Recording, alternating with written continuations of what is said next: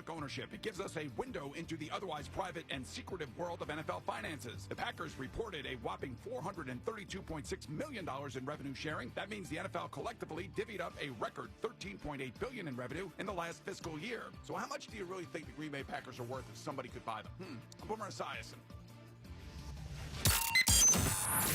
94 WIP HD1 Philadelphia, live from the Tasty Cake Studios. An Odyssey sports station. This is the WIP Morning Show with Joe DeCamara and John Ritchie on Sports Radio 94 WIP.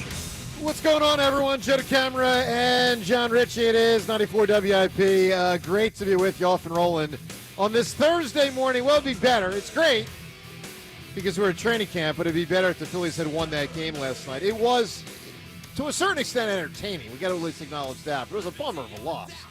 And Luzardo, there's got to be some concern on him.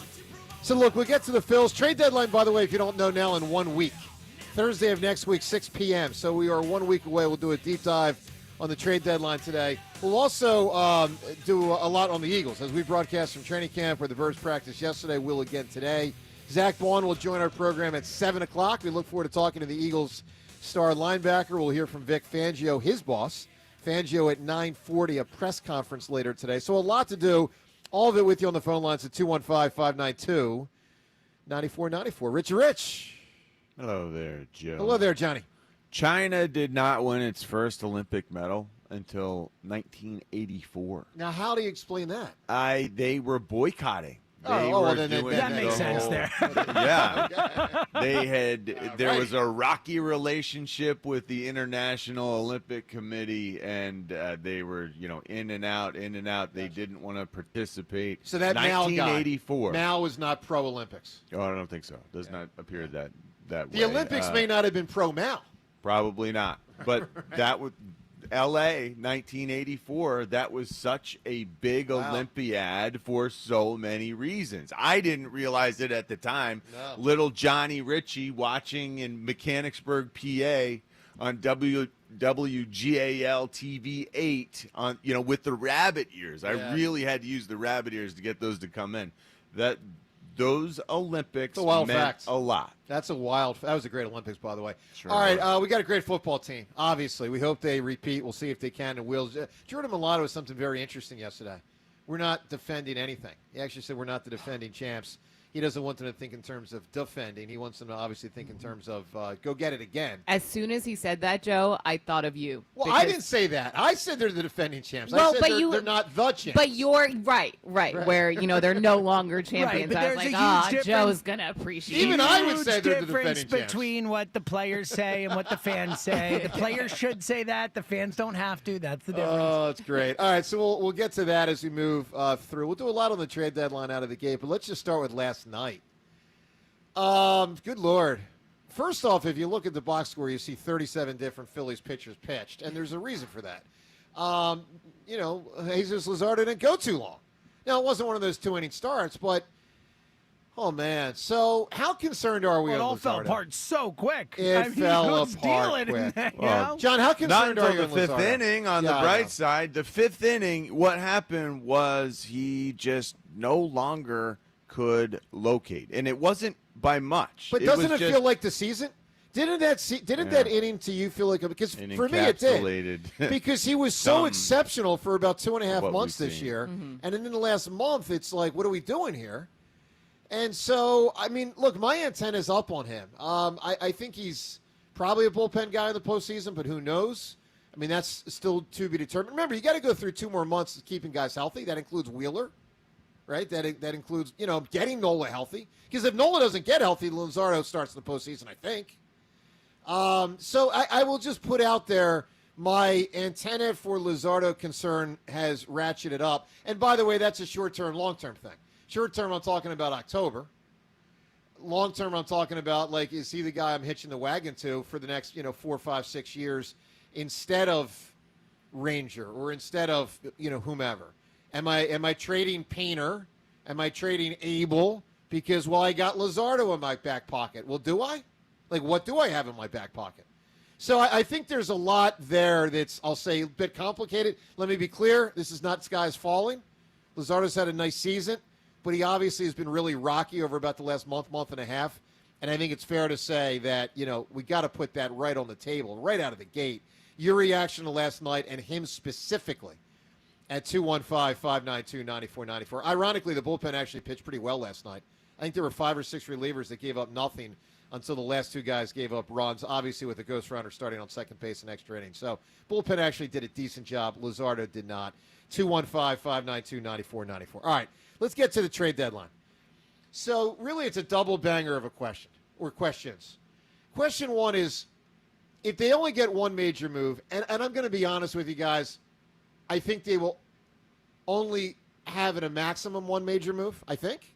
I think there's a better chance that they have no major moves than 2 major moves. But if they only have one major move, and we know all season a lot of us ping-ponging back and forth. I mean, I've changed my mind 15 different times between should it be a reliever or should it be an outfielder. And even the Bryson Stott stuff has for some people brought into the focus, should it be a second baseman, although he did hit a home run last night. But question 1, if it's only an outfielder or relief pitcher, cards on the table today, which should it be? And question 2, how aggressive do you want them to be? Because, people have wavered on that as well. I will tell you this. The longer this season has gone on, the more my focus has become very clear. And believe me, I promise you guys, there have been plenty of twists and turns this year where I've thought relief pitcher is the more important spot for them to attack. I no longer do. And not because they actually did a decent job out of the bullpen last night. Because I think they're just more deficient as I project October in the outfield. I mean, I really do believe, and we've talked about it for a good portion of the year, and Middleton talked about it a couple days ago, I think they're going to throw starters into the bullpen. And I think the bullpen will look very different. Very, very, very different. He's laid it out there for us. Just I laid it out before he laid it out. But I will say, John, we're gonna do this, but it's predicated guys. On does Nola come back Young healthy, which we don't know that Nola comes back healthy. We don't know that. I mean, you're right. There's it's too not much. Just Nola. I mean, good. You got a ton to work with, and meanwhile. So you think it's outfielder, John? Absolutely, and you've got. And I want to go big. I don't know how expensive. How expensive big gets. Oh, it can be extremely expensive. I hate the idea that expensive means that Painter could be bye forever. Like this guy who I we've really been waiting don't. for I really so do not. long. I don't want to trade him. I'm telling you right now. If that means that we can get Byron Buxton, a center fielder who I know I can depend upon, and he can generate, he can generate offense and pop and done deal. I'll do it. I do think that window is now. So let's go big or go home, and a bat is what we need, a right-handed one preferably. So now's the time, and it will be shocking. And maybe the name. I hope that the name is shocking. I hope that the name is one that we haven't even mentioned, and we never would have supposed would have been wrestled away from someone else's roster. Well, yeah, I remember when they got Hunter Pence. I don't remember anyone saying right before that, hey, they might trade for Hunter Pence next week. So, these things do surprise you sometimes. I will just tell you, the more this season, and we're 4 months into it now, basically, I just think it's an outfielder because it's an anti-Marsh, anti-Rojas, anti-Kepler thing. And I know we can make a similar argument in the bullpen, but I do think they're going to throw 2 to 4 starters into the bullpen come October. Now, I don't know for sure which ones it'll be. We don't know that it'll be Painter. I think Abel's probably most likely of the young guys. I think Luzardo is most likely of the established starter guys. Dare I say, do I believe in Taiwan a little bit? Not really, but I think I believe in him more than I do Rojas, if that makes some sense. Seltzer, where do you land 4 months into this season? Which position is more important to attack? Yeah, I totally feel the ping-ponging thing you were talking about earlier, right, where it does feel like I've had weeks where I'm one way or the other, but I have, like you, absolutely solidified. I feel incredibly confident. They have to get a bat. They absolutely have to get a bat. A reliever would be nice. I think they need a guy at the back end of the bullpen. I would be fine with them going all in at this deadline, truly all in, and trading, basically everyone but Miller or Painter or one or the other, and actually moving one of those guys for the right deal. I'm willing to go in on this team. I think they have a real chance to win the World Series. And I think that it's so clear what they need. I mean, it's rare that you come into a deadline and say, this is exactly what this group needs. They need a right-handed bat. Like, they need it desperately. A bat, period, but ideally right-handed. But I'll take a bat. Let me ask you this question, And James. ideally a reliever as well. Well, yeah, ideally all of it, but it's not going to happen. Bat first, primary, they have to get a bat. So, James, if they get an outfield bat, which is more likely in your opinion? Right-handed hitting 4-hole hitter, or it could be a righty or a lefty 6 or 7-hole hitter? Well, no, so based on the guys on the market, Yep. I think it's more likely it's like a 2-hitter type guy, you know? And I think Schwarber drops down or something like that in that range. Because the guys who've been talked about mostly, if they're going to go for a big outfielder, and they might not, but the two biggest names that have made the most sense are Steven Kwan and Jarren Duran, who've been thrown out. Right. They're both left-handed bats. They're both really good hitters who would make this lineup better, but they are left-handed bats. I bring up that 4-hole hitter because I think you guys. I think that's ideal. I it's just been don't know. such an issue in Byron October. Buxton's the only one who fits that, and he has made it very clear. He has a no trade clause. He's not leaving Minnesota. He has put it who knows where you can sweeten pots, whatever. He has made it clear he does not want to be traded. So other than him, I don't know that there is a right-handed bat that makes sense. There are other right-handed bats, but not one of the level of those three guys we're talking about. Look, I just kind of tend to think it's going to be an Austin Hayes kind of guy. I mean, maybe that's if just I had to bet, Joe, I would bet it's probably something like that. A little better than Hayes, but that idea. But you know what? I would be okay with that. Austin Hayes, I will say, and I'm not trying to give Dave Dombrowski excuses, he did come in and immediately had, a sickness and illness. He was in the hospital for a week. So Phillies had bad luck. You look at what Austin Hayes is doing this season, pretty good. So if that's all taken into consideration, it actually would be a good move if it was an Austin Hayes type player, just in that he could produce offensively. We'll ask you Hopefully. where you stand. I mean, there's really two different issues here. One is how aggressive do you want them to be? Put another way, are you willing to put the prime prospects on the table? And the primest of prime is Andrew Painter. But there's a couple other, like Aiden Miller and Crawford and others, Abel, that are pretty solid prime. And then there's which position should it be? It's interesting. We're kind of solidifying here on the bat, but let's not act like the bullpen hasn't been a fiasco at times. And I'll say this. I don't think the Phillies can count on Aaron Nola on two different fronts. One, we don't know if he'll be healthy. Two, we don't know if he'll be good. Yeah. Because earlier this year when he pitched, he was not good, and he hasn't been healthy for 2.5 months. He's been out a long time, man. 215-592-9494. Where do you stand on it? We're going to do a ton on the Eagles. That includes Zack Baun at 7 o'clock. Great chance for you to get in early. Get in. 215-592-9494. Your chance to win tickets to an Eagles practice during training camp. How cool is that? We'll give you that chance coming up next as well. Joe DeCamara and John Ritchie, along with Devin and Seltzer from training camp today. The broadcast brought to us by it's Champ Camp, and it's driven by Forest RV, by Camping Wood, RV sales, service, parts, and accessories. Hop aboard the phone lines. What do you think on 94 WIP? The Phillies play here. Tomorrow, Phillies, Yankees. Leading off starts at 6. Sponsored by Nissan. Nissan makes cars that thrill. Shop NissanUSA.com. The first pitch is at 7:05. Then stick around for the final out on your exclusive home for Phillies baseball. Christopher Sanchez, a complete game. Sports Radio 94 WIP. The IRS finally caught up with Louie. I hadn't paid my taxes in 8 years. I owe the IRS a lot of money. Louie was in deep trouble. We're going to take your house, put a lien on your bank account, garnish your pay. They don't care. They're going to take your paycheck. Louie found out about Optima Tax Relief, the leading tax resolution firm. A+ rated by the Better Business Bureau, they've resolved over $1 billion for their clients. Optima Tax, they help me. They calm me down. They make me feel comfortable, and I trust them. Louie has a lot to be thankful for. I don't owe the IRS anymore, and I'm able to live a comfortable life, a lot better life. It was because of Optima Tax. For tax help you can trust, call Optima now for a free consultation. Take it from Louie. If you owe the IRS, don't go it alone. Give Optima Tax a call. They can help you. Call 800-392-7955. 800-392-7955. 800-392-7955. Optima Tax Relief. Testimonial from an actual client. Some restrictions apply. For complete details, please visit OptimaTaxRelief.com. Okay, suitcases? Check. Snacks? Double check. Giant stuffed giraffe? Buckled in. Tire check? Already handled it. United Tire took care of everything. brand new tires, and they even handled the rebates to save us a bunch of money. We are road trip ready. Okay, hop in, kids. From road trips to grocery runs, start your journey with safe tires. Don't drive alone, drive United. Visit UnitedTire.com for a location near you. Today, we're expecting to learn the verdict in the sexual assault trial involving former Flyers goalie Carter Hart. 10 people had to be rescued in the ocean after their sailboat struck a jetty in Avalon and sank. And union employees at 8 different Philly hotels who have worked for months on expired contracts are demanding a new deal.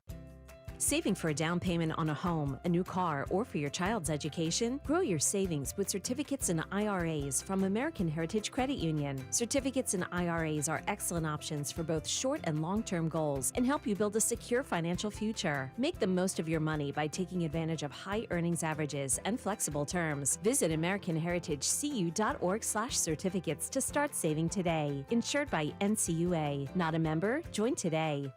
Summer is here and the good old times are calling. Heat things up with Jack Daniel's Tennessee Fire. Cool down with Jack Daniel's Tennessee Honey. And for the classic moments, there's always Jack Daniel's Old No. 7 Black Label. Right now, head into your local PA Fine Wine and Good Spirits store and get $3 off each of these summer favorites. And don't forget to pick up a 4-pack of Jack and Coke or Jack and Coca-Cola Zero Sugar, ready to drink in a can. Celebrate responsibly. Whiskey Specialty, 7% ABV. Jack Daniel Distillery, Lynchburg, Tennessee. Jack Daniel's and Old No. 7 are registered trademarks of Jack Daniel's Properties Inc. Coca-Cola is a trademark of the Coca-Cola Company. For more expert appliance shopping advice, here's National Appliance Warehouse's own appliance guru.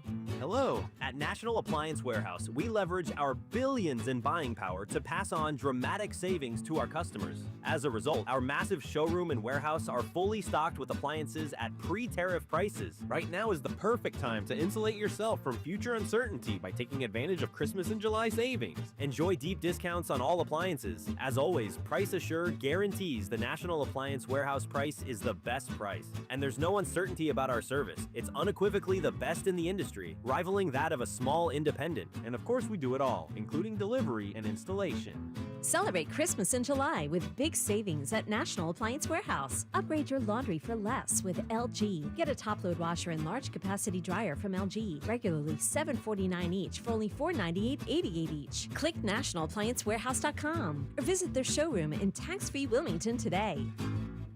Paul's new drone startup just lost its most genius computer scientist. We just lost our best genius to some new genius who's got a genius new idea.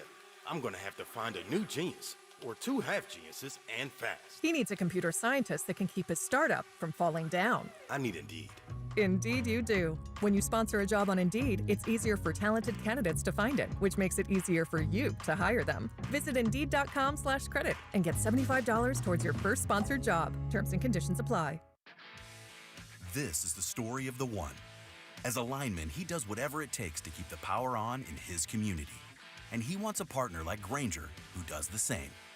Grainger offers the professional-grade products he needs, from voltage detectors to harnesses to hard hats, plus fast, dependable delivery, so he can rise to every challenge.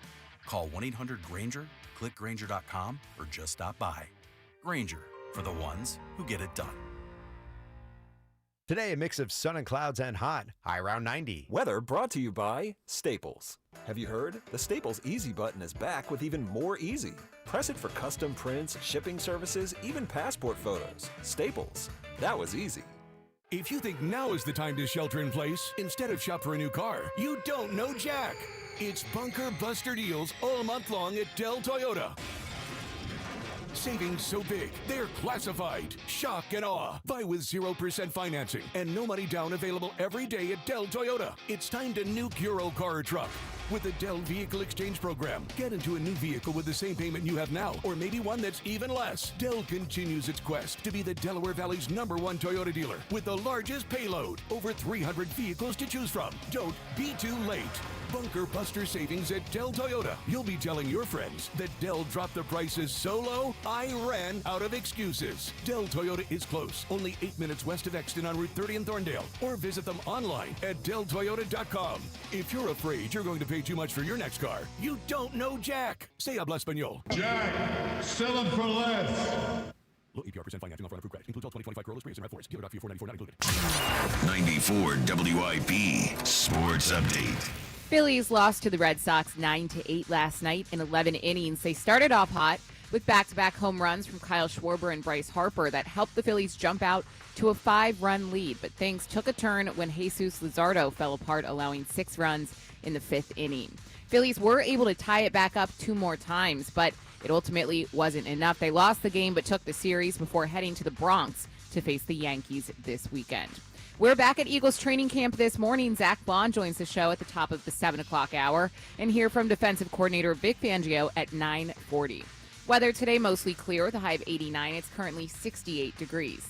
Listen to Sports Radio 94 WIP on your streaming device. Download the free Odyssey app or tell your smart speaker to play 94 WIP. Sports update on 94 WIP. This is Champ Camp, live from the NovaCare Complex on Sports Radio 94 WIP. All right, it is Champ Camp, and it is driven by Forest RV. Forest River RV by Camping World, RV sales, service, parts, and accessories. Devin, are you with us that it's an outfielder more than a relief pitcher that has risen above the biggest area you need?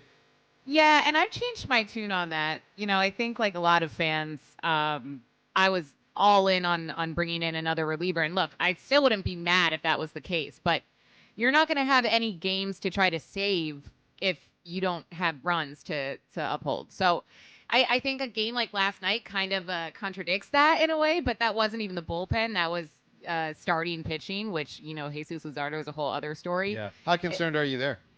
I mean, it's concerning if you look at. He's coming off a season where he didn't pitch much because he went down with injury, and he missed a lot of time, and he surpassed his total innings pitched like maybe over a month ago now in this season, and his total amount of pitches and innings has just decreased as he's gone through the season. So now it's like 4 or 5 innings he starts to fall apart pretty consistently at this point. At first it was touch and go. It was like, is he tipping pitches? Of course, there were those horrendous starts where he gave up like a million runs. Right. But it concerns me just because I think he's healthy. I just worry that maybe they pushed him a little too hard too quickly as he ramped up to start this season. Yeah, it does seem like they're getting diminishing returns, to say the least. All right, let's go to the phones. A lot of stuff, the Eagles on the table as well. We'll get to audio from yesterday, things that Jalen, Nick, Howie, Mailata, a lot of things were said. First day of camp that they practiced yesterday. Yesterday was technically day 2. Today's day 3. We're here. Happy to be here. And again, Zack Baun in about 40 minutes joins the program. Let's talk to Phil, calling from the main line. Good morning, Phil. Joe, you did a nice job at the Darren Dalton Foundation, and Richie did a nice job with his metaphors in opening the Eagles training camp. So, well, thanks, buddy. That was a nice day out there with the Dutch Foundation. A lot of great people, obviously. Yeah, a lot of fun. Speaking of the Phillies bullpen, it reminds me of the Eagles linebacking crew for the past 10 years prior to last year. It's just they don't invest in it, and they get subpar performances, and I'm not sure. I actually don't think we expect much out of them. And we know what we're getting, and everybody's just kind of watching from night to night. And until we get somebody like Boston has that guy Chapman, when he comes in the game, everybody knows he's there. Yeah, how about the fact Schwarber never got a hit off him? That was interesting to find out last night. I think he was 0 for 8 going into that at bat.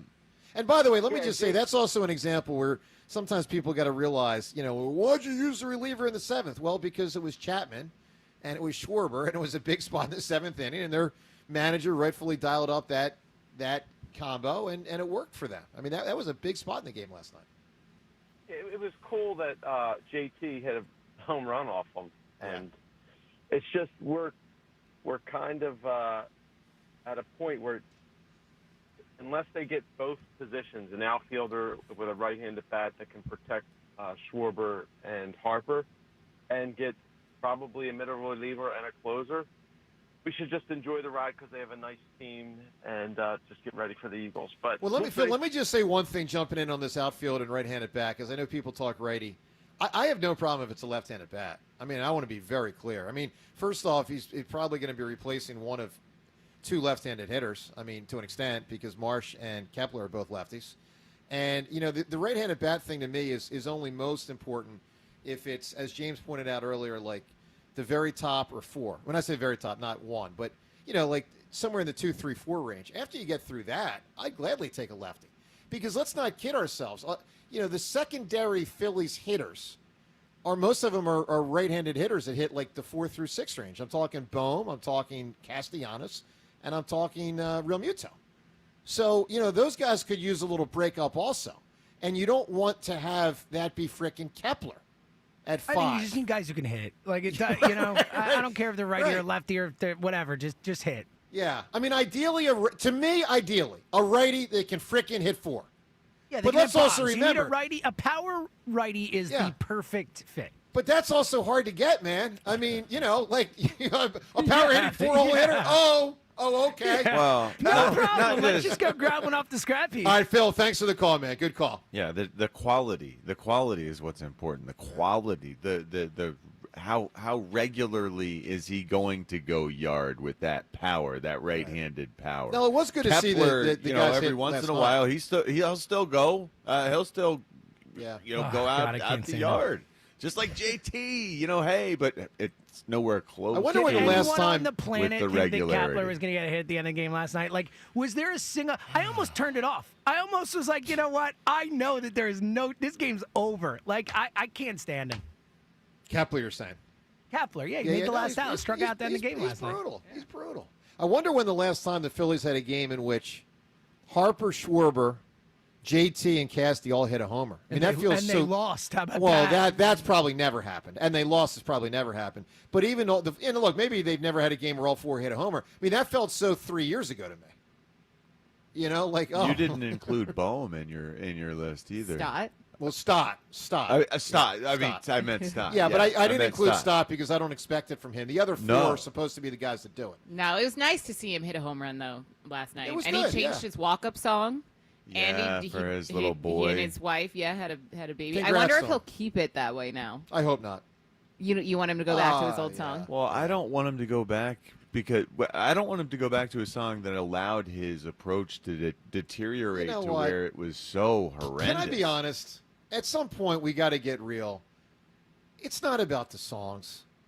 I mean, after 2022, people are like, no more Dancing on My Own. After 2023, people are like, I definitely no more Dancing on My Own. The issue is not Dancing on My Own. The issue is not Stott's A-OK. It's not the issue. I mean, the issue is Kepler stinks. Well, Rojas stinks. We are aware. Relievers stink. I mean, that the song does not win games. Players do. But the song still want Dancing on My Own. Inspires the players appropriately Joe, I don't disagree with or you. not.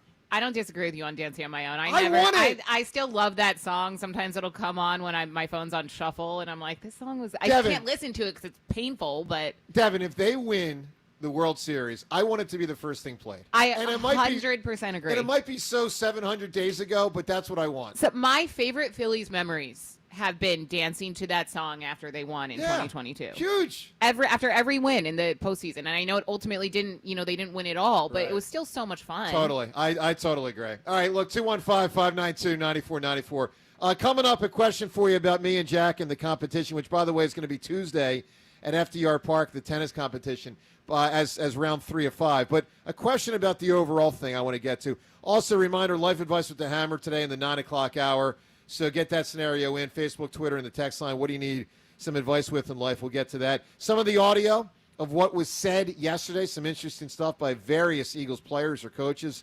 That's up ahead. Reminder, Zack Baun at 7, and your chance to win the Eagles practice tickets. We'll tell you how you can do that next. From training camp today, Joe DeCamara and John Ritchie. It's 94 WIP. Another road game takeover with Fans of Philly. Join Fans of Philly as we charge into LA for a Monday night showdown. Enjoy airfare, hotel accommodations, an exclusive tailgate party, and game tickets seated with those that bleed green. Fly with 94 WIP's official travel partner, Fans of Philly. Reserve your spot now before they sell out at fansofphilly.com.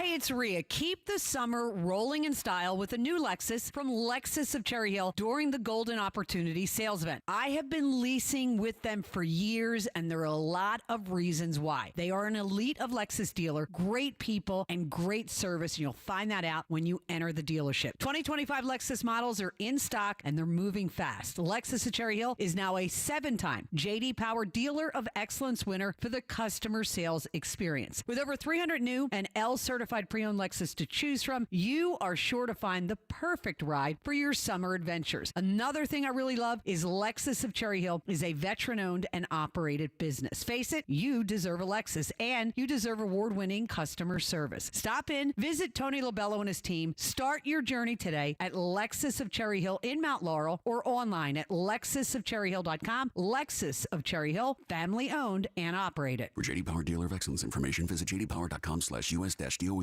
Summer's busy. Vacations, kids, cookouts. The last thing you need is a loud, chaotic remodel that turns your home into a job site you can't escape.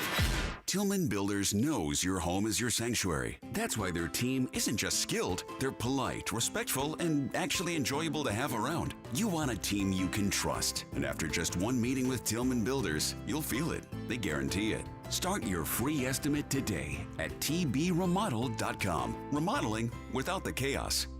Hey, navigation, take me to the Philadelphia area Kia dealership with the most inventory and super low lease payments. Navigation is rerouting you to KiaofCherryHill.com. Choose from over 450 new Kias, including Tellurides, Sportages, K5s, Carnivals, Seltos, Souls, and more. Only at CherryHillKia.com. Drive home your new Kia today, just minutes from all bridges, or online 24/7 at KiaofCherryHill.com. Only at CherryHillKia.com. Ready for your dream Las Vegas vacation? Enter BetMGM's Your Legendary Vegas Getaway, and you'll have the chance to win a customizable Las Vegas experience. It's easy to enter. Just sign up for a BetMGM account and download the app, or log in with your existing account. Then place your bets on your favorite sports to earn up to 25 entries. You could win a trip to Vegas that includes an MGM Grand Stay, travel accommodations, resort credit, and your choice of an exclusive sports, entertainment, or club experience. Score the Las Vegas trip of your dreams by entering BetMGM's Your Legendary Vegas Getaway, and you could be on your way to your perfect Vegas vacation. BetMGM and GameSense remind you to play responsibly. See BetMGM.com for terms. 21 plus only. Pennsylvania only. New and existing customer offer. Subject to eligibility requirements. Please make sure to read our full terms and conditions before participating in this promotion. If you or someone you know has a gambling problem, help is available. Call 1-800-GAMBLER. Deborah Heart and Lung Center and Cleveland Clinic Heart Vascular and Thoracic Institute have formed a powerful alliance. Legends in caregiving New Jersey families, the most sophisticated heart team in America. Innovators in research and patient care who've made life better for thousands of patients, raising the standard for the next generation of care. The alliance between Deborah Heart and Lung Center and Cleveland Clinic Heart Vascular and Thoracic Institute means the highest quality care close to home for you. DemandDeborah.org. Here is your Game of the Week, presented by Hyundai. Two of the hottest teams in baseball will meet when Detroit takes a trip to Toronto in a matchup that may have postseason implications. Both teams have sat at the top of their divisions throughout the year, but now the final half of the season is here. Who will be able to maintain their dominance? Will Detroit win with their pitching, or will Toronto's bats be too much? Do you think astronauts fight over elbow room? Probably, because advanced tech doesn't always mean more space. Until now. Introducing the new Hyundai Ioniq 9, a 3-row electric SUV with over 300 miles of range, ultra-fast charging capability, and lots of space. The all-new Hyundai Ioniq 9, space in an EV. Visit HyundaiUSA.com or call 562-314-4603 for more details. EPA estimated range for Ioniq 9 based on fully charged battery. For comparison purposes only. Actual range will vary based on several factors. Introducing the all-electric Ioniq 9, space for up to 7, range 4 miles. I went hands-free. I went hands-free. I went hands-free. I went hands-free with Skechers Slip-ins. Join the millions of people who are celebrating going hands-free with Skechers Slip-ins. Footwear you just step into and they're on. That's right, you don't have to bend down and you don't have to touch them, which is why people can't stop talking. After trying Skechers Slip-ins, I want all my shoes to have this technology. So how do hands-free Skechers slip-ins work?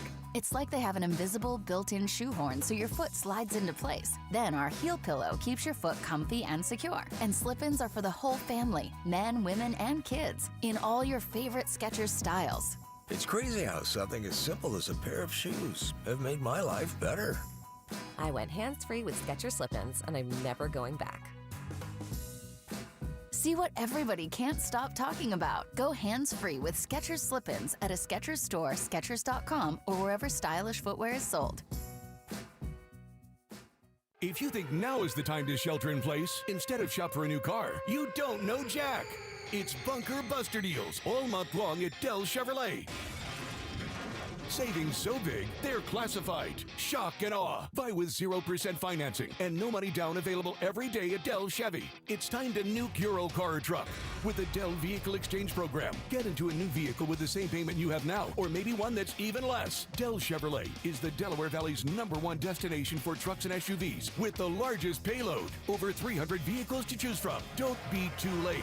Bunker Buster savings at Dell Chevrolet. You'll be telling your friends that Dell dropped the prices so low, I ran out of excuses. Dell Chevy is located on Route 30 in Paoli, or visit them online at DellChevrolet.com. If you're afraid you're going to pay too much for your next car, you don't know Jack. Say habla español. Together, let's drive. Jack, sell them for less. See dealer. 94 WIP Sports Update. Phillies lost to the Red Sox 9-8 last night in 11 innings, despite 5 different players hitting home runs, including Bryce Harper's 350th career homer. Phillies got out to a 5-0 lead until Jesus Luzardo gave up 6 runs in the 5th inning. Phillies lost the game, but took the series over the Red Sox. They have the day off before they head to the Bronx to face the Yankees this weekend. We are back at Eagles training camp this morning. Zack Baun joins the show at the top of the 7 o'clock hour. Hear from defensive coordinator Vic Fangio at 9:40. Weather today, mostly clear with a high of 89. It's currently 69 degrees. Listen to Sports Radio 94 WIP on your streaming device. Download the free Odyssey app or tell your smart speaker to play 94 WIP. Sports Update on 94 WIP. Back to Champ Camp, live from the NovaCare Complex on Sports Radio 94 WIP.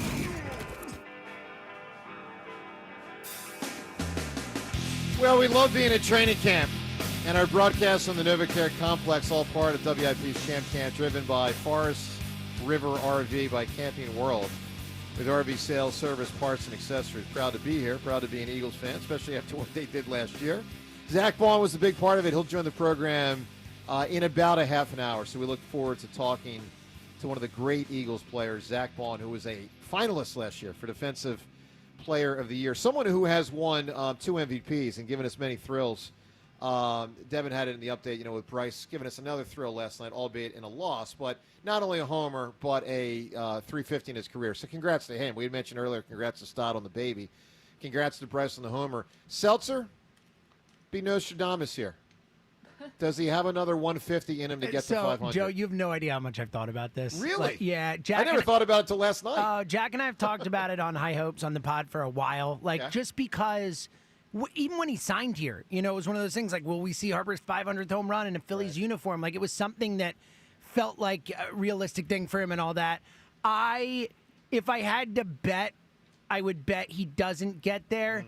But it's so hard to tell with him because he goes through these stretches where he's hurt and he's out and you feel like he's breaking down, and then he comes back and in 2 weeks he looks like the MVP again. So, if this continues, I do think that there's a chance he can have these stretches where he gets enough and gets right around there. For sure. But if I had to bet my house, I would probably bet against it. So it would take 6 seasons to 25 homers.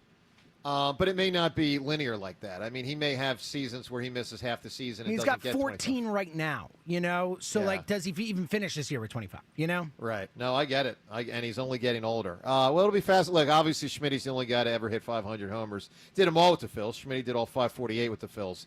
Tomey got to 400 with the Phillies. Yeah, technically it was over 500, just not with the Phils. Yeah. And poor old Dale Murphy, who was a great player and a 2-time National League MVP. He got to the Phils, initially played well, and then hit a brick wall, and he stopped at 398. He could not get 399. Well, Fred McGriff's the worst. Fred McGriff hit 493 home runs. It's like, man, You can't just hang on for 7 more. Yeah, and James, the thing in baseball I've always thought about is thank God, and it was so tragic when Clemente died, and it was before we were born, but thank God he got the 3,000th hit. On the dot. I'm with you. Last game he ever played in, he got his 3,000th hit Unbelievable. in the last game of a regular season, and then passed away that off season, taking aid to the earthquake people. So, brutal. But fortunately, he got the 3,000. All right, when you call in today, really cool prize today.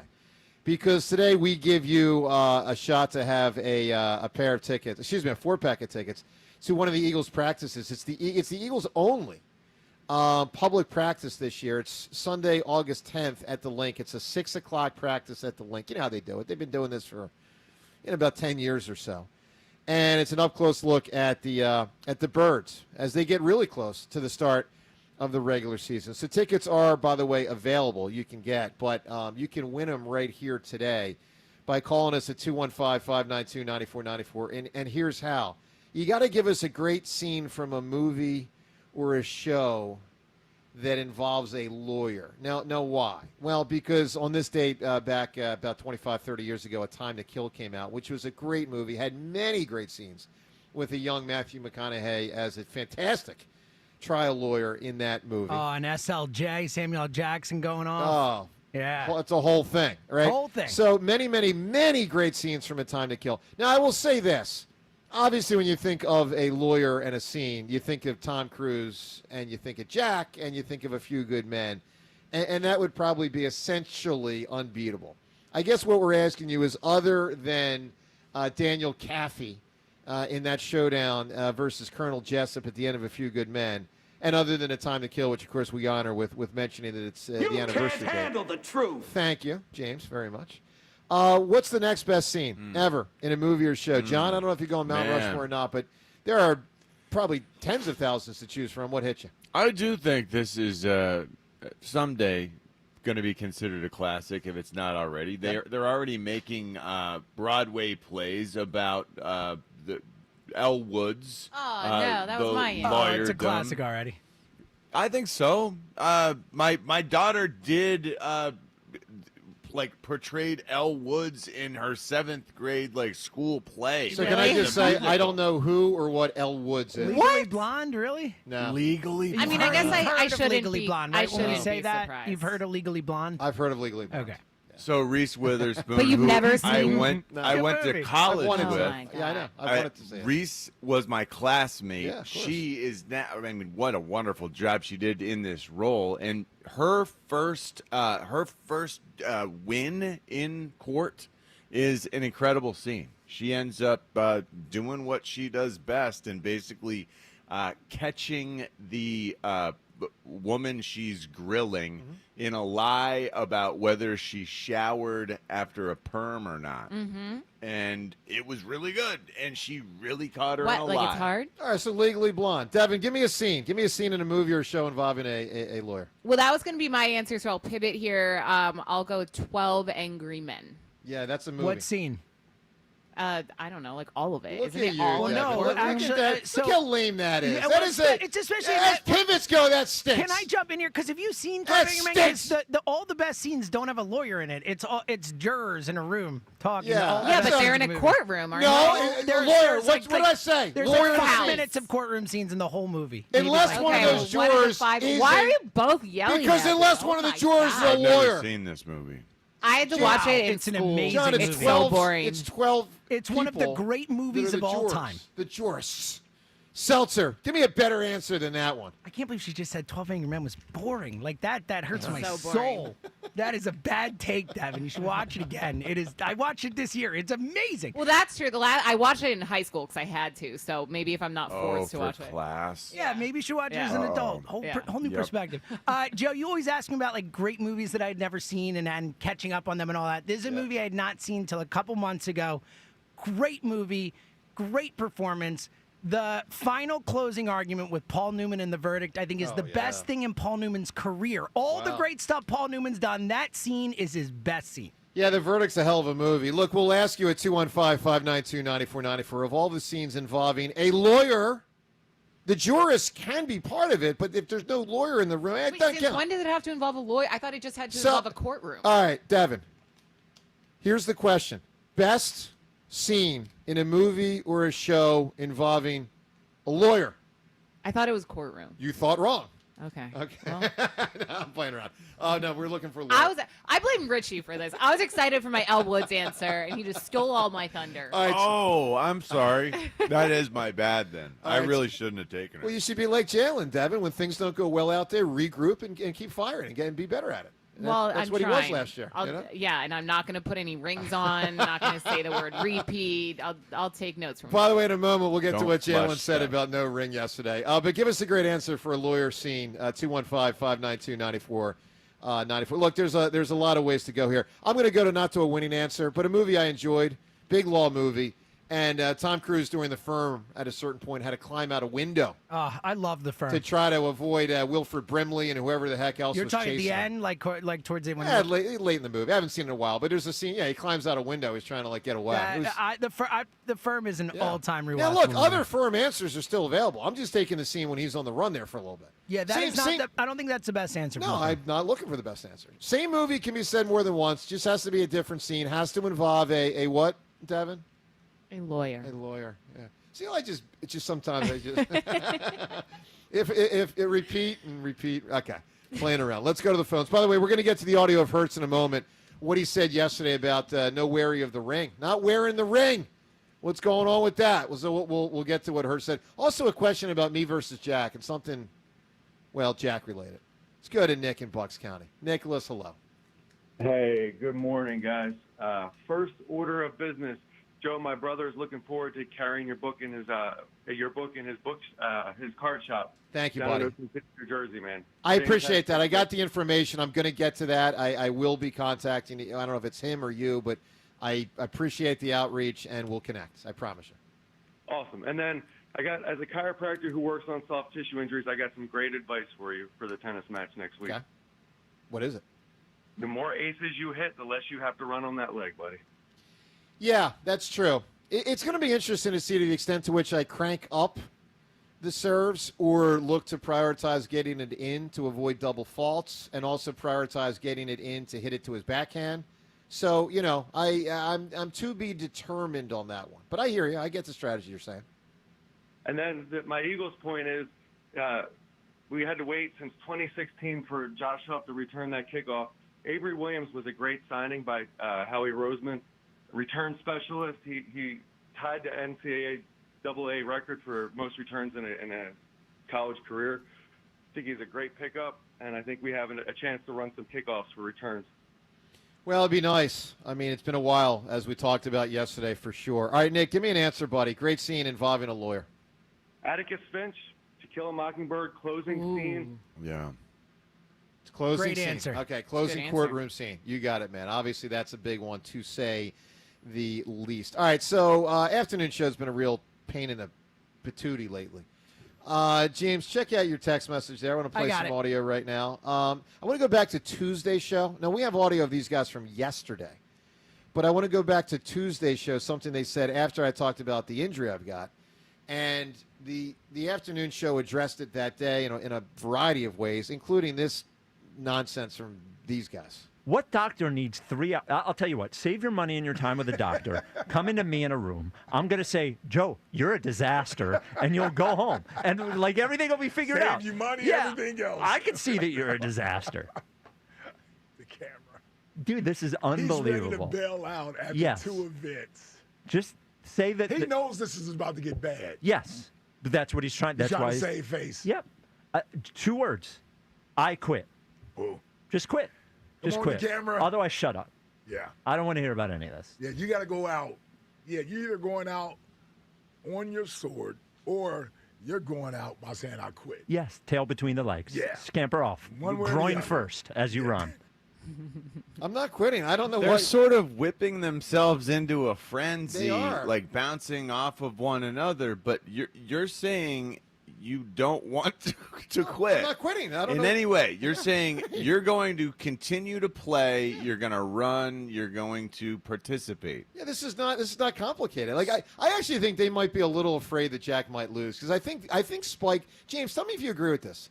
I think Spike sees a path where I win tennis and win basketball, and then they look ridiculous. I don't think there's any question about that. Like, just the way that Spike would not be acting so over the top about this, and so, like, Jack's representative. Again, I said it yesterday, I'll say it again. Jack's a 31-year-old man. He does not need you to be his representative. Like, he can handle it, okay? So, yeah, I think Spike's feeling the heat a little bit. I do, too. Now, I do want to throw out a Twitter poll question of the day related to this whole competition.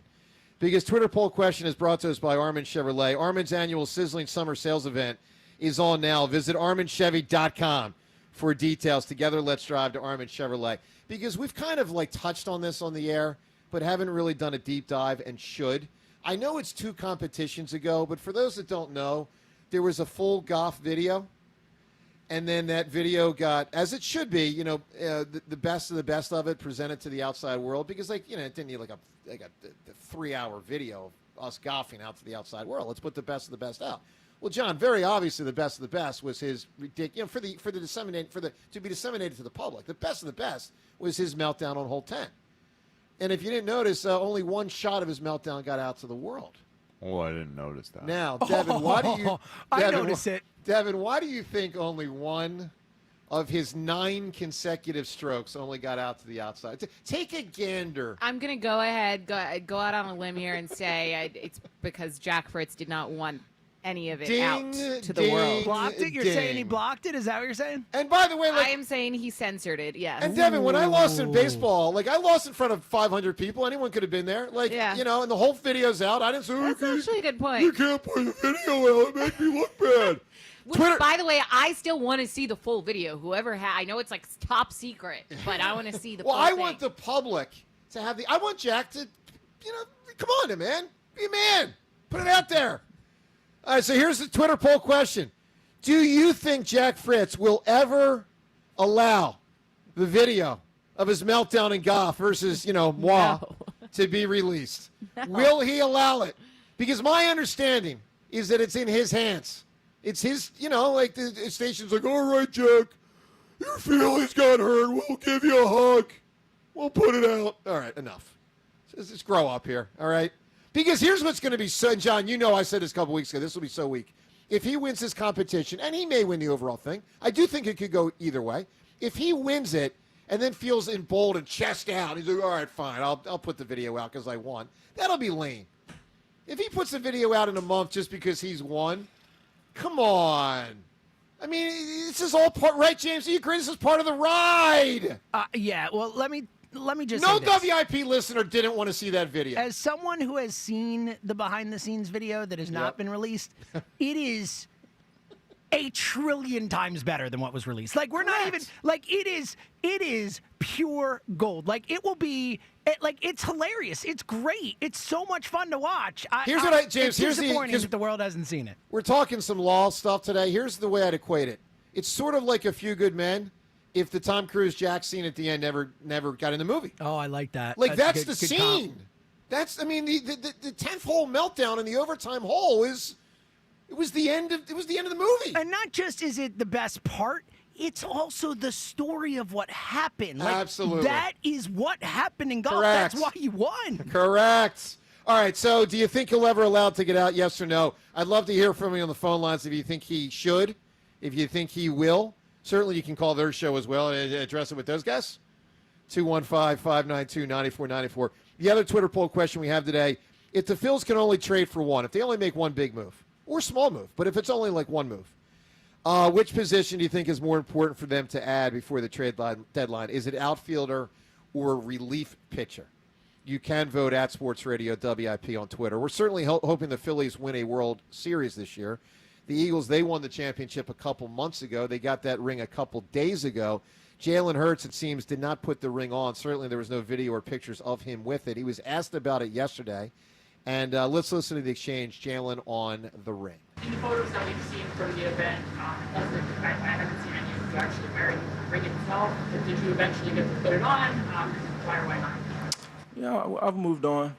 Moved on to the new year. It's as simple as that.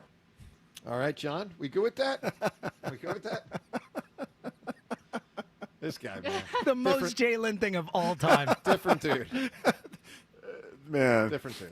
It really, this should, once again, reestablish and just reinforce the way we feel a new and added level of confidence about our team and its leadership. Not just Jalen, not just Nick, not, it's everyone. Everyone in this building right now. Well, no, the other 52 guys put the ring on, or at least close to 52. But they see Jalen.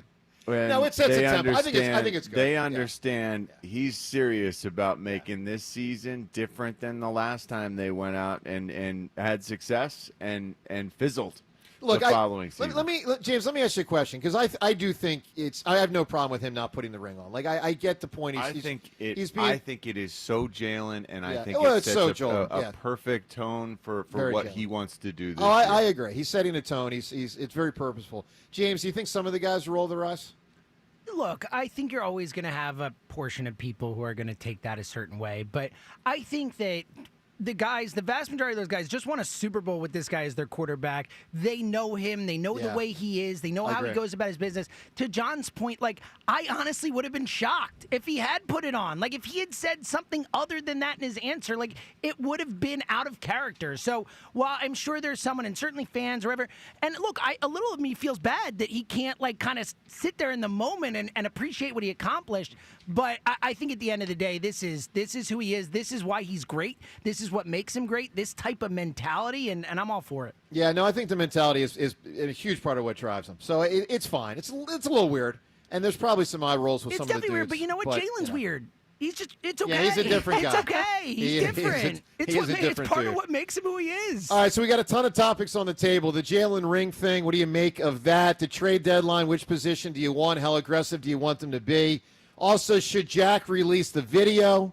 I mean, and a scene in a movie involving a what, Devin? A lawyer. A lawyer. I'll stop. At some point, I'll stop. All right, all of it on the table. Phone calls on all of it. Zack Baun, he's going to join us soon on the program. We look forward to that and your phone calls all through the morning. Joe DeCamara and John Ritchie from training camp on 94 WIP. All right, isn't it time to invest in yourself? I certainly say it is. So how about you start with PI Dental Center and their decades of experience in complex dental treatment, of which, well, they are true experts. I've been a patient there for 2 decades. My mom a patient there for 3 decades. She was actually there earlier this week. And with Dr. Glenn Wolfinger and Dr. Robert Slough, both board-certified prosthodontists, they specialize in the restoration and the replacement of teeth. Now, I've never needed, the replacement of teeth, something of a major repair sort.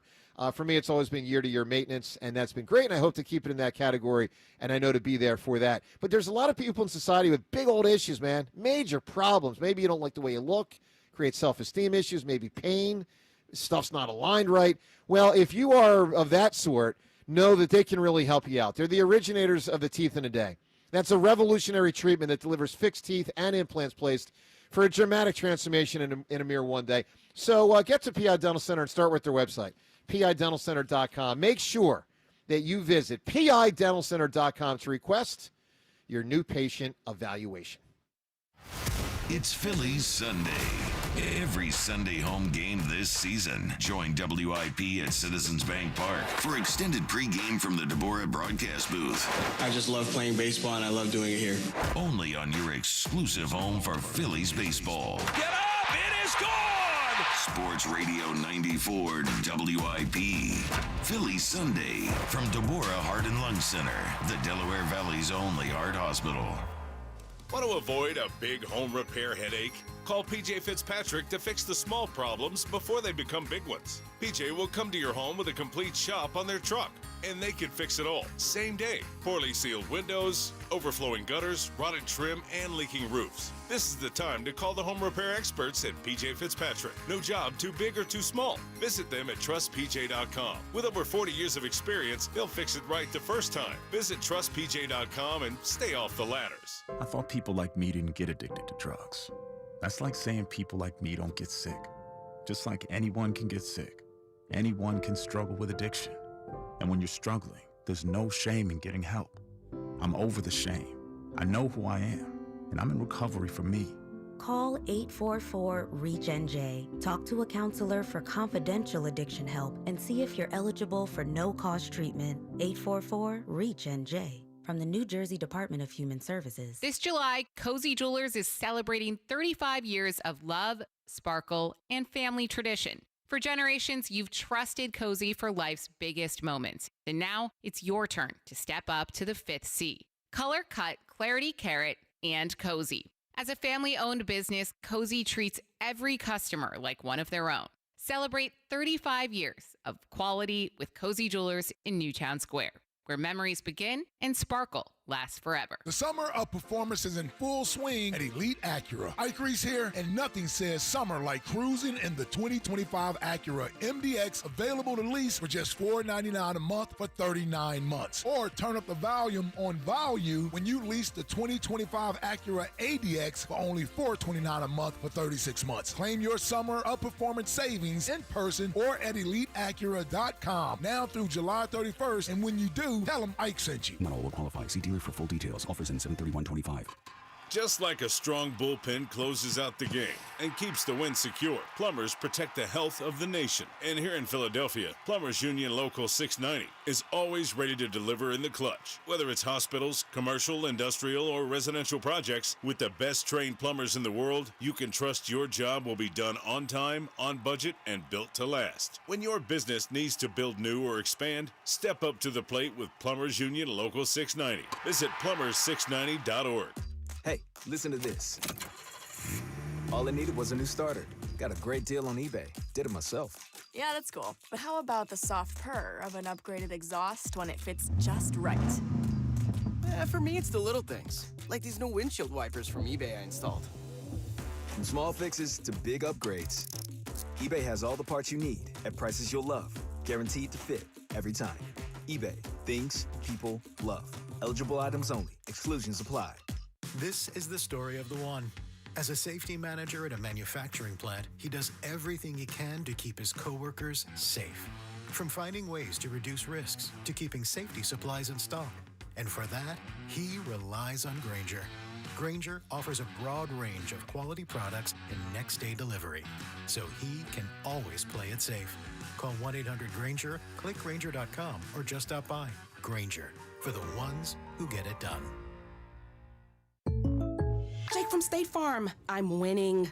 I finally cleaned my house, so I'm breaking out my new tropical room spray. Keep winning and create an affordable price just for you by bundling your home and auto with the State Farm Personal Price Plan. It's like your own personal paradise. Ooh, hey, grab me a coconut water. Bundling, just another way to save with a personal price plan. Like a good neighbor, State Farm is there. Prices are based on rating plans that vary by state. Coverage options are selected by the customer. Availability, amount of discounts and savings, and eligibility vary by state. It's the Colonial Hyundai Fest. Up to 20% off any Hyundai stock. New Santa Fe's, Tucson's, and Elantras. Anyone you can rock. Come on down, we'll do the rest. Hi, it's John Ashdow, the Car Czar from Colonial Hyundai. We've partnered with Hyundai for our largest event of the summer, the Colonial Hyundai Fest. Save up to 20% off any new Hyundai in stock. That's a savings of up to $10,000. Over 200 vehicles to choose from in stock, from new Santa Fe's, Tucson's, Elantras, and more. And 0% financing is available on any new Hyundai in stock. Plus, I'll give you $6,500 for your trade, no matter the condition, guaranteed, only at Colonial. Every new Hyundai comes with America's best warranty, a 10-year, 100,000-mile powertrain, and Hyundai Assurance. Shop us online 24/7 at colonialhyundai.com. Colonial Hyundai, the faster, easier, better way to buy a Hyundai. Stock vehicles only. Tax and tax additional offers cannot be combined. See dealer for full details. Offer expires July 31st, 2025. Get in the zone, AutoZone. Welcome to AutoZone. What are you working on today? Hey, that's the spirit. Right now, we're celebrating free with a free STP oil filter when you buy 5 quarts of oil and free Duralast brake pads when you buy 2 rotors. Like always, free battery testing, charging, and recycling at every store. Celebrate free at AutoZone, now through July 28th. Get in the zone, AutoZone. Restrictions apply. Pro Savings Days are back at Lowe's. Right now, get a 4-piece GE kitchen suite for under $2,000. Plus, get a free DeWalt 20-volt Max XR 8-amp-hour battery when you buy a select DeWalt tool. Save big with deals that work as hard as you do. Shop Pro Savings Days in-store or online today. Lowe's, we help, you save. Valid through 8/1. Selection varies by location. While supplies last. Discount taken at time of purchase. See sales associate for details. This is Boomer Esiason with an Odyssey Sports Minute. Sponsored by AutoZone. Get the zone, AutoZone. NASCAR keeps finding ways to spice up its calendar. There were dirt track races, stadium races, historic venue races, and of course street races. Chicago's pioneering road course will be replaced next year by a street race at San Diego's Naval Base in Coronado. It's being packaged as part of the U.S. Navy's 250th anniversary celebration. Great idea. I'm Boomer Esiason. 94 WIP HD1 Philadelphia. Powered by the Tasty Cake Studios. Sports Radio 94 WIP. An Odyssey sports station. This is Champ Camp. Live from the NovaCare Complex. On Sports Radio 94 WIP. You feel like Well, it is wonderful to be at Eagles training camp. We love doing the shows here. This is the second of 6 shows for us this training camp. We'll be here Monday and Tuesday of next week, and then Monday and Tuesday of the following week.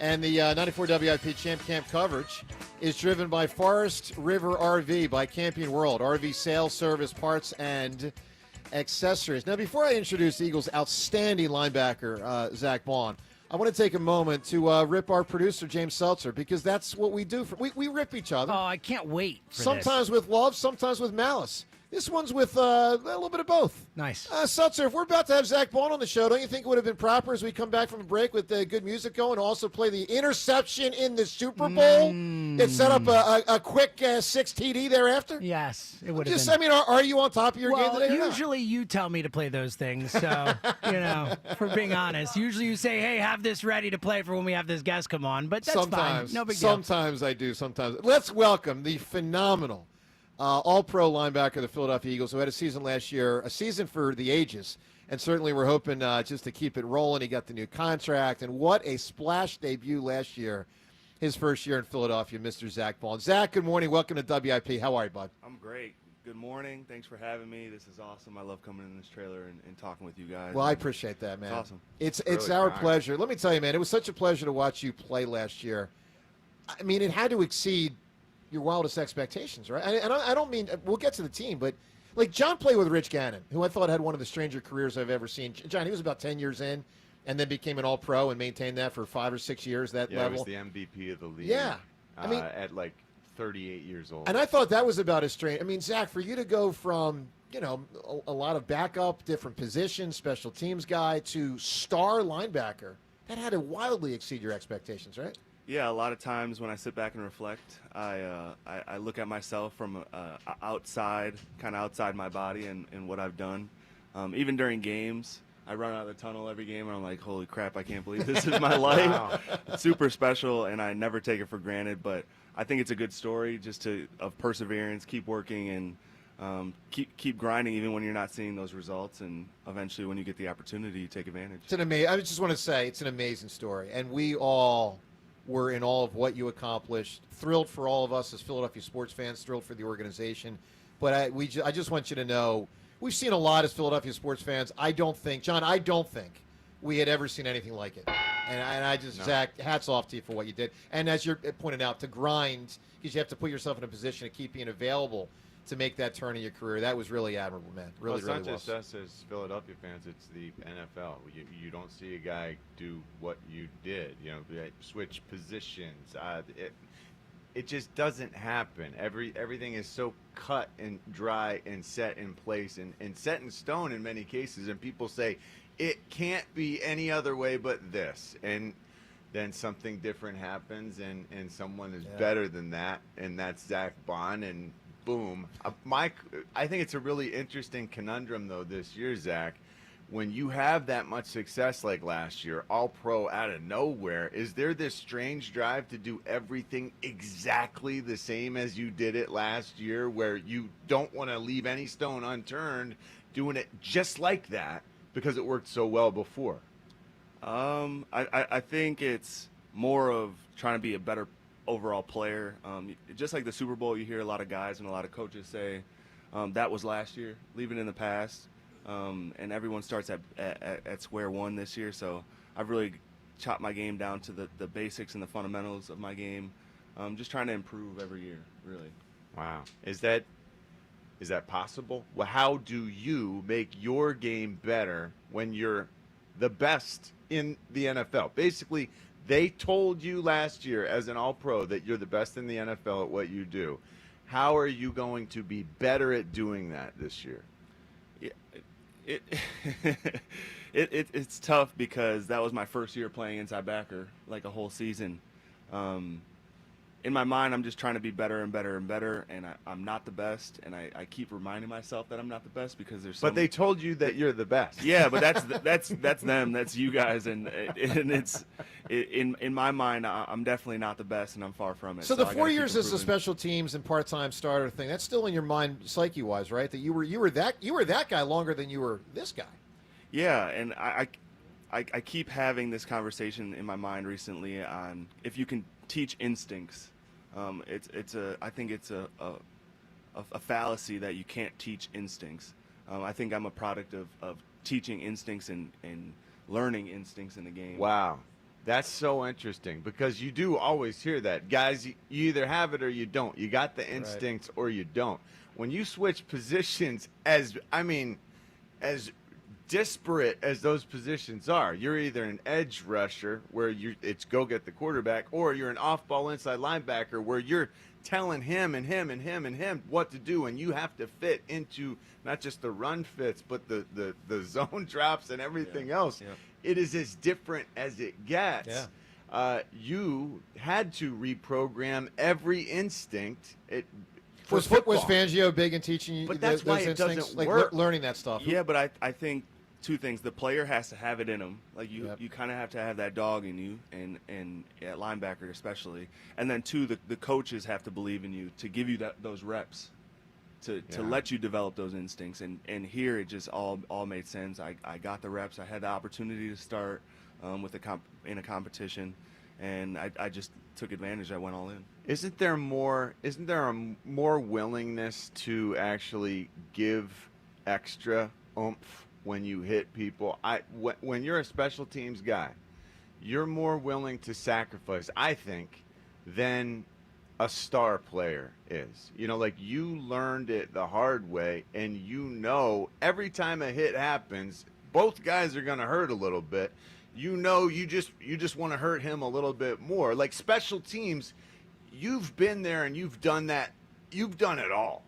Yeah, you've done the worst. Like basically, like you mopped the bathroom floor every day on your way up, and now doing that stuff, it doesn't feel as difficult. Like you still know that you can do that, but man, you've got a balance of skills that no one has seen in this league for the longest time.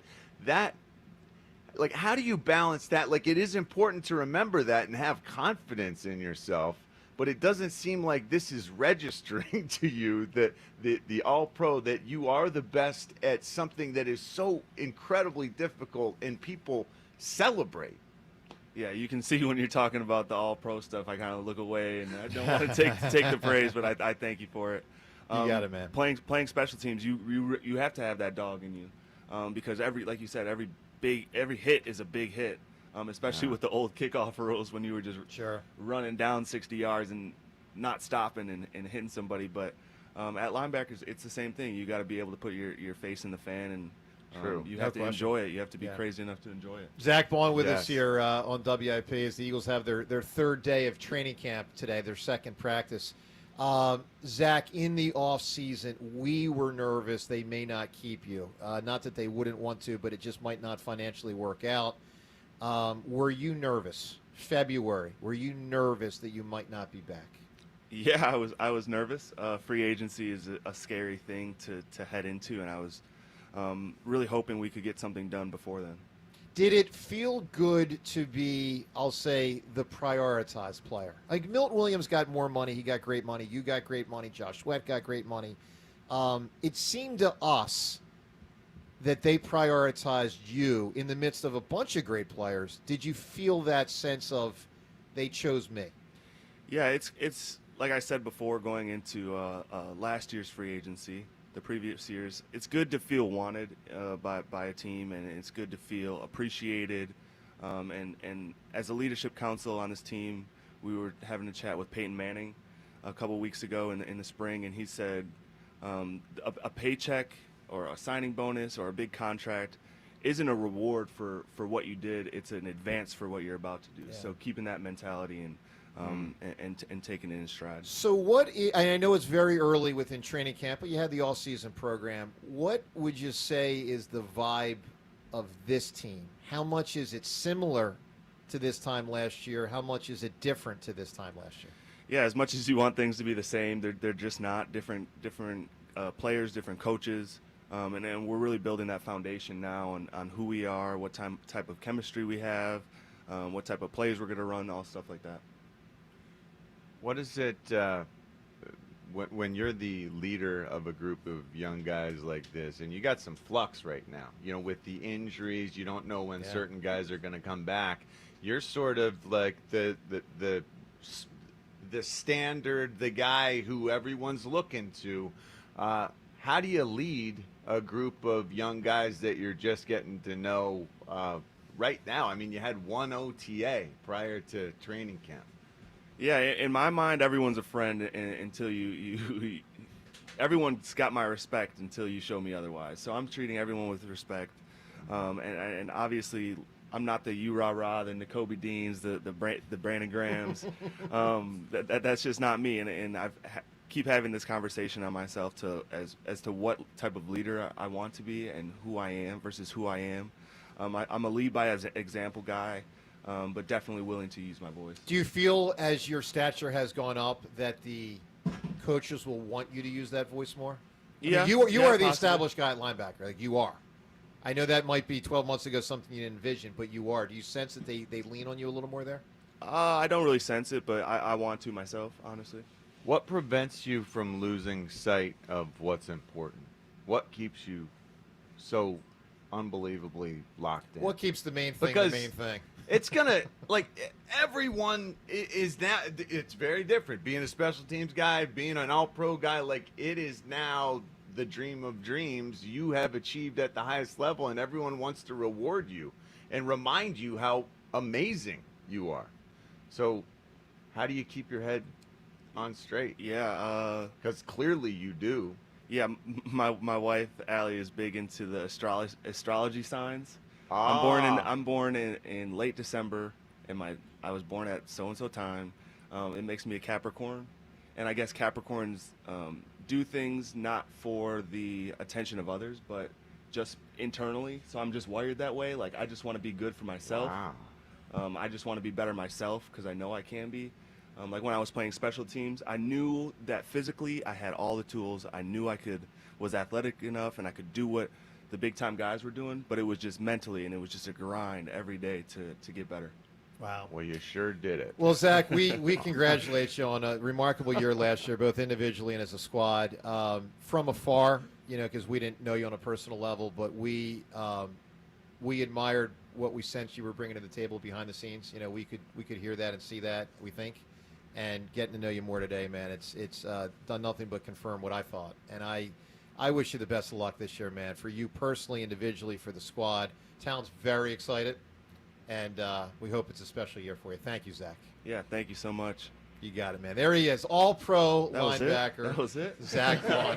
I could keep talking to you guys. You want to hang for the whole hour? You want to hang because we got a commercial. They kind of want you to go out there and beat some people You up. got it. You can react to Zach in that discussion. Phone calls, we're coming to you next on the Phils, on the Eagles, on me and Fritz, on everything going on.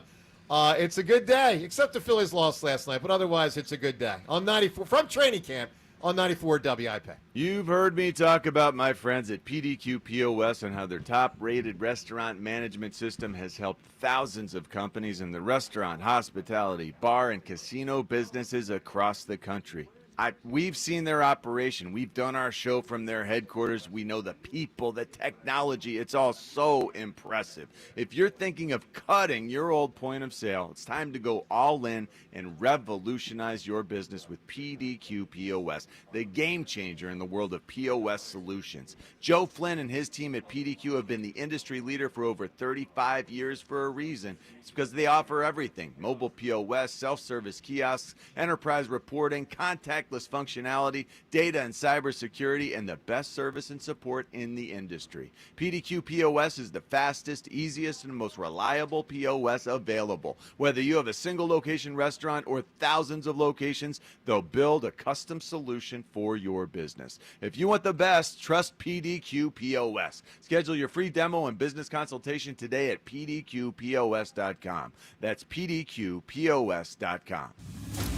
As we approach baseball's trade deadline, will Dave Dombrowski go all in and trade tomorrow for October glory? It's Sports Radio 94 WIP's Deadline Day. Live coverage of the minute-by-minute moves that could shape the outcome of the 2025 season. All in for a ring? The window is still open now? Or all out of time? Have they aged past the point where they can get this done? Deadline Day, live from McGurk's in Horsham, July 31st, only on your exclusive home for Phillies baseball. Sports Radio 94 WIP, brought to you by Surfside Iced Tea and Vodka, proud partner of the Philadelphia Phillies. At Uline, the prevailing opinion is, if you don't live it, you don't believe it. The people at Uline believe in hard work, and they live it by being there 24/7 to answer your call, having 41,000 items in stock, and offering same-day shipping from 12 locations across North America. Business owners, sellers, buyers, shippers, and packers believe it. Uline is the hard-working, dependable source for your shipping and industrial supplies. Visit uline.com. With Caesars Palace Online Casino, Iconic Play is just the beginning. Download today and register with code RADIOLAUNCH. New users get a $10 sign-up bonus, a 100% deposit match up to $1,000, and 2,500 reward credits after wagering $25. Must be 21 and physically present in New Jersey or Pennsylvania. In Pennsylvania, affiliated with Harris Philadelphia. If you or someone you know has a gambling problem, call 1-800-GAMBLER. There's nothing better than watching the game live.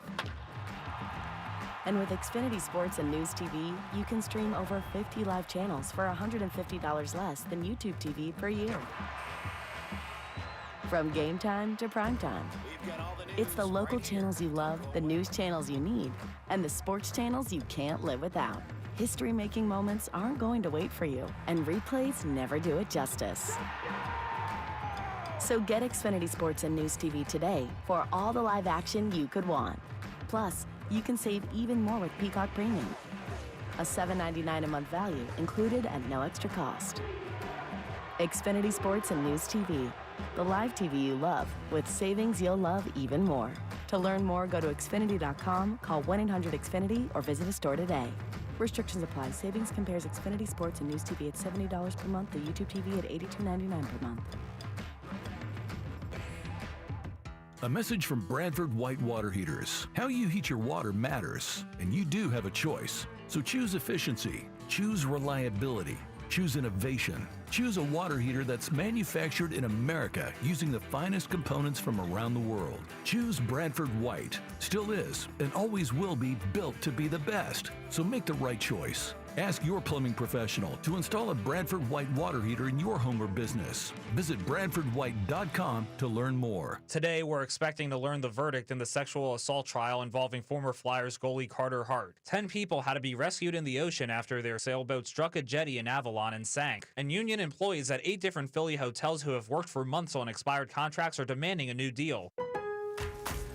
Pro Savings Days are back at Lowe's. Right now, get a 4-piece GE kitchen suite for under $2,000. Plus, get a free DeWalt 20-volt Max XR 8 amp-hour battery when you buy a select DeWalt tool. Save big with deals that work as hard as you do.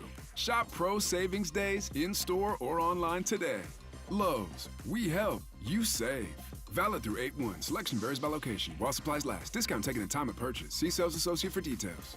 Have you tried hands-free Skechers slip-ins yet? Because if you haven't, you're missing out on technology that changes how you think about shoes. First, these are not just regular slip-on shoes. They're not just a pair of loafers without laces. But what makes them different is the technology inside that lets you just step into them. There's a built-in hidden shoehorn that slides your foot in, so they look, feel, and wear just like a pair of shoes you're used to. Except you don't have to bend down, struggle to put them on, or touch them. Try them at a Skechers store, Skechers.com, or wherever stylish footwear is sold. College holds a mythic place in American culture. But there are stories you won't hear on the campus tours. The higher-ups are concerned about one thing, and that is avoiding scandal.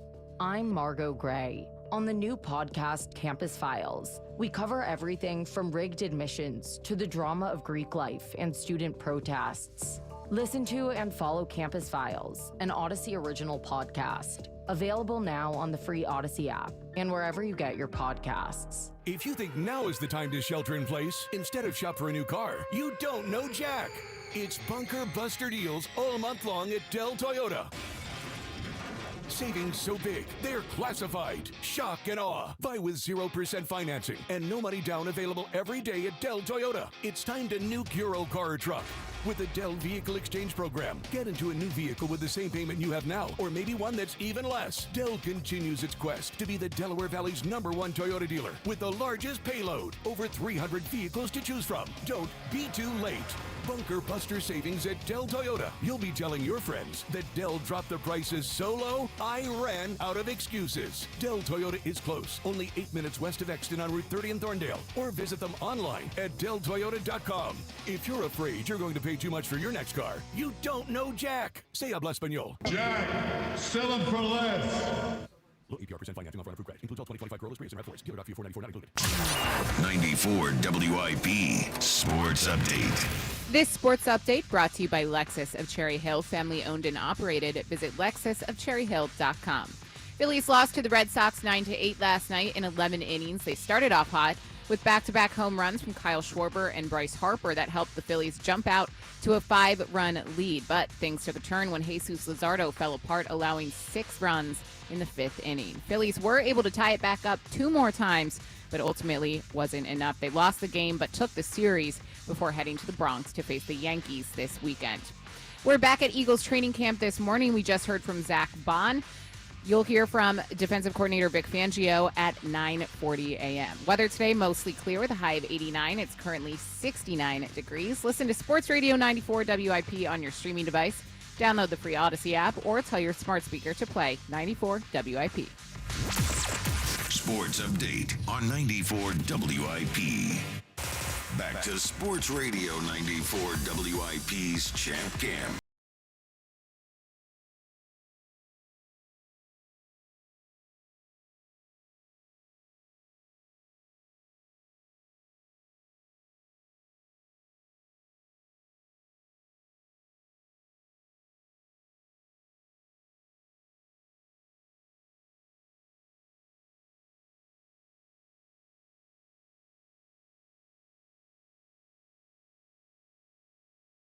Bowl they were in. That was in the state of Louisiana, and we thought the Superdome would have stink on it forever, but oh no. We welcome Ben Davis to the program. Ben, how are you, buddy? Top of the morning to you. And all of it to the Phillies and the Eagles, and I can't quite go Sixers and Flyers because I don't think they're of the ilk.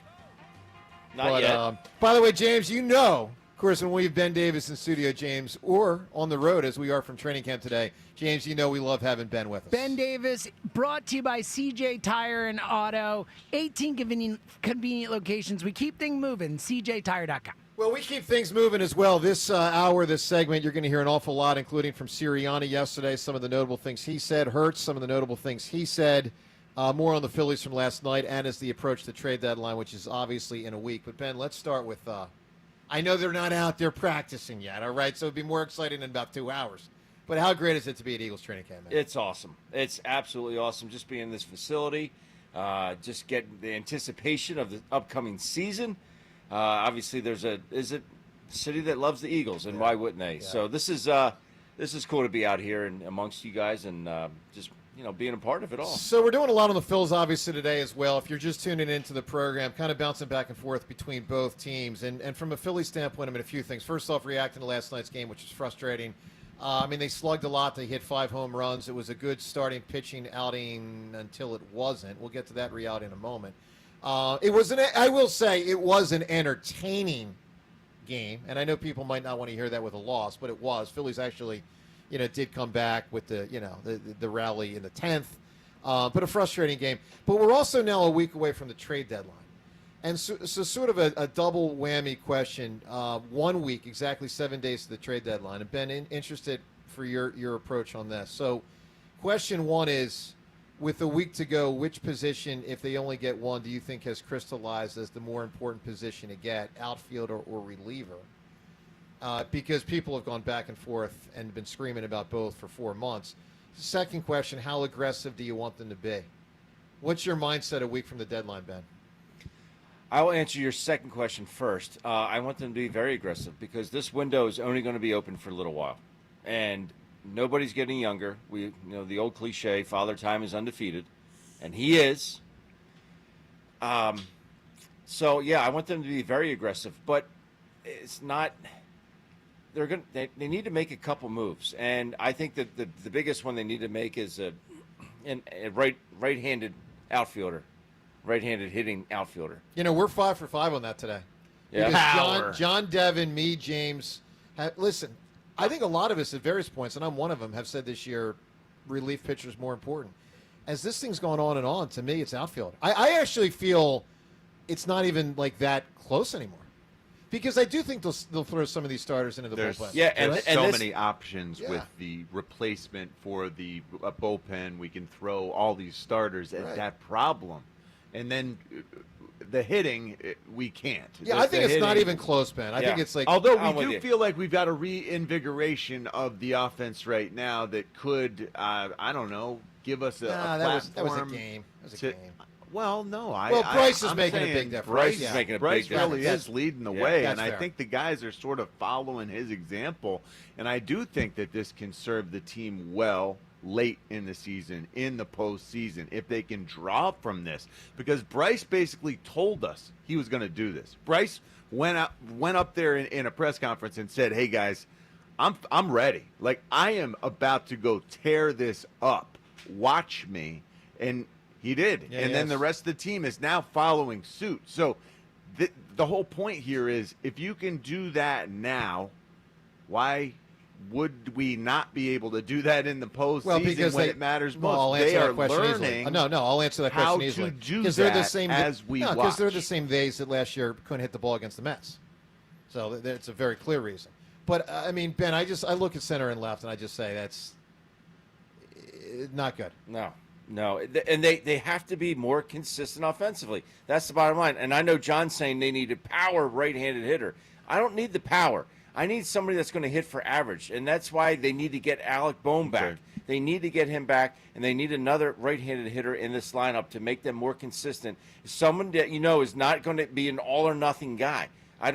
There's too many of those guys in the lineup already. Okay. We need to have more of an average guy, like batting average guy. That's what I want. Let me throw one more thing before we go back to the phones. Ben, do you think a different starting second baseman is a possibility for October? Because right now it's basically Stott and Sosa. It was Stott. Now it feels like Stott and Sosa. But man, oh man, like, I know this. If they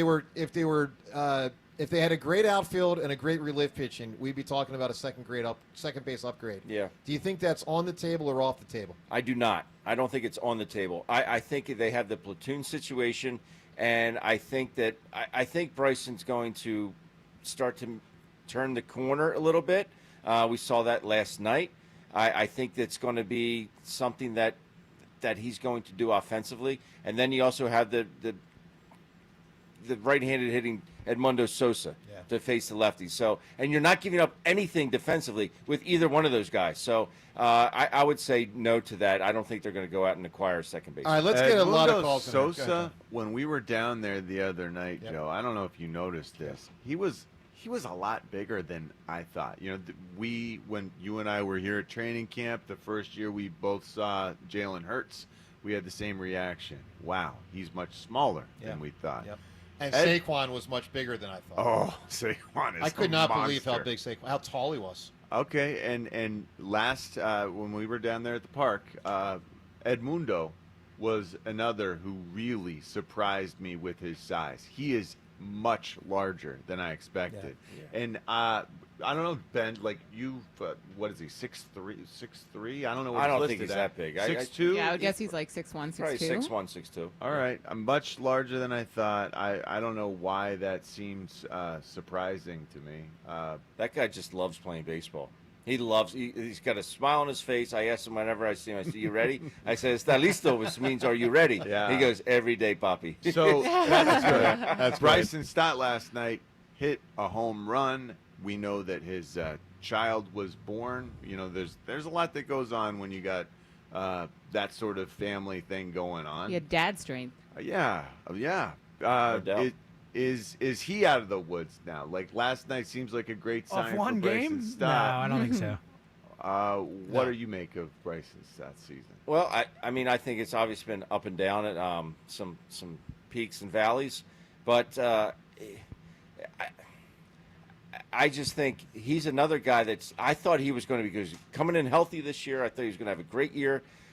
It just seems like his bat speed has gone down a little bit, and guys are attacking him with fastballs. It's hard for him to catch up velocity, but I do think, and that could be a tie to it. Maybe he was going through this thing with his wife about having that extra child, and that in the back of his mind saying it could weigh on you. I think from a playing standpoint. So maybe he has turned the corner. He had a great night last night. So hopefully this is a sign of good things to come. Let's get a ton of calls in here. We're going to be wide open. No guests for a while. We're going to hear from Vic Fangio at 9:40 today. Press conference of the Eagles' grizzled vet defensive coordinator. We look forward to hearing from Fangio at 9:40. But we're wide open. Your chance to weigh in on all of these topics. Let's talk to Luca. He's calling from New Jersey. Good morning, Luca. What's up? What's up, buddy? Good morning, Hi, Luca. guys. How are you? Great. Yeah, we're at training camp. So we're really doing well. Yeah, I know. Exactly. I wish I was at training camp too. That'd be lovely. Yeah. So anyway, real quick, Phillies point. I think they need a outfielder that can hit personally because no one's really doing it back there. They came close yesterday, but it is what it is. They got how many more games they got this season? The season ends what, September? I guess about 65, Ben, something like that? Something like that, yeah. Jeez, Yep. 65 games still? That's Jesus Lord. Well, you still got to get through all of August and September. That's why they call them the dog days, my man. Is that right? Yeah, it's wild. That's I why. didn't even really pay attention until Yeah, because it's a long season and it's 60 hot. games left.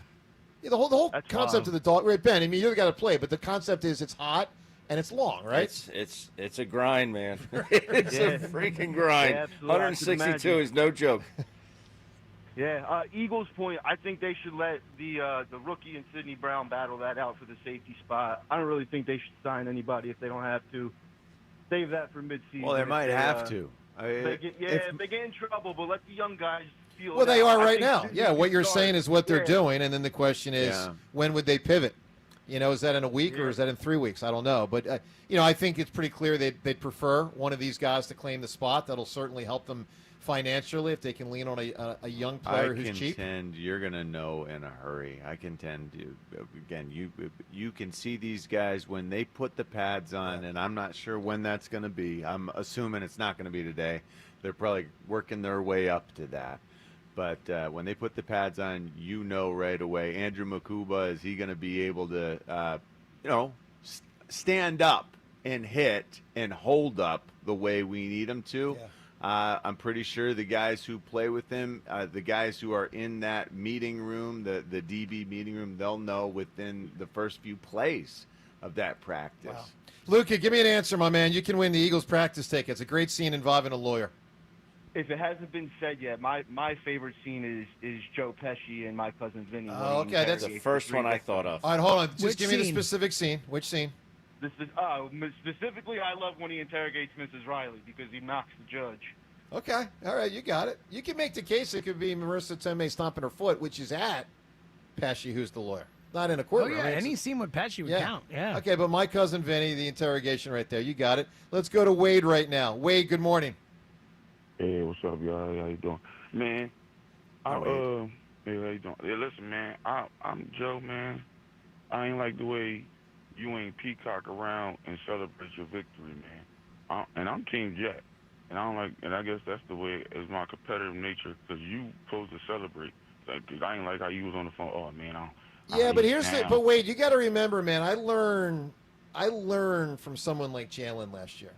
Like Jalen did a lot really good, and he kept the main thing the main thing. And right now, I'm trying to stay very focused. Like I did tell you the other day, I'm going to win tennis. Now, as long as the groin, the hip, whatever the heck it is, doesn't get in the way, I should win tennis. But we'll see. We'll say. Save tennis for last. I'm scared you're gonna get hurt. You might miss a couple days of work playing tennis. Tell you what, I'll tell you this: if it's a paid sickness, I'll take that. Man, what you call it? Picking up pointers from you, John Richie. He taking all the days off. I thought his last name was John DeCamara or something. He ain't been. Oh, look at you, Wade. Oh, this guy gets After this guy gets a years girlfriend. Of not and, taking a day off. He's No. yeah. Yeah, he deserves it, man. Enjoy yourself. But I think he is the point. Oh yeah, man. Listen, we know how I get down. You know what's up. I was going to show up to the little baseball game with my kids with a Go Jack jersey on, and then throw tomatoes at you, Jeff. Come on, man. Wait, what am I, Fozzie Bear? What is this? Why? Why tomatoes at me? Why? Because Fritz won't release the freaking video? No, because the shots you take at my man James all the time on air and everything, I don't appreciate that. And Well, I mean, he is the producer. It would have been nice to play Zack Baun's interception in the Super Bowl. Thank you, know? Wade. I appreciate this. Yeah, what is this? This is nonsense, Wade. No, Joe, you need to know, if I wouldn't get charged for animal cruelty, the dog that bit James, if I knew it, I would bite that dog. I love you, Wade. If I knew his dog. I thought you were going to have the dog bite me. I got you. All right. No. They ain't going to waste their time with you. You know what I'm saying? Wow. Big dogs. Big dogs. We don't fight with you. And then Richie, you one of my favorite fullbacks, man. You on my, don't say Mount Rushmore. I name them because they try to think you just saying it to kiss up. I name them as you, Mike Allstott, Trent Richardson who played with the Chiefs, and the one who played with the Chargers, Neil. But I swear you got the ball more than you say you did. And I'm an Eagles fan, and you're a Raider. And it's okay. Like I think you like a Raider. It was a little bit of both there. A little bit. All right, Wade, give me a scene involving a lawyer. Law-abiding citizens when the guy sent the video to Jamie Foxx's house, and his daughter was watching the video of him torture the guy that did the crime to his family. Holy mackerel. Underrated movie. You got it, Wade. Boy, James, that was an interesting call. Wade came in. Yeah, all over he was the place. bringing it. Came in swinging. You Holy did. smokes. I appreciate it. Wade had my back. I appreciate what is it. up with And that? a lot of bullet My points. guy right there. A lot of bullet points. All right, so the Eagles are at camp. This will be their third day of camp, second practice today. Sirianni addressed the media yesterday, first time since they got to training camp, obviously. Said a lot. One of the things is a comparison, this year's camp versus last year's camp. Here's the Eagles Super Bowl winning head coach. Feels the same, right? You got a lot of steps to go and daily work to put in. So, every year at the training camp feels the same. You're not looking back. You're not looking forward. You're solely focused on today and how we can get better today. And so when you have that mindset, when you have that focus that we want to have as a football team, that's how everyone should be feeling is, hey, how am I getting better today? Not thinking about anything else. I do think with, the two main guys, let's be real, once you get to the team, the guy that oversees the team is Nick Sirianni, and the guy that is the quarterback is Jalen Hurts. I think they're in great hands from a wiring standpoint with those two. Now, it is notable that when we talked to Lane Johnson yesterday, he did reference that in 2023 they had a lot of what he called distractions. And Sirianni and Hurts were the quarterback and coach back then. But so what do you think he was talking about? So when Lane Johnson said that yesterday, one would be the side to Patricia thing, which has to do with Sirianni but does not have to do with Jalen Hurts. Mm-hmm. What do you guys think? Because Lane Johnson, it was right around this time yesterday. We had Lane Johnson on the show, and he referenced distractions in 2018 and distractions in 2023. And he said specifically he was just like and a lot of the other players were distracted, and then went on to say, and he kind of was asked about it. He spoke again to media after practice yesterday and said something similar. Where he said, I was trying to hit a home run and swing for the fences every time, like a baseball reference. But I do kind of wonder, as an offensive lineman, what that entirely means. Like, they're almost trying too hard to get back. I thought that. So when he said that, the first thing I thought of was 2018 and Carson, who I thought was playing hero ball. Yeah. Gets the job back, but he's got the Foles thing in his mind, and he clearly played hero ball. So he may have been thinking about that when he said that, but he did seem like he was saying more than just that. Yeah. So I don't know in 2023 who would have been trying to hit a home run instead of take a single. But, James, what do you think he meant on distractions? Even just 2 years ago, what do you think he meant? Look, I think there was a lot going on. I mean, they had 2 new coordinators. They had the Matt Patricia thing hanging over them. Like, there were all these kind of things going on. And then I think the point more was that I think there's a lot of pressure on that team coming out, and they start 10-0, and they're winning every game barely. 10-1, excuse me. And I think they're winning every game barely, and I think, I don't know, I just felt like all season, if you remember in the moment, they were 10-1, and we had all kinds of people being like, I'm concerned, I don't think this team's that good, but they keep winning. So those people had a point, by the way, because in the right. end, they weren't that good. So I don't know if he was referring to a specific thing or more of just the overall general kind of feel. Ben, you got to think that with Hurts and Sirianni, it shouldn't be a wiring issue. No, I don't think it is. I don't either. I don't think it is. Those guys, those two are as rock steady as you're going to find. And I played for a couple different managers, one in particular, Lou Piniella, that, I mean, you talk about a box of chocolates. My Lord. It was every day. So you didn't know what you were going to get out of him. But I think with Nick, these guys know exactly what they're getting. And I would love to have that. I would love to have that accessibility to him because, you know, his door is always open. And I think that that's something these players should never take for granted. Doesn't seem like they do. And you hear stories here and there about the guys. I mean, I can't even imagine texting back and forth with my head coach about college games. Like, you know, like he's texting. My impression is he's texting back and forth with, like, I don't know, Devontae about the Alabama, like, matchup that week. Or, you know, maybe I'm reading too much into it. But I actually think this team has an interconnectedness based on, you know, the stuff that wasn't even around when I was playing. You know, this mesh of interconnectedness that when he first got here and he was talking all about this, I don't know, it was almost like this love that was this concept. And connectivity. The connected, the interconnectedness. I just thought it was a crock. I just thought, what in the world? Are we talking about football What was here, the game he was playing? Rock, what? paper, scissors? What was he? Well, there was that, too. There was that. It's like...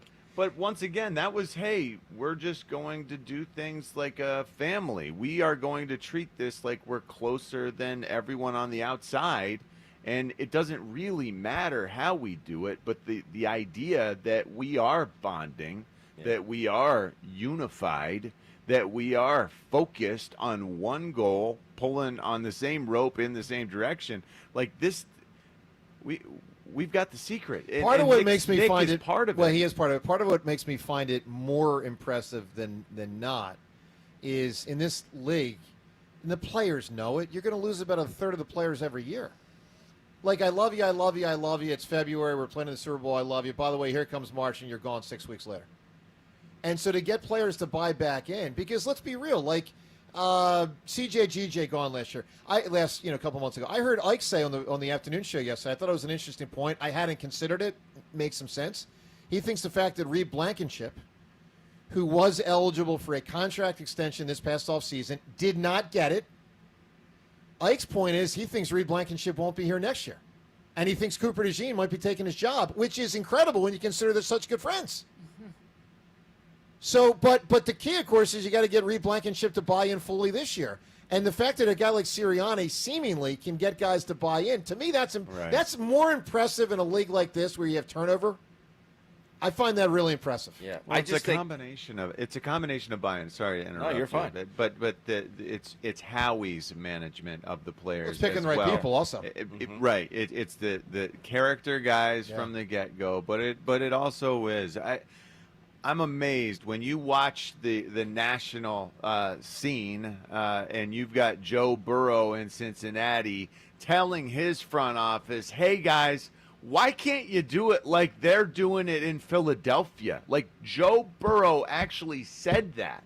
Like, why on earth can't we sign our receivers the way the Philadelphia Eagles did with Devontae and AJ? Look at and they're harmonious. It's bad management, guys. It's just bad. I mean, but you let's look be around real. the league, and everyone is managing the same way. It's bad and it's old school, and that's why we just. It's part of why we just won a world championship. I agree, man. Because Howie's doing it differently, and yeah, he is.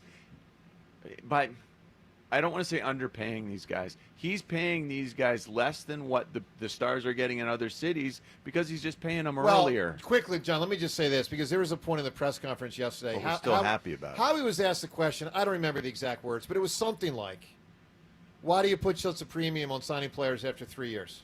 Something like that. And Howie gave a whatever answer. Like, it's about good harmony in the locker room, and guys know if you succeed here, then you can get paid. But, John, you know I leaned over to you. We were off the air. I leaned over to you and said, because we get them cheaper? That's exactly the economics he's of not it gonna, all. He's not going to say it, but, like, that's... No, it's very matter of fact. Right. We get them cheaper, but at the same time, those are guys who have not been paid yet, and these are guys early on, like 3 years into their career. That's a massive, massive achievement and joy and haul, and it's your family is now set up for the rest of their lives too. Yeah. And so, truly, everyone is happy. But with that said, it does help to have a harmonious locker room. The guys know, no doubt about if you play well, you have a tremendous shot to get a deal. Now, it is and interesting Blankenship did it. It's a meritocracy. It has to be. Yes. Has to be. Let's go to Jeremy right now in Vineland. Jeremy, good morning. Hey, good morning. So I'm mostly a football guy, but we do watch all the Phillies games in my house. Nice. And my biggest intrigue right now as we reach the trade deadline is if they handle the bullpen internally with the starting pitchers. Like, the possibility is crazy. Yeah. For one, it allows us to get a bigger bat if we handle everything internally. But my question is how's that going to look like? For example, last night, Luzardo obviously should have been pulled in the fifth. If they put somebody in there like Mick Abel and he's dealing, is it going to be like 2, maybe 3 innings, or do they still have to be more conservative because they might need him to pitch the next day? Great question, Ben. Let's say it's game 1 of the playoffs. Does Mick Abel get 2 innings? With Rob Thompson, it all comes down to matchups. That's the bottom line. That's why you're seeing a platoon situation with the righties and lefties in the lineup, and that's why you're seeing the same thing with the guys out of the bullpen. It's strictly a platoon situation. He is a firm believer in righties and lefties matchups, and that's the way it's going to be. Do you think he would want? Do you think he would want the starter that comes in though to give him 2 to 3 innings as a reliever? Is that what he'd prefer it be? I think everyone would prefer that. Yeah. Having said that, it doesn't mean if the guy throws 2 innings and he's rolling 6 up, 6 down, that doesn't mean he's necessarily coming out for that 3rd inning, depending on who's coming up in the lineup at that particular time of the ball game. It is strictly a matchup thing with him. That's the way it is. Now, from time to time, he will go with his gut, like with Sanchez the other night, saying, you know what, you got the 9th inning. With Wheeler in that start before the All-Star break, said, you got the 9th inning. From time to time, it is a gut thing with him, but for the most part, it's going to be a matchup thing. Yeah, that's really interesting because if you think about it, we go to a 4-man rotation, and you put a few starters up there, they could potentially be splitting the games with guys in the bullpen, and now they got a lot of rest, man, and they're ready to go for the next round. No question about it. Jeremy, give me an answer. A great scene. This is for Eagles practice tickets, a 4-pack of tickets for a practice in about 2 weeks. Great scene involving a lawyer. All right, I got the winning answer. Primal Fear, where here he edges Edward Norton to switch into his alter ego in the courtroom, The and correct he grabs answer. the prosecutor up. Yeah, to rile up. Nice what's her job, name? Marty. Yeah. That's a good one. Well, Jeremy. no, James, he's saying a different scene. So you're saying James, you just referenced the very, very end. I think that's he's talking No, about. he said in the courtroom to in the rile up the courtroom scene. female lawyer. Okay. Yeah, which is another interesting They're scene. both good. I probably would have gone with the very end, but they're I both agree very with good. you. Yeah. I agree. Both good answers, but he took a really good one, but maybe not the best of those two. Hey, let's get to the Twitter poll question of the day. We actually got 2 questions, both brought to us by Armin Chevrolet. Get 0% financing for 36 months and $1,000 bonus cash on new Silverados. Together, let's drive. Visit ArminChevy.com. All right, first poll question. If you only get one position, and hopefully they address more than one position before the trade deadline, but if it's only one, which do you think is more important for them to add to? is it the outfield or the relief pitchers? I am firmly at the outfielders now, and I've gone back and forth many times this year, but I do think they will throw a bunch of starters into the bullpen. Although we got to start being real. If we don't see Aaron Nola, sometime, somewhat soon, then we can't just act like he just walks in there and is effective in October. Yeah, right? he has to show us that he can pitch in the majors this year. I mean, he has had almost no success in the major leagues so far this season. He has to show 3 different things. 1, health. That he's healthy. 2, that he's good. 3, that he can pitch in the bullpen. Now, I don't know. Well, they're shows, not going to put him in there until the very end of the year. Well, not just that, though. If he shows the first 2, he might get a start in the playoff. I'm sorry. I was getting confused. You're right. Yes, yeah, I don't know if his stuff would work even when healthy. I put him right out there. Look, it's either him or Luzardo. Well, I'd much rather Luzardo, because Luzardo's been good for 2-3 innings. He fell apart in the 5th inning yesterday, but that's how much I would trust him in a playoff situation. By the way, Ben, that when JT didn't catch that ball last night, I've often thought it's one of the more underrated plays in sports. To me, that's a hard play, but catchers get it all the time, except for last night. When you were squatted down, guy hits the ball. How hard is it to find the ball? It depends, and depends on the time of night. John, have you ever thought of how hard that must be? Think about it. I don't The think ball it's is- as hard as I like. All right, Ben, the go ahead. catching We part probably was- lose it in the lights. As I got older, I really didn't like them. I didn't like the pop-ups. And I would just shout, whoever my first or third baseman was, it could be like You right can get top it. of the Go plate. for it. I said like John Olerud. Do they I tell said, you? Oh, you got it. Do they tell you where to go? Do they help? Does someone No. help direct you to where to find the ball? No. But it's just the spin because it starts to spin back towards the backstop, Right. and then with the way the spin is, it comes back towards home plate. So you have to play that in your mind. But I will say, when I was in the dugout on Monday night for that ball game, I could not believe how hard it was to see the ball off the bat when it got to dusk. It was terrible. Wow. Brandon Marsh came down the steps. I said, how bad is it? He goes, oh my God. That's what he said to me because Wow. it was so hard to see the ball off the bat. And then once it got up in the twilight, it was nearly impossible. And last night's 5th inning was probably around 8 o'clock or Correct. something. Then that's what makes it so difficult. Interesting. So, and then you have the lights involved. It's not a fun play. Interesting. That was a killer, man. We haven't talked about it yet, but I mean, you could argue they lost the game because of that. You know? question. Oh, no doubt. No question. But sometimes you feel just helpless. Depending on the time of the night, the way the ball's spinning, the wind, all that Sure. factors into it. It's not an easy play no matter how many times you practice it, and especially in the heat of the game. It's a tough one. Well, there's so many tricks for so many different scenarios while you're catching something. Imagine day games when the sun comes into play. The shadows. When Yeah. sun, The shadows. But the sun actually, for my game, when the sun was blocking our eyes, they taught us if you can't see the ball, if you're straining and there's no ball, catch the sun. Because that's got to be where the ball is. Oh, wow. So wow. That's I interesting. have That sounds like a actually, I have recipe for actually eye damage. caught the sun before. That's deep. Yeah, and it didn't work. That's kind of because it was like, holy cow! I don't see this thing coming at me. Like it really Right. is. Like it helps a lot if you can anticipate the thing that's arriving in your hands. If you're catching the sun and it's just there, Wow. it's hard to know when to put your hands. That's up. pretty cool. The other Twitter poll question we have, do you think Fritz will ever allow the video of his meltdown in golf to be released? Hasn't been released yet. Should have been released like 3-4 What weeks is ago. the upside of him releasing it now? He doesn't look like a wuss. Why does he have final say in if it gets I released got or some not? news, guys. I got some news. What's the news, James? Jack Fritz has released a tweet. Oh, no. Yeah. Okay, let's hear it. Here's the golf video Joe DeCamara Okay. has been begging for. Wow. Enjoy. It is the video. Shout out to Fritz. Give Yeah, him well, a little credit here. Took him 4 or 5 weeks, but I'll give him a 10% shout out. All right. I'm ready. Wait till you say it. Well, is and it? then react. Are we sure it's the complete It video? should be about. No, it should be about a 4-minute It's a video. 4-minute video. Of the 9 straight Wow. strokes he had on hole 10. I mean, guys, I didn't shoot for 9. He had 9 straight strokes. He was away 9 straight strokes. 9 straight times. Oh my goodness. You know how impossible that is. Well, I had a. I mean, that's essentially impossible. I mean, 9 Yeah. 9 straight strokes. We always say on the golf course, USA, you still away. All right, let's go to the phone. So good job by Jack finally doing it. A little late to the party, but better late than never. We go to Mike right now in Cherry Hill. Good morning, Mike. Joe, John, everybody. Hi, Mike. Good morning. What's up? Listen, man, it's going to lead me right into my winning answer. This Fritz and this Spike, who complain about Joe's little groin thing, do anybody recall that this guy was crying about his arm? I might not be able to pitch. Yeah. He's a college athlete. And he backed out. He initially backed. I didn't back out. I'm telling you, I'm playing through it.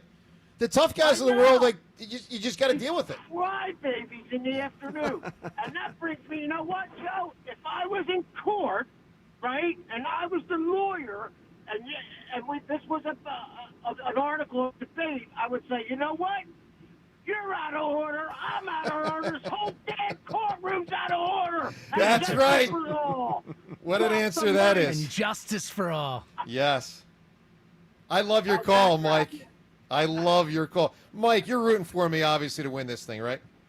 Yeah, I wish your buddy John next to you would, too, though. I agree with you. I agree. mean, John, you know what? Yeah. He may not be the better athlete, okay? But you know what? Not always the best team wins, not always the best athlete wins. And how, I get you're friends with both of them, but come on, man. They are the biggest crybabies, the biggest hypocrites, especially with this arm thing, and now Joe's, groin thing. Come on, man. Thank you, sir. Mike, God bless you. God bless you. I don't know, appeal. So what is the arm thing and then the Jack actually backed. So Spike and I keep saying that I should just back out. I'm not back. Matter of Jack fact, didn't let's listen back to something. out, and no, you he did. did. No, he did until he then came back. He actually backed out of pitching. All right, we got another update here. Spike Askin has quote tweeted our poll. Obviously, Jack has not released a video, but do you think Jack will ever release a video? Spike Askin has said, this entire thing was framed in a completely dishonest way. Would like to have Joe and James on our show with the lie detector so we can get some other dishonest and hidden things about this competition out in the open. Invitation is out there. We'll see if they take it. Oh, my. I honestly have no idea what he's talking about. I don't have any idea what he's talking about either. I also have a busy afternoon because I'm headed down the shore to try to get my book in stores down the shore. So I don't think today's the day. But I have no idea. There's nothing to my knowledge at all that I have. I have honestly no idea what he's talking about. I haven't None. blocked anything. Zero. Yeah. I haven't blocked anything. No idea. All right. Well, they're feeling the heat. Let's listen to something else they said yesterday. Because, the groin thing, and when I say groin, it could be groin, it could be hip. Ben, does the hip count as the groin? Yes. That's it. Really? Yeah, it's all connected. I think the hip is like outside. No, it Hold could on. be So, your hip flexor. Are we It could talking be all, about it's all involved. sports hernia or not? We're Like, not did sure, this John. used to be We're not called sure. A sports hernia. We're going to know in the next couple weeks. Why don't they just call it I sports- thought a if we're sports talking hernia. about all of that stuff, Right. what used to be sports hernia, Right. and it's so much stuff, all interconnected. The psoas and all that Yeah, stuff. yeah. Now, to be clear, maybe the injection will help me and I won't need a surgery and things will be fine. That's possible. Let's listen to Sure. something these guys said yesterday because they're yappity yap with their mouths. three mouths. Let's listen to some of what they said yesterday. We do have to talk about DeCamara as well. What did he do? Well, he announced his injury, his groin Yes. injury. And I think, I know what he's trying to do here. If DeCamara wins tennis, which is possible. Sure. Because Jack hasn't As I'm practiced looking at at all. Fritz, yeah. Yeah. He can just say he can't go any further, and he can't do the race because he can't run. Can't run, so And he's he can't- definitely going to forfeit that one. So he'll just Yeah. say, I can't do it anymore. Wow. And end the competition at 2-1. Wow. How's that for a theory? Yeah. And if he loses, he can just say he was injured. He was injured. So the only thing I want to put out there is if he's healthy enough to play tennis, he's healthy enough to run. Right. And if this ends because of injury, Jack's not conceding, right? You're not giving up, Jack. Never. So Joe has to quit. Yeah. Remember, everything gets wiped off the board. He doesn't just get to end it 2-1. He has to quit. I quit. He has to say the words, I quit. Yeah, but that's not going to happen. It won't happen. You've made it Joe- very clear that you're going to compete. Yeah. Yeah, unequivocally, I know the integrity of one Joe DeCamara. Thank you, sir. Despite being a St. Joe prep guy, I know that he will not concede that. He will not give up. He will go the distance if he's physically able to. 100%. Honestly, even if I'm not physically able to. That's what I'm saying. That's the Well, integrity. but you're saying what you're does that saying mean? you're not going to use the injury as an excuse. I won't use it as an excuse. Okay. Now, the only thing I'll put on the table that is possible, if I'm up 2-1, I may rest my starters in Game 4 when it's running. What does that mean? It means you might not. So get you're my- going to back out of running. I'm saying you may not get my greatest effort in running because I might want to. So that's save- what they're saying. No. They're saying at 2-1. I say the competition's over. He shuts it down. I'm not, Hold there's on. a- He's yes, still gonna run. if I'm up 2, if you go and lackadaisically. So you're saying you would walk basically hand it to Jeff. it's possible. But that's no fun. I know it's no fun, but I also have to make sure that I have enough in the tank for Game 5. Self-preservation. I don't Yeah. think that. Guys, Road management. Listen, you'll remember Having Allen Iverson. enough in the AI missed tank- Game 3 versus the Bucks Hold in on, 01. having enough Missed in the Game tank 3. from Came back and won the 100 series. meter race, like it's not going to tax you to where you're I don't know, man. unable to compete a week later. With me, it could. Is that what it is? A 100-meter race? We haven't really quite. We said 100 meter, 100 yards, then they went it longer. I don't know. I really don't know. All right, well, look, you can weigh in on the whole thing. By the way, we'll be at FDR Park on Tuesday. So Tuesday of next week, we're going to be at training camp doing our show. And then at high noon, right near here, FDR Park, we hope to see you out there. We had about 300 to 500 people for baseball. And I would love to see a big crowd out there. FDR Park, the tennis courts at FDR Park, noon on Tuesday. So please be there if you can. 215-592-94. And am I technically like the ref for you, Joe? No. Of course not. Because I will have a really good view of all of your shots at the No, net. you're not the ref. James, you know what does need to be determined? We haven't discussed this at all. I don't know if the afternoon show has. Tennis etiquette is generally no noise during the point, Right. during the serve end point. Right. Now, I don't like. Apparently, we're gonna have a chair umpire. Like, is this chair umpire going to insist on no noise from? I would imagine, yeah. I mean, he probably should, It's going to be right? I pretty mean, tight. that's the Maybe, sport. but the only problem with that is if everyone's quiet, but then one guy screams out. Oh, that like gets, John Ritchie, potentially? Well, yeah, but you know what I mean. Well, like, I'm going to try to bring that in. Is this being broadcast live or is it a taped situation? don't again? know. I don't know either. I would Maybe guess live, but I sometimes don't know. the chair umpire won't know where the noise is coming from. well, so part of the thing that would advocate, like, let's just have noise everywhere is. Let's have Then it's sneaky constant noise. Like, you know, when it, like if it's Can you constant not noise. play with noise? No, I'm like. Does it affect you? I've never played in front of a crowd in tennis. I have no idea. Are you a grunter? Is this No, going to be I'm one not- of those? I'm not Monica. You're like Monica Okay. Seles. It was unbelievable back then. It man. was loud. Wait. It was obnoxious. Has Richie told you he was a ball boy in tennis? Oh, yeah. We've So heard we the were story. saying that he should be a ball boy for you guys. Listen, John is not rooting. Yeah, that's the plan. John is rooting I'm against the me. ball So man. to me, he can't have no one that has. He's not going to You like sabotage Kramer? you. No, Like, it just. I'm a he- ball man. I'm a ball A man. ball But that's man. why I was asking him A if ball I'm gentleman. reffing from the net, where I'll be. Well, you're certainly not reffing. Yeah. No, I that's mean, not I'll have ball. a Being a great ball view. boy and a ref is not the This same guy. thing. This The- guy. no, but that's He really I'm, knows tennis. I'm no longer a ball boy. I'm a ball man. Yeah, and if you're you're a still not a ball referee. man, you've developed, I don't know, like the ability to potentially ref a little better than a ball boy It doesn't would. work that way. Yeah, I'm confused. By the way, it's 94 WIP HD1 Philadelphia as we broadcast today from the Tasty Cake studio, away from the Tasty Cake studio. We are at training camp. Reminder for you, our show today, part of Champ Camp, brought to us by Forest River RV, by Camping World, RV sales, service, parts, and accessories. We're going to get to some audio coming up shortly here of Jalen Hurts and some of the notable things he said yesterday. Let's talk to Derek and Paoli right now. Good morning, Derek. Good morning. Yo, listen, you kind of like making up an excuse, man, with that whole thing with your injury, man. You should have just got I'm not making up an excuse. Well, You it mean sounds as it like if you pertains to lose- the running? Yeah, if he loses, it's like, well, just so you know, I went to the doctor for 3 hours and. Well, you haven't heard me say. You haven't heard me say that. Well, how do I know that you didn't? You said that. You clearly said you went. To No, the but doctor I for haven't 3 hours, lost. right? I haven't lost. Like you're saying, it's going to be Yeah, if but I lose. I'm telling Derek. Here's what announcement to the world. Here we go. Announcement, world. If I lose this competition, which is possible, I don't think it'll happen, but it's possible. I will not cry foul based on injury. You got it, Derek? I'm just saying. I've been rocking out with you for 5 years, man. And this sounds. Yeah, I got a squirrely reputation. I know. What it normally sounds That's like. very You know what true. I'm saying? I want to reemphasize the fact that I believed that this is part of why Joe will lose. That the physical nature of competition when you're 47 and your opponent is 31. That's fair. That's a possibility. Yeah, it's just the way it works. I accept that as that could be a determining factor of why I could lose. I admit that clearly. Yeah, you wrote a check that you're behind can't cash, man. Like, Yes. But Derek, what if my bod does cash it?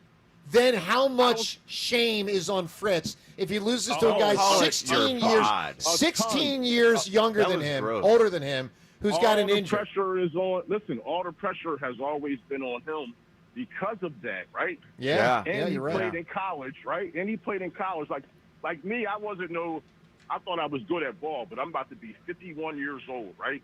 I'm not too. challenging some kid. Hey, when's that's your birthday, 15 Derek? years- September 22nd. No way. Yeah, Well, so we're yeah, pretty close. I got too excited there. Sorry. Yeah, I mean, I'm September 4th. I know. I'm saying We're like you twinning, man. I'm Man, September you're about 25th. 50, right? I'm even closer to No Derek. way! Yeah, Wait, how about that? I don't know why I get so excited. Yeah, I don't think anyone really I don't know cares why. right now about that. All right, Derek, what do you got on the Eagles? Listen, the thing with Hurts not wearing the ring, right? I do think it's a little weird, but I also feel like with him, he's weird. been a starter for what? Yeah, he's a different guy, but It's him being a okay. starter It's for good. 4 years. Yeah. It's a good weird. Yes. But him being the starter for 4 years, right, and going to the playoffs every year, then going to the Super Bowl twice and winning it once and being MVP, like he's still looked at as if he's not one of the better quarterbacks in the league. By some people, he is. Yeah. Well, he actually So I addressed just that feel yesterday. like- Derek, I want to play this audio. Give me a great answer to a scene involving a lawyer. I want to get to the audio. Nah, I'm gonna skip it because I just won last night. I won the tickets last All right, night buddy. from my boy Jack. Nice job. There Derek. it is. Congratulations. There it is. But, There it is. That was So let's messed listen up. to Jalen. Really good question by Elliott yesterday, and I think it might have even involved a follow-up question, I think, on the quarterback rankings thing, the offseason list, of which there have been many. And Elliott asked Jalen about it yesterday. Here's that exchange. Jalen, it feels like all offseason a main topic was where do you rank amongst your peers at quarterback? Is that something you pay attention to? And does it matter to you when sometimes these lists have you maybe lower than? I'm just focused on being the best that I can be. So you don't pay attention to the list or anything? Purely focused on being the best I can be. All right, so good answer publicly from the standpoint of it kind of shuts it down. Does anyone believe him? No. And the Absolutely not. insistent way that he replied exactly the same way twice in a row suggests that he really it's annoying when And he good, hears it good. asked. Use it as fuel. This guy takes everything He and just puts it in absolutely that does. tank and Totally. uses it. Like, use This it, man. is perfect. This is absolutely what he's doing, and it's why he's going to be more focused than anyone. It's part of who else he is and before, when like, and what in this, helps him in this role. helps Yeah. him succeed. Part of also what he's got going, and I don't know quite when this started, but the relationship with Jordan. So, good question yesterday about after because Jordan played, 4 seasons in pro basketball after winning a title, right? I guess it would be 92, 93. 97 and 98 were seasons where he entered the season after having won a championship the prior year. So Jordan experienced it 4 times. Jalen's about to experience it the first time. It's kind of started when you consider training camp. It's kind of begun to an extent. Jalen was asked about the advice, the biggest piece of advice he's gotten from Jordan with that kind of season going. Now, obviously, sort of begun with training camp. Biggest piece of advice he's got from Jordan. Here's what Hurt said. You used every word but repeat, and I can appreciate that. I think it's just purely about resetting, and being able to build that relationship and have those conversations. Those are always helpful. Something I look forward to and appreciate. Ultimately, it's a new journey. It's a blank canvas, and we are who we are. We have what we have. And regardless, whether you win a championship or lose a championship the next year, you have to be able to reset, have the right focus, and pursue it with, great intensity, great passion. And I think that's where we are. We have a new team, new individuals, and we have, a tight-knit core, that's been here throughout time. And so we just want to continue to build that chemistry that we have. Makes a lot of sense, right? He says all the right things On a lot of levels. Yeah, I mean it's pretty by the book, I will say. But a lot of people do talk about repeating. Like Pat Riley, just for instance, coined the term three-peating.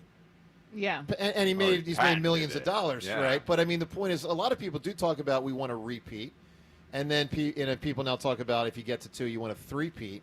And what Jalen's saying, and Mailata made a similar point yesterday, is like Malata's point yesterday is we're not defending anything. Jalen's point there yesterday, courtesy of some advice from Jordan, is we're not looking to repeat. We're looking to reset and win. But isn't that Jalen's MO? Yeah, I mean, it is. It is. But I part mean, of Jordan's in a nutshell, problem. that's it. Part of Jordan's problem, and they talked about it in all of these biopic type things that they do on him. He needs to take the time to smell the roses, and I hope that Jalen eventually puts that ring on. I hope that Jalen does take the time to appreciate and enjoy. It might not be the till teammates, retirement, the John. camaraderie. You're right. It might You're not right. be. And maybe we're going to reap the benefits that he's not stopping to smell the roses. Because I don't know how much Kobe enjoyed his winning. Kobe did not enjoy it. I mean that. Like, seriously. No, I agree. Seriously. Yeah. And then there was But Shaq. he won. And James, what was Shaq's message to Kobe after Shaq won 4 before Kobe had 4?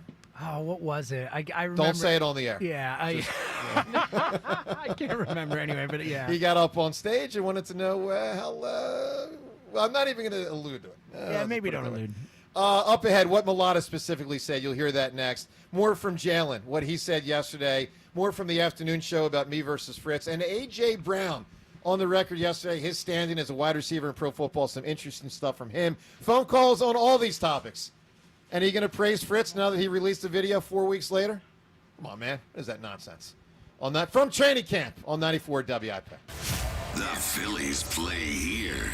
Tomorrow, Phillies, Yankees. Leading off starts at 6. Sponsored by Nissan. Nissan makes cars that thrill. Shop NissanUSA.com. The first pitch is at 7:05. Then stick around for the final out on your exclusive home for Phillies baseball.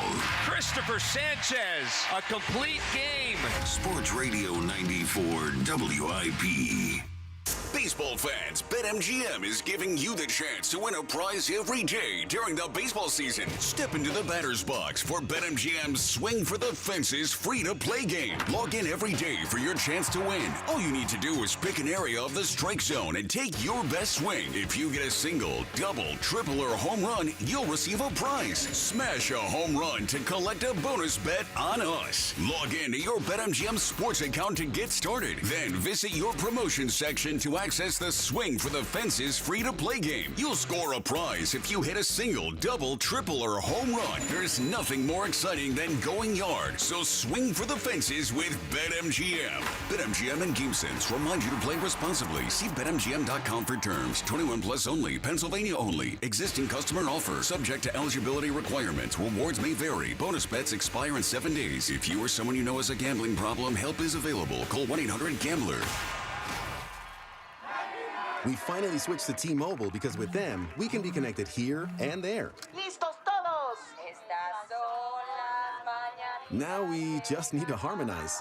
Switch today. Get 4 Samsung Galaxy S25 phones with Galaxy AI. Plus, get 4 lines for just $25 per line. Visit a store, T-Mobile.com, or call 1-800-T-Mobile. 1-800-T-Mobile.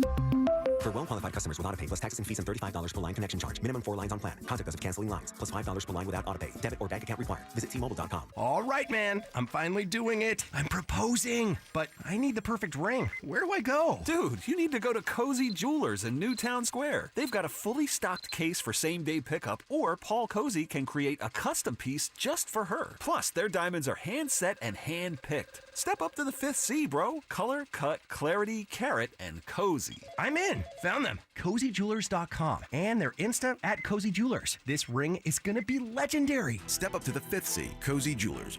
I'm Colonel Callahan of the New Jersey State Police. Many crashes happen when drivers pass too closely. New Jersey law requires you give at least 4 feet when passing pedestrians and bicyclists. If you can't, slow down to 25 miles per hour. A little caution goes a long way. Change is always happening. It's part of life. And when it comes to music, change is all around us. Songs are rewritten, classics are remixed, bands and artists come and go. Even our taste in music changes. Here at Xfinity, we know there's still good in keeping some things the same. That's why we want to do our part with a 5-year price guarantee on our internet.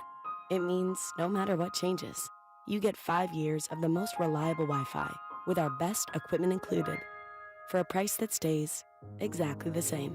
Surprised? Life is full of them. One internet price, 5 years, guaranteed. Learn more at xfinity.com/deals. Restrictions apply. New residential customers only. Taxes and fees extra and subject to change. Most reliable Wi-Fi based on Open Signal Awards USA. Fixed Broadband Experience Report, August 2024. This is the story of the one. As a lineman, he does whatever it takes to keep the power on in his community. And he wants a partner like Grainger who does the same. Grainger offers the professional-grade products he needs, from voltage detectors to harnesses to hard hats, plus fast, dependable delivery, so he can rise to every challenge. Call 1-800-GRAINGER, click Grainger.com, or just stop by. Grainger, for the ones who get it done. Our daughter Jessie loves playing detective. A clue. But since we discovered she has sensitive skin, we've been playing detective too. We thought the problem was our puppy. But it was actually our old detergent. Aha. So we switched to Tide Free and Gentle. Tide Free and Gentle provides an excellent Tide clean, and it doesn't leave behind irritating residues like dyes or perfumes, so it's gentle on your skin. Case closed. If it's got to be clean, it's got to be Tide Free and Gentle. It's the Colonial Hyundai Fest. Up to 20% off any Hyundai stock. New Santa Fe's, Tucson's, and Elantras, anyone you can rock. Come on down, we'll do the rest. Hi, it's John Ashdale, the Car Czar from Colonial Hyundai. We've partnered with Hyundai for our largest event of the summer, the Colonial Hyundai Fest. Save up to 20% off any new Hyundai in stock. That's a savings of up to $10,000. Over 200 vehicles to choose from in stock, from new Santa Fe's, Tucson's, Elantras, and more. And 0% financing is available on any new Hyundai in stock. Plus, I'll give you $6,500 for your trade, no matter the condition, guaranteed, only at Colonial. Every new Hyundai comes with America's best warranty, a 10-year, 100,000-mile powertrain, and Hyundai Assurance. Shop us online 24/7 at colonialhyundai.com. Colonial Hyundai, the faster, easier, better way to buy a Hyundai. Stock vehicles only. Tax and tax additional offers cannot be combined. See dealer for full details. Offer expires July 31st, 2025. DQ presents How to Make Your Summer Take Flight.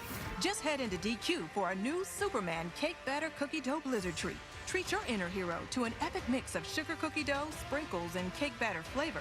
Blend it all with legendary DQ soft serve, and it's enough to tempt Superman himself.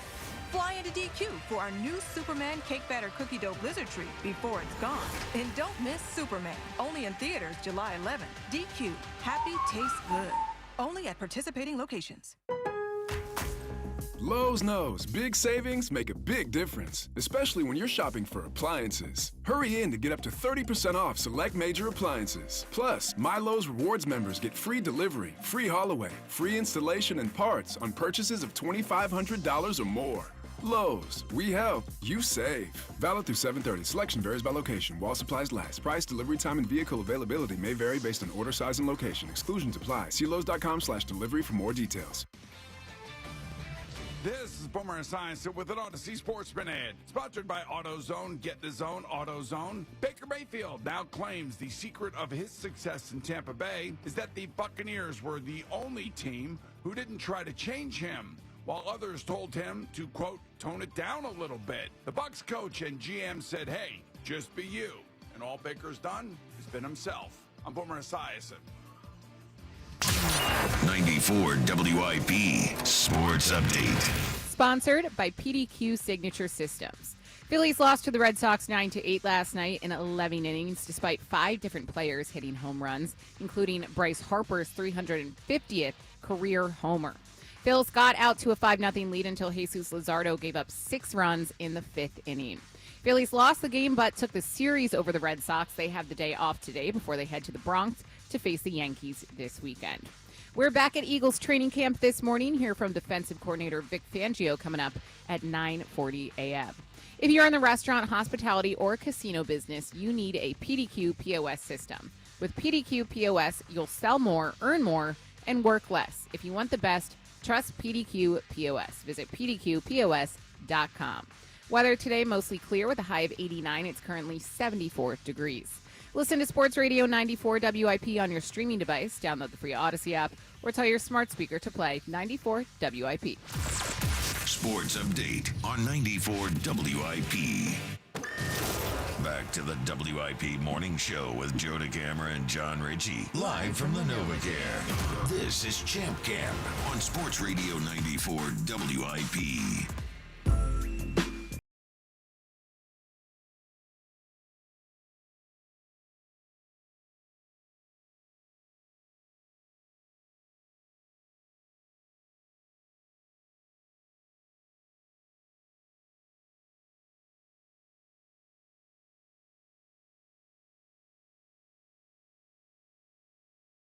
Champ Camp, it's driven by Forest River RV, by Camping World, RV sales, service, parts, and accessories. Tons of things going on here today. One thing we can tell you, smarter than a 12th grader. We do it on an annual basis. It started with a 5th grader, then 6, 7, 8, 9, 10, 11. We are up to smarter than a 12th grader. It will be Wednesday of next week at 8:30. And somehow these children have continuously underperformed. They have.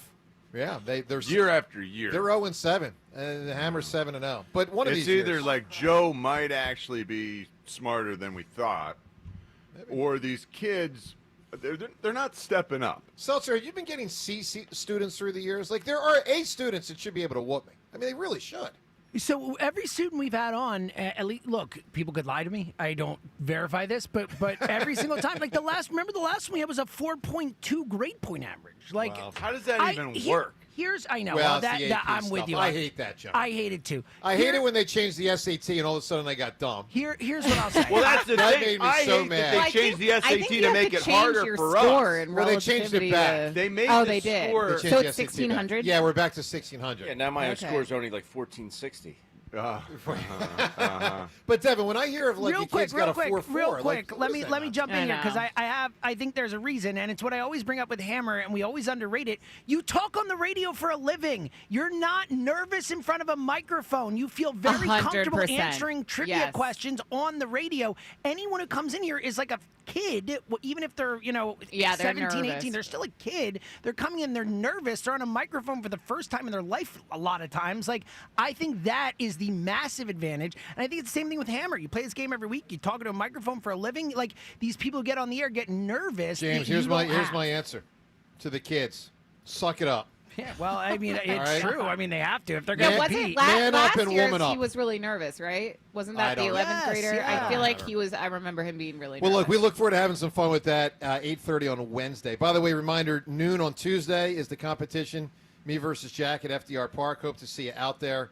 It'll be round 3 of 5 of what we got going on. Which of the two competitions do you feel more confident about? Good question. Whew, probably tennis. All right. Yeah, I like probably that. tennis. Good. Because there really can be questions in these, non-sports questions versus 12th grader. Like the periodic table, I never get those answers. Well, yeah, we know your knowledge when it comes to science and everything. And my geography is like I was good on geography when I was young, but it's been a long time. I love geography. I hate when people don't know geography, or like to a point where it's like egregious. Like people don't know where like Kansas City is on a map. Joe's problem with science that I'm not a geography guy. Well, actually, Kansas disagree. City's tough. Yeah, Kansas City might be Missouri. That was actually that's like a trick answer. Horrible example. That's a terrible. I'm bad with geography. Like I remember capitals and all that stuff, but I'm not good with maps and stuff. That's never been my thing. My problem with Joe is that he refutes the science. Yes. It not only does he get it wrong, but he challenges and refutes the science. Some of it. Not because he has a better answer or even like a deeper understanding of the material. It's just I don't know why I you feel refute some like science. qualified to refute science. Because I think some of it's been on faulty human logic, and so I think that was wrong. I don't get science. But at all. what makes you I the don't. person who can determine that it's faulty? I just don't. I like NaCl equals salt. Who cares? I don't care. I just don't care. Thank you, Ben. Well, I don't get it. There are people who do care, and You're it my you know, guy. does You've lead always to a been lot my of guy. important things in society. All right. But it's okay. Ben, Semantics, James. Semantics. let me ask you this, Ben. Devin had any update how the Phillies are headed to the Yankees soon. You feel something extra as a player, even as a veteran, when you go into that stadium? 100%. Yeah. 100%. That was I never played in the new place, but I played in old Yankee Stadium, and it was the most amazing. I remember I was sitting on deck, getting ready for my first at bat ever at Yankee Stadium, and I didn't watch one pitch of the guy that was in front of me. I just kept looking around, and I kept thinking to myself, I'm going to go stand in the same batter's box as Babe Ruth and Mickey Mantle. That's incredible.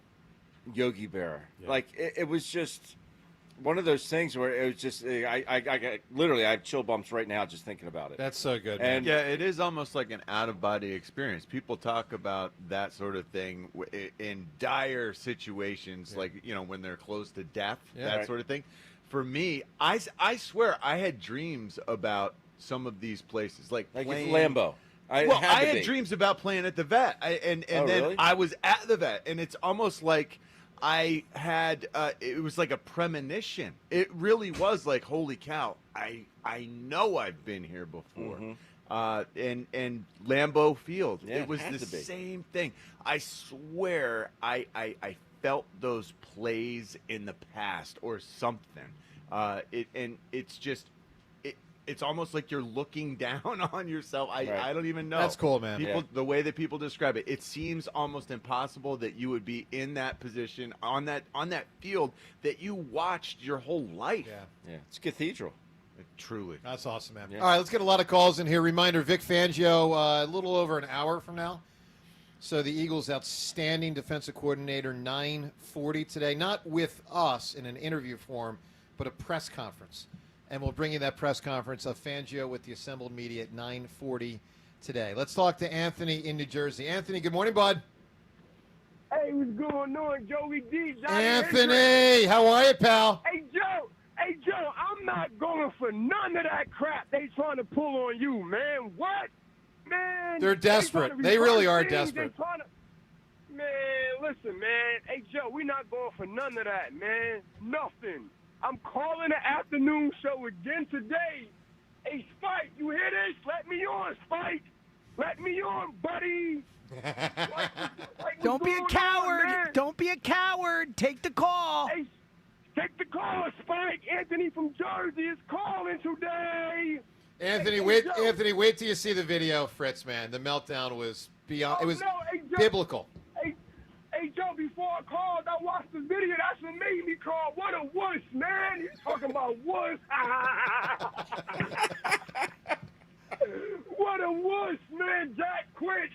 And they trying to flip it on my boy the Hammer. Well, I tell you what, we're not going for that. And after he beat you in tennis, oh, my God, you're going to quit. He's going to melt down, Hammer. There you go. Now, Anthony, I'm going to give Fritz one compliment because he deserves it. After the golf thing, he really answered the bell at baseball. I'm not peacocking around here today because, in part, he won the last one. He won it fair and square, kicked my butt. But I used this example earlier. If people remember Game 5 of the Knicks-Pacers series, Karl Anthony Towns answered the bell. Played a great Game 5. Great Game 5. And then in Game 6, he was back to nothing. So that's Fritz reminds me a lot of Towns. Skilled, but soft. Skilled, but soft. Right. I think that might be something you might want to tell him from the stands in the tennis competition, Anthony. Because he is skilled, but what is he, Anthony? But soft. Thank you, sir. Anthony, give me an answer. A scene involving a lawyer. Harvey Dent in the courtroom. They tried to kill him. He disarmed the gun and broke it down. Carbon fiber, 22 caliber, made in China. If you want to kill a public serviceman, I suggest you buy American. Wow, Harvey Dent. That's an interesting answer. Which of the 3 Batman movies was that? The third, I think. Was he in all Harvey three? Dent? Was he in all three movies? I thought he was in 2. I get think he was them in the confused. second. Well, so two, maybe? I was always I'm pretty upset sure he was because in the second two. he turns into Two-Face at the end of the second or third, and then he never makes an appearance again. I don't think. Okay, I don't remember. Yeah, Great character though, no question about that. Let's talk to let's go to Ray right now in Northeast Philadelphia. Raymond, good morning, sir. How you doing today? Good, Ray. I just called to, well, first of all, hi, morning crew. You What's gave my up? wife a copy of your book yesterday. And, You got it? Wait, you got the book yesterday? No, you gave it to Annette. Oh, I sure did. Yes. Where I get Yes. my haircut. That's exactly right. I wanted to give Well, Annette and Candy and the whole crew. Yes, thank you. Yes. So, yeah, but what you really made her day, with the way you signed it. So Well, I thank just you. wanted to call up and say thank you. Thanks, Ray. That's very kind of you. You have an unbelievable, wife. Obviously, I've known her for about 10 years when she's been working Yeah. there. That I've known her, and that's wonderful. I'm glad. I could see that she was very happy to get the book, and I'm thrilled to hear that it moved you to call the show. I appreciate that. And, your crew there gives you a hassle sometimes. I almost called the time they were giving you a hassle about falling asleep, getting your hair washed. Well, I did it again Remember? yesterday. Well, you do it every time. Correct. It's just you get so relaxed. How It's long so does it weird. take them I'm to wash sorry, your hair? Ray. Well, I it's know not so you're- much the washing, although sometimes in the washing, which is a 5-minute thing, it's normally during the haircut. It's such an awkward thing to do. It's so They awkward. wash your hair for 5 minutes. Yeah, they're right. Like, what on so there's earth that are part. you doing? There's no way I go to it a takes them salon. 5 I go minutes. to a salon. Oh, well, that's not surprising. I will say your hair looks very good. Fine. Thank you. It looks It's very the good. falling asleep part that is weird. So and it used to awkward. happen maybe once a year, but since the move to the morning show, I would say I fall asleep more than 50% of the time when I get my That's haircut. unbelievable. Because at 12 noon, 1 o'clock, I'm freaking tired. I just fall asleep. Now, it's just now everybody. cuts around it's not just washing hair. She gives a good scalp massage. Oh, it's the greatest. That's what I'm No, saying. no, listen. You obviously know, Ray. You're right. Yesterday was a triple whammy. Yesterday I fell asleep during the haircut. Then we have the pause for the scalp massage. Fell asleep during that. Went back to the other chair and fell asleep for the remainder of the haircut. It was a 3-fall sleeper. Oh wow. How do you fall asleep when you're actually getting? I can see the scalp massage, falling asleep there. I could possibly see that. Yeah, like, but I when you're close my actually eyes getting doing your hair cut, it's Which- like Apparently I don't move. Apparently I don't. I just and she cuts right Doesn't around. that it. work That is against like remarkable. a human? That's remarkable. Like there are human instincts that like prevent you from just like falling unconscious in the middle Right. of a room. That's aren't what I'm there? saying. Like, Are you like if I'm narcoleptic? sitting there having something done to me by another human being, and there are other humans in the room, like I feel sort of like I need to protect myself. Not really, but just enough that I'm not going to fall unconscious. Well, and I also do. I am polite about it. I normally inform, Candy, who cuts my hair. I say, hey, I think I'm about to doze off, How so I'm can you- sorry. I'm going to stop responding. Like our conversation's about to end. Candy. I'm about to. How can you be so trusting of Candy? She's been cutting my hair Okay, since 2000. don't bring candy into This is a Joe DeCamara problem, not a candy problem. All right, Ray, I love your call. I need an answer, my man. You can win the tickets to the Eagles training camp practice. Mine was Justice for All, so that was taken. Now look, he treats the girls well. He's been with Candy since she was working at Willow Grove Park Mall. That's right. He's followed her. He is very loyal. Well, I love that John tried to rip candy to her husband on the phone too. No, this is Annette's husband. Oh, Annette's Yes, husband. Okay, yes, okay. Yes. So, and he tips very well. He is a good client. So, now Ray, I just wanted thanks, to man. call and say thank you for the book. You made her day yesterday. Thanks, buddy. I hope That's you wonderful. both enjoy it. Ray, stay well, man. Appreciate the call very, very much. All right, let's listen to AJ That was Brown. awesome. That we was pretty need cool. more like Ray and Candy calls. That type of thing. That was fascinating. Well, that was interesting. All And right. that's husband Ray. So Good for A.J. Brown, certainly amongst the best receivers in football, but in this offense, his numbers often don't show it. Now, you might remember the start of 2023 for, 8 or 9 games, he was on fire. I mean, we were talking about him as a potential MVP candidate, and then his numbers dropped off as the overall performance of the offense dropped off down the stretch. Last year, he was exceptional again, but his numbers don't reflect it. For instance, Jamar Chase has almost double the catches of A.J. Brown last year. And we all know A.J. could be that. At least I believe that. But in this offense, it's a different deal. Really, I would say almost fascinating answer from A.J. yesterday. Listen to how well thought out this is. And here's what I mean by that. You're going to hear a pause that is long because he's thinking. And we're going to play the whole thing. Listen to A.J.'s fascinating answer, and I admire this, when talking yesterday about his role in this offense and in pro football. You won, obviously, the Super Bowl. You've got 2 big contracts, all pros, Pro Bowls. Like, at this stage in your career, what left is there for you to accomplish? How do you approach the second half of your career? Let's call it.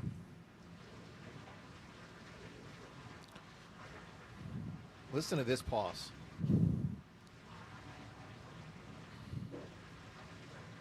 He's really thinking. Just continue just to be the best version of myself, you know. I truly feel like I'm the best in the league, and I want to put a stamp on it, you know. So I'm definitely motivated, but also I have to put the team first. So.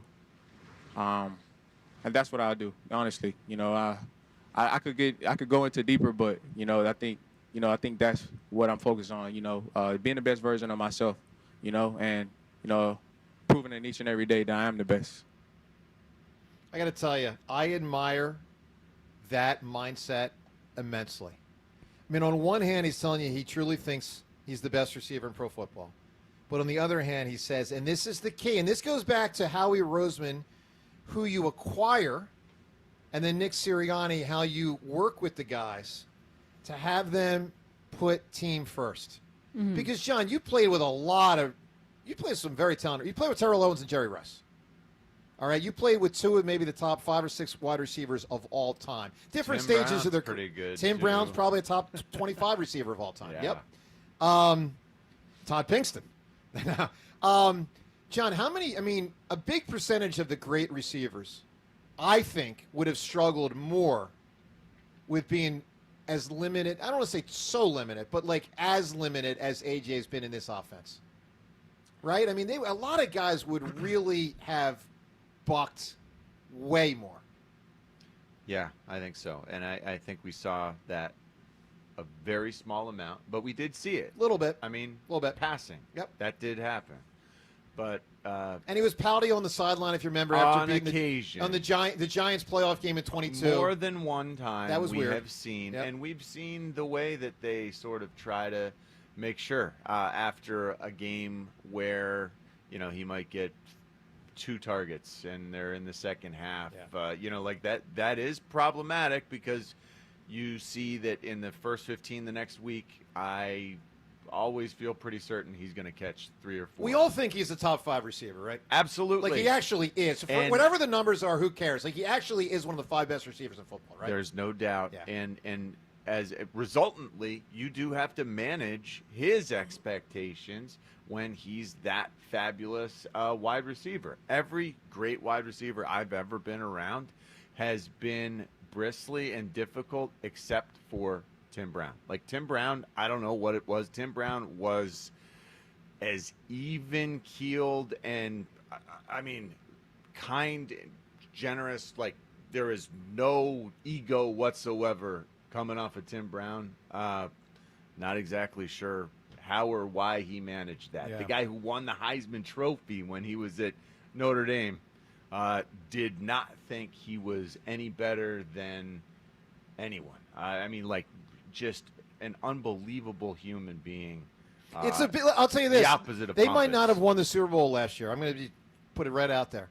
If A.J. Brown had caused a bigger problem, they might not have won the Super Bowl. Because here's what it could have led to: it could have led to them passing more to acquiesce to him, which would have probably hurt the offense. Wow. It could have led to more disharmony in the locker room. And that was in some ways I really avoided by the honesty and the openness that was arrived at. Like when it was very matter-of-factly discussed, hey, yeah, sometimes guys aren't on the best terms, and we have to be better and more intentional in the way we deal with our teammates. You know, Brandon Graham had a lot to do with that. Sure. And I actually will tell you, and I have no proof of this, zero.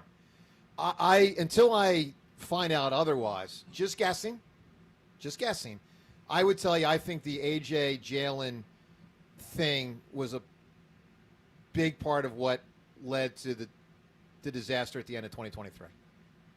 I just sensed, based on comments and based on innuendo and based on things I would hear from other people, because they're clearly not on the same page from a friendship standpoint the way they used to be. I mean, I think that's, I mean, Ike who knows 1,000 times more about any of this than all of us because he's so connected to the organization, having played there for so long.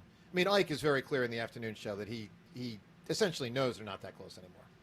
And it just always struck me like that may have been one of the main things at the end of 2023. But here's the key.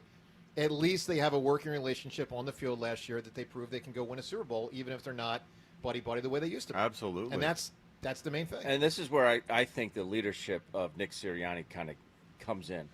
You know, we talk about the accessibility of Nick Sirianni with his players and this and that, and how he's almost a friend figure. I look at it more as like a parent figure, because you want to be a parent. You don't want to be your kid's friend. You still want to be their parent. They want to see your leadership, your accountability, your preparedness, and I think that's where these players see out of Nick Sirianni.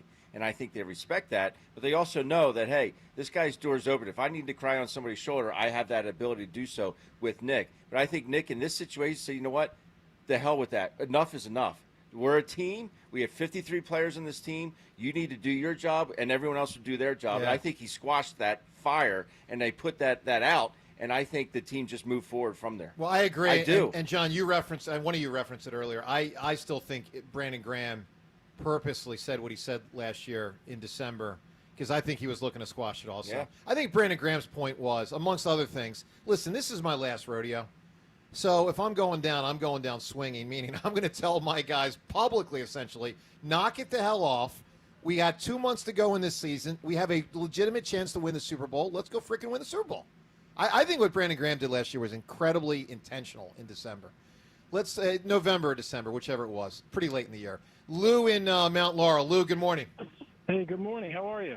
Doing great, Lou. Hey, Joe, I know you wrote a book, and you said it's for, is it a children's book or a kid's book? Yeah, so, it's funny. I've kind of vacillated on which words to use. I generally use younger sports fans because when I initially was saying kids, and I had people say to me, well, a 15, 16-year-old, a teenager doesn't think of themselves quite as a kid anymore. So I kind of just say younger sports fans because it's, I would say, readable for about 10 and up. But also, by the way, should appeal to adults as well. I mean, it's written kind of, how a newspaper can be read by, like, fourth graders up? It's kind of written newspaper way that everyone can read it. Well, Joe, I'll tell you why I ask. I'm an elementary school principal, and I'd love to have you come and maybe read a passage to some students or maybe I would love to. the older look at kids. that. I would love to do that, Lou. I would love that. Thank you, my man. Listen, let's set that up. How about off the air, Seltzer can get your information, and I would love to be there. What if I don't want to do that? I think it'd be great if you could talk. I appreciate that. You could talk to the kids about the writing process and kind of why you started and maybe any challenges you had to overcome. I think it'd be a great message for the kids. We're a huge Philadelphia sports team school. I'd love to have you in to read to the students. Thanks, my man. What school is it?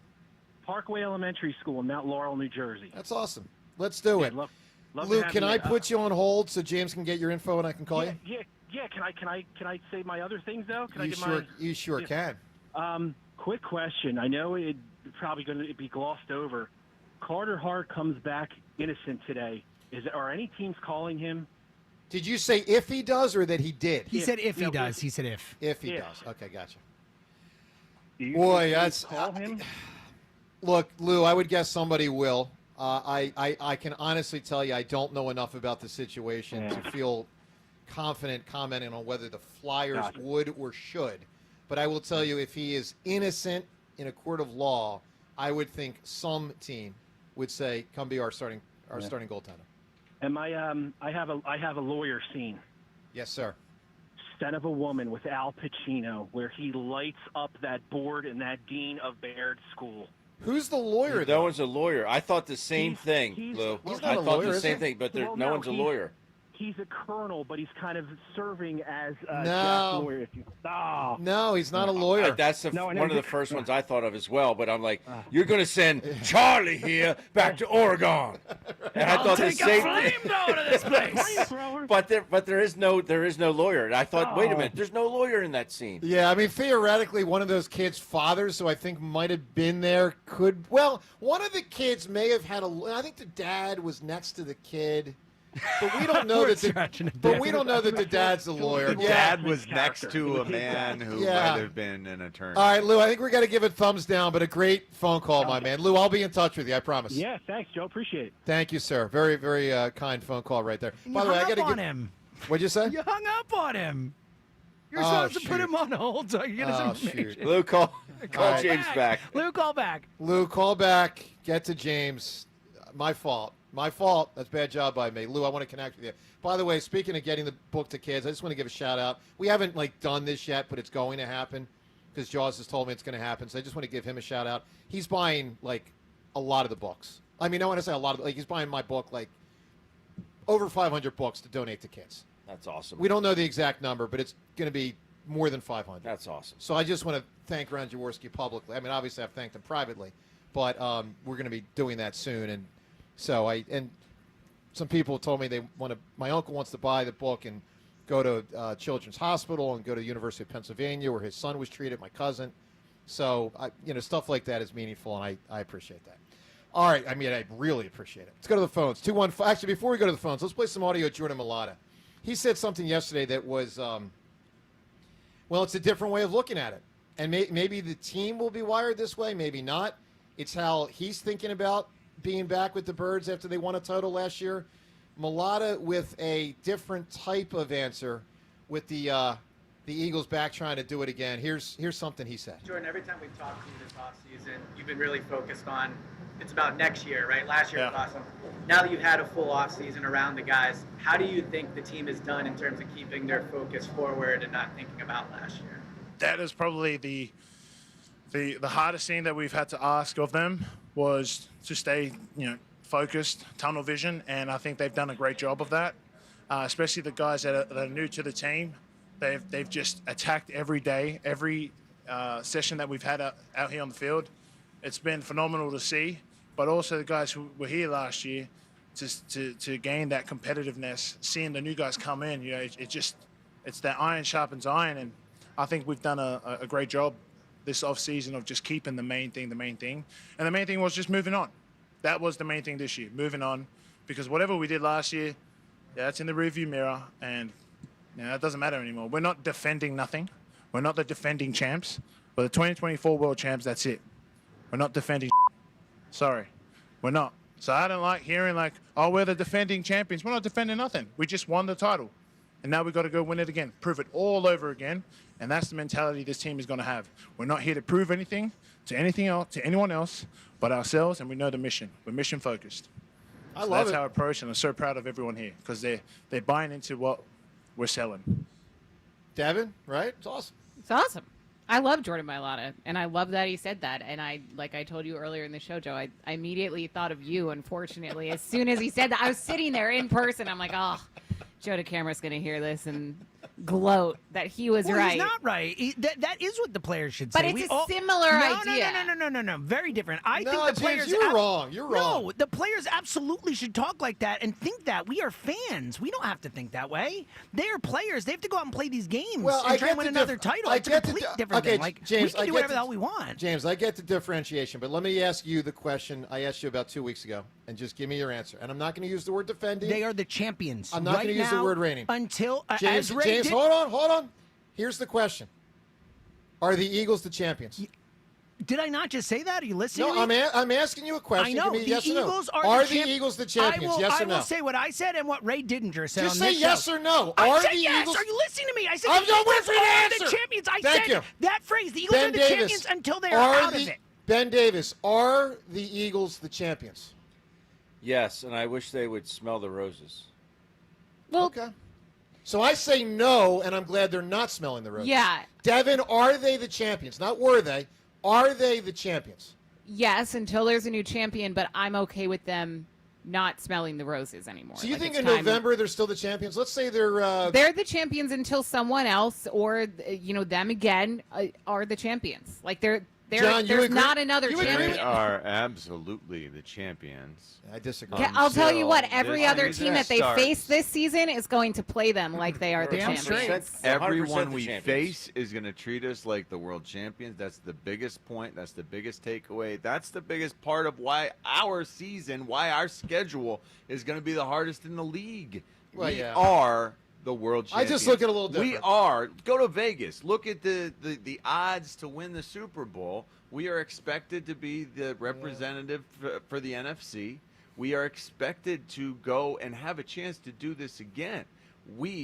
And every team I was ever on, we treat the team that won the Super Bowl the year before like they deserve our reference because they do. Yeah. It is really tough to pull that off. It is really tough to pull off what this team did at the end of last year, which was play two of the most dominant football games I've ever seen. Totally. And I think they can do that again. I think it's not that big a stretch for this team to get there. I don't think they'll start there, but I think they can get back to where they're that much better than every other team in the league. Yeah, I was a very limited offensive player on the baseball field, and I wish I'd have done it earlier in my career, but I started to do it later in my career. I used to go back and look at the good things I did at the home plate.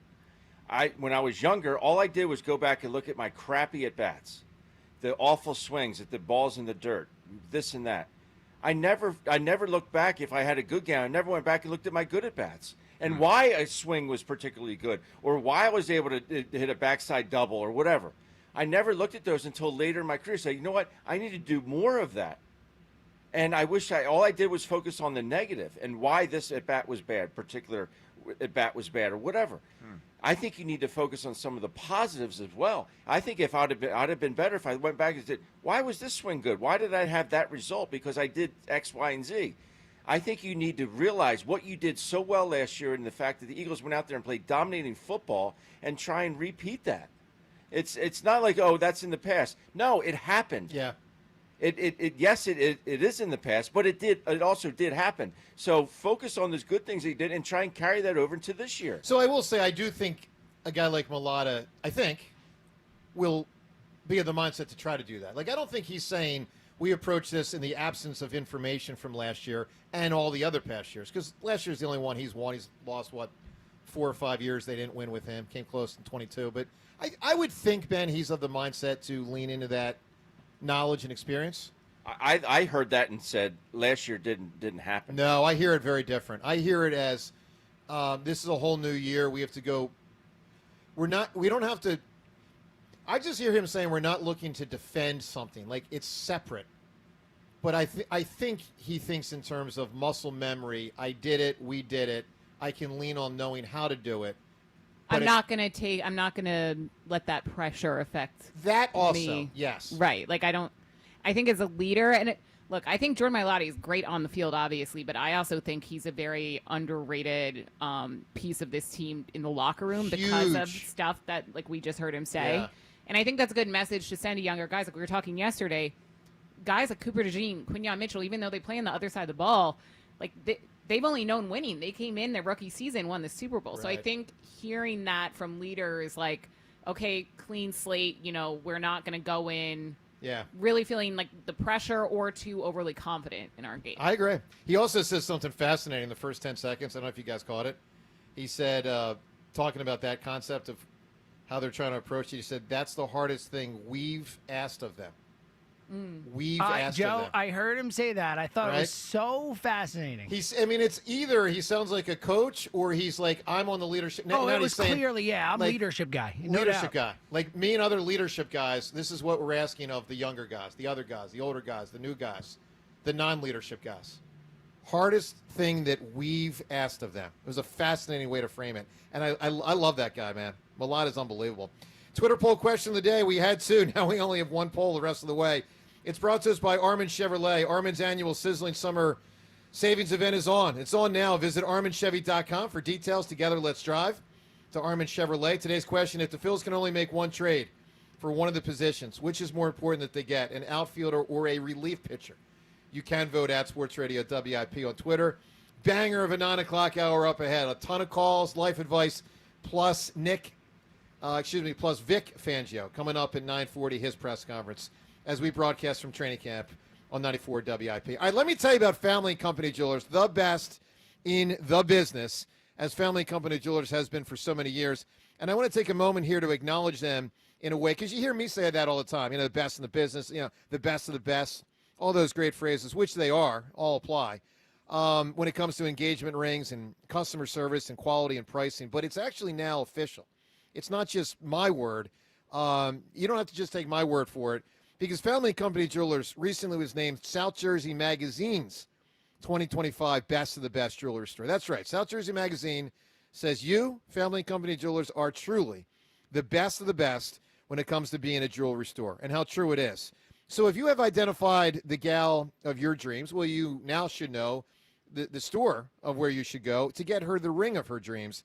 And that's a great diamond from Family and Company Jewelers. Take yourself right there to get her the ring from the best of the best. Family and Company Jewelers, Route 70 in Marlton, New Jersey. They are the best, and they are South Jersey's diamond destination. The diamond has been left in the dust. Jack Fritz beat Joe DeCamara today in dominating fashion. 2 rounds into this battle of pride and pain. Both sides of the elbow hurt. My arm is so dead. It's dead even. Jack did a great job, and I did not. I mean, congratulations to him. Pretty embarrassing showing by the hammer, if I'm going to be honest. Joe versus Jack. Round 3, the tennis challenge. Who will get served? I think there's a good chance I win tennis. I haven't played tennis since I was like 8, so. They're heading to the court. I'll be ready. At FDR Park, Tuesday, July 29th, starting at noon. Only on Sports Radio 94 WIP. Breaking news coming in from Bet365.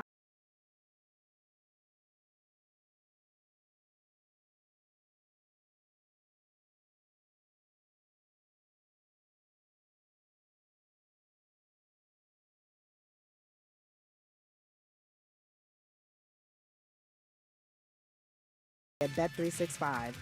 Gambling problem? Call 1-800-GAMBLER. 21 plus only. Must be physically located in Pennsylvania. T&Cs apply. Bunker Buster deals at Dell Chevrolet. Buy with 0% financing and no money down available every day at Dell Chevy. DellChevrolet.com. Jack, sell them for less.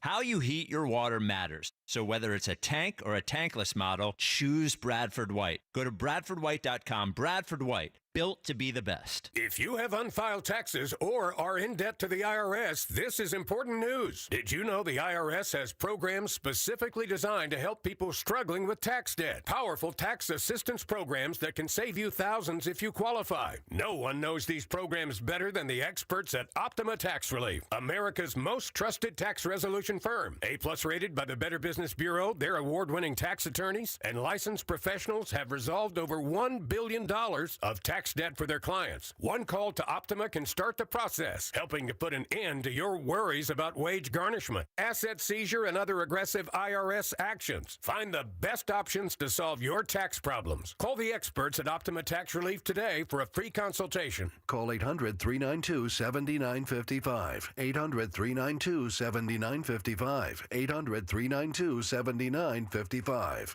Optima Tax Relief. Some restrictions apply. For complete details, please visit OptimaTaxRelief.com. Still getting around to that fix on your car? You got this. On eBay, you'll find millions of parts guaranteed to fit. Doesn't matter if it's a major engine repair or your first time swapping your windshield wipers. eBay has that part you need, ready to click perfectly into place for changes big and small, loud or quiet. Find all the parts you need at prices you'll love, guaranteed to fit every time. But you already know that. eBay. Things, people, love. Eligible items only. Exclusions apply. Life insurance. Why are you putting it off? Can't afford it? Too much hassle? Think you don't need it? There's lots of excuses for putting off life insurance. But if you weren't there, who would pay the mortgage and other bills? With Ethos, you could be covered in 10 minutes and boom, family protected. Ethos, fast and easy online term life insurance. Up to $2 million in coverage with no medical exam. Some policies as low as $1 a day. Answer a few health questions and get your free quote at ethos.com/radio. That's ethos.com/radio.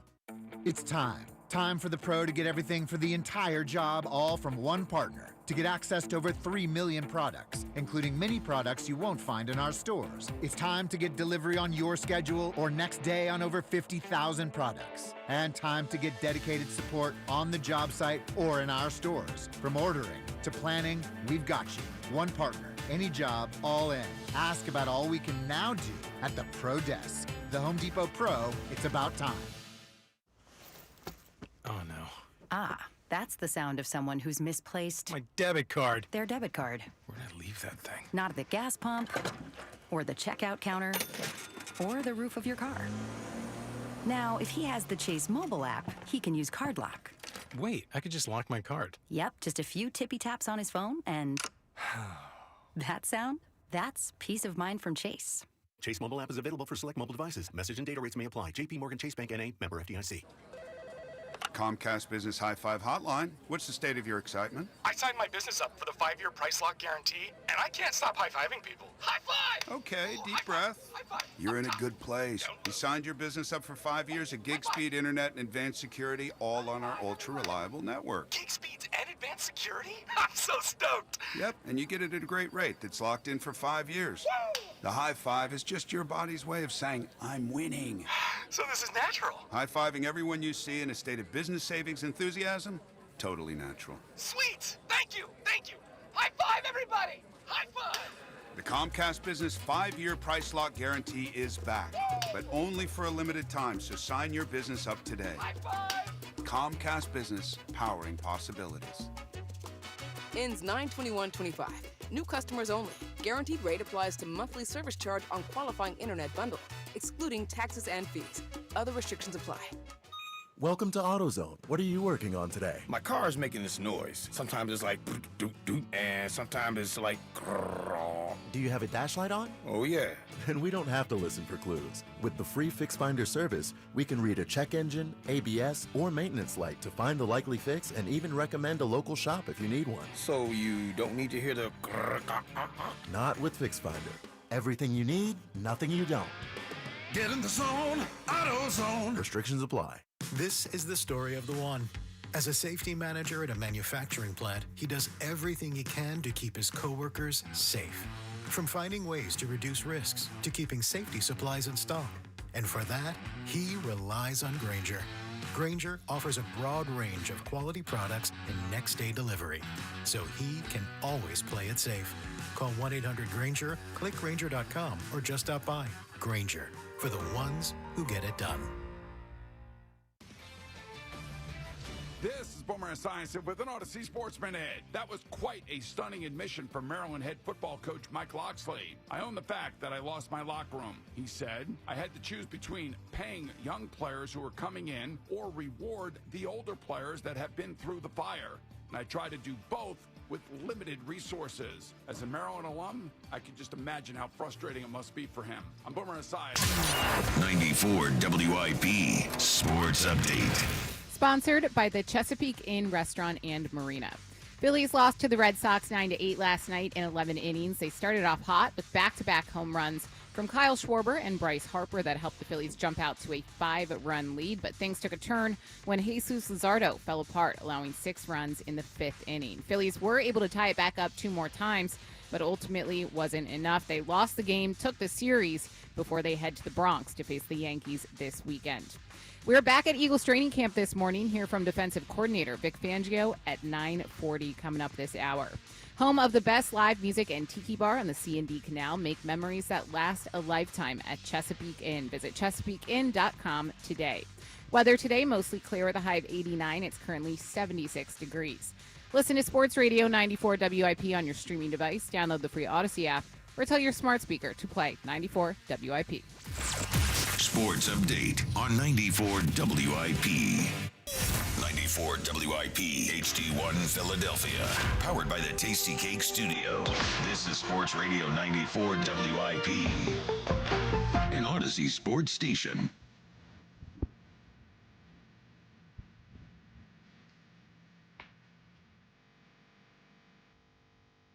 Song starts so strong, man. Bring it at you. Now, when Robert Plant says shake that thing, I think we know what he's talking. Ben, I think it's kind of understood. is she wagging her finger at him like the Dikembe Mutombo? Yeah, that's it. The finger. Yeah, sure. You know what's so amazing 100%. about that song? What? The key signature, the time signature. I'm sorry. The time signature, like the beats per minute, all of that, it changes in the middle of the song. Like you can hear how it sort of feels like it's just rolling and rolling, and like a giant snowball rolling down a hill in the Himalayas, getting bigger and bigger and bigger, just getting so much inertia. Then they switch to a different time signature to where it even makes it feel like it's going faster, and then it goes back, it switches back, and it's so brilliant, it's so genius, and they're doing something. It's like almost impossible to do. Yeah, you hear music different than that. To have all these guys together, You hear music like, than most of us, I think, is the knowing, takeaway, yeah. But it is amazing knowing how to adjust that time the way they all do it so seamlessly. It takes an incredibly good drummer, which John Bonham, of course, is one of the greatest to ever live. Yes. But that's the part of Black Dog that's the coolest. Love it. Fangio in about a half hour, 9:40 press conference. James, what's the number one question to ask Fangio? It's got to be about Jahad Campbell, right? Where's he going to play? Or about Jalen Carter. Or Cooper. What about Jalen Cooper Carter? DeJean at He safety. didn't practice yesterday. Oh, well, yeah, but I mean I'm bigger not too worried about picture. it. I would say Cooper DeJean at safety is right up there, too. But I think Campbell's probably first. But Cooper DeJean, the safety thing is fascinating because he was out there again yesterday. And, Keeley, how that's all going to play out, I think, is fat and important. So I think that's a big one, too. There's that, and Trot Jr. was, as far as I could tell, was starting opposite Zack Baun on the inside yesterday. So the two inside off-ball linebackers were Zack Baun and Trot Jr. Yeah. So that's interesting to follow. Here's up another. on. Jahad should be getting those reps to learn if he's going to be able to serve in that capacity early in the season. Well, we'll see where he plays. Another thing, just because I think Fangio gives you an honest answer more than most coaches, and I'll call it a forthcoming answer, because two different things. There's honesty and then there's forthcomingness. Forthcomingness is I'm willing to say what maybe I shouldn't say or other coaches wouldn't say. I'd be interested in someone asking him, how concerned are you that the players that are replacing Milton Williams, Josh Sweat, and Brandon Graham won't live up to the standard of Milton Williams, Josh Sweat, and Brandon Graham? Because you may get an interesting answer where he gives you a window into his concern or not. I don't know. It's just because they lost 3 of their main 5 guys up there from last year. That's a lot to lose. Life advice with the Hammer. We do it on Thursdays. I think he's excited about these players like a Jomo, like guys. Oh, who Jomo are was probably. stepping up. Would he be 6th last year of that group up there? He'd probably be next. So I think you can trust the Jomo, but then it's like beyond him. Who do you trust? The rookie guy. Was that guy from Nebraska or something? Yeah. D-tackle from Ty Robinson? Yeah, that guy. Yeah. Like, do you I'm excited to see what he's got. I'm really excited for Ty Really Robinson. excited. Yeah. He's unconventional. I think he's going to be explosive. But he is stepping in into some ways big that shoes. Yeah. Because Ben, No when doubt. they clobbered Mahomes, they clobbered Mahomes at the front 4. Yeah. They weren't blitzing. It was unbelievable. Mm-hmm. Yeah. All right, life advice with the Hammer, something we do every Thursday right around this time. Seltzer, what are we looking at today? My life's a The waste Open. of time. It's time. I'm a tool. For life advice with the Hammer. You know how rock bottom your life got to be to get life advice from Joe DeCamara? The Hammer. I'm an idiot. Hey, Seltzer, I am an idiot. But I'll ask it for the second time. What are we looking at today? All right, good question from Milwaukee, Greg. Greg asks, how should I handle a major embarrassment, like a whole community of people watching me fail? Wow. Well, that's a whole different. I mean, I thought he was going to ask that without that last addendum. If that's something about me and Jack, that's interesting. I mean, the main way to handle a major embarrassment is just act like it wasn't actually you. Just pull a Shaggy. What, me?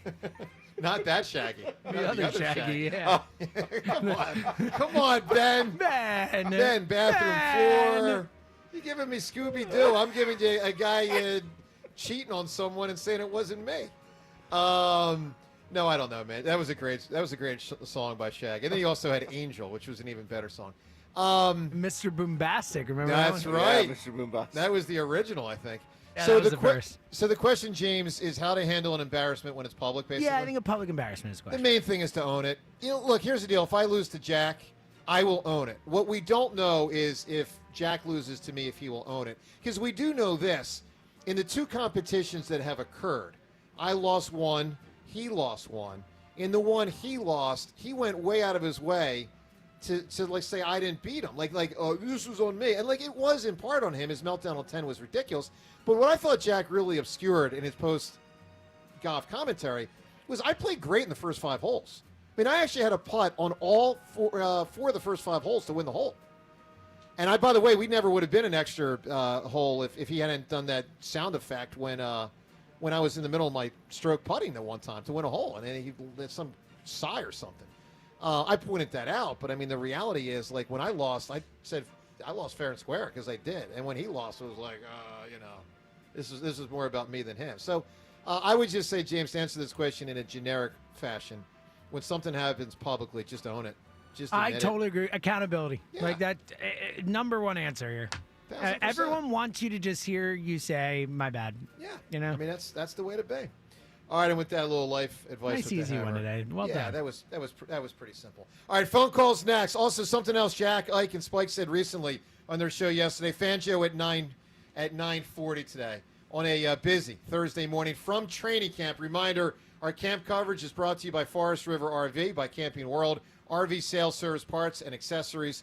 Fangio soon. Phone calls next on 94 WIP. Just when I thought Wild Fork Foods couldn't make my life any easier in preparing the best restaurant quality meals at home, they've outdone themselves again. I'm loving Wild Fork's new Easy Kebabs. These restaurant grade kebabs are available in an assortment of meat and seasoning selections like the beef steakhouse, Cajun chicken, and lamb, lemon, and garlic. They're already perfectly marinated and ready for the grill. You've also got to try their beef chimichurri seasoned outside skirt steak. This steak comes seasoned with their dry rub, so you can enjoy a chimichurri without the extra calories of oil. It's a mildly spicy blend of parsley, garlic, crushed red pepper, and oregano. It's so delicious. Wild Fork helps keep your dinners simple and delicious too. Visit one of Wild Fork's Greater Philadelphia retail locations today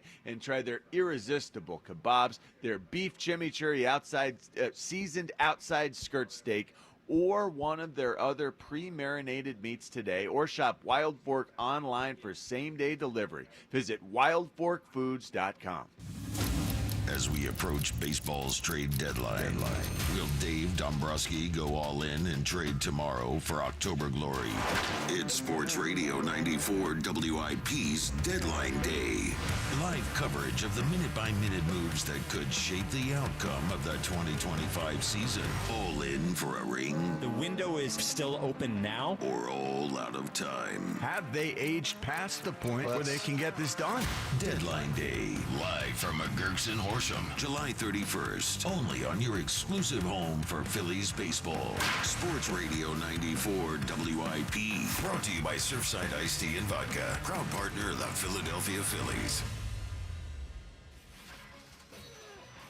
I'm Ryan Horvath, here to help you beat the books with the BetMGM Network. We're just over a month away from the start of the college football season. Brian Kelly and the LSU Tigers have a favorable schedule and a healthy, hungry Garrett Nussmeier. I think that the Tigers are in prime position to take the SEC at plus 750 as a long shot. I'm Ryan Horvath. Bet smarter and beat the books. Download the BetMGM app today. Wesley Financial Group is not a law firm, and Chuck McDowell definitely not an attorney. This is Chuck. If someone talked you into buying something really silly and you want to get out of that silly little thing, my advice, get the facts. Call me and I'll send you our timeshare exit kit absolutely free. Inside, you'll learn how timeshare works and all your options for cancellation. Call Wesley now for your free timeshare exit information kit. 800-761-0000. That's 800-761-0000. Paid for by Wesley Financial Group. Citizens, since we each upgraded to Xfinity in our homes, the Wi-Fi has been booming. It's fair to say our town has officially become a boomtown. Mayor, will I be able to drop into multiplayer gaming battles with low lag? The lag won't be an issue, but your questionable skills may be. And what if I have hundreds of devices on the Wi-Fi? Purely hypothetical. Seems like a lot, but sure, hundreds of devices all booming together with the Xfinity Gateway. Yes, friends and neighbors, with Xfinity, the Wi-Fi is booming. The Wi-Fi isn't the only thing that's booming. Now get the most reliable Wi-Fi and our best-in-class equipment for one consistent price for 5 years guaranteed. All in. Plus, get unlimited data included and no annual contract. All with the 5-year price guarantee from Xfinity. Visit Xfinity.com, call 1-800-XFINITY, or visit a store today. Restrictions apply. Not available in all areas. New residential customers only. Select plans only. Xfinity Gateway with X5 Complete required for unlimited data except in certain areas. Most reliable Wi-Fi based on Open Signal Awards USA. Fixed Broadband Experience Report, August 2024. Actual speeds vary. The times you spend with your friends and loved ones are the best and will become lifetime memories. Make sure you stay in the picture and stay away from fentanyl. Learn the dangers and risks of this frightening, deadly drug at stayinthepic.nj.gov. Visit stayinthepic.nj.gov. Experience the action of the Sport of Kings all Saratoga summer, no matter where you are. With Nyra Bets Horse Racing, betting with the app is fast, easy, and secure. Get your $200 deposit match bonus for new members at nyrabets.com/Philly200. Hey, navigation, take me to the Philadelphia area Kia dealership with the most inventory and super low lease payments. Navigation is rerouting you to KiaofCherryHill.com. Choose from over 450 new Kias, including Tellurides, Sportages, K5s, Carnivals, Seltos, Souls, and more. Only at CherryHillKia.com. Drive home your new Kia today, just minutes from all bridges, or online 24/7 at KiaofCherryHill.com. Only at CherryHillKia.com. We finally switched to T-Mobile because with them, we can be connected here and there. Let's watch a movie. And we have Netflix included to enjoy our favorite shows and movies. ¿Qué tal está? Bacanísima, pero ya la vi. Now the hard part is getting them to agree on a movie. Switch today and get a Samsung Galaxy S25 Plus with Galaxy AI. Plus, your plan price is guaranteed for 5 years. Save today, guarantee for tomorrow. Visit a store, T-Mobile.com, or call 1-800-T-Mobile. 1-800-T-Mobile. Guarantees monthly price of talk, text, and data. Exclusions like taxes and fees apply. See exclusions and details at T-Mobile.com. Receive Netflix standard with ads on us with qualifying plans. And Doug. Here we have the Limu Emu in its natural habitat, helping people customize their car insurance and save hundreds with Liberty Mutual. Fascinating. It's accompanied by his natural ally, Doug. Limu, is that guy with the binoculars watching us? Cut the camera. They see us. Only pay for what you need at LibertyMutual.com. Liberty, liberty, liberty, liberty. Savings vary. Underwritten by Liberty Mutual Insurance Company and affiliates. Excludes Massachusetts. I'm Piera Palazzolo, VP of Digital Marketing for the American Management Association, a company focused on the management training skills needed to enhance the careers of business professionals. We did our research when it came to the best companies for website development and chose AmericanEagle.com. And we couldn't be happier. AmericanEagle.com worked closely with us to understand the front and back end requirements needed to launch an e-commerce website that could handle the complexities of running thousands of seminars nationwide. Our robust new website and improved SEO saw immediate increases in site traffic and web revenue. If you're in need of managerial effectiveness and success, visit our website at amanet.org. If you're in need of a website that provides an unparalleled consumer experience, I highly recommend AmericanEagle.com. Transform your business today. Dial 877-WebNow1 for a free digital consultation with AmericanEagle.com. Some things can steal your sunshine. Ugh, I just got my hair done. Sorry, the cooler's broken. Anyone see my flip-flops? Anyone? But COVID-19 can steal a lot more. I just took a COVID test. Ugh. Prescription medications for COVID exist. If you test positive this summer, ask your doctor if they're right for you. Visit PfizerForAll.com/COVID-19 to learn more. Sponsored by Pfizer. Ready for your dream Las Vegas vacation? Enter BetMGM as your legendary Vegas getaway, and you'll have the chance to win a customizable Las Vegas experience. It's easy to enter. Just sign up for a BetMGM account and download the app, or log in with your existing account. Then place your bets on your favorite sports to earn up to 25 entries. You could win a trip to Vegas that includes an MGM Grand Stay, travel accommodations, resort credit, and your choice of an exclusive sports, entertainment, or club experience. Score the Las Vegas trip of your dreams by entering BetMGM's Your Legendary Vegas Getaway, and you could be on your way to your perfect Vegas vacation. BetMGM and GameSense remind you to play responsibly. See BetMGM.com for terms. 21 plus only. Pennsylvania only. New and existing customer offer. Subject to eligibility requirements. Please make sure to read our full terms and conditions before participating in this promotion. If you or someone you know has a gambling problem, help is available. Call 1-800-GAMBLER. 94 WIP Sports Update. Phillies lost to the Red Sox 9-8 last night in 11 innings. They started off hot, back-to-back home runs from Kyle Schwarber and Bryce Harper. That helped the Phillies jump out to a 5-run lead, but things took a turn when Jesus Luzardo fell apart, allowing 6 runs in the 5th inning. Phillies were able to tie it back up several more times, but ultimately it wasn't enough. They lost the game, but took the series before heading to the Bronx to face the Yankees this weekend. We're back at Eagles training camp this morning. Hear from defensive coordinator Vic Fangio coming up at 9:40 before their second practice of training camp. Weather today, mostly clear with a high of 89. It's currently 77 degrees. Listen to Sports Radio 94 WIP on your streaming device. Download the free Odyssey app or tell your smart speaker to play 94 WIP. Sports Update on 94 WIP. This is Champ Camp, live from the NovaCare Complex on Sports Radio 94 WIP.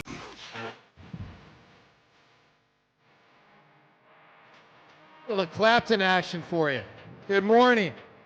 Vic Fangio, who played that defense last year the way Clapton, plays that guitar. You'll hear from Vic Fangio in about 20 minutes. All right, phone calls. Let's get to them. Also, something else from Spike, Ike, and Jack from yesterday's show. We'll get to that shortly. It's Champ Camp. It's brought to us by Forest River RV, by Camping World RV Sales Service, Parts, and Accessories. Let's talk to Eric. He's calling from Mount Laurel. Good morning, Eric. Good morning, guys. Joe, congratulations on the book. I can't wait to get it for Thank you. a 12-year-old. I think it'll be a great addition to his collection, and it'll be an opportunity to have everything concisely there, because I can go over all the stories with them, but to have it in a book form is fantastic. So well Thanks, done. buddy. Thank you. On your part. With Jalen, it seems like people are ripping him for being so businesslike and just to the point and not relaxing. But I feel if Joel won a championship, he'd be out in the clubs, and it would just be so unfocused and just a party if Embiid won it. Here, Jalen has gone the total opposite way and is just business, focus on the next step. And I don't think we appreciate that properly, because we're like, hey, loosen up a bit. But if Embiid was the champion, he'd be so loose, everyone would be like, tighten it up. Probably. But I will say this, Eric. One thing on Embiid I think is important to point out. I think a lot of what you're saying is based on him 7 and 8 years ago. I haven't noticed him acting that way too often lately. Now, I think there are times in games, including in the limited ways he played last year, he still gets a little too flippant with the fans on the road, where I think the veteran players in the NBA and the former players that have retired probably look at him and like, dude, accomplish more before you act like that. But I will say this, Eric, I do think Joel has matured a decent amount from the way he presented himself in the first 3 or 4 years. I really do. Agreed. And it took him whining about getting the MVP before it started to be reeled in. I actually thought he deserved it. I thought the second year that Jokic got it, I thought Embiid deserved it. I really did. I thought Embiid should have won 2 in a row. But I just appreciate Jalen's business-like attitude towards it, and to say let's go get the next one. And the fact that Kelsey's there helping the offensive coordinator kind of say, hey, listen, this is what worked in the past. The team seems ultra focused on moving on from the championship, favoring it as they did, but now it's time to get back to business. No doubt. I thought Kelsey helping them win keeping the tush push was a big offseason win, man. Big. Eric, Absolutely. Give me an answer. A scene involving a lawyer. All right, this was a longer scene, but it was great. It was in The Usual Suspects when Kobayashi, the attorney, was there waiting for Kaiser Soze and walking out, and Chaz commentary. And the foot straightening, and he's sitting in the car. What a good answer. Oh, wow. That's so. Kobayashi was his there's an lawyer. attorney in Kobayashi was the lawyer. That And was James, his lawyer. technically, Yeah. that's if we know for sure that he was. 'Cause Of there's- course, the unreliable narrator and all that. Right. But I mean, all we know throughout the whole movie is that Kobayashi's the lawyer. They That could call win. him the lawyer. You know. That could win. I will. Yeah, that could win. Kobayashi. Yeah, no, that's a big answer. James, let's play because we got a little bit more from Jack and Ike and Spike yesterday. The 13th of these here, James. Sorry I didn't communicate with you off air. Let's listen to a little bit more of the drivel that has disseminated from the afternoon show because they obviously just at a very basic level don't believe me. And Ben, you know, as an athlete, if you get hurt, you don't want to get hurt, but at least if you got hurt, you hope people believe you got hurt. Right. Like Andrew Toney, one of his big problems with the Sixers 40 years ago is no one believed him. And he's like, guys, I'm hurt. It's not like you're crying wolf. Yeah, I'm not crying wolf. I mean, it is what it is. Afternoon show spitting a lot of nonsense yesterday. Listen to what they say. We're not buying this. We're all. We all no, it's not nobody's passing buying our this. smell Yes, test. yeah, It's a nobody's setup. buying this. It's 100% a setup. Yeah, 100%. No way. Because I think he had his tennis coach on. The tennis coach said he looks great. Yeah, he's playing tennis, and he played golf last week. But he has apparently He spent surgery. He spent 3 hours at the The doctor doctor's. with a shot in his groin. Yeah, and the surgery's coming for the groin. Yeah.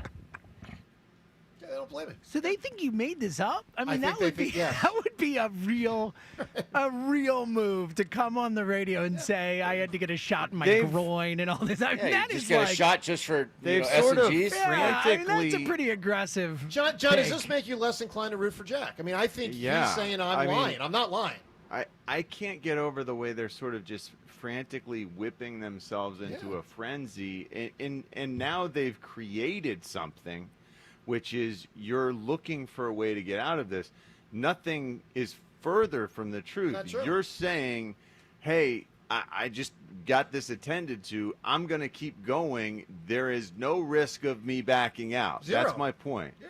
Now, the concern, I don't know. It seems like they now are at this crossroads where they don't know what they're supposed to be upset about. I agree with you.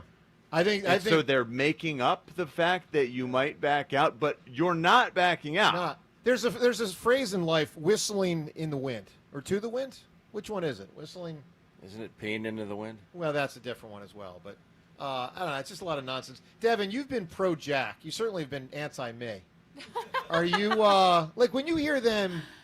I haven't been anti you. Yeah, well, you haven't rooted for me. I haven't really rooted for either of you, to be Yeah, honest. but it I kinda feel hurt. like Devin. I've been trying to Kind of hurt a little bit. get through this as Switzerland We in do a the way. show together. Well, I know. Well, do you?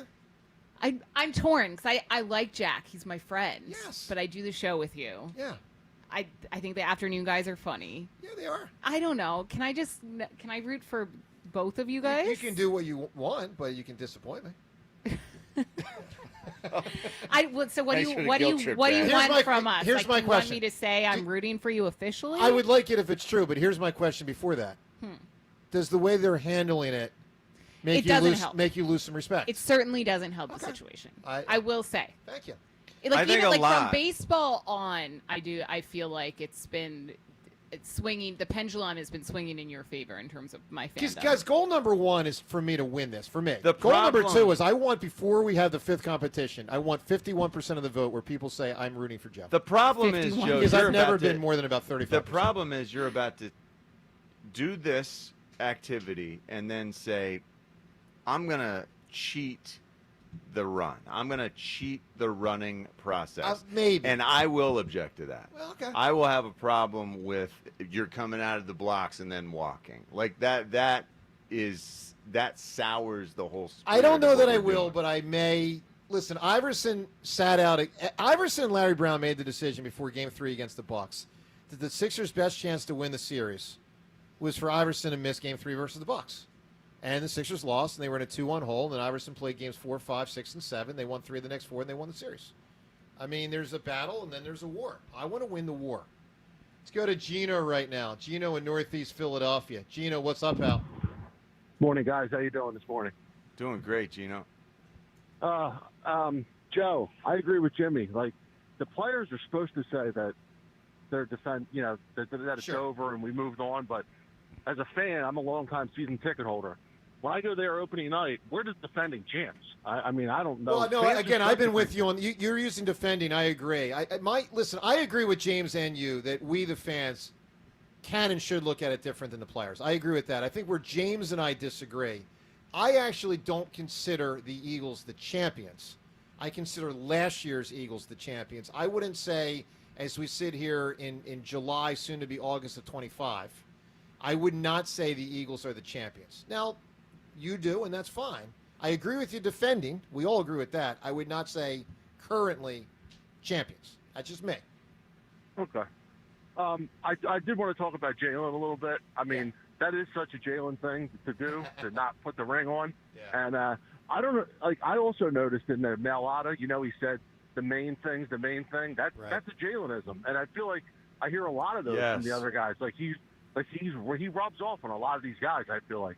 I agree. And I think Jalen, absolutely, no doubt about it. I think there's no question that Jalen, he'll never say it, but he knows that people still are disrespecting him even after winning the Super Bowl. Yep. You hear all this crap on TV. Oh, you could put any quarterback in there with the loaded roster. That's not how sports work. It doesn't work that way. You don't just fill any quarterback in. That's not how it works. It doesn't work that way. I don't know why people think it does. It works that way to an extent. I mean, Gino, the reality is Justin Herbert in there on that team, and they win the yeah, Super I Bowl. think That's the Eagles crap. would have won. Yes, I think the Eagles would have won the Super Bowl last year with Justin Herbert. I do. We don't know. Justin Herbert has played in one playoff game, and he has the worst collapse in the history of the sport. Like, how do you know Justin Herbert would step in and win that Rams game? Like, I can't prove that he would, but you can't prove that he wouldn't. We don't know. Well, I mean, he's played in 2 playoff games, and he was awful in both. I understand. Gino, give me a great answer for a scene involving a lawyer. Okay, so mine's from a TV show, the greatest TV show ever, in my opinion, and one of the greatest scenes that it's Levy.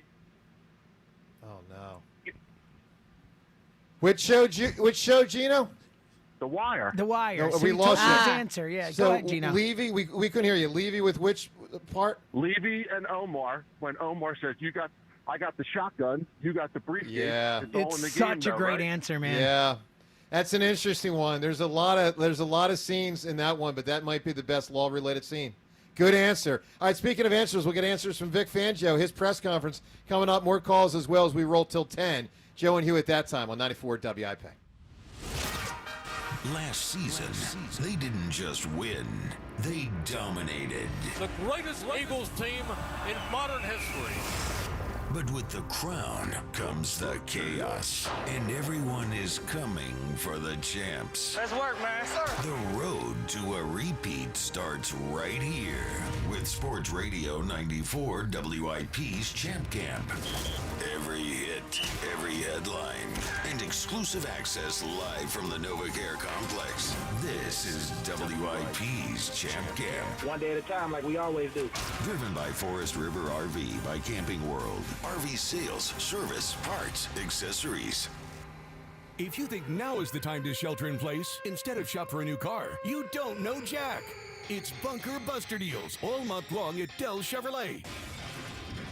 Savings so big, they're classified. Shock and awe. Buy with 0% financing and no money down available every day at Dell Chevy. It's time to nuke your old car or truck with the Dell Vehicle Exchange Program. Get into a new vehicle with the same payment you have now, or maybe one that's even less. Dell Chevrolet is the Delaware Valley's #1 destination for trucks and SUVs with the largest payload. Over 300 vehicles to choose from. Don't be too late.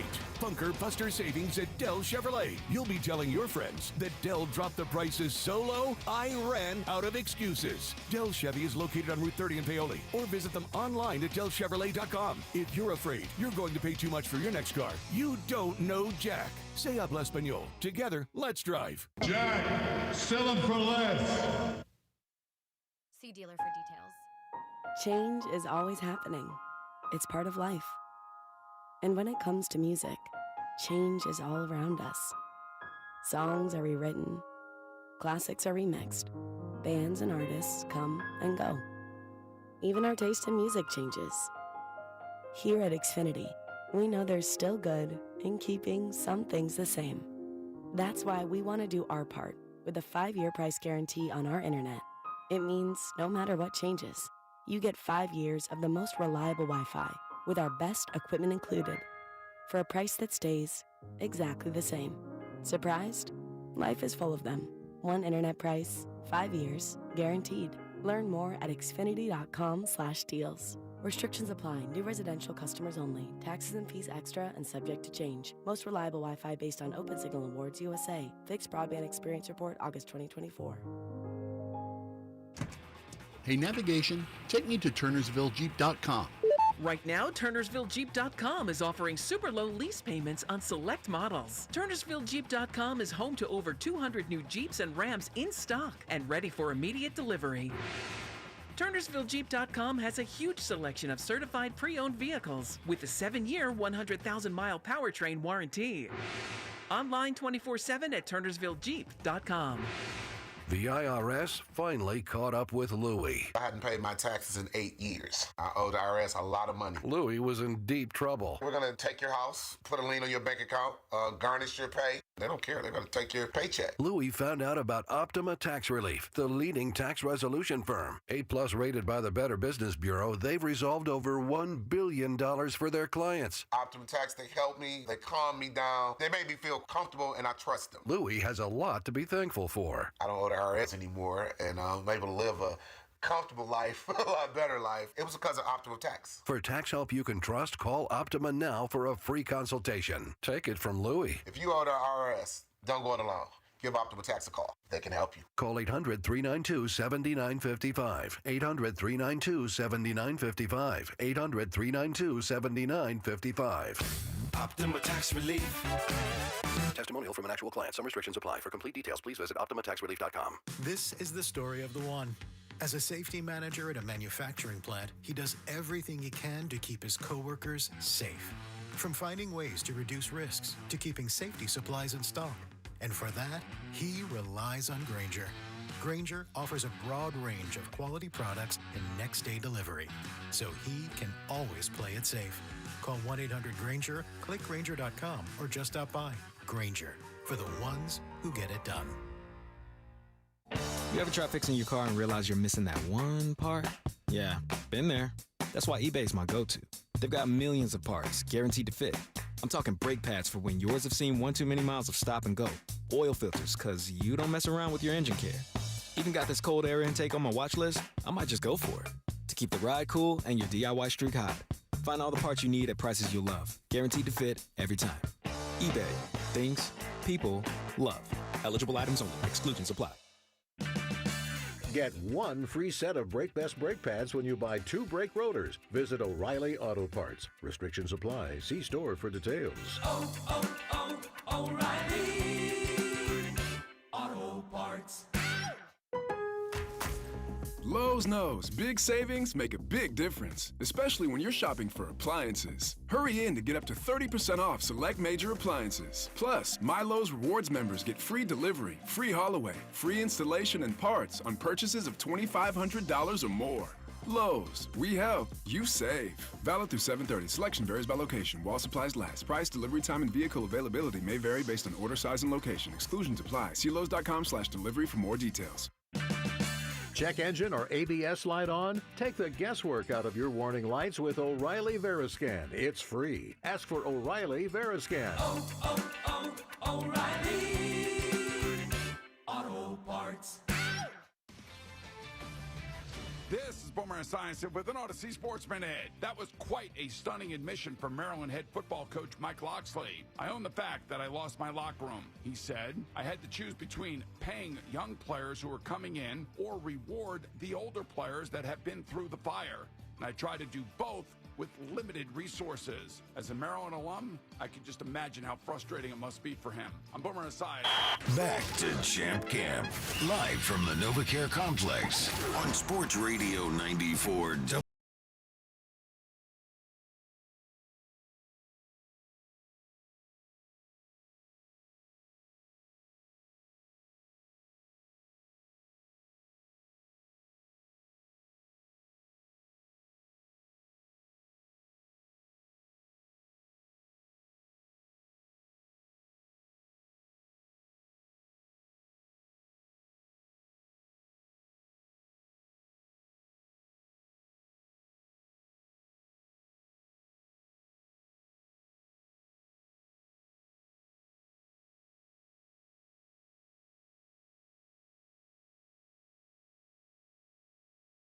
1. We'll hear from Fangio coming up in a matter of minutes and his press conference today. Let's get to the Twitter poll question of the day. It's brought to us by Armin Chevrolet.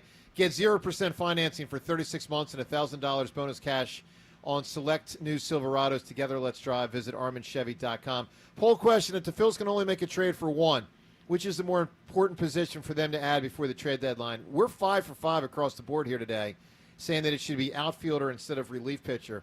John, how do you think people voted today, outfielder or reliever? I'm going to say that,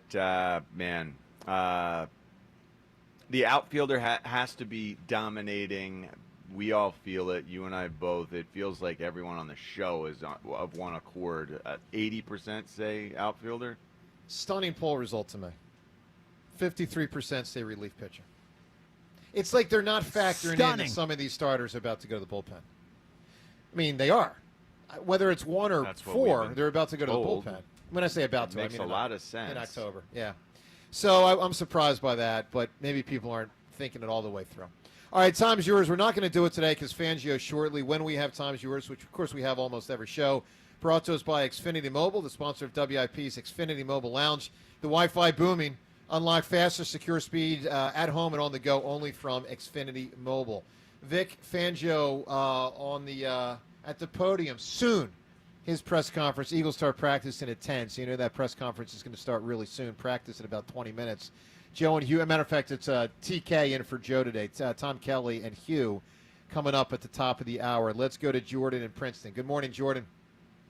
That poll result is very disappointing. It shows that Philadelphians know less about baseball than I thought I did, because if you can score runs, you can overcome a mediocre bullpen, which is what I think we need to do to win a championship. I don't know if that's the justification. I mean, that's a way to look at it. But last year they lost in the postseason for 2 specific reasons. They didn't hit, and they had bad relievers. I mean, they had good relievers that pitch bad is what I mean to say. This year, instead of having good relievers pitching bad, they generally have bad relievers pitching often. Ineptitude at the plate in the Mets series cost us the postseason last year. On a positive note, I don't think I heard mention, highest locally rated baseball broadcast, Philadelphia Phillies, 20% more viewers per night than the second-rated team, which is the LOL Mets. So Philadelphia does love its baseball. I do. We got great guys calling in the booth. Love Kruk. Esmond, before Vic gets up, real quick, I'm calling today. Philadelphian, 42 years old. I'm a big talk radio guy. I used to listen to WWDB as a kid. I even called in a couple of times as a young teenager. NPR, WHYY was my thing for a long time. I like news. I can't do it anymore. You guys have been the most incredible respite for a talk radio listener over the last couple of years. It's been a joy to listen to this show and to have a break from the monotony of the regular day. This Joe and Jack thing, everyone's amused by it. We all need to break from reality. John Ritchie, my 8-year-old's in the car with me yesterday. He says, hey, how cool is it that John Ritchie got to interview Ozzy Osbourne? Wow. So I'm not just listening to sports radio here. I'm listening amazing. to life, and I love it. And Seltzer is amazing. I was listening to you guys. It's 1 a.m. I'm driving back from Forest Hills, Queens with that same 8-year-old coming back from a Fish concert. I got home safely because I had the morning show to listen to on the Odyssey app. So I really I enjoyed appreciate being a part all of that, the show. Jordan. That's nice. And Jordan, thanks for being a part of it, man. You've been calling us for a couple months, I believe, and we love the calls. Give me an answer, pal. You can win the tickets to the Eagles practice. Four tickets, by the way. Best scene involving a lawyer. So I do have a bit more of a Seltzer answer than a DeCamara answer, but Jackie Childs in the Seinfeld finale. Have you ever heard of the guilty bystander? No, that's the nature of bystanding. They're innocent. I hated that scene. Really? A lot of people hated the way Seinfeld ended. No, I know. But you didn't watch the show, so you No, really but can't I got comment it on enough. I wasn't a non-watcher. So I rewatched it the last couple of years, and I came away thinking the finale is way too criticized. Like, in the moment, I was disappointed with it, but when you watch it back, it's really not that bad. Well, I haven't watched that episode in a while, but I remember being very disappointed. Ed in Phoenixville. Ed, you're on WIP. Good morning, team. What's up, Ed?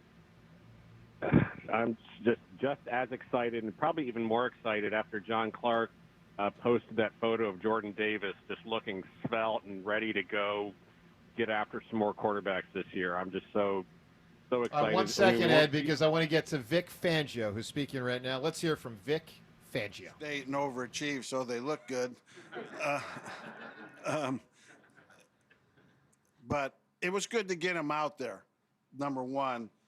It was just an hour of practice, but no earth-shattering news to report yet other than it was good that he was out there and he's progressing. With your experience at that position, what are things you look for from a young player to know whether or not they're ready for an expanded workload? Well, at that position in particular, obviously you have to know what to do and how to do it, assignment technique, but the instincts part of it, play recognition, diagnosing things, how quick do you react, that's very telling at that position, and we'll see how fast he comes along in that area. What did his knowledge level look like after the summer coming back to you? I thought he did fine yesterday. In the spring, I was having him off to the side and we were doing drills. And then yesterday's the first time he's in there against a moving offense. And, for what he's been exposed to up to this point, I thought he did fine. Is there any chance that the trainers are underestimating when Jacoby can come back? I don't think so. And how much does it hurt him? I mean, will it be a tough task for him to be around, given how much time he might miss, be around the start of the season? The start of the season? Yeah. What you had after practices, saw him working with Bosch a little bit as well. With who? Bosch, Jeremiah Washburn. Yeah. And I've seen that in the past with Zach. Is that something cognizant, or are they just working out on their own, or do you want them sort of sharpening those edge rushes? Yeah, we want to, that's something that he could possibly do. We have fronts where those guys move up on the line. And then, because of his background, again, depending upon how the roster shakes out and who's playing, it might be a position where we might need to play him at some point. You're a proponent of as much practice time as you can possibly get. But we found that push-pull, those conversations to be like coming off the Super Bowl season. What's coming off the Super Bowl season have to do with it? Yes. More taxing on the players last year, more absolutely. No, I mean, you got no better evidence than our own league, from 11 to 18, 2011 to 11-18, the Patriots were in 5 Super Bowls. The ones they weren't in, they lost the championship game. And then the last 6 years, the Chiefs have been in 5 Super Bowls. The one they weren't in, they lost the championship game. And they didn't alter their schedule and plan. When it comes to your scheme, it's been entrenched for a pretty long time. How much do you spend looking at it, self-scouting, in anticipation of teams trying to do whatever they can to beat it? Well, you're always self-scouting. You're always looking for ways to get better.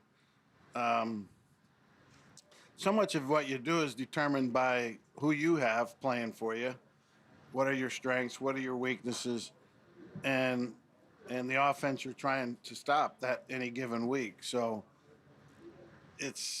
we're always trying to improve. I always study other teams,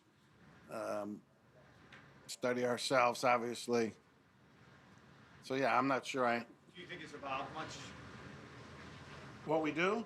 Oh, yeah. I mean, you have to evolve. The offenses have changed, So we have to change with it to stop them. What is the reason behind Quignon working on the other side in the spring and summer? Well, if we ever get to the point where we want to match him on a particular receiver, he's got to know how to play both sides. If we want to play him at left or versus right, so we'll figure that out on a weekly basis. Do you view the two as different? There's a thought, I guess, that the left corner gets a little bit more action because it's the right-handed quarterback. Is that true? Yeah, that's kind of proven to not be true over the years. When it comes to cornerbacks traveling with a receiver, do you have any kind of philosophy on when you want to do that?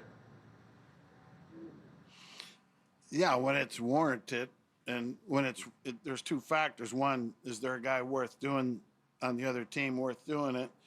And two, can your guys do it? Because there's a lot involved with doing it defensively. And I've had, years in a row where we never did it. Then I've had years where we did it every week. And so, again, it will be an evolution. Guys like Gabe Hall and Byron Young spent last year kind of learning. What have you kind of seen, entering year 2 for them? Well, I mean, it's early. We had 1 hour practice yesterday and without pads on, that we need to see the pads on. But I do think both of those guys, particularly Gabe, the practice squad is made for a guy like Gabe. He's got some ability. He was coming off an injury in college. It was really good for him to be here, practice, be a part of it without the stress of having to play in the game. And BY, we got during the season, did a good job for us. And we're anxious to see, he never got to play for us, but we're anxious to see what he can and can't do. If I could get back to Quignon for a minute, like, what are you seeing as far as him, like, raising his game now that Slay's not here, coming back in year 2? What do I see, what? In Quignon, like, raising his game from last year, now that Slay's not here and everything? What does Slay not here have to do with it? Well, I mean, he's going to be, like, the main guy, it seems like, Slay was on the other side of the field, 40 yards. The field's 53 yards wide? What's that have to do with it? Well, I mean, Quignon's kind of going to be like the main guy as far as covering the other team's top receiver and everything. Like, just how you see him improving from last year. He'll be fine. He's got a really good work ethic. He's got tremendous pride, and always wants to do well. He'll be fine. Sidney Brown, your first training camp. Is what? Sidney Brown, your first training camp with him on the field. What is your impression of him, and kind of your expectation level for that safe position for somebody to distinguish themselves? Yeah, you just got to go out there and play good. I mean, so much of the safety position is just like ILB, where instincts and play recognition play a major part in how good you are. And he just needs a lot of reps. Like, he didn't start practicing last year until October, and at that point you're in game weeks where you don't practice a whole lot. You don't have a lot of reps. So he didn't have a great opportunity last year because of his injury. And hopefully now we'll see exactly what he can do. And he had a good offseason, did well yesterday, and we'll see how he does. Well, are you more stepping into Milton's spot in the run defense? Yeah, I think Mo did a good job last year in the reps he got. His reps will kick up this year. I think Milton's reps will be, divided up between him, Jordan playing more. See what Ty can do, see what BY can do, Gabe can do.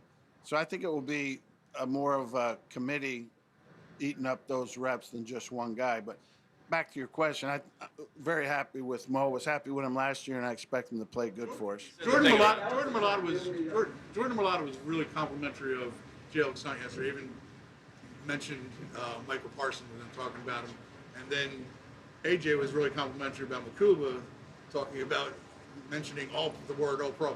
Are you ready to go there with those guys, and have you seen great progress from them that warrants what they're getting from veterans? Yeah, both of them overdid it. I mean, come on. I'm just telling you what they said. Did you guys chuckle when they said that? I did chuckle. Yes. I'd belly laugh, but those two guys are coming along. Jalix, to me, the last third of the season into the playoffs, played a lot for us and played good. And we have high expectations for him. Anything beyond that right now to say would be reckless. And Makuba is a rookie who's learning.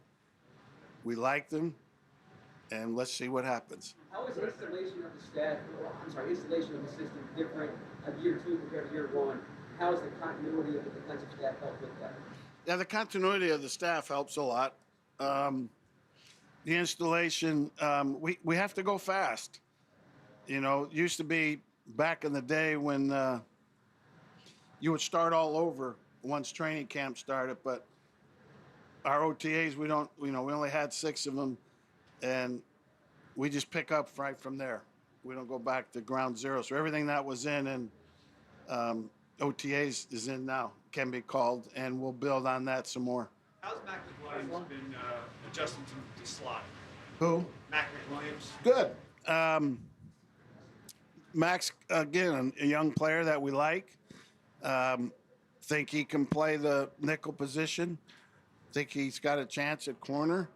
And he's an interesting guy here these next 4 or 5 weeks to see how much he progresses and see if he finds a role with us. All right, that's Vic Fangio. Entertaining in some ways. The first one that chuckle was, what does the Super Bowl have to do with it? And then there was the, what does Slay have to do with it?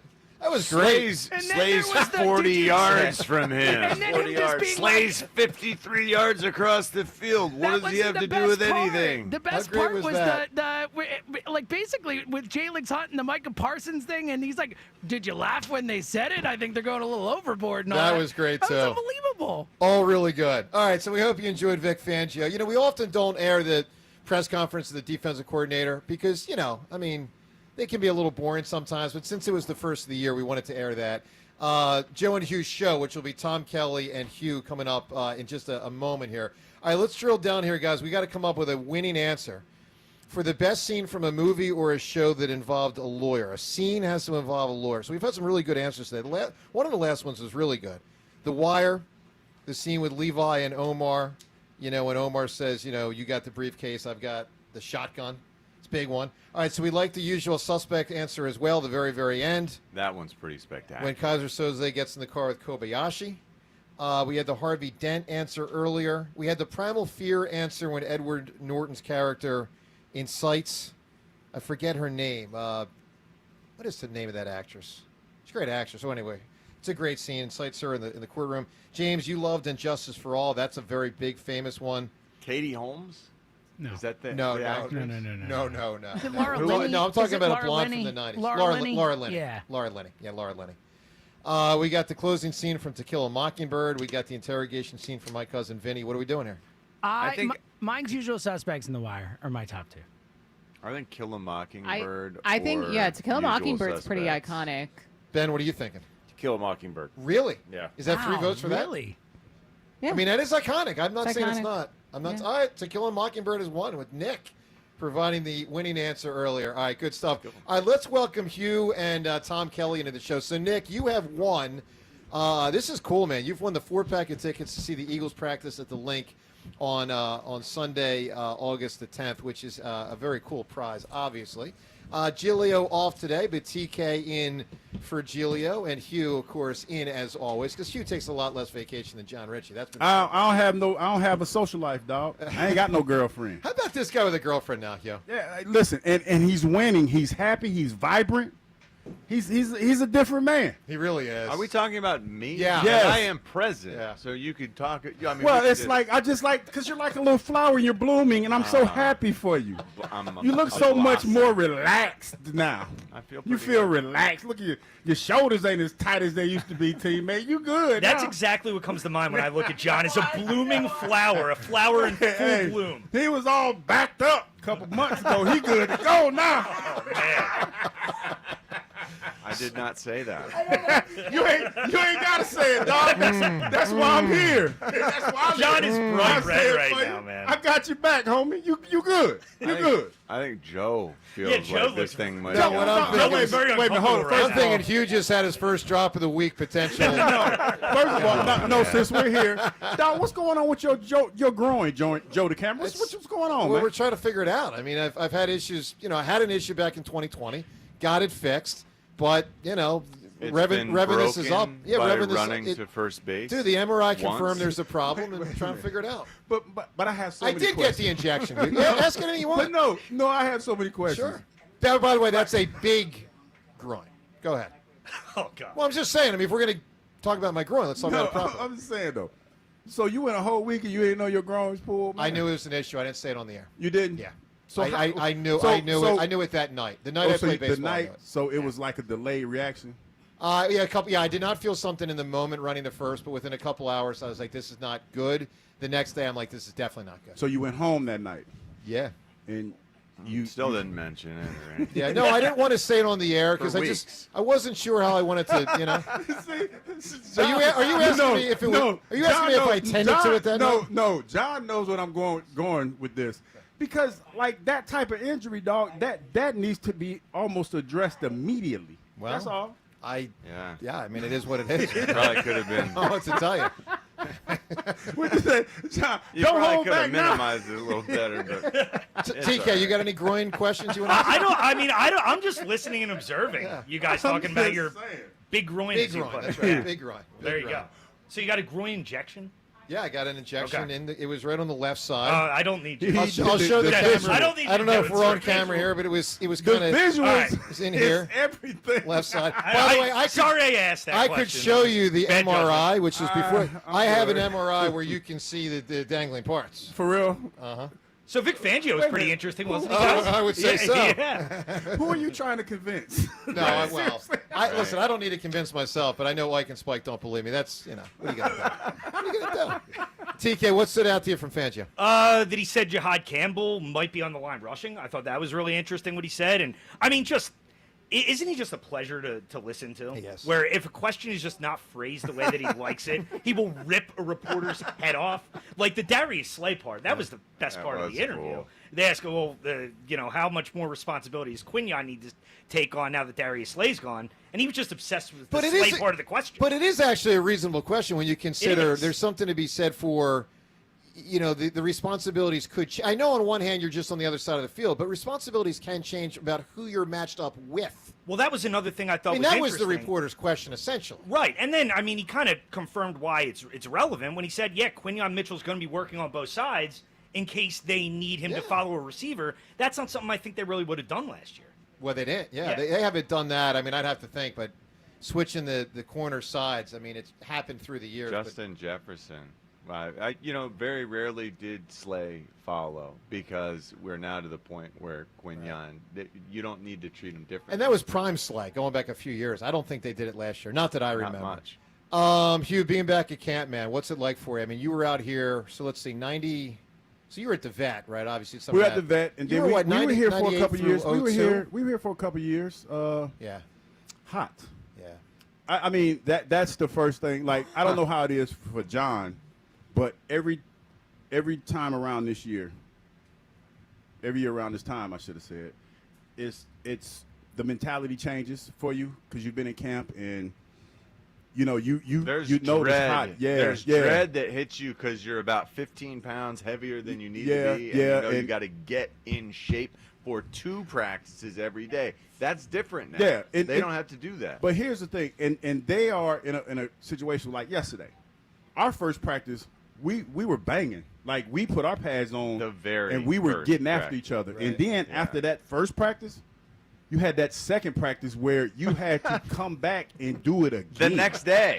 And then, the next day. And but then the next day. The first day of camp was hell because you had 2 practices, and when you woke up in the morning, your body was beat up, and you, like, all the muscles that you worked in the off season to pass the conditioning test. It didn't matter. They're sore, and there's nothing new you can do to get ready to play football except play football. That's it. You are so immediately sore. Every nerve ending in your body just feels like it's inflamed, and then after about a week, like, all of that finally goes away. Yeah, it takes at least a week. Into like it's like waking up shape where your nerves are dulled. It's like waking up in the morning and running a Boston Marathon. Wow. Like, it just like not even training for it. It's just waking up one morning and say, hey, you know what? Yeah, I'm going to run the Boston Marathon, and not only run it, but try to run it at the front of the pack. Well, and you just know no matter what you do that you can't physically be ready for what you're about to undertake, so you just have to go do it anyway. Yeah. And then you just figure out a way to recover. You know what's funny? I don't know how you feel about it, but I look, especially when the season starts, when they're out there warming up and they're playing, I ask myself, what the hell was wrong with me that I played this game for 10 years? And people say it like it's a joke, but I'm dead ass serious. To play football, something has to be wrong. You don't have all your mental faculties. You don't. I don't care who you are. to sit out there and run into other grown-ass men and be as physical as you are on a day-to-day basis, you are wired different. Yep. Well, I personally, I needed to go out and do that hitting part. It made me feel better. It was cathartic. Therapy. Like the stress that everyone has to endure on a daily basis, it would get me. It would catch up to me. I would have like physical manifestations like stomach pain and I would be anxious. And then a little different. I was allowed to play football starting in 6th grade. Finally, I was begging year after year. My parents finally let me play football, and I never had a stomach ache again. I never was anxious Got it out again. of your system? Absolutely. You're Hitting people is what I need. Tom Kelly and I were built different than you. Yeah, two. yeah, Honestly, exactly. seriously. All right, last thing here, because TK, I know camp and all is a huge topic, but pretty big topic. I would argue the most important thing that happened yesterday in Philly sports was a negative. Yeah, potentially. Like, it was negative yesterday. Potential negative for the next 3 months. Are you concerned about Luzardo? Yeah, I'm extremely concerned about Luzardo. Because this is like, I mean, for all due respect to Sirianni's press conference and Howie and all they practiced, like, the single biggest thing yesterday was Luzardo's arrow is pointed down. Absolutely, Joe. And this makes Aaron Nola all of a sudden, kind of a necessity again. Yeah. Where I think we looked at Nola before as, okay, you get him back. Hopefully you get something from him. I think you need Aaron Nola as your 4th starter now in a potential playoff situation. And I know we've talked about, the Phillies are just going to move a lot of starters to the bullpen. I don't know. I mean, do you trust Luzardo in a big spot? No matter postseason how right now? bad Aaron Nola looked, I know he's never walked 2 guys home in an inning and then given up a grand slam in said inning. I've never seen Aaron Nola look that bad. But Nola was not great this year. I've seen Nola look pretty bad, man. Not yeah, like he's that. looked bad. Not like last night, but the way man. That was Luzardo, a new level. The way he implodes when things start going the other way on him in a playoff situation, that doesn't make me feel really confident about going to him in a big Yeah, spot. his one start, he lost to the Phillies in the 2023 playoffs? Yep. Yeah. All right, everyone, have a spectacular rest of the day. A pleasure, of course, doing the show from training camp. We'll be at Borgata tomorrow. Camp shows for us on Monday and Tuesday of next week. If you missed the interview with Zack Baun earlier, it's certainly available on the app. So check that out when you can. And it's typically Joe and Hugh's show. Today it's Tom Kelly and Hugh's show, and it starts now. 94 WIP HD1 Philadelphia. Live from the Tasty Cake Studios. An Odyssey Sports Station. This is Hugh Douglas and Joe Giglio on Sports Radio 94 WIP. Sports Radio 94 WIP. This is the midday show. Tom Kelly in for Joe Giglio today. Kyle Quinn producing the show back at the station. Hugh Douglas, good morning, Hugh. Good morning, TK. Good morning, Philadelphia. How everybody doing today, man? I don't have anything witty to say. Well, this is a beautiful day, Hugh. Yeah, We're down it's at hot. Eagles training camp. The guys are out there stretching right now, getting ready for practice. We'll have Jordan Mailata and Jeremiah Trotter Jr. on the show. Yeah, that's pretty cool. A little later on. Excited to talk to those guys. Obviously, Jordan Mailata, he's always got some interesting things to say. And Jeremiah Trotter Jr., Hugh, a guy with a real opportunity this year with Nakobe Dean down for a little while. A guy who could potentially be starting to start the year on defense. Very, very smart football player, man. I'm curious to see, when we get a chance to talk to him. I got a lot of questions I'm going to ask him. But, yeah, has an opportunity to go out there and be a starter this year. I got to get some of his. We got to get some of his memories from you as a. You know what? Kid, I don't Hugh. think I don't think he has many. You know what I mean? To be honest, I know our kids all grew up together, but I would be interested to see what he remembers. Yeah, I would say probably not a lot. I mean, it's just the coolest story ever. Like Yeah. to be playing for the team, playing for the franchise that your dad played for. You get to wear his number. You get to play the same position. Really cool stuff. So really excited to talk to Jeremiah Trotter Jr. later on. As we said, Jordan Mailata. Those guys will join us after practice today. You want to get in and start the show. 215-592-9494 is how you get in. And as Eagles training camp gets underway here, a lot of storylines surrounding this team. But one that I'm really interested in, Hugh, when we look at this season, is the offense and how things look compared to last year. Because let's face it, this year, or last season, despite the fact that the Eagles in the NFC Championship game, the Super Bowl, they threw the ball really effectively. That was a team that ran the ball to a lot of their success last year. I mean, they were a dominant running team. They rode Saquon Barkley for a long way last season. Saquon had an incredible year. But as we look at this team this year, I think the offense needs to change. I think the offense needs to evolve. I personally think they need to be more of a pass-heavy team this year. I'm not saying they need to come out, throw the ball, 60, 70% of the time, but I don't think that the Eagles can run the ball with the same kind of frequency that they did last year. I think they need to change. I want to know how people feel. 215-592-9494. Do you feel like the Eagles need to be more pass-heavy this year? And I'll ask you to start the show, Hugh. Do you think that the Eagles, as we go into this year, need to adjust, need to be more pass-heavy, or do you think, don't fix something that ain't broken? That's a deep question, TK. And for a minute, allow me to long talk because I think I need the long talk because you gave me a lot to chew on. Thanks, Kyle. But when you ask questions like that, I just can't answer them simply yes or no because I feel like this. First and foremost, the NFL, the way teams play you, is going to predict how you have success offensively. Now, we know that the rushing attack for us was phenomenal this year. Well, last year, I should say. And we benefited tremendously from having a back like Saquon Barkley. But every team that you play is not going to be equipped to stop your running game. That's a fact. When we talk about the Kansas City Chiefs and how they were able to stymie Saquon Barkley, they were better equipped up front with the personnel that they had to stop the run. Every team is not like that. Now, the question you're asking me, do they need to evolve a little bit and throw the ball a little bit more? I would say yes. I would say yes to that question, but it's going to be on a week-to-week basis what you do that you're going to have success with. And not only that, giving the ball and throwing the ball to your targets doesn't necessarily mean receivers all the time. John Ritchie pointed out yesterday that he saw a lot of the running backs catching the ball out of the backfield, and they're trying to get them more involved in the passing game. That might be the way. And I remember when Andy Reid was here, a lot of times the screen pass out of the backfield to the running back was the equivalent to a run play.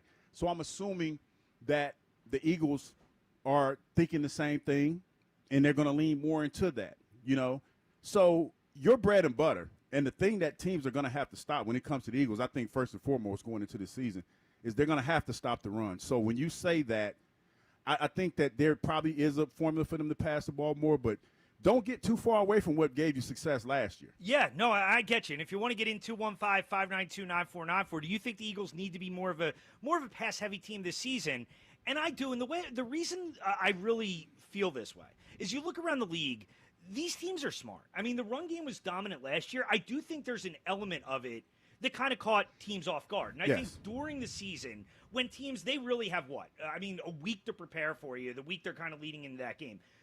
Every defensive staff in the NFL with the Eagles on their schedule this year. I mean, they're looking at how do we slow down this running game? Mm-hmm. How do we force the Eagles into doing things they don't want to do? And I think you look at the great teams in the past, like the Patriots with Brady. They would change almost week to week. Like they'd have games where they'd come out and they'd throw the ball 40 times. It would be Brady to Randy Moss. They'd come out the next week and they'd run the ball 40 times. You look at the Chiefs the last couple of years. They've transitioned from an explosive passing team, then they became more of a run-dominant team. Then this past year, they became more of a dink-and-dunk team. I just think when you look at how the great teams stay great, it's because they change and they don't really stay the same. But see, that's the thing, TK. Every team that you're talking about, they adapted to what the other teams did to them. Now, there's going to be like in order to keep teams honest, you're going to have to run the ball. There has to be a threat to run the football. And we saw last year when Spags basically said, hey, you know what? Beat us with your arm. Jalen was able to do that. Now, a team that starts the season, the Dallas Cowboys come in and they might try that. But when you look at the Dallas Cowboys, and I know they've added a few pieces, Michael Parsons having some issues with, his contract and everything. He says he's going to be in camp. But they're not really equipped up front to stop the run. So going into that game, I don't think you deviate too much from the game plan that you had last year. You know what I mean? Yeah. Because physically up front, the personnel that they have, I don't think they're equipped to stop the run like that. Yeah, and I think that's fair. I think certainly, you'll look at what a defense does, and that'll impact how you kind of operate. I'm just interested in this season as you go into it, what the mindset is. And here was A.J. Brown talking. This was way back in the offseason. This is before the Eagles hired Kevin Patullo. But here was A.J. on his thoughts and whether the offense needs to change a little bit this year. We don't know who's going to be the OC yet, but, definitely going to be some changes. You know, we have to change. You know, we just won. You know, everybody has the film on us, so we gotta adapt. You know, so we're not afraid of that. We've been doing that each and every year, but you know, this time it has to be a little more drastically. You know, but you know, it's a part of the game. It's a part. That's what we do it for. And I'm sure AJ, you know, he'd like to see him throw the ball a little bit more. He'd like to see a little more action. But here was a little more. This was actually Jalen Hurts. Jalen kind of giving the other perspective. Is there a part of you, with your inputs, says, hey, you know, maybe it's time that we can do this, and we'd like to see it happen? No, there isn't. It's a matter of finding ways to win the game. You know, it's a matter of finding ways to win the game. It's my mentality and my desire to win has evolved over time because of my experiences, and so it's nothing about winning. You know, I've won a very long time being told that I got to do it a certain type of way. That didn't get me the win when I did it the way that everybody wanted me to do it, and so that's something that I carry with me. And I'm speaking specifically towards, you know, you guys have seen the speech where pregame speech before last year's final game, talking about having the opportunity to go out there and kind of go prove yourself on a big stage. But when you put so much energy towards the product and performance, you kind of lose sight of what the main thing is in winning. And so I think having that loss has done nothing but motivate me from that point on in 2022 now to just find ways to win regardless of how it looks. And so my input and my voice in something will not be a proponent of projection to what you can see in any area of the game. It's just a matter of trying to find ways to win. That's all that matters to me. And I just want the team to have that same mentality as well. And what Jalen's saying there is right. Like, obviously, you do whatever it takes to win. That's what they did last year. But when I talk about the passing, I don't think it's needing to prove anything. Like, I don't think, you know, I don't want the Eagles to change because it needs to look a different way. I just think it's going to be a necessity. I just have trouble believing that the running game is going to be able to be as dominant this year. You know what? I kind of disagree, TK, with that premise because for the last couple of days, you know, I've been turning on television, and Jalen has been a hot topic. You know, always a hot topic. He's a hot button, and it's always in comparison to, and the two names that I always hear is Josh Allen and Lamar Jackson. Now, when you talk about individual talent, I can't put Jalen in that stratosphere because he's not that. You know, but when I look at resume, and I'm going to say it again, resume.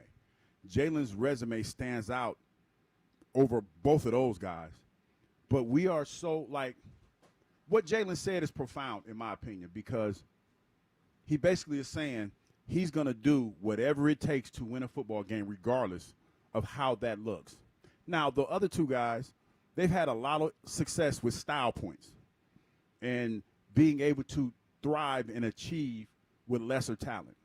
Now, I'm not the one that's going to penalize Jalen for Howie's ability to go out and put premium talent around him. I would venture to think that either one of those guys that we like to talk about so fondly, Josh Allen or Lamar Jackson, would, well, I'll probably take that back. They probably won't give back no money. But they would probably give one of their, you know, man parts to be a part of a team that has this much firepower. Mm-hmm. So, you know what, I was trying to clean it up. I like the phrasing of that. No, I'm just saying, but for whatever reason, people are penalizing Jalen because of the Eagles' ability to sign contracts, to get top-quality players, and put talent around their subpar or not as good a quarterback as other teams have. You know who this reminds me of? And I'm going to keep saying it till y'all understand where I'm coming from. Joe Montana. Okay. Joe Montana, when you talk about the era he came up with, Dan Marino, who was it, Jim Kelly, with all of those quarterbacks. Boomer Esiason. The quarterback club, all those cats. All those cats, when you look at their measurables, were better than Joe Montana individually. right? They were better than him, right? Yeah, they were. Yep. No, I'm not getting on you, TK. I'm preaching right now. Yeah, I'm letting you I'm go. preaching. Yeah. And when you talk about the talent, John Taylor, Jerry Rice, I forgot the tight end's name, the running back, Roger Craig, and those guys, they had talented guys around them. Dan Marino went to 1 Super Bowl. Dan Marino's a Hall of Famer, you know. But when you talk about talent and on an individual level, that's one thing. Yes, Joe Montana was not as talented as Dan Marino. But Joe Montana was considered a GOAT at one point. Yeah. With the noodle arm, with the precision noodle arm. And he had talent around him, but nobody's talking about him like, oh, well, Joe Montana wouldn't have been so great if he had that talent around him. But for whatever reason, Jalen's getting penalized because he has that. And not only that, he unquantifiable intangibles, that like I always talk about. He has something about him where he's a leader of men. The first thing that you look at, remember when Chris Sims in the huddle with John Gruden, he couldn't spit the play out.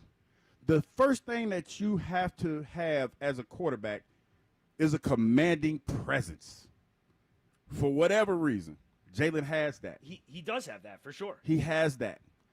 Jalen, his teammates love him. I think back with Jordan Mailata at the end of the Super Bowl, he said, hey, man, you're that guy or whatever he said. They respect him. They respect him. And they're willing to run through brick walls for him. Now, AJ might not feel the same as he felt a few years ago, but AJ's on a championship team, and he's had a lot of success with Jalen Hurts. Now, this year might be different. He might get a chance to touch the rock a little bit more. That's the ebb and flow of football. But you can't diminish what Jalen brings to the table. No, absolutely not. Now, I don't look at it as diminishing Jalen. I just think the offense needs to evolve as things move forward here. 215-592-9494. And I'll ask Kyle Quinn back at the station today. Kyle, do you think the Eagles need to be more of a pass-heavy team as we head into this season? Yeah, and that was a nice filibuster by Douglas and a cute answer always get personal? by he Jalen was Hurts. cooking there, man. Why does it always get personal? Well, I mean, because the whole thing was a cop-out. Like, to sit there and just say, whatever it takes to win the game. Like, yeah, obviously, I understand that. Nobody knows what it's going to look like on a game-to-game basis. But let's be honest about what this thing's going to look like next year. The formula for the Eagles for how they win is probably going to change in a drastic way. I mean, I guarantee you're not getting 2,000 yards from Saquon again. You're probably not going to be the number 1 defense in football again. Now, does that mean they're going to be 10? No, probably not. Maybe they'll be 5.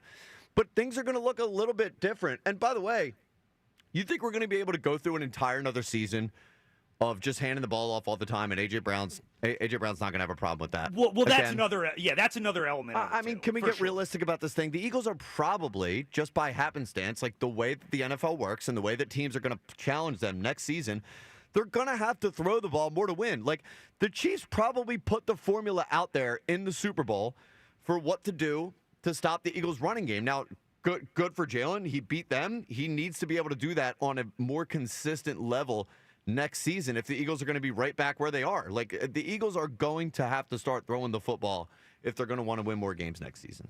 And I kind of see it the same way. 215-592-9494 if you want to get in. Do you think the Eagles are going to need to throw the ball more this season to have the same level of success? I just think when you look at around the league, these coaches are really smart. They put in a lot of work, and everybody watched that Super Bowl. And who knows whether that is a blueprint to stop Saquon Barkley, shut down this running game. Not every team from a talent perspective will be able to do it, but I do think it's going to be harder for the Eagles to run the ball this year. 215-592-9494. We'll get your calls on this coming up. You want to get in. Do you think the Eagles need to throw the ball more this season, or do you continue to just pound the rock, pound Saquon Barkley? Don't change anything. Saquon Barkley's crazy.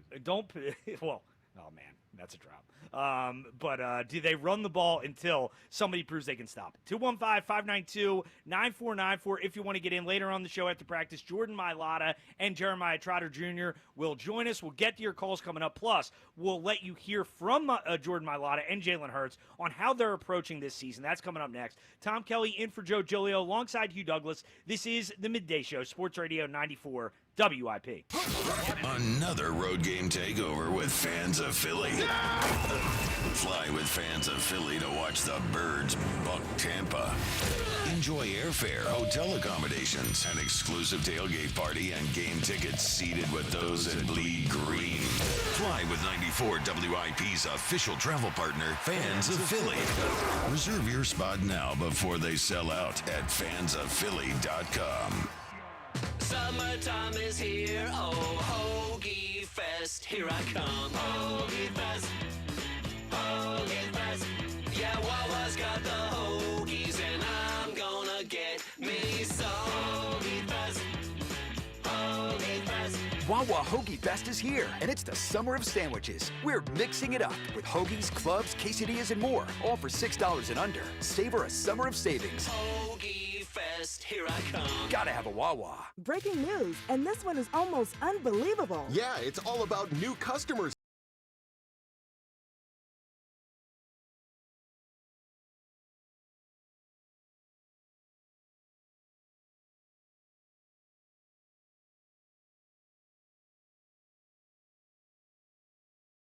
It's never ordinary at Bet365. Gambling problem? Call 1-800-GAMBLER. 21 plus only. Must be physically located in Pennsylvania. T&Cs apply. Available in app only. When someone's AC is on the fritz or drains are just not draining at all, like at all, Horizon Services never asks, how soon do you need it fixed? You know why? Because no one in recorded history has ever said, oh, take your time, just whenever you can get to it. We just assume how fast can you get here will always be the answer. So Horizon will be there same day, and we won't leave until you're 100% satisfied. See? Sometimes it's good to assume. It gets your AC fixed fast. Book today at horizonservices.com. Jack Fritz from WIP here. I've been a loyal customer of Scott Auto Group for years. My first car and my current car both came from them. You really need to check out the brand new Scott Key location in Limerick. With a stunning new showroom, a state-of-the-art service center, and a car buying process that's easy, transparent, and genuinely enjoyable, Scott Key of Limerick focuses on you. They value your time and treat you like a VIP. It's time to experience what a 5-star service feels like. It's always smooth sailing at Scott Key of Limerick, and make sure to tell them Fritz sent you.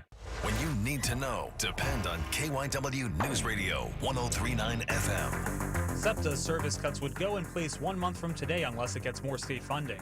A preliminary report shows the deadly row home explosion in Nicetown last month was likely caused by a gas leak. And nurses and hospital workers at Temple Hospital are calling for better safety conditions at the emergency room. Get the latest anytime on KYW News Radio. Now on Crystal Clear 103.9 FM. You've never needed us more. Score limited time savings on your favorite snacks and drinks at Wawa. Whether you're craving a refreshing drink or a tasty treat, Wawa has you covered. Enjoy exclusive deals in-store or on the Wawa app, making it easier than ever to fuel your day without breaking the bank. Don't miss out on summer savings, perfect for road trips, beach days, or backyard hangs. Savor a summer of savings. Gotta have a Wawa. This is the story of the one. As a lineman, he does whatever it takes to keep the power on in his community. And he wants a partner like Grainger who does the same. Grainger offers the professional-grade products he needs, from voltage detectors to harnesses to hard hats, plus fast, dependable delivery, so he can rise to every challenge. Call 1-800-GRAINGER, click Grainger.com, or just stop by. Grainger, for the ones who get it done. Some things can steal your sunshine. Ugh, I just got my hair done. Sorry, the cooler's broken. Anyone see my flip-flops? Anyone? But COVID-19 can steal a lot more. I just took a COVID test. Ugh. Prescription medications for COVID exist. If you test positive this summer, ask your doctor if they're right for you. Visit PfizerForAll.com/COVID-19 to learn more. Sponsored by Pfizer. With so many options, choosing the right funding solution for your small business can be confusing and complicated. LendSeek makes it easy. Our AI platform instantly matches your business with over 100 funders to find the perfect fit, up to $1 million in as fast as 24 hours. Recently, a business owner needed $100,000 that same day to beat new tariff pricing and avoid a 3-week shipping delay. LendSeek got him funded in just 2 hours. He locked in pre-tariff pricing, kept shelves stocked, and steered clear of the storm. And because Lenseek continually evaluates new funding options for your changing needs, it's easy to see why 90% of our clients come back for additional funding. If you've been in business at least 2 years with annual revenue of at least $500,000, qualifying is easy with no collateral, no out-of-pocket costs, and no hassle. Lenseek is open for business. Apply now with no cost or obligation at lenseek.com. LENDSEEK.com. Lenseek. You seek, we lend. I'm Rhett. And I'm Link. And we're the hosts of the podcast Ear Biscuits. We're just two lifelong friends who've been talking about life for a long time. From being dads to businessmen to all the random things we experience, nothing is off limits. And now we're talking to you. We're answering your questions, giving advice that you may or may not want to take, and listening to your hilarious stories. So leave us a voicemail to be part of the show at 1-888-EARPOD-1 on the Odyssey app or wherever you get your podcasts. This is Champ Camp, live from the NovaCare Complex on Sports Radio 94 WIP. Sports Radio 94 WIP. Tom Kelly in for Joe Giglio alongside Hugh Douglas. This is the midday show. We are broadcasting from Champ Camp in South Philly. Eagles training camp. Guys out on the field doing work. Jalen Hurts dropping back the pass right now. Deep pass down the sideline. Money. Caught by who's number 3? Who's that? Like number 2, ain't it? Oh, I number can't 2? see that. You know, My eyes Tom, are bad. My bad. Well, Yeah, you're Nolan sitting here Smith with is me three. asking me. Okay, yeah, it's not Nolan Smith. He didn't throw it to Nolan Smith. But whoever he threw it to, it was a nice pass from Jalen Hurts. But training camp in full swing. Training camps all over the league in full swing. How about the Jets, are they not just cursed? The news this morning, tough, Justin Fields carted off the field with a leg injury. Yeah, that's correct. That's tough. Second day at camp, man. Yeah, that's tough. That is tough. Absolutely brutal. But you want to get in 215-592-9494. Jordan Mailata, Jeremiah Trotter Jr., they will be joining us in our RV here a little bit later on after practice. But asking the question to start the show today, do you think the Eagles need to throw more this year? Do they need to be more of a pass-heavy team? I think they do. I think in this league, if you're not kind of changing, if you're not evolving, you're falling behind. I think they need to throw more. Hugh, you say just keep running that rock. I think when we talk about it like that, there's going to be some evolution, but I think you still have to have that threat of running the football. Yes. Yeah, absolutely. And it's going to. It was huge for you last year. Well, yeah, and I mean it is a lot of fun watching 26 run the football, but I do think Kyle made a good point in the first segment as well, as far as you mean after he attacked me. Or before he attacked you? After he attacks you. Okay. He attacks you all the time, so it's like just come and it just. I'm just saying, after the verbal sparring that he gave you, Yeah. the physical attack. Yeah, it's they really do team up on you, Joe. No, and Kyle, this is what we do, man. I mean, Yeah. we do this on a daily basis. It's just funny to me. Yeah. By the way, I'm already dreading 1:30. I'm dreading. What's happening at 1:30? You people, or 1:45. 1:45. You people. Yeah, you people are going to come. I had food in my beard. Yesterday, I had to make sure I ain't got no food in my We'll beard. get your job suggestions in. Failed restaurant owner. Oh, yeah, that's right. Owner Yeah, of a Planet Fitness, but never goes into it. All the stuff they gave me a couple weeks ago. Yeah, they did give you heat. Yeah, They so brought that heat. please give those comments. 215-592-9494. You want to get in. Let's get it started on the phones with Chris in Middletown. What's up, Chris? Morning, man. Good. What's going on, Chris? What's up, Chris? Hey, Mr. Douglas, I got a new nickname for you. We're going to start calling you the fountain of wisdom. Facts coming from you all week long, man. I try. I mean, I get ridiculed, but you know what? I'm going to keep speaking my truth, dog. I mean, that's what I do. Listen, bro, I got your six. Yeah, appreciate you. Guys, we have a generational running back. And when you have a talent like that, you lean on him, and you carry him all the way to yet another Lombardi, just like we did last year. Like, I don't understand. Kyle wants to just say, yeah, we had a plan that won us a world championship. Just scrap it. Let's do this other thing. Like, no. You do that if you need to, but until then, you continue with the plan. And the plan was run the ball. Don't turn over the ball. Dominate on both the offensive and defensive lines. And most importantly, like Mr. Wise Douglas always says, defense is the most important thing, and you need to continue to play great defense. So, guys, I don't know why we want to go ahead and just, scrap the plan and just do something different. No, you got the winning formula. You don't change it.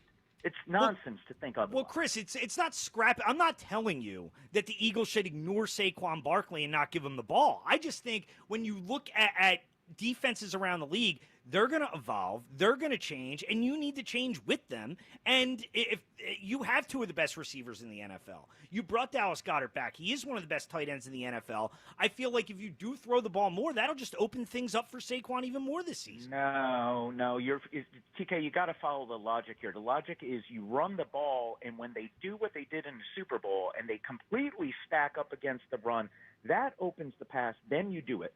The problem is, in the beginning of the year, we tried to go pass first, run second. That didn't work. We had to change it after the bye.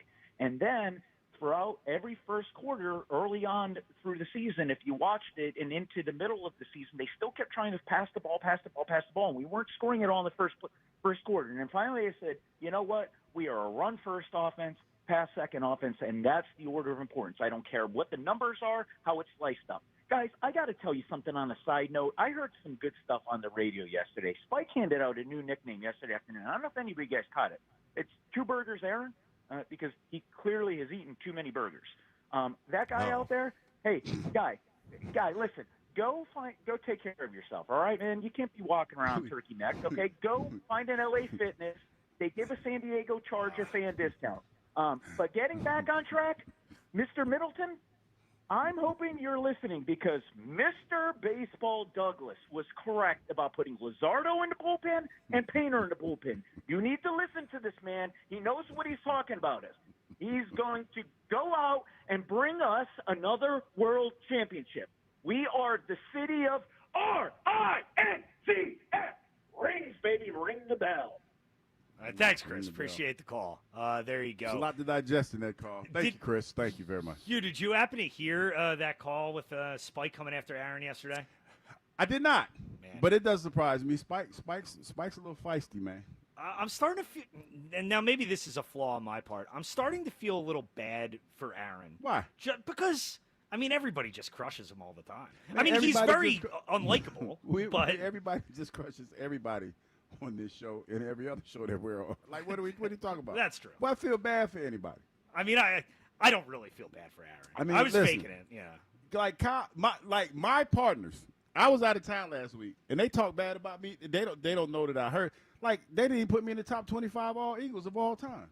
And they laughed and giggled about it all day long. That is awful. But that's what they do. That's what they do. We do that. We do this on a day-to-day basis. We don't agree with each other's opinion, then it becomes personal. Well, just so you know, Hugh, I put you on my Eagles quarter century. I told him I'm at least in the top 50. At least in the top 50. Definitely in the top 50. I'm taking the top 50. I was happy to see you post a picture from the winery last week, though. Oh, yeah. I like the whites, man. Yeah. I like the white wine. I like the white wine. Let's go to Will in the Northeast. What's up, Will? Dream Team, how y'all doing today? What's going on, man? Hey, man, listen. Like I said yesterday, this season is a statement season. I really believe, like, Jalen is locked in. He want to show everybody that, we got the weapons, and he's going to activate everything. And like I said, it's all about the play calling, man. As long as the play calling is right, I know Jalen is going to have a fantastic season, bro. And, as far as him getting everybody on board, yes, we are the team to repeat. And a lot of people doubting us, but guess what? Everybody is locked in, and I think we're going to repeat this year. Well, they have the talent to do it, no question about it, Will. They didn't lose really anybody on the offensive side of the ball. Obviously lost some pieces on defense, but I think that's another reason why when we look at the offense, even though they obviously ran the ball really effectively last year, I feel like they could have been more. I feel like there was a higher upside there. And, right. If we're looking at the defense and assuming they are going to take a step back because of the players they lost, the offense is probably going to need to do more. They're probably going to need to score more points this year. Yeah, I totally agree with everything you said. I just think, I think Jalen getting everybody locked in, and I think that, this is the season to actually show everybody that, this is our quarterback, and he want to show everybody that, listen, I can do everything that y'all saying I can't do. And he's going to show it this season, and we're going back to a repeat, baby. Now, I agree with that. I agree with that. I think going into this season, as good as this team is, Jalen's going to be he's going to be under the microscope. Every pass that he makes, every pass that he doesn't make, and the way that he handles himself. I think, thinking about yesterday, and they were talking about, how he handled the ring ceremony and how he didn't put the ring on and everything. I think Jalen's in tune to what's going on around him. Because, man, he is a hot-button topic even now before the season has even started. We just started training camp, and we're already talking about Jalen Hurts' worth. Not here, but nationally. And it's become one of those things where I would imagine if I'm Jalen Hurts, you've been hearing it, and now you know that you have to take your game to the next level. So, to your point, there might be some pressure for him to throw the ball more, but I think for Jalen, in order for him to be successful, he can't succumb to the pressure. He has to stay within himself. And what I mean by that is this. Don't try to do too much, to appease the naysayers. Do what you need to do, like he said, to win the games. And when it's all written out and when it's all done, you will be exactly where you want to be. I think, like I said yesterday, I think Jalen's chasing greatness. Jalen wants to be considered one of the elite quarterbacks in the game. Now, the controversial thing for him is going to be how he got there. And a lot of people, because Howie said something yesterday that kind of that stuck out to me. He got a lot of players that are in the prime. So there's a window there. We're talking about repeat and all this other stuff, but there's, to be honest, there's a window there where, if you go on, you win another one, you go to another one, then there's no doubt in anybody's mind that Jalen's a Hall of Fame quarterback. Well, absolutely. And I think for the entire team, when you look at this season, there is, I think they sense that opportunity is there, but I do like the mindset that a lot of them come in with. And here was Jalen talking yesterday about the mindset of the team coming into this year. You used every word but repeat, and I can appreciate that. I think it's just purely about resetting, and being able to build that relationship and have those conversations. Those are always helpful. Something I look forward to and appreciate. Ultimately, it's a new journey. It's a blank canvas, and we are who we are. We have what we have. And regardless, whether you win a championship or lose a championship the next year, you have to be able to reset, have the right focus, and pursue it with, great intensity, great passion. And I think that's where we are. We have a new team, new individuals, and we have, a tight-knit core, that's been here throughout time. And so we just want to continue to build that chemistry that we have. And very much the mindset of last year. It has nothing to do with this year. And here was more yesterday from Jordan Mailata. About not defending anything. Is that coming from you? Is it coming from Vic? Is it coming from you? Which message? About not defending shit, right? Oh, that's me. Yeah, that's just me. Nick would never swear. Come on, guys. But the sentiment overall, the sentiment, is that coming from? It's a team. It's a team. Most of the leaders feel the same way. Most of the leaders are on the same page with moving on. That was more me with we're not defending nothing. Because I hate hearing that. I think it attributes to a Super Bowl hangover. And yeah, I'm not trying to be hungover, mate. I'm trying to move on. And when I hear, these are the defending world champs, man, we ain't. I'm sorry. Again, I apologize. We ain't nothing. We're out here to prove it all over again. It's a whole new team. It's a whole new league. Come on, we got to go earn it. We're not defending nothing. And Hugh, I don't know how you feel. I really like them trying to get that message across because I think when you look at it too, obviously Jordan Mailata, Jalen Hurts, it's not like they've been in the league for a decade or anything, but they've been on a lot of different teams. You know, they've been on some really good teams. 2020 was obviously really bad. They've been on kind of middle of the road teams. I think it's important to get that message across to some of these younger guys who don't have all those experiences, only know success, to kind of say, yeah, we got to earn this thing every single year. You know what? It feels to me like they're very self-aware. And we talked to Quinyon yesterday, and he talked about his work regimen. We talked to Nolan Smith yesterday, and, you know, talked to Jordan Mailata, and I talked to a few other guys. And the thing that I'm starting to realize is they're aware of the hangover, and they're doing everything in their power to make sure that that doesn't happen. And not only that, man, they know they have a good football team, and if they play this thing right, they could be good for the next couple of years, and they could capitalize on this. Like, you got a lot of cats, I would imagine, you got a lot of cats on this team that have Hall of Fame aspirations. You know, when we talked to Nolan Smith yesterday, and he didn't come out and say it, but you felt the energy that he was exuding and where he wanted to be. He wants to be considered one of the great ones. I kind of got that feeling a little bit from Quinyon, because when I asked him about his offseason and how it changed, and he was like, it didn't change much. He went to Toledo. He lives in Florida, but he went back to Toledo. That says a lot about him, because he knew that in some way that's where work gets done. Yeah. In Toledo. And impressive that, you know, a younger guy, a Yeah, guy coming off yeah. his rookie season, Yeah. has a great year, and he's not, you know, smelling himself at all. He's going back, Yeah. like you said, Yeah. to Florida, Toledo. Yeah, going he's to in Toledo. he's dog, and I'm from Ohio. Toledo ain't the mecca of things to do. Can't it's trash your a- home state, though. No, I'm just saying it's like you know, if he would have said Columbus, that's a little different, because it's a little bit more, you know, action, more like a city. But like Toledo, he went back to Toledo to work.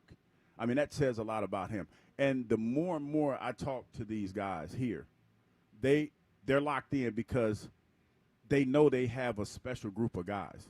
Like how we said yesterday, you got a bunch of guys that are in their prime. They're in their prime. And with that, I'll say this. The Eagles are going to have some off games, right, where it might be a little bit of a slog. Because I think about, you know, the Kansas City Chiefs a few years ago when they were trying to go back, and it was a little bit of a slog for them to get to the playoffs, but they got there. It's going to be a little bit of a slog. There's going to be some adversity that they're going to face, but they have enough talent on their team, in my opinion, where they can have those clunker games, and if they play them right, they can still come out and win those games. As a matter of fact, they did it last year a lot. They did it quite a lot. So they're in a good spot, and they realize that. Yeah, and it is They really they just have to stay healthy and maintain their focus. Yeah, and it is really hard to do. And I do like the fact that they've come in with that mindset of, hey, I mean, this is a completely different year. And even though they didn't win it in 2022, I think that's a real good learning experience where you had a lot of those same guys on the team. Obviously, you were great that year, but you come back the next year. It's not always the same if you're not doing things the right way. Let's go to Damon in Delco. What's up, Damon? Damon. Yo, good morning, fellas. Good morning. Yeah, Hugh, you excited to hear from you, Hugh. What's going on this morning, man? Usually you're like, oh, Damon. You didn't sound very excited at all. Damon, I'm sorry, dog. I'm sorry. I'm thinking. I was just sitting here, just in my own thoughts. My fault. Good morning. How you doing? I didn't mean anything by it, dog. I promise. I didn't mean anything by it. I promise. Listen, I'm calling. Nice catch by AJ Brown on the sideline. I'm really I was just thinking about, you know, just in my own thoughts, man. But I'm happy to hear from you. How you doing? I'm doing great, my boy. I'm doing great. I'm happy to hear, man. Happy to hear. Yeah, man. Let's get into it, man. Let's talk about our boys, man. So Kyle harassed me on the line like he usually do. I did not. But I gave him what he was looking for, so he probably ain't gonna comment now. He wanted an opinion. I know what he said. Have an opinion. Have a take, Damon. That's how this works. What's your take? So I believe this year it's going to be more of the same from last year. The reason why I believe that is because of where our team is built. You can't just come out and throw the ball a million times because we have the great wide receivers. I believe that the other team's defense and what style they're playing, and also how much we're up by, dictates how we're going to play the game. I don't believe that Jalen need to come out and throw a million times.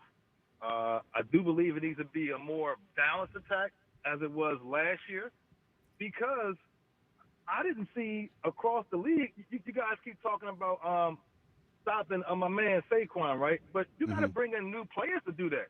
You got to have new players, new personnel. If you got the same dudes on the team with a couple of new pieces in there, that ain't gonna help you that much. Look at Dallas. They ain't stopping Saquon. But Demond, you don't think that after a full offseason of all these defenses, watching all this tape on the Eagles, you don't think they're going to put themselves in a better position to have success stopping the run game this year? Maybe a little bit more, but look at our line. We got 300 and something. We have massive human beings blocking for him, man. You got to forget, it takes a team, right? And we're big up front. We have the best running back I've seen since Barry Sanders. And I'm going to say it right now, since Barry. I don't care what nobody else say. He never had the line to show y'all what he can do. When he got the line to show you what he do, he's breaking them open, wide open every single time. So, therefore, for me, he's like Barry. And then, on top of that, you got to understand, our wide receivers, if they come down and do it, we're going to pass them out again, like we did last season. And what y'all think about that? And also, I got some Jalen stuff before y'all let me go. Well, I hear you, Demond, but I do look at the Saquon part. I do look at the Saquon part of it. And Saquon, I mean, as much as we don't want to look at this, he had a massive workload last year. Like, I know he's a physical freak, but I don't think you can just have him continue to run the ball with that kind of frequency and keep him healthy all year long. I do think there's kind of excuse the term here, a load management thought that needs to go into this season to get Saquon to the finish line.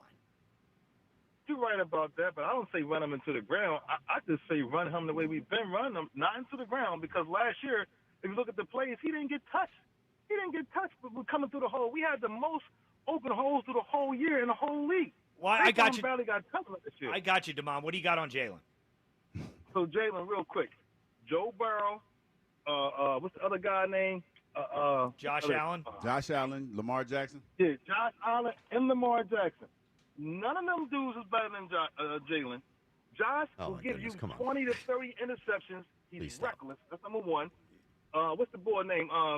Lamar, he doesn't come up in the big games. His head's never in it. And up until this point, only last year he proved to us that he could almost get it done because somebody else was at fault. It wasn't his fault. Prior to that, every single year before that, it was his fault in the big games that he didn't get the job done.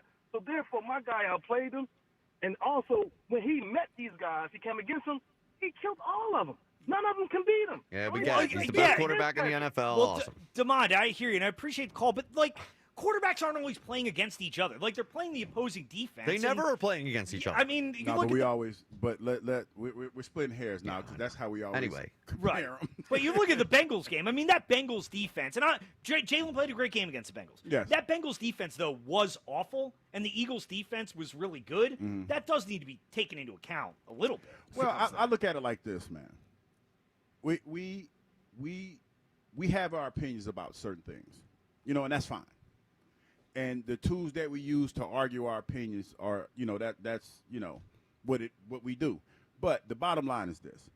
He went to Cincinnati, and he won the game. And when a lot of people didn't think he was going to win the game. Yep. Because the head-to-head matchup was him against Joe Burrow. The defense did their part, and in turn, Jalen did his. That's a fact. Now, the way that we want to parse that story up is on you, and which is fine, by the way. But that's just the way it is.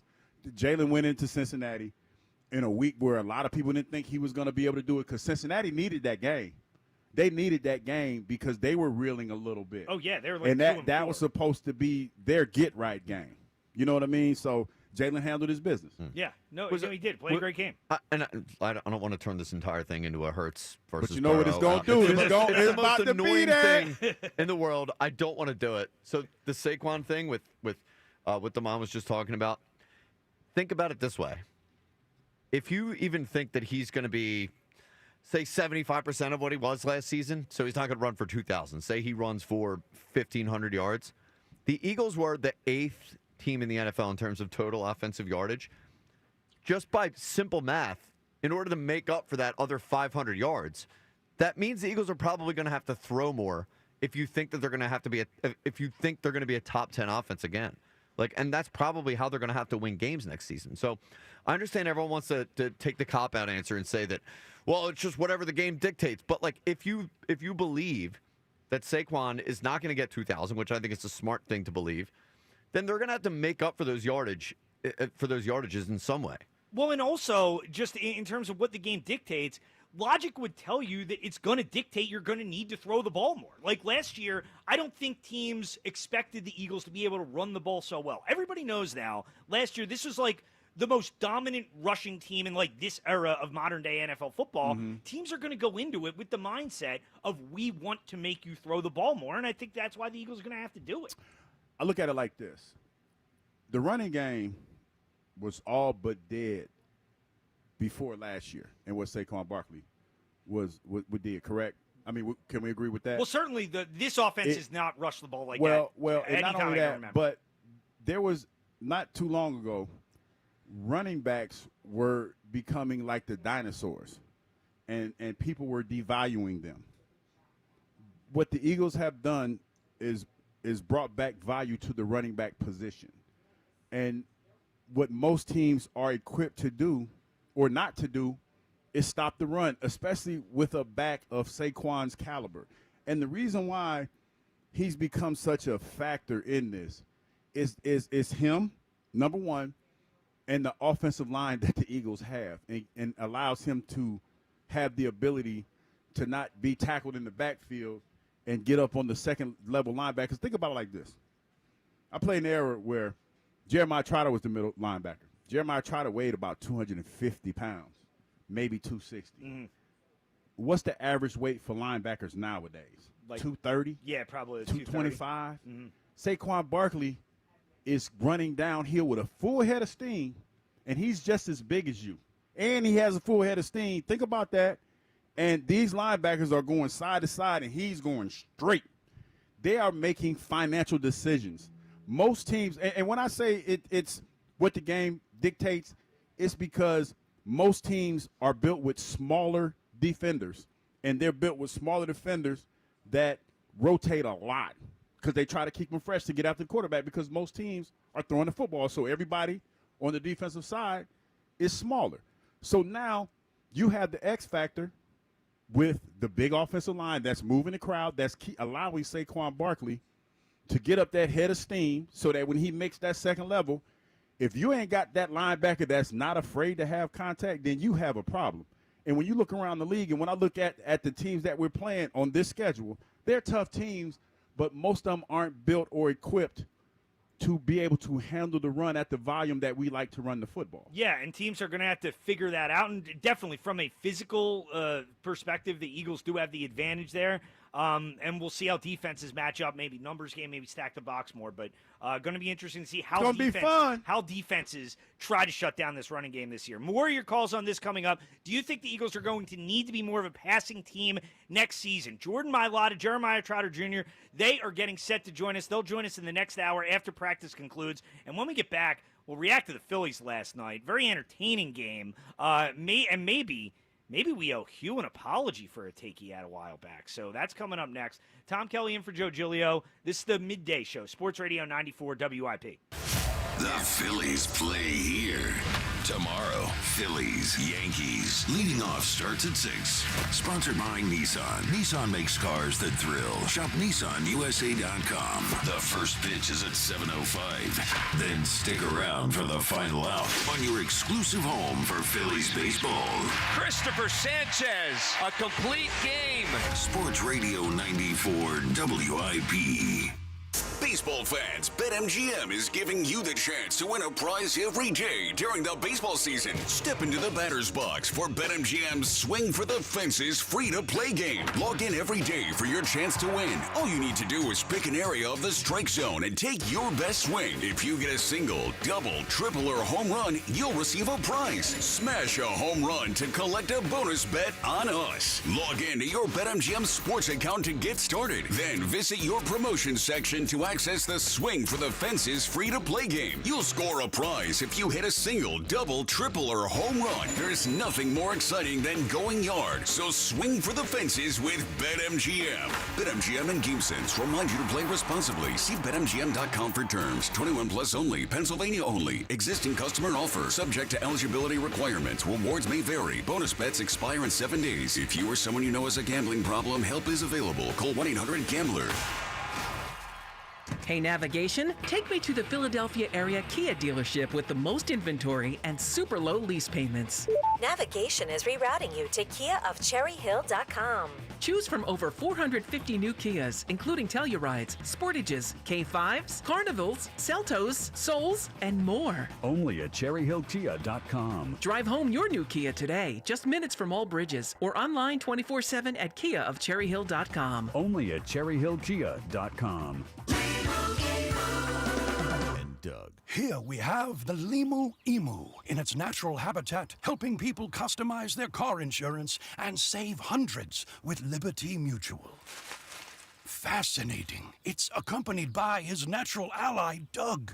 Limu, is that guy with the binoculars watching us? Cut the camera. They see us. Only pay for what you need at LibertyMutual.com. Liberty, liberty, liberty, liberty. Savings vary. Underwritten by Liberty Mutual Insurance Company and affiliates. Excludes Massachusetts. When there's a crack in your basement wall, your house is trying to tell you something. Will it get worse? That's when you call the friendly, local experts at 58 Foundations and Waterproofing. Since 1958, they've seen it all in foundation issues. They offer free estimates and back their work up with the industry's only money-back guarantee. That guarantee gives you the confidence that they know how to fix foundation issues, waterproofing, and even that nasty crawl space. Give 58 a call at 888-698-1958 or visit 58foundations.com. Hey, Joe DeCamara here. Have you always wanted an attractive, healthy smile? Well, PI Dental Center is the place for you. I've been a patient for 24 years, and PI Dental Center has been transforming smiles for 38 years. Board-certified specialists, Dr. Glenn Wolfinger and Dr. Robert Slough, perform complex dental makeovers with their teeth-in-a-day protocol, where dental implants are placed and restored with fixed teeth in just one day. If you're looking for a smile that's monumental, trust PI Dental Center. Visit PIDentalCenter.com. That's PIDentalCenter.com. If you have unfiled taxes or are in debt to the IRS, this is important news. Did you know the IRS has programs specifically designed to help people struggling with tax debt? Powerful tax assistance programs that can save you thousands if you qualify. No one knows these programs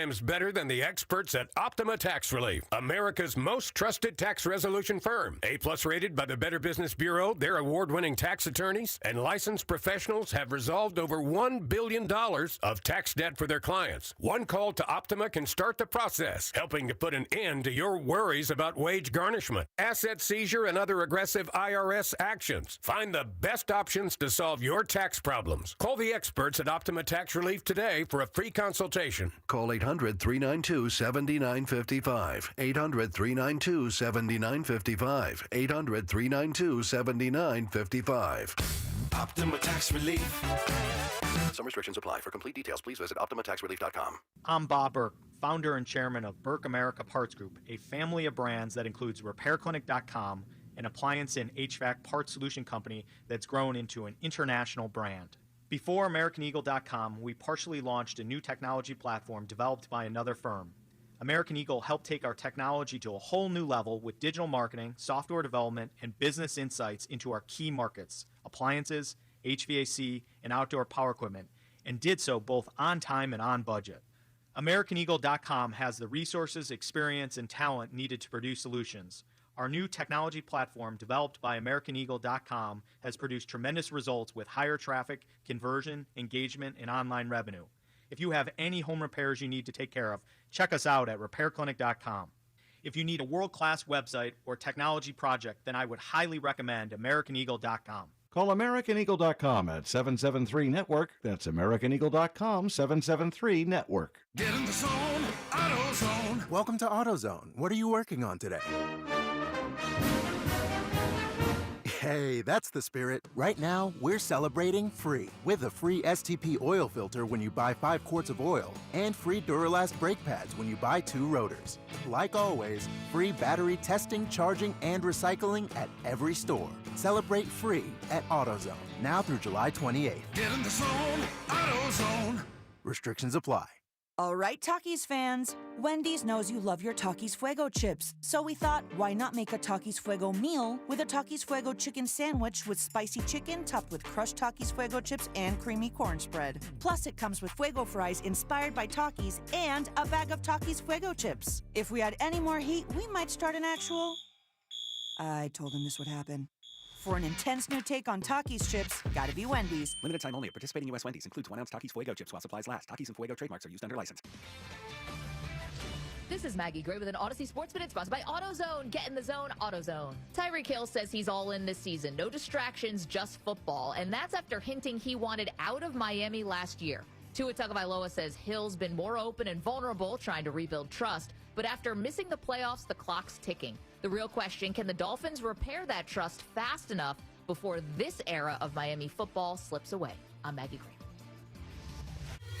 94 WIP HD1 Philadelphia. Live from the Tasty Cake Studio. Sports Radio 94 WIP. An Odyssey Sports Station. Back to Sports Radio 94 WIP's Champ Camp.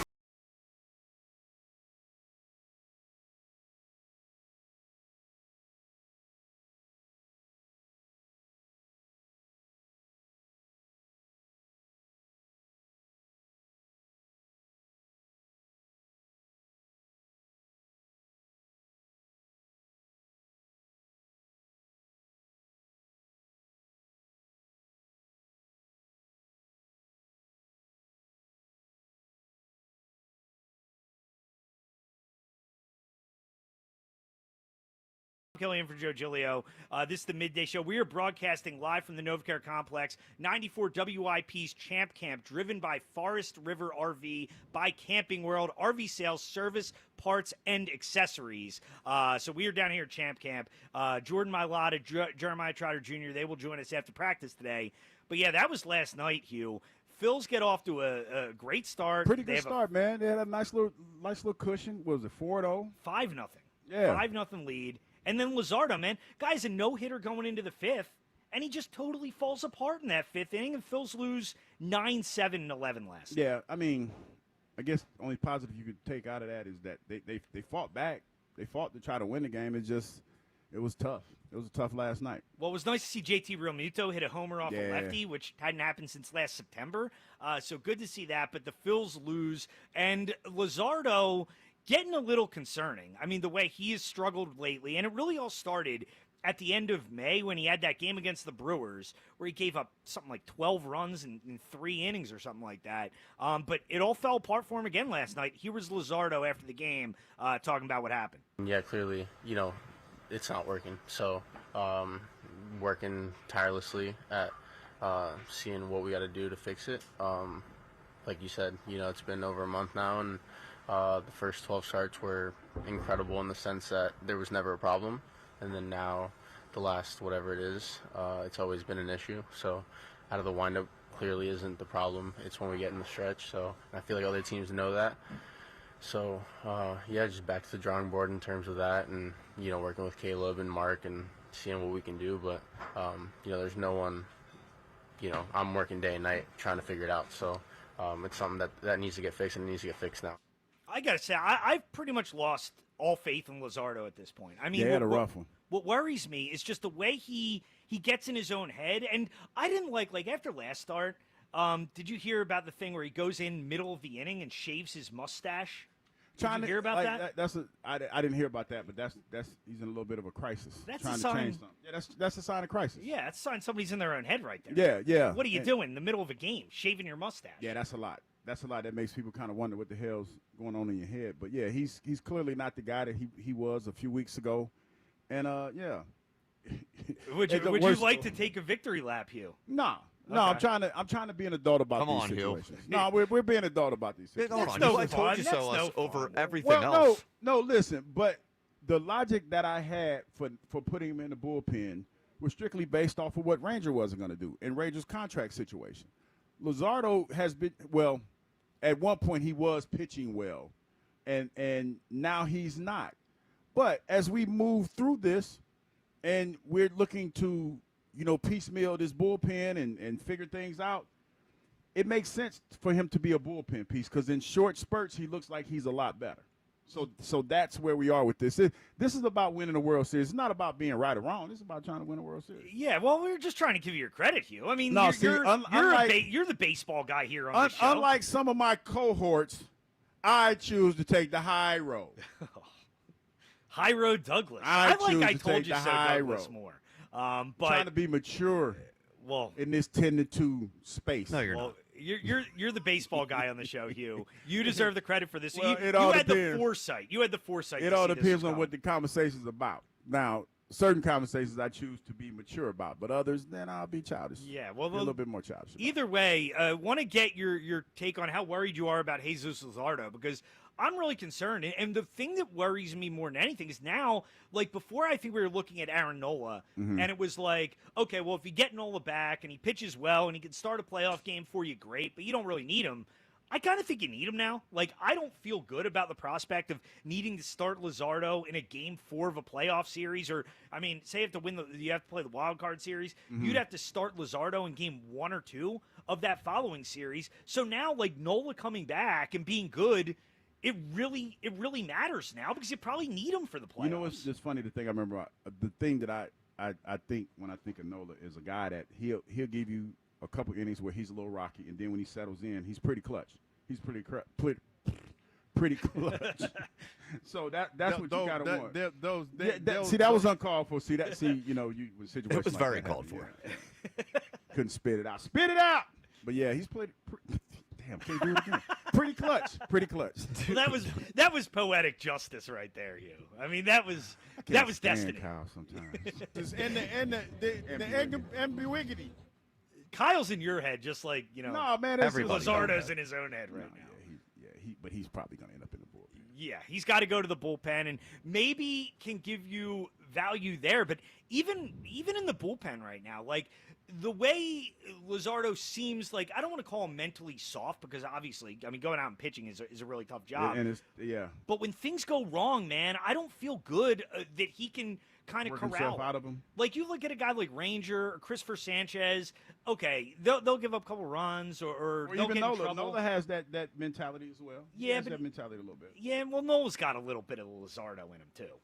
You know, with the home runs and letting things spiral out of control. Not to the same degree that we've seen from Luzardo, but I don't feel great about what he's going to give you even in the pen right now. But it seems like that's probably what the future is going to be for him in the postseason. I think that's a little unfair to Nola. I think he's got more stones than that. Like we've seen Nola unravel in like an inning or two before, but he can push through and get it together and give you a nice long outing. See, I'm not a Nola guy. Yeah, I know I you're was about not. to say I feel the TK hate. I feel a little bit of hate. Fake ace. I mean, he's just he's a fine pitcher. But he's not. Well, nobody thinks he's an ace anymore. You're fighting a battle that nobody else is on the other side of. I'm fighting a battle that I've already won. Well, sure. There was an argument for a while, Kyle, that he was an ace. I know, but now you're. You're I shooting won't them let it go. while they're already in the grave. Well, I mean, at this point, we don't even know if Nola's going to be like a viable pitcher when he comes back. I think he will be. Even before he got hurt, he was not pitching well this year. But wasn't he kind of? I think the idea was that he was dealing with something while, like in the beginning of the season, that's why he was pitching poorly. Rib. I don't know about. We had an ankle thing. Yeah, but before that, there was a month before he had the ankle thing. But that's what Kyle is saying. Is he probably was dealing with that? Yeah, I don't. It's a month before we knew about the ankle thing. Right. Well, I'll choose to believe it ain't like this training staff has had they haven't had any glowing endorsements this year. They've kind of missed the boat on a few things this year.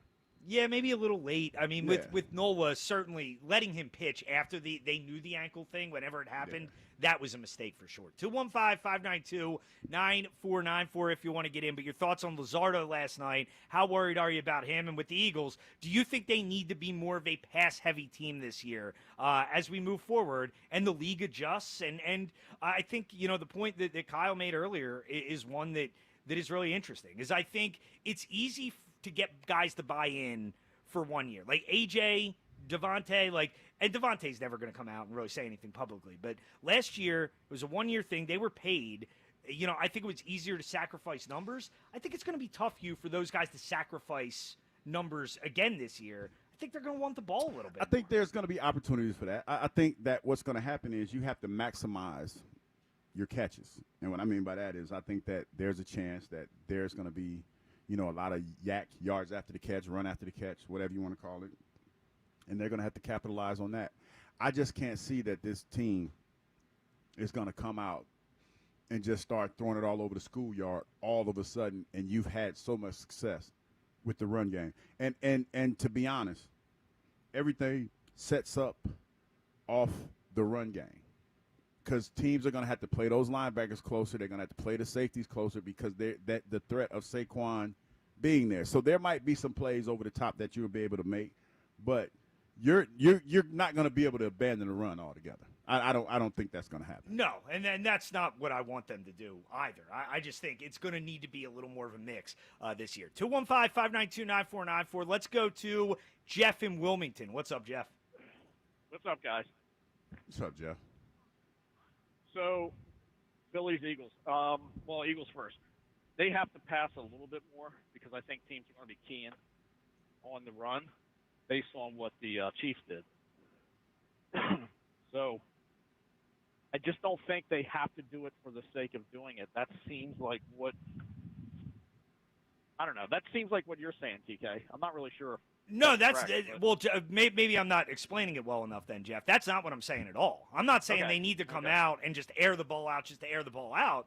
I just think defenses are going to be more effective against this running game this year. I think with a full offseason to study up on what exactly the Eagles are doing, how they were able to run the ball so effectively this year, I just think it's going to be more difficult for them to do it. And I think if the plan is, okay, well, we're just going to come out and do the same thing we did last year, I just don't think it's going to work as well. That's fair enough. I mean, like I said, they're going to have to do something different only because other teams will be keying on the run a little bit more. As far as the Phillies, how are you going to put Luzardo in the bullpen? I mean, if he's having trouble pitching out of the stretch. I mean, if you want to put him in there as an opener, but I don't trust that guy right now.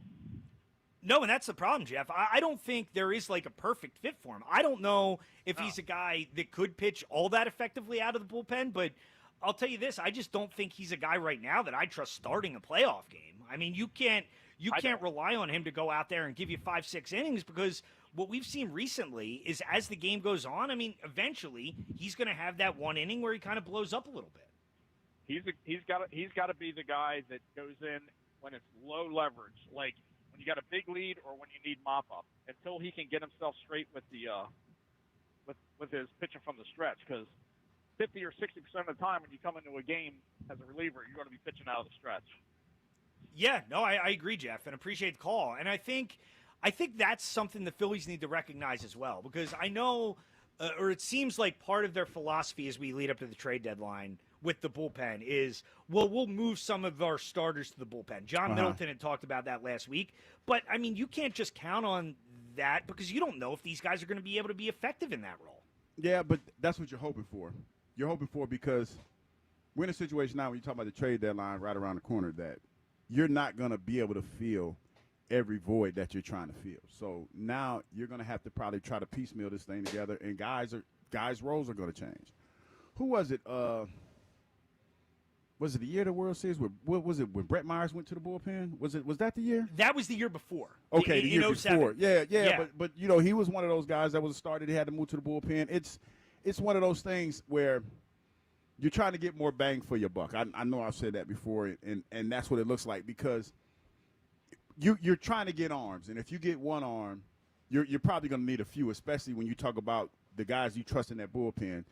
And in a short series or a short sampling size, I think he would probably be beneficial in the bullpen. Yeah, and I just don't want them to feel like, oh, well, we got these starters. We signed David Robertson. And, I mean, David Robertson's 40 years old. He was on the couch chilling. Hold my beer. I mean, I know he threw the ball well last year, but he wasn't great the last time he was here. I just don't want them to look at it and think, oh, well, we don't need to go out and get bullpen pieces because we have these other options. I don't think you can just rely on that. I mean, I think that's part of the solution. I just don't think it can be the entire solution. Let's go to Ryan in Wilmington. What's up, Ryan? Hey, what's up, TK? How you doing? Hugh, what's up, Kyle? What's up, How you doing, man? guys? What's up, Ryan?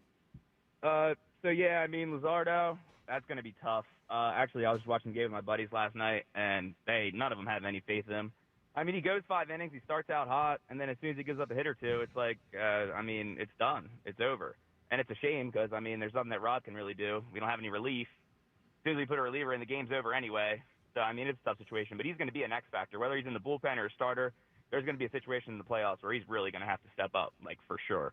Yeah, and who knows, Ryan? Maybe it is a situation where you bring him in the playoffs, and he can be a one-inning guy, and you just tell him, hey, just go out there, throw 98, throw 99, give everything you have, and maybe he's effective in that role. It's just maybe it's hard to know. It's hard to know without having seen it first. Maybe the answer is you move him to the bullpen in September or something and let him get some reps there.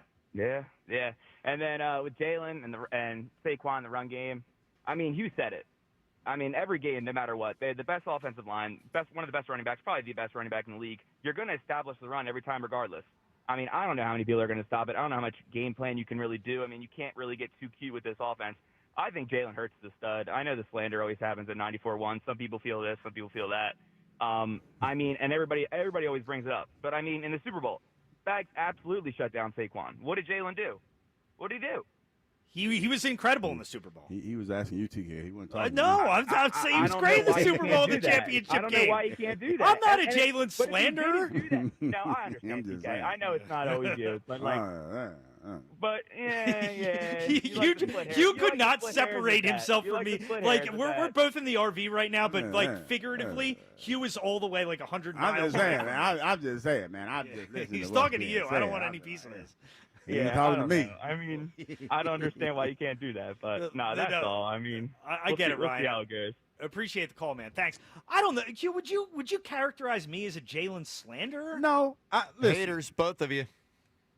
Shut up, Kyle. You know what? Is Kyle a slanderer? The peanut guy. No. Kyle is grounded in his truth. Live his truth. He speaks his truth. Yeah, and listen. The truth. I am a champion of speaking your truth. So I'm not mad. If me and Kyle, we don't agree on most things, but he's entitled to his opinion. I don't agree with it, and I think that's how most of the people that work here are. They have their opinions. They believe what they believe, and that's fine. And I think that's what makes the station so great. But encouraging people to live their truth is live their truth, Kyle. Hugh, that's what got us that phone call yesterday. No, but Kyle, which was great radio. What phone call? Was it great radio? We're going to have to show this to TK later. But was it great radio, though? Oh, it was hilarious. And that's why I put it through. He told me what he wanted to talk about. I let him live his truth on the air. But we can't act like it's not a dangerous thing. Well, I guess in this social climate right now, it could be. But isn't it entertaining? Of course. Like it's very entertaining. Absolutely, it is. The best was during that call when Ryan had kind of thrown out his response. Hugh, you wanted no part. You're just like, he's talking to you, TK. This is not for me. This is for you, man. You're the Jalen This is what usually happens, because yesterday it happened with Joe when Art called in and talked to Joe. Because that's one of those conversations where it doesn't help to have 2-3 voices going back and forth, right. Because that's Joe's over here perplexed, wondering how did Art get to the conclusion that he got to. Yeah, just wait, TK. We'll know play what it. I'm excited for So Art later. there's no need for me. Only thing I'm doing is adding background music for that, because ain't no need. Because Joe's over here, he's about to blow his stack, and Art's doubled down and he's tripled down. He's dug in. Let them have it. I can't. Let him cook. I can't wait to hear this call later. let him cook. Let him cook. Let's go to Aaron in San Diego. Aaron. What's up, Aaron? Good morning, Philadelphia. Did you lose your voice, Aaron? Hugh, I'm supposed to be on the phone with insurance. Oh boy. What's that, honey? No, it's insurance, honey. No, I'm not on the he ain't phone. allowed to call. Creepy radio guy. No, I told you I wouldn't do that anymore. Oh my gosh, it's awful. Bad bit. Hey, I got two developments, Hugh, on the smoking hot wife issue. How about you start with the Eagles first? The first development is I developed a welt the size of a baseball on the back of my neck after the wife got done with me yesterday after that phone call. And then the second thing is the smoking hot wife is soon to be the smoking hot ex-wife. So thank you so much, Hugh, for that. See, That wait a was minute. entirely your fault. What did I do? What you mean? How's No, it Aaron, you I'm asked saying for it's a Aaron's picture of fault. Aaron's wife, right? And I didn't TK, ask just what. so you know, Okay, sorry. Okay, just so you know, there are two types of Hugh Douglas. Hugh wants to throw the word friends around, like you do, like yes, no, like just like an average thing. But there is the radio Hugh, and then there's the Twitter Hugh. The Twitter Hugh doesn't follow you, doesn't comment on posts, that you send them unless they're like, over the line. There's no interaction there. So I don't know the friendship thing. Wait a minute. I don't Aaron, know, dude. I first and foremost, I apologize for the scathing comments I made because I didn't know, and I will follow you. I interact with a lot of people. You don't want to do that. Yeah, Why don't not? follow. You didn't come. I sent you a photo of the wife yesterday. You didn't get it. I didn't get it. I apologize. I didn't get it because I haven't I've been on Twitter, but I haven't really been checking it. But I apologize. I thought we were friends. What about the Eagles? And Kyle, I don't do this. People do this to me. I got. What about Aaron? What about the Aaron? Eagles? Aaron, come on, we got to move along here. We got Jordan Mailata and Jeremiah Trotter Jr. coming up. Gotcha. So Hugh, as a defensive player, okay. Yes. When you're facing a team, do you want a team that's predictable, or do you want a team that's going to keep you on your toes? Team that keeps you on your toes. Usually the ones that are harder to beat because you don't know what they're going to do. Kyle They Quinn's get away from statement, their like, tendencies. The Kyle Quinn statement, like they're gonna put on the Super Bowl and they're gonna figure out how to beat the Eagles. And I mean that's the most ludicrous statement that I've ever You're right. heard. No other NFL team has looked at tape to figure out how to stop another offense before. It's ludicrous. Tell me, Kyle, how are you gonna stop the Eagles? You gonna stop Saquon Barkley? Well, guess I'm what? telling you, got that's Jalen how teams are going to Hurts. try to Jalen do it, Hurts. Aaron. Then, hey, guess what? Saquon Barkley's gonna jam it down your throat. Well, yeah, Aaron, Jam it we down your throat got to is run. crazy. Practice is wrapping up. But yeah, I mean, teams are I just gonna. followed you on Twitter too, Aaron. So. Yeah, that's a big mistake.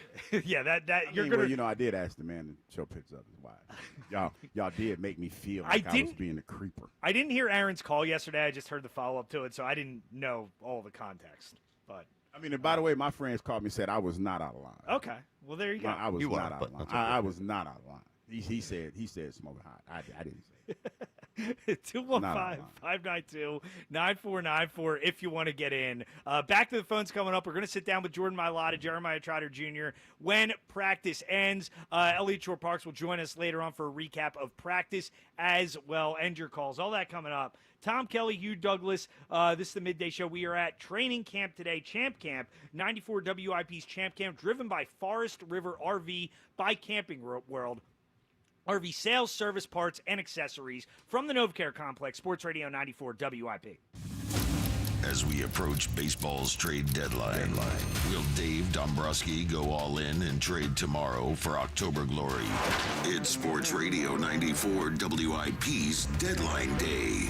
Live coverage of the minute-by-minute moves that could shape the outcome of the 2025 season. All in for a ring? The window is still open now? Or all out of time? Have they aged past the point where they can get this done?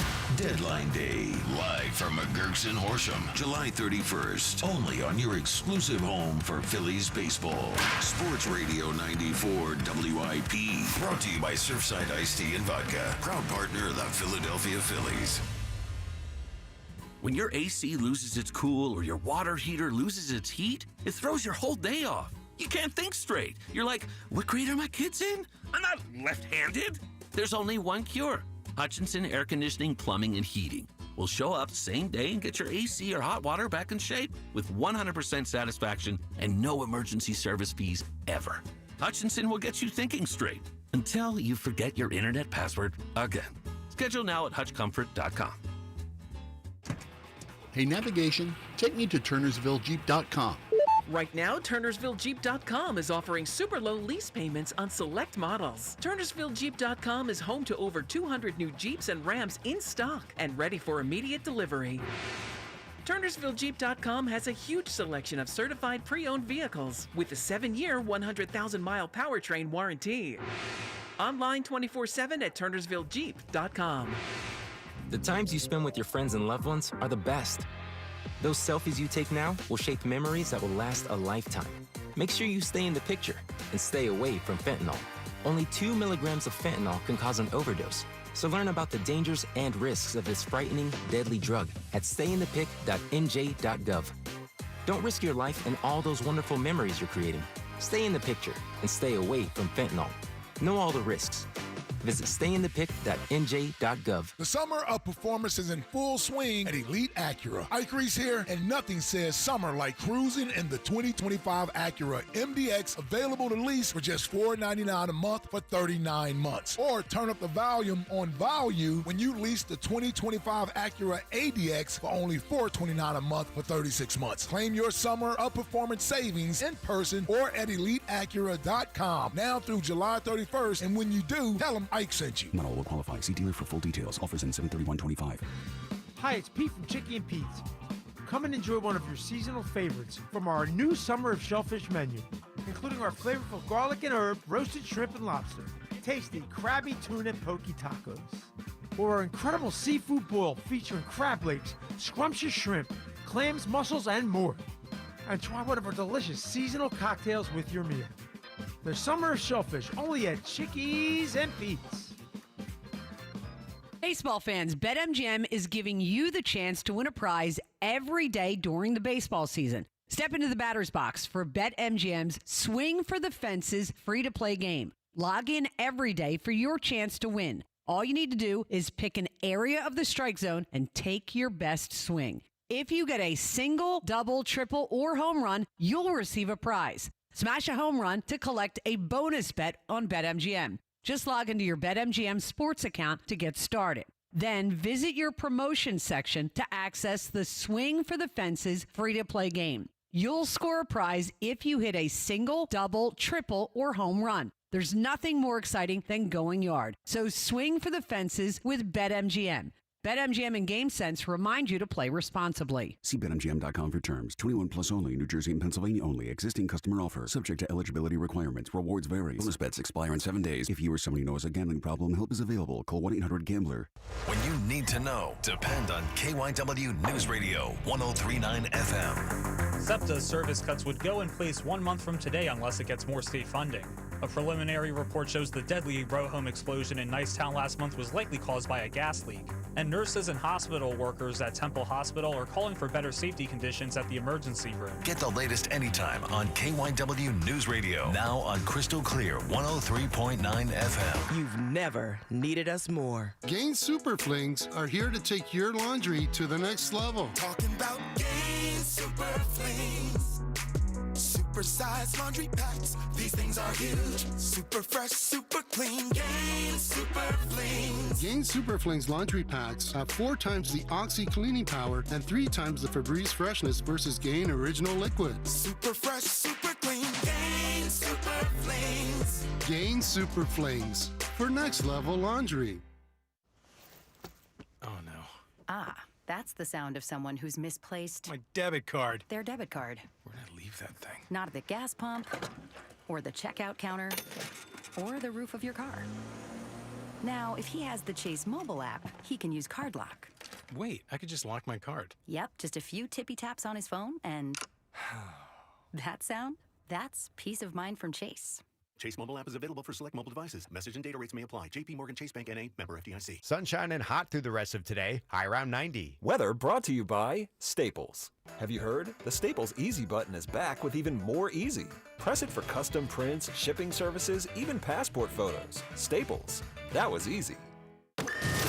Back to the WIP Morning Show with Joe DeCamara and John Ritchie. Live from the NovaCare. This is Champ Camp on Sports Radio 94 WIP. It's the Tom Kelly Show.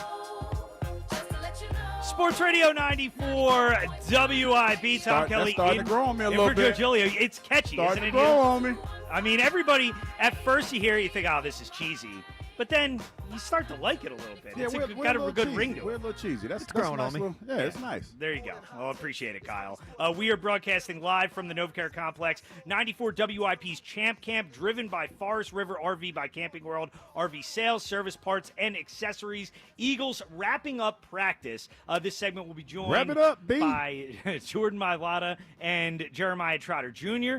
Interested to talk to those guys, Hugh, and interested to talk to Jordan about what he had to say yesterday about, last year's behind him, looking forward, going into this year, and it really being kind of a different team. And again, we mentioned it earlier, but I think refreshing to hear guys talk so much about that and putting last year behind them and really looking toward next year, because I feel like, and I know it's a lot of different players from 2017, but in 2017, the whole training camp in 2018 felt kind of like an extension of the celebration. I'm glad these guys are looking at it differently than that team looked at it back then. They're taking the lead of their quarterback, if you will. I mean, Jalen would probably be considered the more extreme person, because a lot of people, I heard him talking, shout out to the afternoon show, they were talking about how he hadn't put his ring on and how people felt about that and talking about enjoy the moment and anything like that. I looked at it differently, and I think they are too, because think about it like this, Tom. I play with some hell of a players, but we didn't break through for whatever reason. A lot of times it was because we didn't have the receiver core, or we didn't have certain things that allowed us to get over the top. And, things happen.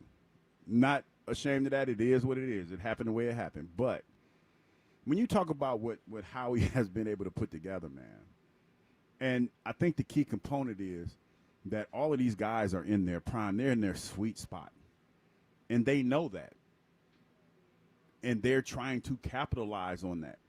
They're chasing greatness. That's the only way that I can describe it. Just sitting here and looking out the window and thinking about some of the things that Jalen has said and the way that he carries himself and what's being said about him. Yeah, that feels like that's what they're doing.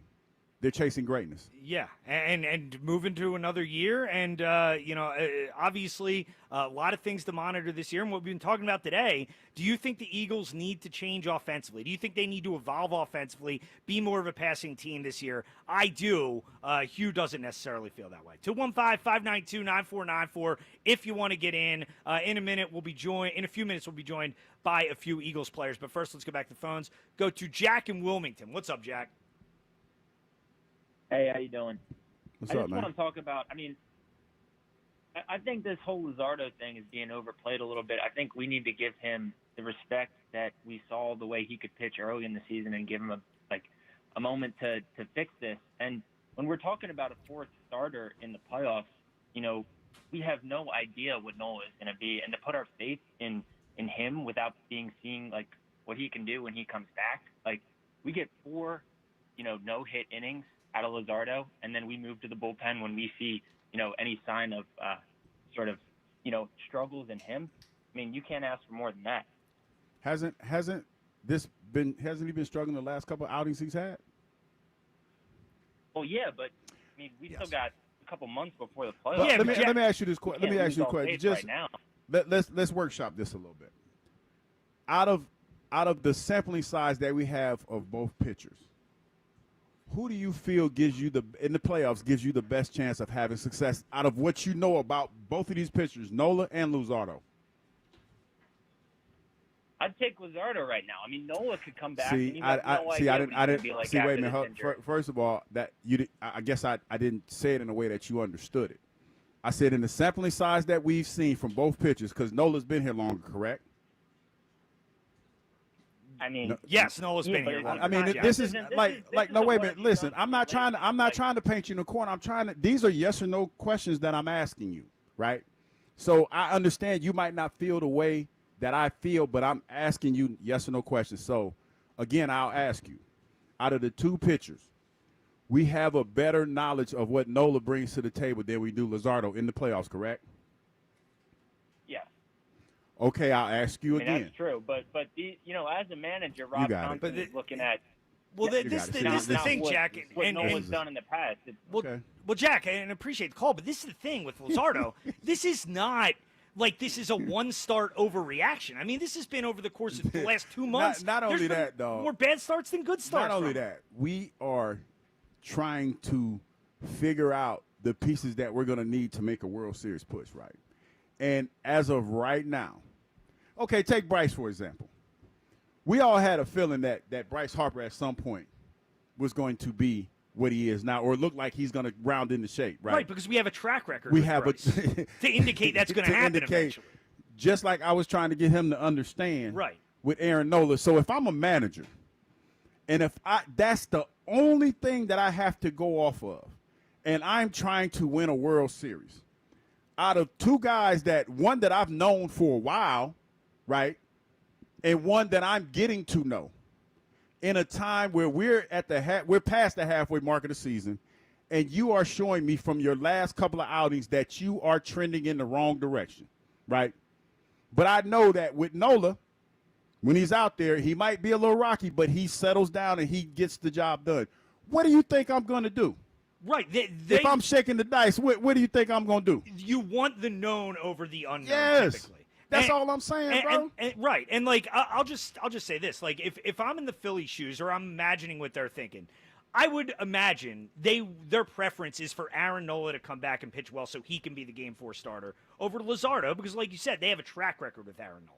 They know what they're getting from him. And with Luzardo, I mean, this is not a small sample size now. Like after his first couple starts where he really struggled, I don't know. I was kind of the mindset of let's give him a little time, let's let him get it together. This is now a good 2-month run here where it's been more negative than positive. That's the point. And you're in a situation now where you're trying to figure out rosters and you're trying to figure out how people are going to fit into what you're trying to accomplish. Yeah, gotcha. Yeah, absolutely. 215-592-9494 if you want to get in. But Eagles practice has wrapped up for the day.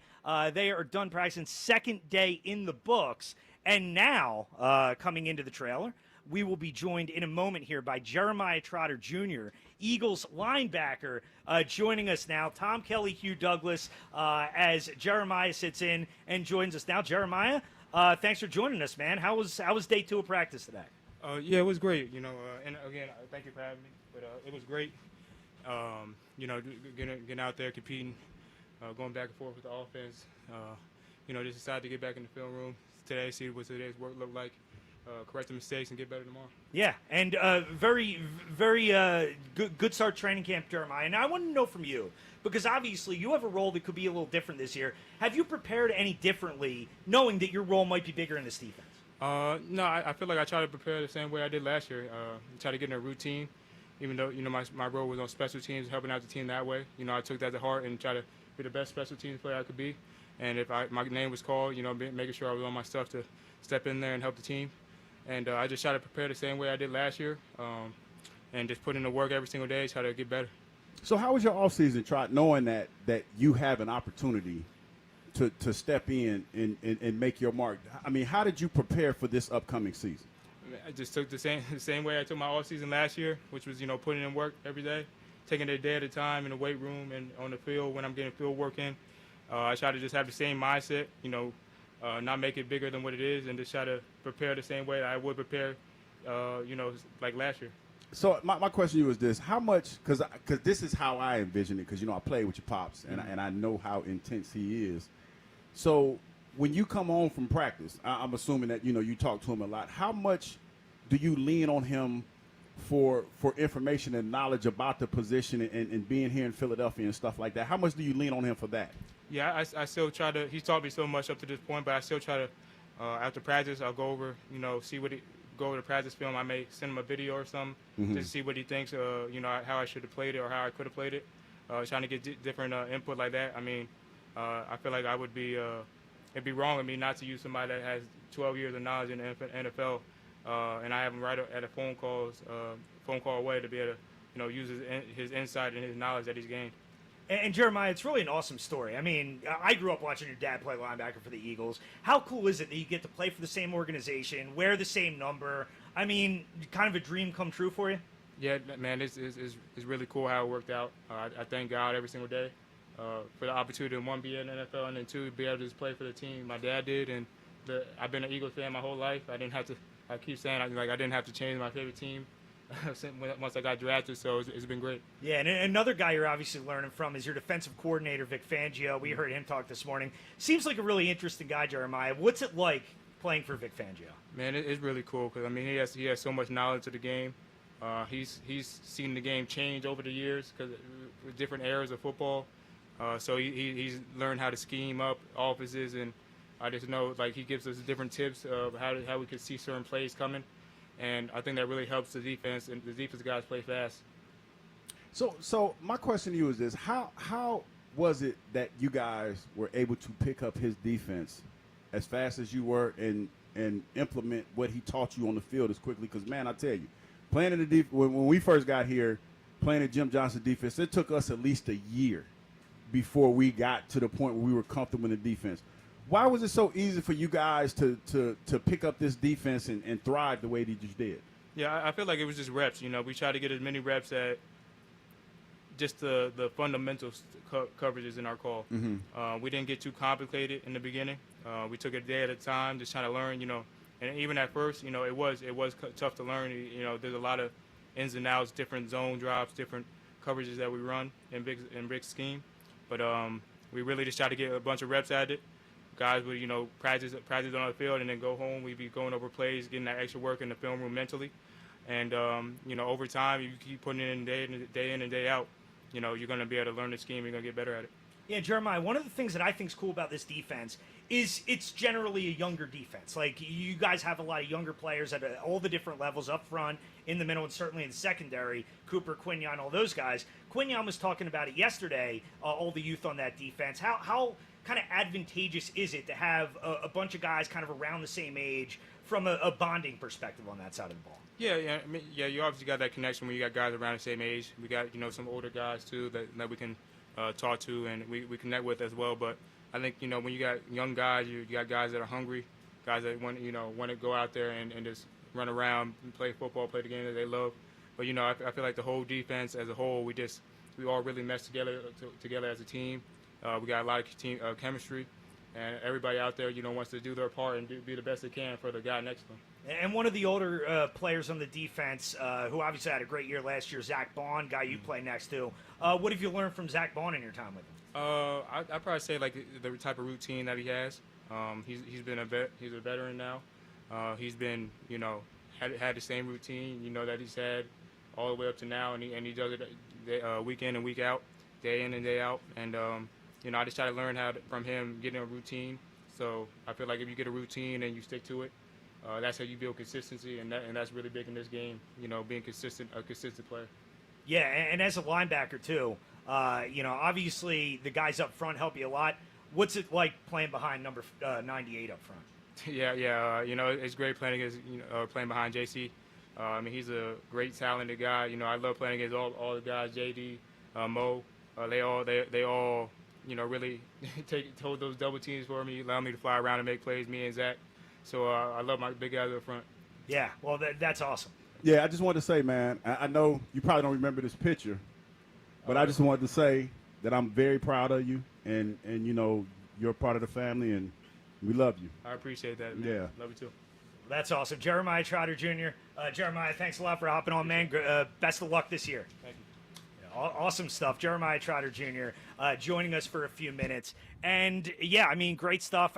Hugh, you played with his dad for a long time. I grew up watching those teams. And just an awesome story to see Jeremiah, here and thriving the way that he is. And winning the Super Bowl ring. I should have asked him. Got to rub that in Dad's face a little bit, right? Well, yeah. But I think what Jeremiah Trotter Jr. has done, it's one of those things that I know his dad's proud of him because we're all proud of him. Because, we were a part of the foundation that was laid down to put him in a position to have that kind of success. And I know for Trot, I don't think I'm speaking out of turn to see his son be a part of the legacy that he started.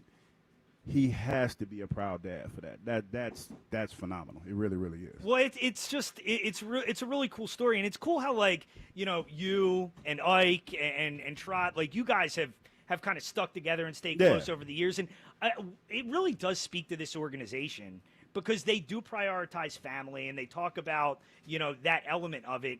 And I think with a guy like Jeremiah, you can really see it. Especially, like, I mean, think back to that draft night when he was drafted, how We were genuinely emotional Jeffrey Lurie was to talk to him that night. Man, listen, I tell you, the picture that I showed him was of me, my son, him, his brother, and Ike's kids. And you know, that's how close we are, you know? So, Yeah. No, and it's awesome. And that familial element of it is a really cool thing for this organization. It's an awesome story to see Jeremiah, you know, kind of following in his dad's footsteps, the way that he is. And I think a guy who is going to be a real difference maker for this team this year. And obviously, kind of unfortunate the way the opportunity's coming about. You never want to see guys go down. Yeah. Kobe Dean was such a good player for this team last year and a hard worker in his own right. But this is where, you know, having a guy like a Jeremiah Trotter Jr. sitting behind him, he'll get that opportunity this season. I'm excited to see what he does with it. Can't wait to see what he does with it, man. Yeah, it's going to be awesome to see. And, you know, just you can tell a really good kid and a guy that every Eagles fan is rooting for, no question about it. 215-592-9494 if you want to get in. We'll have Jordan Mailata coming up in a few minutes here. But first, let's go back to the phones. Go to Terrence in Springfield. What's up, Terrence? Terrence. Yo, TK Kyle, what's up, man? What's up, Terrence? On, hey, Hugh, you ain't get no picture of no lock lizards or nothing today, man? No dimes? Lot lizards. What are those? Move on, Terrence. I don't drive a pickup truck. I do drive a pickup truck. I don't drive a semi. All right. What do you got, Terrence? No, I'm referring to the ugly wife, but you get me. You get me what I'm saying.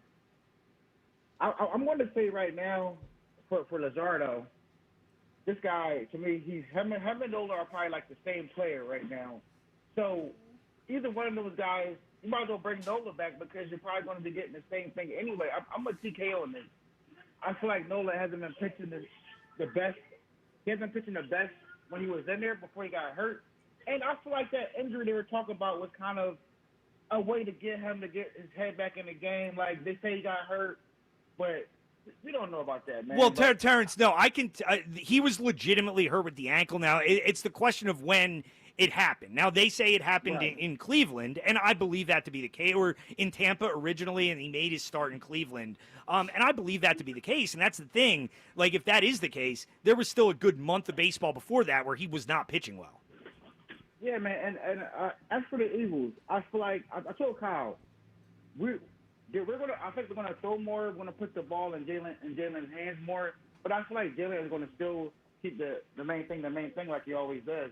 I still believe Saquon is gonna get off some big. I believe we're gonna throw the ball more, but I believe Saquon is gonna still get off some big long runs and coming off the RPO. And we all know Jalen Hurts brings that dual threat to the offense. I feel like they're gonna put more in his hands. I feel like Jalen might run more. I feel like he's gonna throw more. He's going to have a lot more one-on-one coverage with Devontae and AJ on the outside. So I feel like that's going to be huge come this season. And we know Patullo likes to throw the ball. Am I right? Well, yeah, Terrence, and that's the thing, man, and I appreciate the call.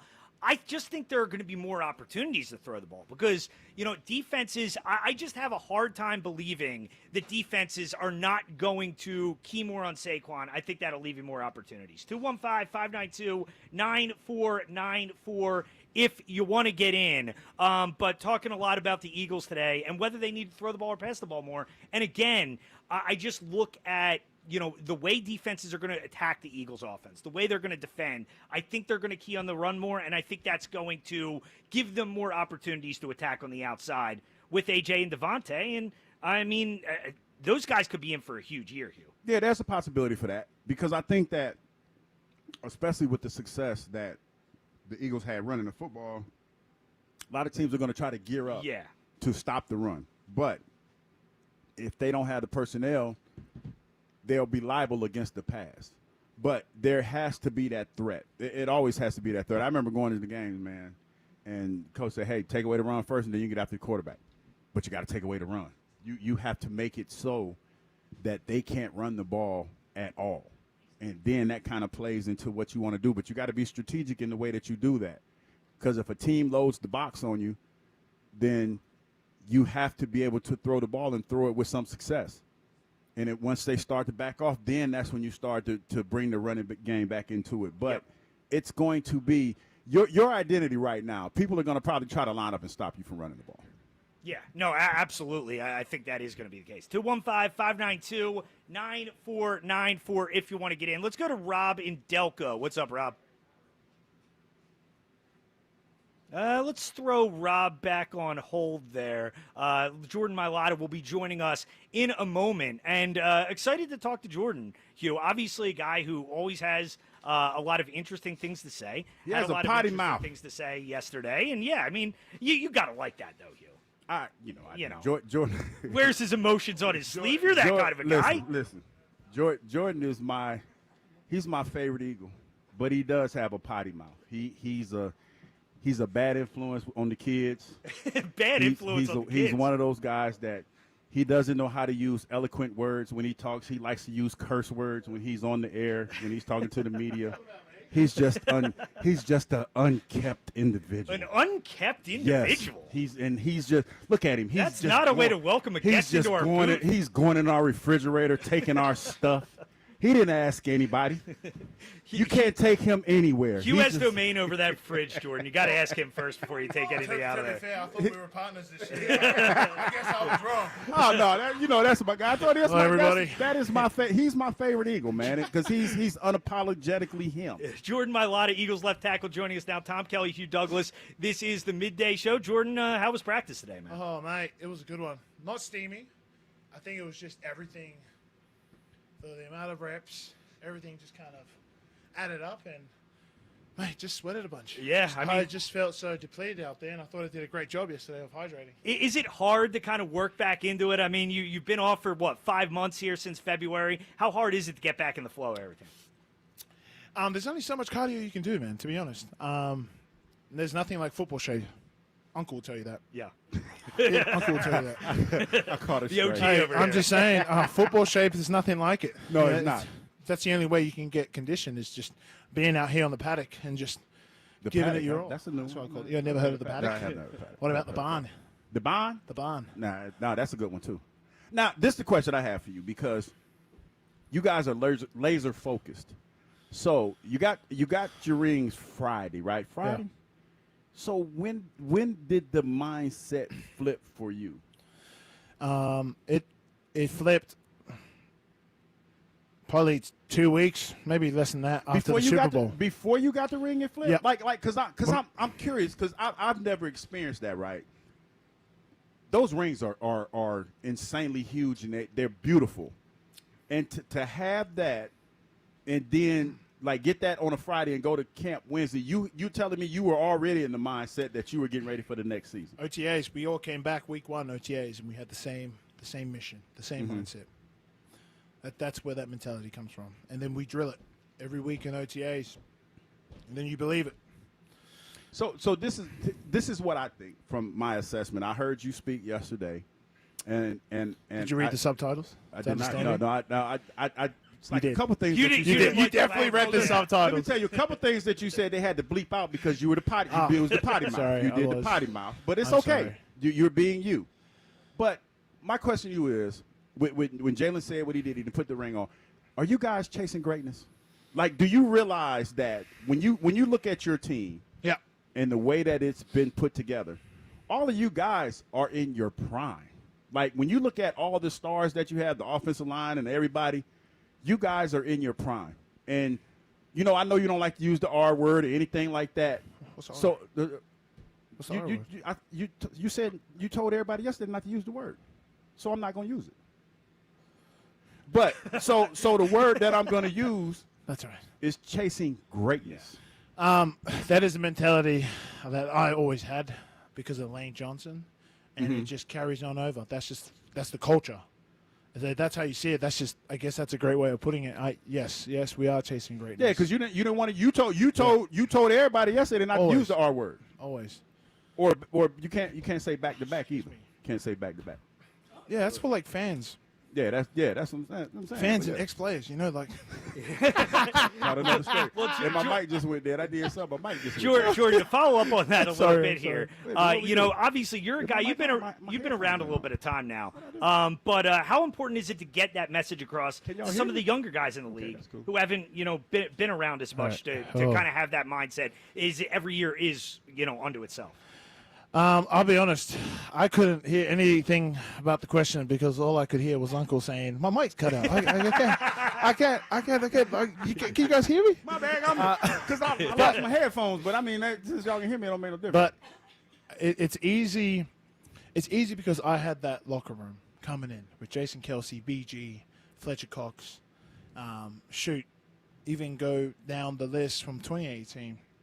We can go back to even when Carson was here, Yep. So those guys had that same mentality of chasing greatness, and for me it was that, by easy. the way. You can use I'll that. be honest. I was using it way before you. Okay, we can roll the tape back, baby. We can roll the tape back. Okay, well, yeah, that's chasing fine. greatness because that's what I call Lane.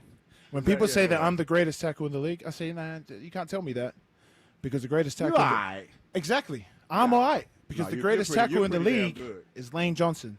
And until I can be better than Lane Johnson, then I'll be the greatest tackle in the league. Y'all both pretty Yeah, but I'm not the greatest tackle in the league. It's Lane Johnson, and I call that chasing greatness. Well, I mean, I think we can agree that you're both great. I'm right. He has no idea how hard Lane works and sacrifices for this team.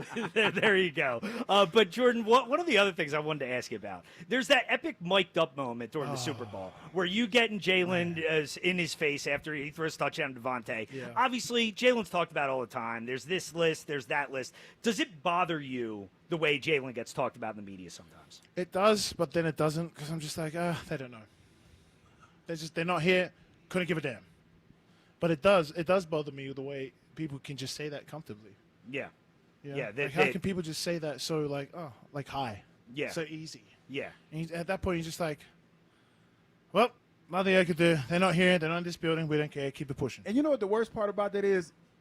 I hear a lot of people that say they used to play the game and know how hard it is to play that position. I mean, everybody's entitled to their opinion. That's the way I feel about it. You can name names if you want. I feel like that's what you're trying to do. No, I'm not. But it's one of those things where it's like, I respect everybody's opinion. It doesn't have to jive with mine. But when you hear it, it's always interesting when you look at like pundits that used to be, my contemporaries that do it, and you're like, People tend to forget when they crack the mic. They tend to forget certain things. So, Yeah, that's true. But it does bother us. I'll say us, but that's the beauty of the way it starts head down. It's team focused. It's block all the noise, block all the white noise, and as monotonous as it gets, because it gets monotonous, it just becomes routine to keep it pushing. Yeah. Does that make sense? Yeah. Oh, yeah. Makes a lot of sense. Absolutely. And another thing I wanted to ask you about, Jordan, just as you're playing last season, I know we're looking at this year, but as an offensive lineman, how fun was it to watch what Saquon Barkley was able to do last year and watch him, just break games open time and time again? Man, that was truly a special season. To be able to witness greatness. And, it's still crazy that Saquon's an Eagle. Still think about it even this year, rolling up to OTAs, it's like, oh, yeah, that's right. He's on our team. It's pretty nice seeing him out there, isn't man. it? And, man, I was incredibly lucky to be a part of, some greatness like that and be a part of history, too. So just incredibly thankful he's on our team. Yeah, no, absolutely. He makes our lives easier, that's for sure. Definitely. And one more here for you, Jordan. But you talked about Lane Johnson and how influential he has been for you. Jeff Stoutland's become kind of like a cult-like figure here in Philadelphia as far as this guy's reputation and what he's been able to do. Just how much has Jeff Stoutland meant to you, and how much does he mean to this organization? It's hard to put it in words. Man, I love Stouty, man. I see him like my dad. My dad's not here. He's in Australia, and every time when I was learning, when he was teaching me when I was a young pup, I would just see the similarities, and so over time he just became like a father figure to me, and I love and respect that man so much, like he is my father. Yeah, well, it's an awesome story, man. I mean, you coming over and not having all that kind of football experience, and I mean, Jeff Stoutland, he's been here over a decade now. Yeah. Incredible stuff. But he means a lot to his people. There is a cult out there. There is a cult out there. Yeah, I've seen it. I've heard it. Everybody loves Jeff Stoutland. But Jordan Mailata giving us a few minutes after practice. Thanks for coming on, man. Thanks for tolerating Hugh. We appreciate it. He's my favorite person. Oh, there we go. I finally gave up the answer. Shoot. Love you too, man. Love you too, Uncle. Well, there you go. Jordan Mailata joining us for a few minutes. Thank you to Jordan. We'll come back and obviously talk about practice, talk about everything going on. Elliot Shore Parks will join us in the 12 o'clock hour as well. Tom Kelly in for Joe Giglio. This is the Midday Show, Sports Radio 94 WIP. It's Phillies Sunday. Every Sunday home game this season. Join WIP at Citizens Bank Park for extended pregame from the DeCamara broadcast booth. I just love playing baseball, and I love doing it here. Only on your exclusive home for Phillies baseball. Get up! It is gone! Sports Radio 94 WIP. Phillies Sunday from DeCamara Heart and Lung Center, the Delaware Valley's only heart hospital. Summertime is here, oh, Hoagie Fest, here I come. Hoagie Fest, Hoagie Fest.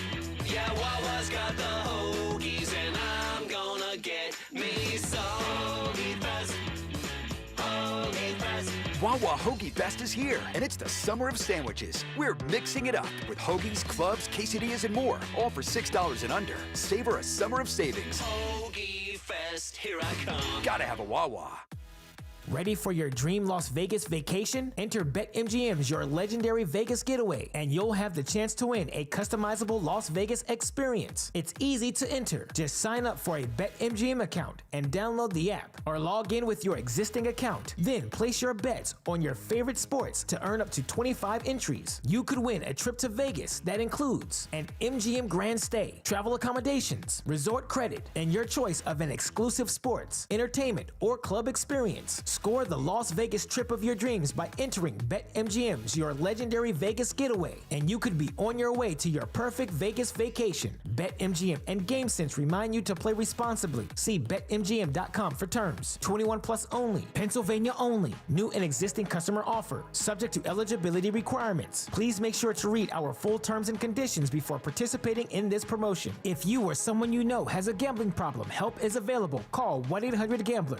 Sundays are smoking hot at Cheerleaders, New Jersey with Southern Sundays Barbecue. We're firing up the smoker and serving up mouth-watering Southern favorites, while our delicious entertainers bring the heat. Doors open at noon. Bring your appetite and let us stimulate your senses. Celebrating a birthday, Cheerleaders, New Jersey wants to treat you and 10 of your friends to a birthday bash you'll never forget. Get access to the hottest monthly party alongside our dazzling divas. Contact us to reserve your spot now. It's live, it's up close, and it's personal. Cheerleaders, New Jersey.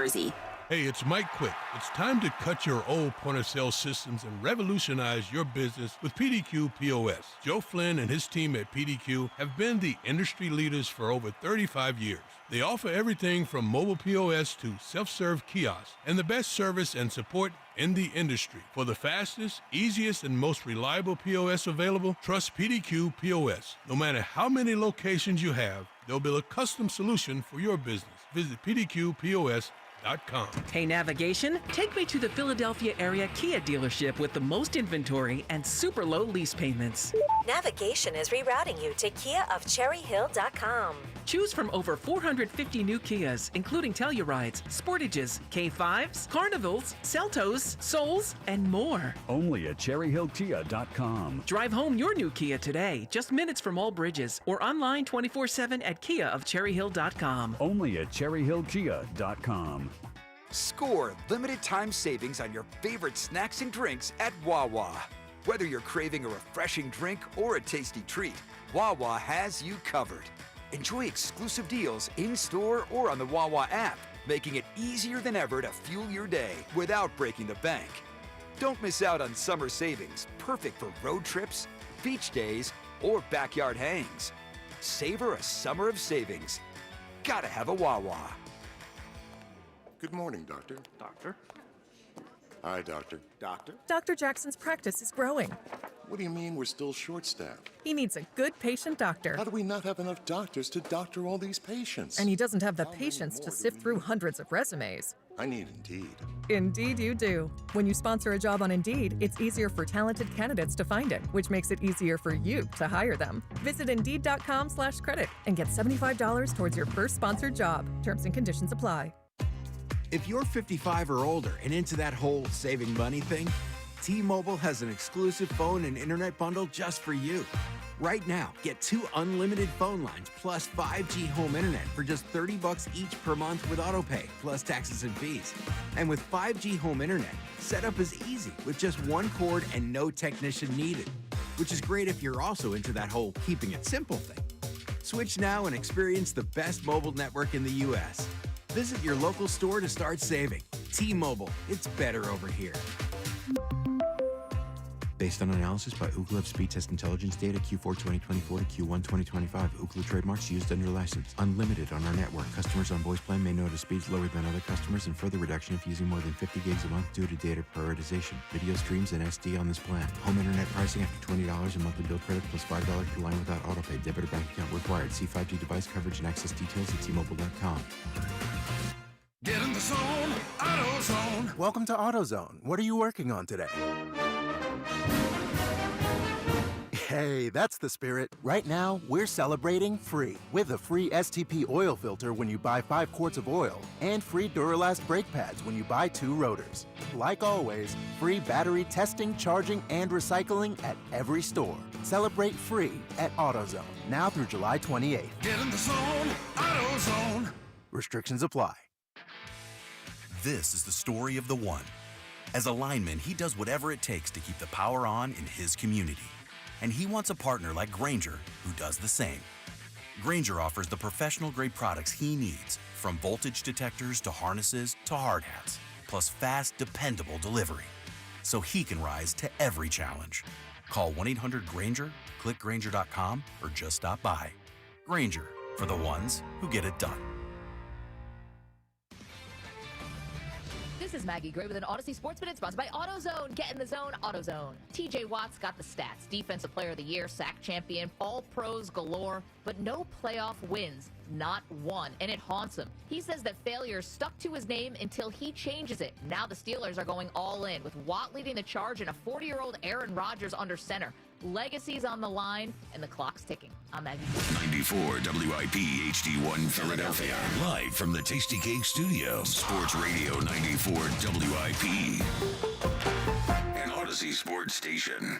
This is Champ Camp. Live from the NovaCare Complex on Sports Radio 94 WIP. Sports Radio 94 WIP. This is the Midday Show. Tom Kelly in for Joe Giglio.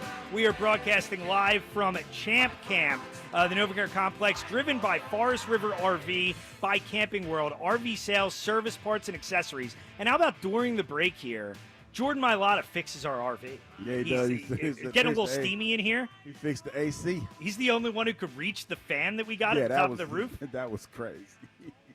Crazy. We didn't know what was going on. Jordan Mailata, though, he's the only guy that could reach it anyway. Yeah, but doing us a favor in here. But he's an interesting guy to talk to, Hugh. Oh no, he likes listen, busting man. your chops a little bit. He's one of my favorite mans, and that's what we do. We're on the show, and you know he likes to be transparent, and he's just an overall good dude, man. He's just an overall good dude, and I enjoy talking to him every time that we get a chance to talk. I really do. Yeah, definitely. Awesome. And thank you to Jordan Mailata. Thank you to Jeremiah Trotter Jr. For joining us on the show today. 215-592-9494 if you want to get in. You heard that music coming back from break. Rest in peace to Hulk Hogan, who passed away this morning, Hugh. Yeah. You a big Hulkster fan? I was. You know what, TK? I hate that you asked me this. Now I got to answer the question. Boy. Oh, what did I just do? I mean, I used to be a Hulk Hogan fan until I found out he didn't like black people. Oh, okay. Yeah, he's not. He wasn't a very. Yeah, he didn't seem to be a great he guy. Like black people. It kind of hurt. It hurt my heart. But I was like, hey, oh well. I mean, rest in peace. Yeah. Rest in peace. Well, the kind words. He ain't like black people. Though. Nice oh well, words, I mean, rest in peace. No, I'm just saying. He ain't like black. He ain't like black people. I don't even know where to go with that. I'm just saying. You shouldn't ask me. Yeah. Because I was going to answer. You know, that was bad judgment. That was bad judgment on my part. I I should have seen where that was going. You asked me in the break, and I told you, but then you asked me on the air, and I had to tell you. Well, he played again. the song. I I had to yeah, say something. because Kyle knew what he was doing. Yeah. Kyle knew what he was doing. Kyle was provoking things. Kyle knew where things were going. And then he acts like, "Oh, I can't believe you did." You can believe it. You believe it. You believe it because you knew what I was going to say. Kyle just loves pushing the button. He's like a little puppeteer back there. That's his job. Yeah. That's why I was strings. like, damn it, why Kyle play that music? Yeah. He did it. 215-592-9494 if you want to get in. But things we're talking about today, talking about the Eagles, obviously, and as we're down to training camp today, and whether you think they are going to need to throw the ball more next year. I do. I just think this is a part of the game in the NFL where you need to evolve year to year. And I think the best example is the Chiefs the last few years. As you look at the Chiefs and the different iterations of them going back to like 2018, 2019, it started off, they had Tyreek Hill. They were like an explosive passing team. Then, they move on from Tyreek Hill. They become more of a running team. This year, they were more of a dink and dunk team. I think part of that, a big part of it, is because of the way defenses, kind of adjust and defend them. And they started taking away those other things. It makes you adjust. And I'm not saying to come out and not use Saquon Barkley. That would be stupid. Like, that would be ridiculous. But I think as defenses have time to study, they have time to see what you did well, how you're going to attack them, they're going to attack you. And they're going to take things away. And I just think when you look at this team, they're going to need to be more of a passing team next year to have the same kind of offensive success as a whole. I think it's going to be dictated on how you're attacked.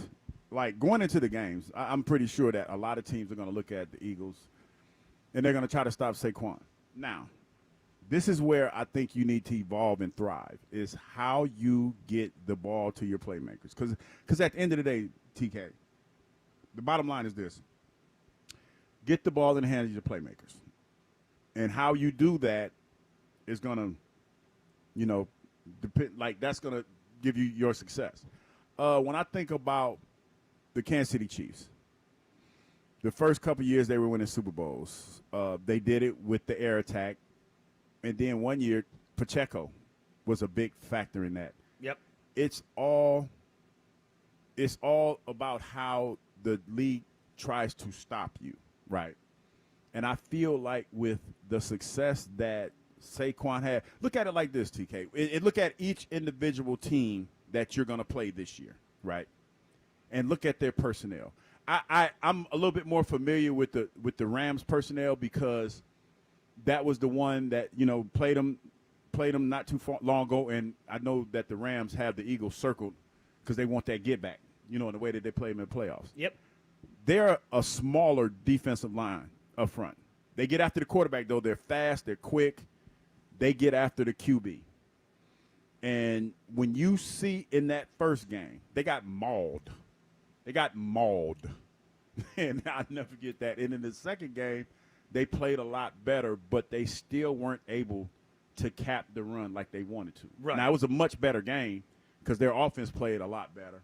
But that's what you look at. Like, look at it individually from our offensive line standpoint and the teams that you're playing against. And I'm using that team because, like I said, I'm more familiar with it.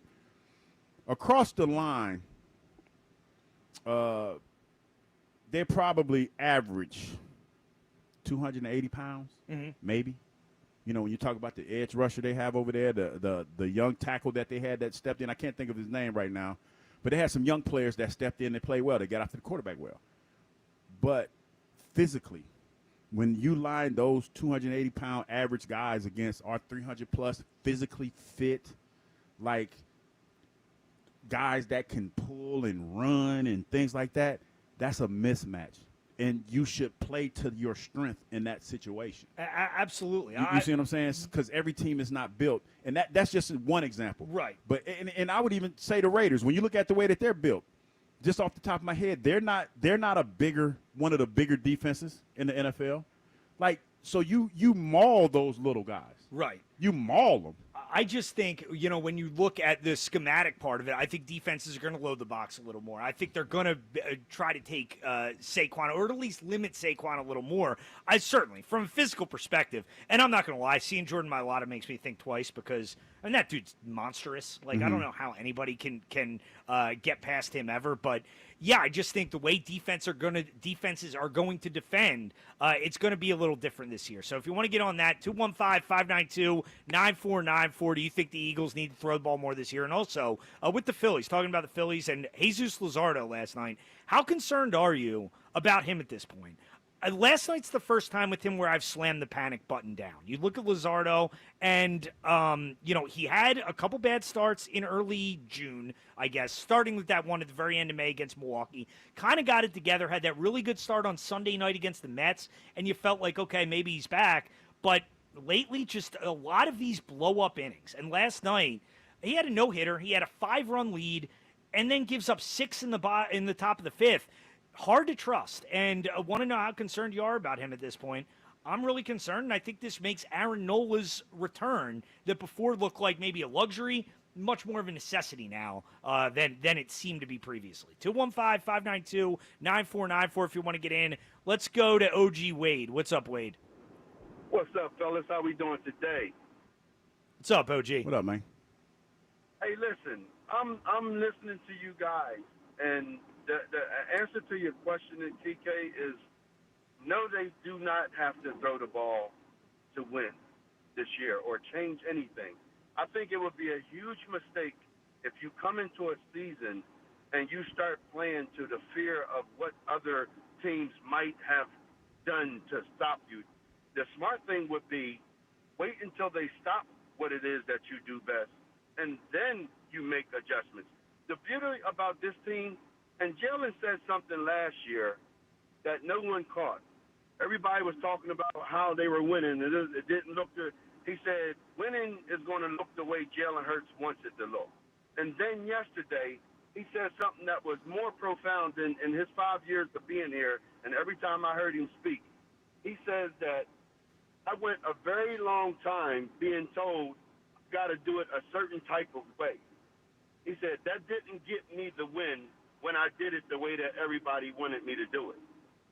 You can forget about Jalen Hurts trying to prove people that he can throw for 4,000 yards. But this is the thing. But wait, this is not what I'm saying. I'm not saying it's about Jalen trying to prove anybody wrong. This isn't about proving anything to anybody. This is about the way that's best to attack defenses based on the way they're going to attack you. Right, but TK, wouldn't you wait until they make that attack and try to? Because, frankly, if you look at all the games that we played, the Eagles are able to beat you in a multitude of ways. It's like, pick your points. If you try to stop the run, they're going to throw and win. If you try to stop the pass, they're going to run and win. The key to this here is defenses come in to do one thing with the Eagles.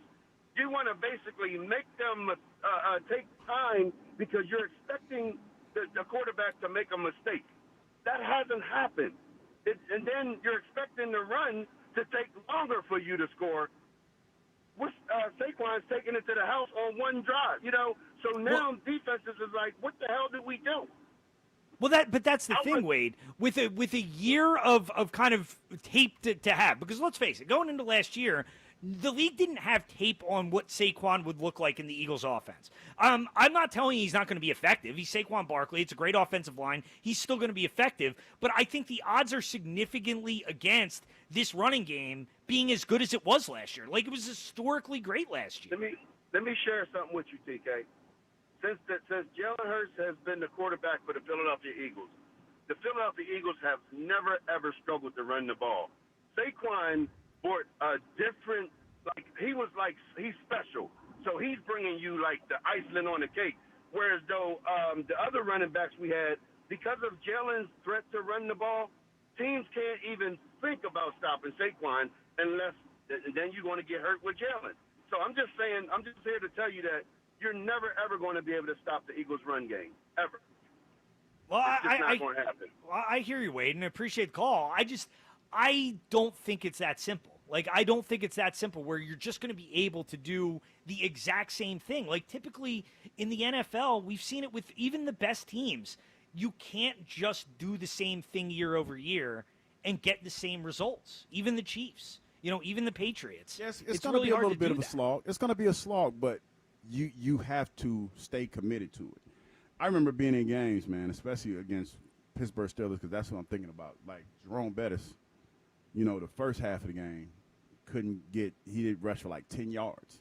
Second half of the game, that's when he went off. And that's what it used to be. That's what the running game used to be. Used to run the ball. No success, but when you came back to it, that's when it paid huge dividends. I don't think that with the running back that you have that, you need to get completely away from that. When you throw the football, three things can happen. Two of them are bad. That's a fact. Two of them are bad. So giving the ball to Saquon Barkley, keeping defenses honest, is going to open up the passing game, but you have to run the ball. Yeah, absolutely. I don't think anyone's saying. Both, yeah. I don't think anyone's saying that they're going to stop the Eagles' run game. Right. But the reality is they're probably going to make it a little harder for you. No, they are, no question. But this is where it's all about how you feel about what you're saying, and it feels like when you say the Eagles need to pass more, like they need to just come in and be like, damn the torpedoes, throwing the ball all over the field. That's not what's going to get you. That's not what teams are going to defend against. And that's all. That's not what I'm saying, though. Like, I'm saying I just think it needs to be a little more balanced than it was I think there would be some evolution, but for me as a player, why if the teams that you're playing against can't stop it, why stop doing it?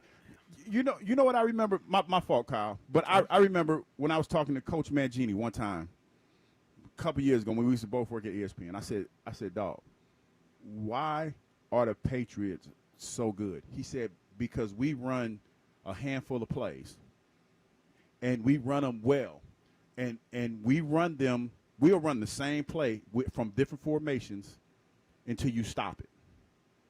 And when you stop it, we'll run another play. And we'll run that out of different formations till you stop it. And then we'll come back to the other play.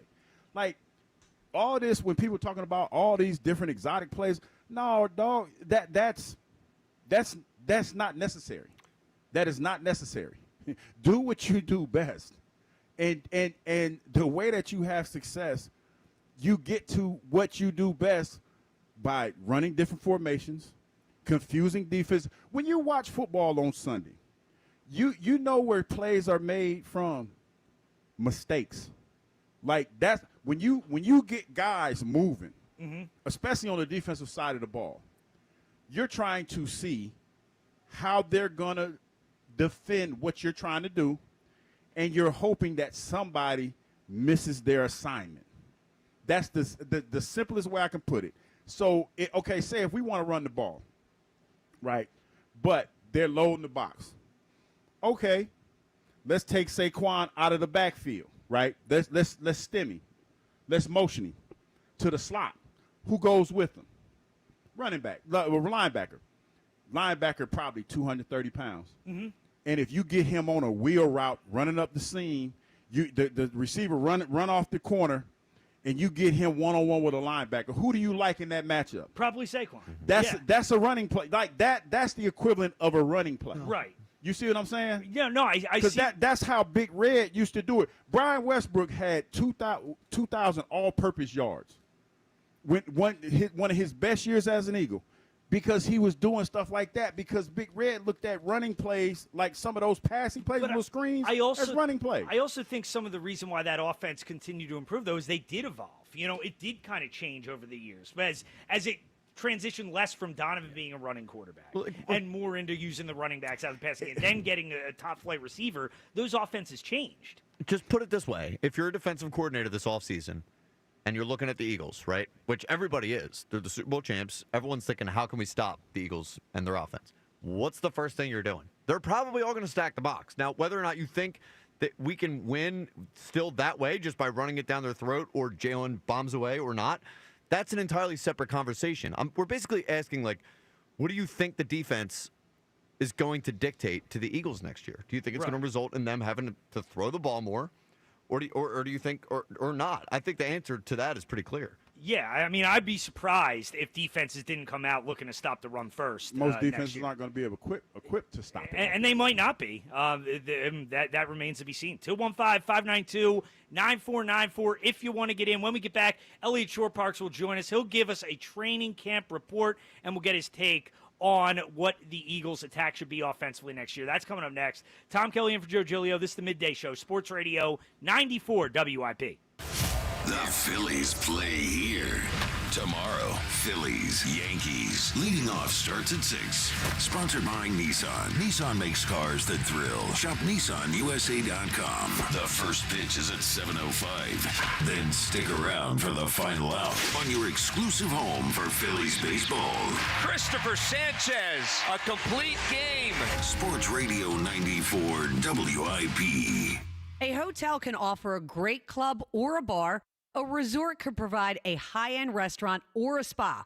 But if you want it all, dining, bars, pools, spa, gaming clubs, and shows, it takes much more than the boardwalk. It takes a village. It takes a Borgata. If it takes the best dining tables under the same roof as the best gaming tables, if it takes one pool being just a dozen pool lengths away from the next, if it takes trying your luck and a new dish on the same night, if it takes room service and bottle service, it takes nothing short of a village to make your stay, so they built one, and they call it Borgata. Visit theborgata.com to learn more. Must be 21 or older. Gambling problem? Call 1-800-GAMBLER. The summer of performance is in full swing at Elite Acura. Turn up the volume on value in the 2025 Acura MDX, EDX, and more. In person or at EliteAcura.com through July 31st. What's for breakfast? You have to get to Helen's Sausage House with locations in Smyrna, Newark, Delaware. For over 40 years, Helen's has kept the region running with its delicious breakfast sandwiches, lunch, and catering. Make Helen's your next stop. Online, helensausage.com.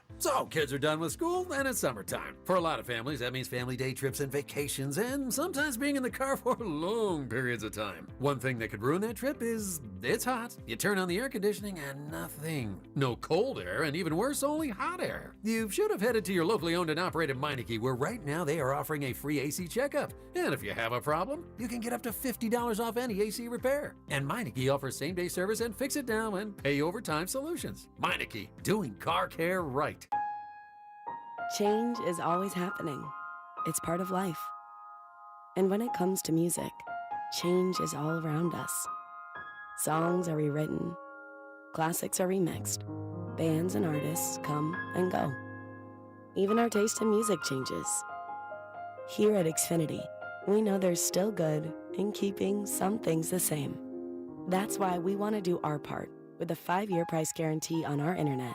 It means no matter what changes, you get 5 years of the most reliable Wi-Fi with our best equipment included for a price that stays exactly the same. Surprised? Life is full of them. One internet price, 5 years, guaranteed. Learn more at xfinity.com/deals. Restrictions apply. New residential customers only. Taxes and fees extra and subject to change. Most reliable Wi-Fi based on Open Signal Awards USA. Fixed Broadband Experience Report, August 2024. Kick off summer at Conacelli Autoplex on Ridge Pike in Conshohocken. Conacelli has over 2,000 new and certified Toyotas, Hondas, Hyundais, Genesis, Nissans, and quality pre-owned vehicles of many makes and models, and they are unaffected by tariffs. Gas, hybrid, plug-in, or electric, Conacelli has it all, and at the right price. Low financing, incredible lease offers, top dollar for your trade, and so much more. Search Conacelli.com or visit our family-owned and operated dealerships on Ridge Pike in Conshohocken to see why Conacelli is a nice place to do business. For all station contest rules, go to 94WIP.com/rules. Summer's busy. Vacations, kids, cookouts. The last thing you need is a loud, chaotic remodel that turns your home into a job site you can't escape. Tillman Builders knows your home is your sanctuary. That's why their team isn't just skilled, they're polite, respectful, and actually enjoyable to have around. You want a team you can trust. And after just one meeting with Tillman Builders, you'll feel it. They guarantee it. Start your free estimate today at tbremodel.com. Remodeling without the chaos. Upgrade your learning experience during Dell Technologies Back to School event with AI PCs like the Dell 14 Plus featuring an Intel Core Ultra processor starting at $749.99. Supercharge your studies with features like real-time notes transcription, AI accelerated hardware to run multiple apps without slowing down, extended battery life, and more. That's the power of new AI PCs with Intel inside. Discover a smarter way to learn at Dell.com/deals. That's Dell.com/deals. It's a classic odor tale. You fried fish for dinner, cleaned up, but the smell is still in the house. And the neighbors are coming over for game night. They're on their way.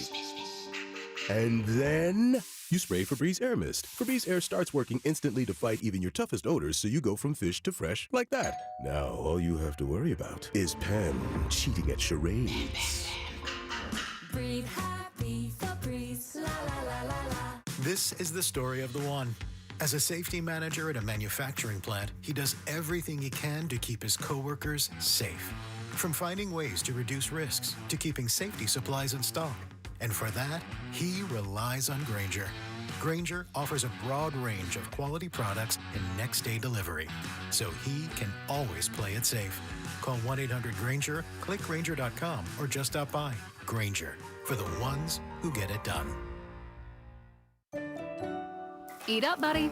It's almost time for school. You take charge of your home. You take charge of your work. Don't forget to take charge of your gut health too with Nature Made probiotics. Nature Made has clinically studied probiotics that work with your digestive tract's natural bacteria, so you won't miss a beat in your daily routine. Find us in the vitamin aisle. These statements have not been evaluated by the Food and Drug Administration. These products are not intended to diagnose, treat, cure, or prevent any disease. This is a test of the emergency alert system. This is only a test.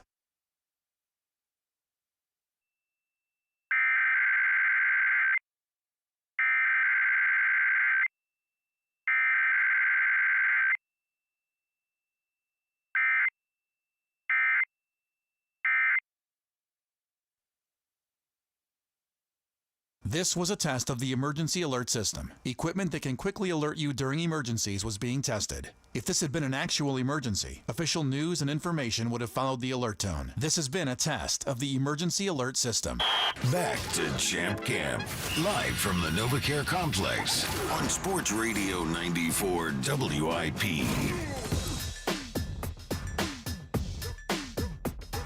WIP, this is the Midday Show. Tom Kelly in for Joe Giglio today. We are live from Champ Camp at the NovaCare Complex as the Eagles have wrapped up practice. Elliot Shorepark's joining us now, and I got to mention, I was just showing you during the break, Elliot. ESP. This picture What of up? me next to Hugh and Jordan Mailata. Rough look, man. Rough for us. I mean, here's the thing. Jordan Mailata makes a lot of people, and Hugh, make a lot of people look small in photos. But yeah, we're in a rough spot there, Tom. Me and you together. Yeah, that you can was take a picture with me on the break if you want. Nice kit, by the way. You like killing that? them with Thank the kit you. game. I Yeah, mean, I can got see 14 your new ESP. ones. 14 new ones 14 ready to new. go. Ooh, you got money. I Them never kits repeat. ain't cheap. Never- Okay. Yeah. My wife's not happy when I keep buying them, but yeah. So this might be a dumb question, but is that a real soccer kit or is that just an Oasis No, thing? so this is a kit. When Oasis did the reunion tour, the town they were born in, which I think is in Dublin, Ireland, that soccer team made a special edition kit that they wore in a game. So yeah, it's a real one. Nice. No There big you deal go. to me, yeah. There Big you go. Oasis guy. I know you went to the concert. I know. I knew like 4 songs before I went, and I know 5 now. But it was an Hey, amazing ain't nothing wrong with that, experience. man. Yeah. I went to a Bruce Springsteen concert, didn't know not a damn once. Yeah, I only know 2 of his songs. I'd love to see Hugh at a Bruce concert. Yeah, I Born to Run and Yeah, that's there's it. another one, yeah. We were born. Yeah. They all sound the same. It is. anyway. I will say he's overrated. It is cool to see in concert when everyone's singing that song, though. Yeah. Yeah. Yeah. We'll go to the next one.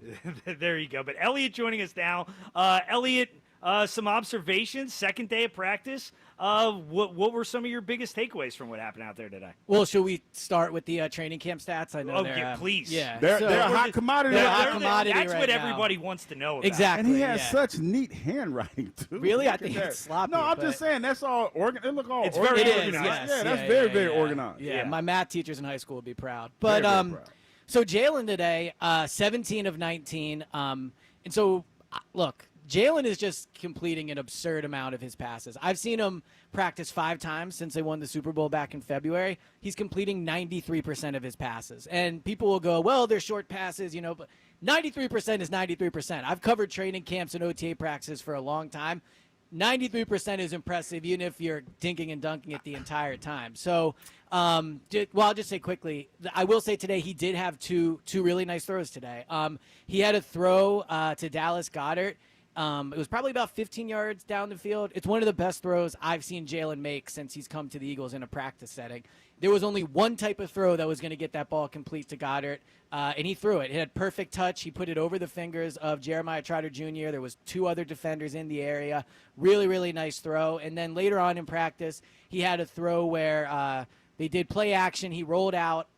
He was rolling to his left. Devontae was about 20 yards down the field, and Jalen threw it perfectly to Devontae in stride as he was heading towards the sideline. So day 1, he completed a lot of passes, but no real wow throws. Day 2, he did a combination of both. So a really good day out there for Jalen. I'm kind of curious, Elliot. When did it become a big deal for a quarterback to be measured by how far he throws the ball out? You know what I mean? Yeah, so outside the reason, of a completion. I agree with you, but the reason I bring it up is because normally when I say he was 14 to 15, the first question is, well, were they hard throws? Or because sometimes in 7-on-7s there can be like just a Like short pass. dump off Yeah, to exactly. the running back. Right, but it's my opinion of that is if you're doing that and you're completing 70%, that's like, all right, that's not great.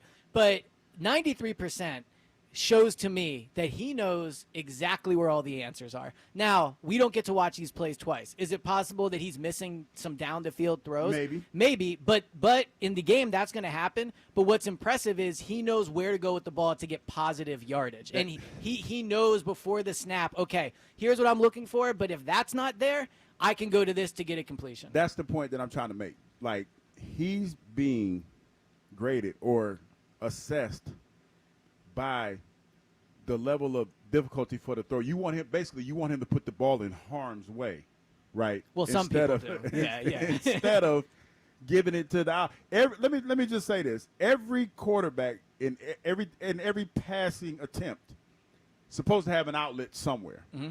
So basically, Jalen is not putting the ball in harm's way, which is a smart thing to do. If he feels that it's not there because it's on his discretion, it's not there, he puts the ball in the safest individual's hand to keep the ball going down the field, right? Yeah, and I mean the other thing too is I agree. Yeah, but you said it perfectly. The other thing I would say though is that when it comes to these plays, right? Like the fact that he's now been in 5 years. Yeah, entering his 6th year, he's just seen a lot more stuff. So he knows when he sees a defense, he can recognize it more than he could in year 1 or 2. And an example I would use is, so Dorian Thompson-Robinson, also on the roster, watching him reminds me of watching rookie Jalen. Because Dorian Thompson-Robinson so far in camp, he's probably run the ball on maybe 50% of his reps. And to me, that says when that ball is snapped, he doesn't know really where to go yet. And it makes sense. He's a young player. He's got a new offense.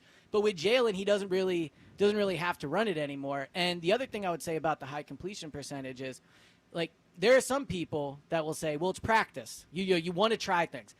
I don't believe that. I think you want to do the correct thing on each play and not build bad muscle memory of attempting risky throws or things like that. If Jalen plays the style of quarterback he's playing over the first 2 days, they're going to be an unbelievable offense. Well, Elliot, one of the things we've been talking about today is the importance of evolution on this offense, because obviously they were so run-heavy last year. They threw the ball when they needed to. Championship game, Super Bowl, obviously did it at a high level. How important do you think that is for them to continue to evolve, and do you think they need to be more pass-heavy than they were last season? I think they will probably need to be because of how defenses will play them, but I don't think they need to go into this year trying to prove to people they can throw the ball. The best weapon they have on the offense right now is Saquon Barkley, arguably. Obviously, AJ and Devontae are awesome too. I'm not in the mindset of, well, take it easy on Saquon to extend his career. I hope Saquon plays forever, but ultimately, you got to get the best of Saquon when Saquon is at his best. And Saquon right now is playing like one of the best running backs to ever touch the ball in the NFL.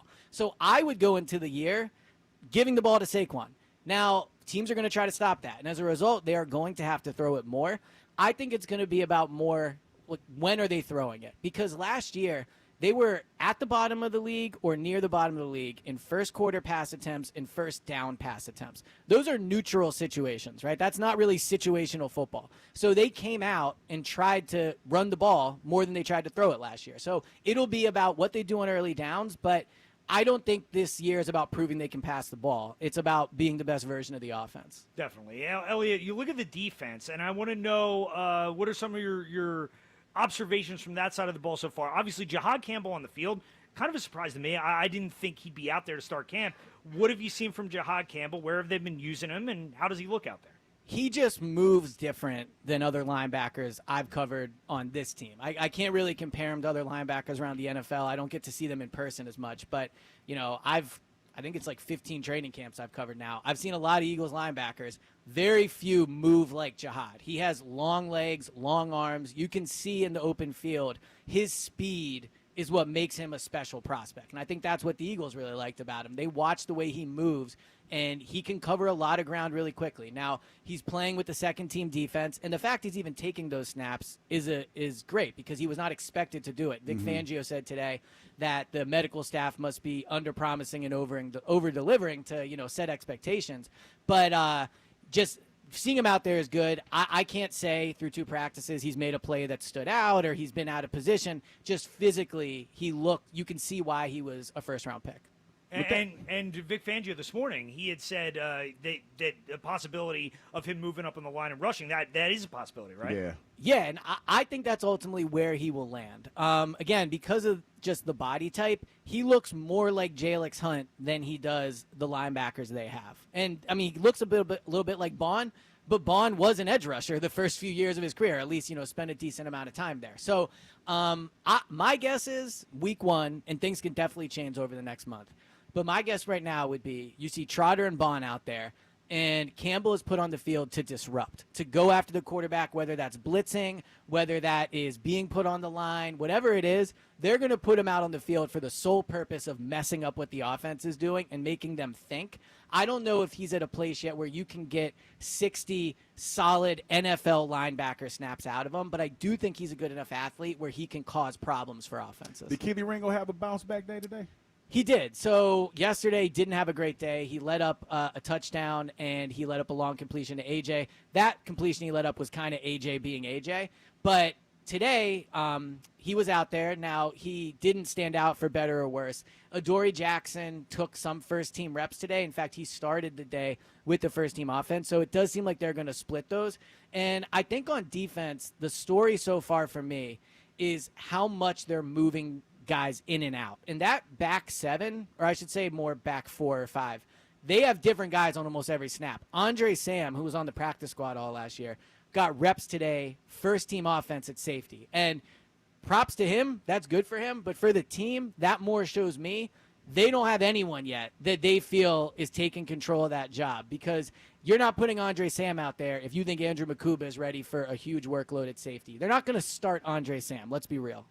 No offense to Andre Sam, but he could be on the team. The coaches really like him, but he won't be the starter. So the fact that he's out there just shows I think they still have a lot of unanswered questions at that position. Yeah, and I think we kind of expect Keely Ringo's got the inside edge at the one-corner got the inside job. track. Yeah. But as you look at that other safety job, if you had to handicap it, who do you think is the guy who has the inside track? So in base, I think if they played a game tomorrow, the base safety would be Cooper DeJean next to Reed Blankenship. And then when they go to nickel, I think they would probably Makuba, but I don't. My honest answer is, and I hate to normally give this, and I honestly hate when people say it, but I don't think the starting safety is on the roster. I think there's a good chance you're going to see them go out and acquire a safety, because I don't think it'll be Sidney. Makuba, that's a tough ask to start week 1. And, again, we have a full month, so we'll see.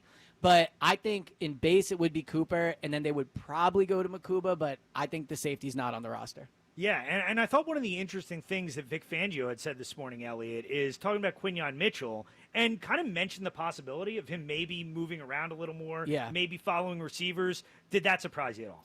No, I think that's the next evolution in Quignon's game. I asked Quignon after practice today about it. He said he's excited about the possibility. I asked him if there was any differences, lining up on the left versus the right, and he said no, he didn't see any. And that is somewhat of an underrated thing about Quignon's year last year. Quignon was unbelievable, but he lined up on the same side at the same position every single snap. He did not move around like Cooper did.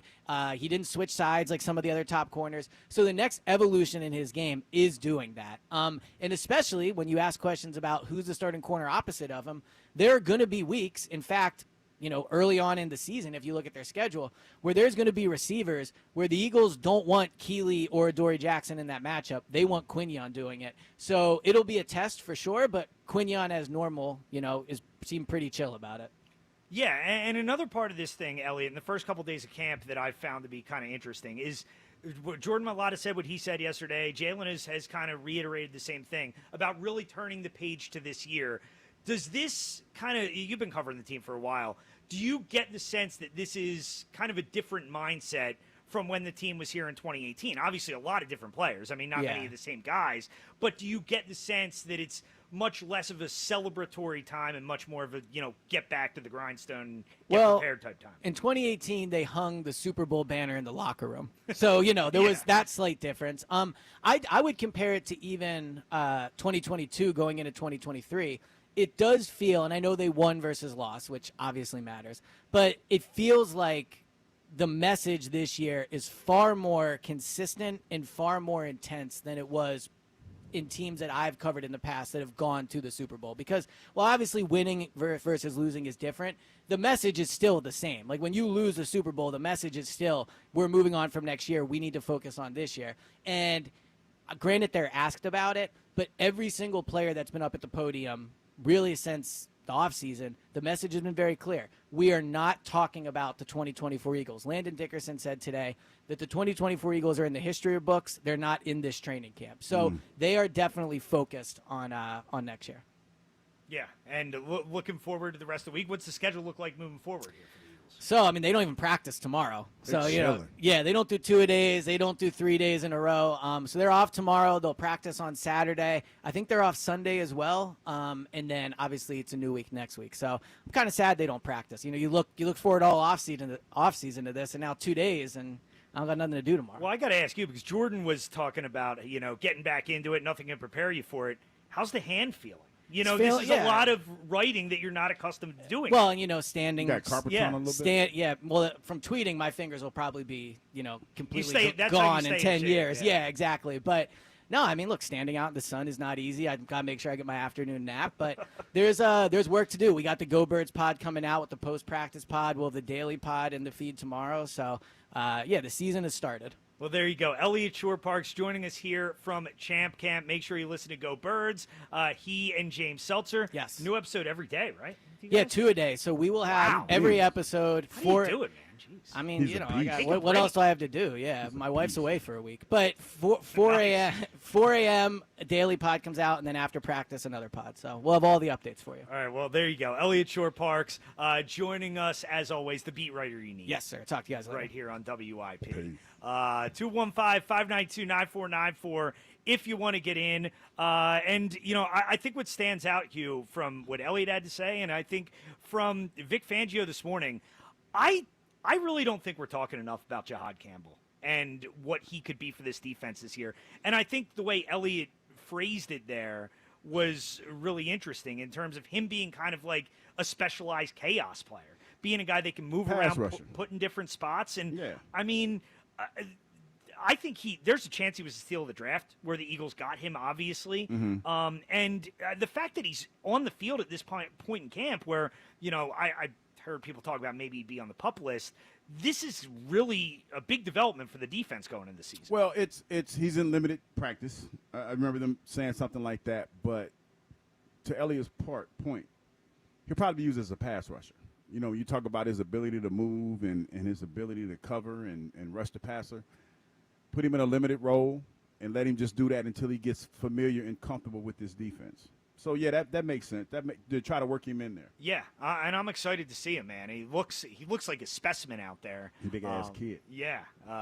and should be fun to see what Jahad Campbell can give them this year for sure. I think it's one of the elements of this defense. If we're talking about like the upside of the Eagles defense, I think Jahad Campbell's a huge part of that. If he busts out, breaks free, I think this defense has the possibility to be really damn good again. 215-592-9494 if you want to get in. Let's go back to the phones. Let's go to Violet in Virginia. What's up, Violet? Hey, Hey guys, how are you?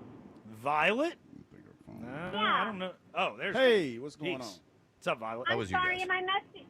Should I come off of the Bluetooth? That would be Please. great. Yeah, thank you. Okay. Kyle would appreciate it. All right, sorry. Her? All right, you're good, fine, Violet. yeah. What's going on? Oh no, hold on. Gosh darn it, hold on. Oh, come on, Violet. Dang it. I mean, You're losing us here. Kyle Is that better? He gets everybody, huh? Is that good? Violet, are you there? You're good. You're good. Oh no. this is a joke, quite frankly. Why did Scott sound like he was on the phone there with the joke? Quite frankly. Maybe let's go to David in the Northeast. What's up, David? David. Hey, what's up, guys? What's up, David? How's it going, you? I'm good, man. How you doing? You getting a little slimmer there, or what? You I work. laying Hey, off man. that I'm trying to get back in this dating game, man. I got to find me a no, girlfriend. I've been hearing a lot of John them, Ritchie got a girlfriend. I got to find me a girl. Yeah, I think your girlfriend is that piece of pork you've been hustling on the commercial. What? That sounds really weird, but I get where you're going. I with think he this. was talking about the Put some pork that's on on your your fork. Yeah, pork on my fork. Yeah. At Hatfield. Come on, Man, man. I got a read coming up next. Act like you don't know, man. I Well, got anyway, you, dog. We got you. I'm pretty excited about Campbell getting back. I'd like to see him. I like to see him on. Yeah. Are you there, David? Are you all right, man? What'd you say, Kyle? Is everything all right? You talking about? But the one guy that you had on earlier, talking about the backfield, I'm not pretty sure about Barkley. But you're not sure I about think maybe tapping out maybe 900 yards this year. 900? 900 yards? What are you talking about, David? The guy ran for 2,000 last year. Now, just hear me out.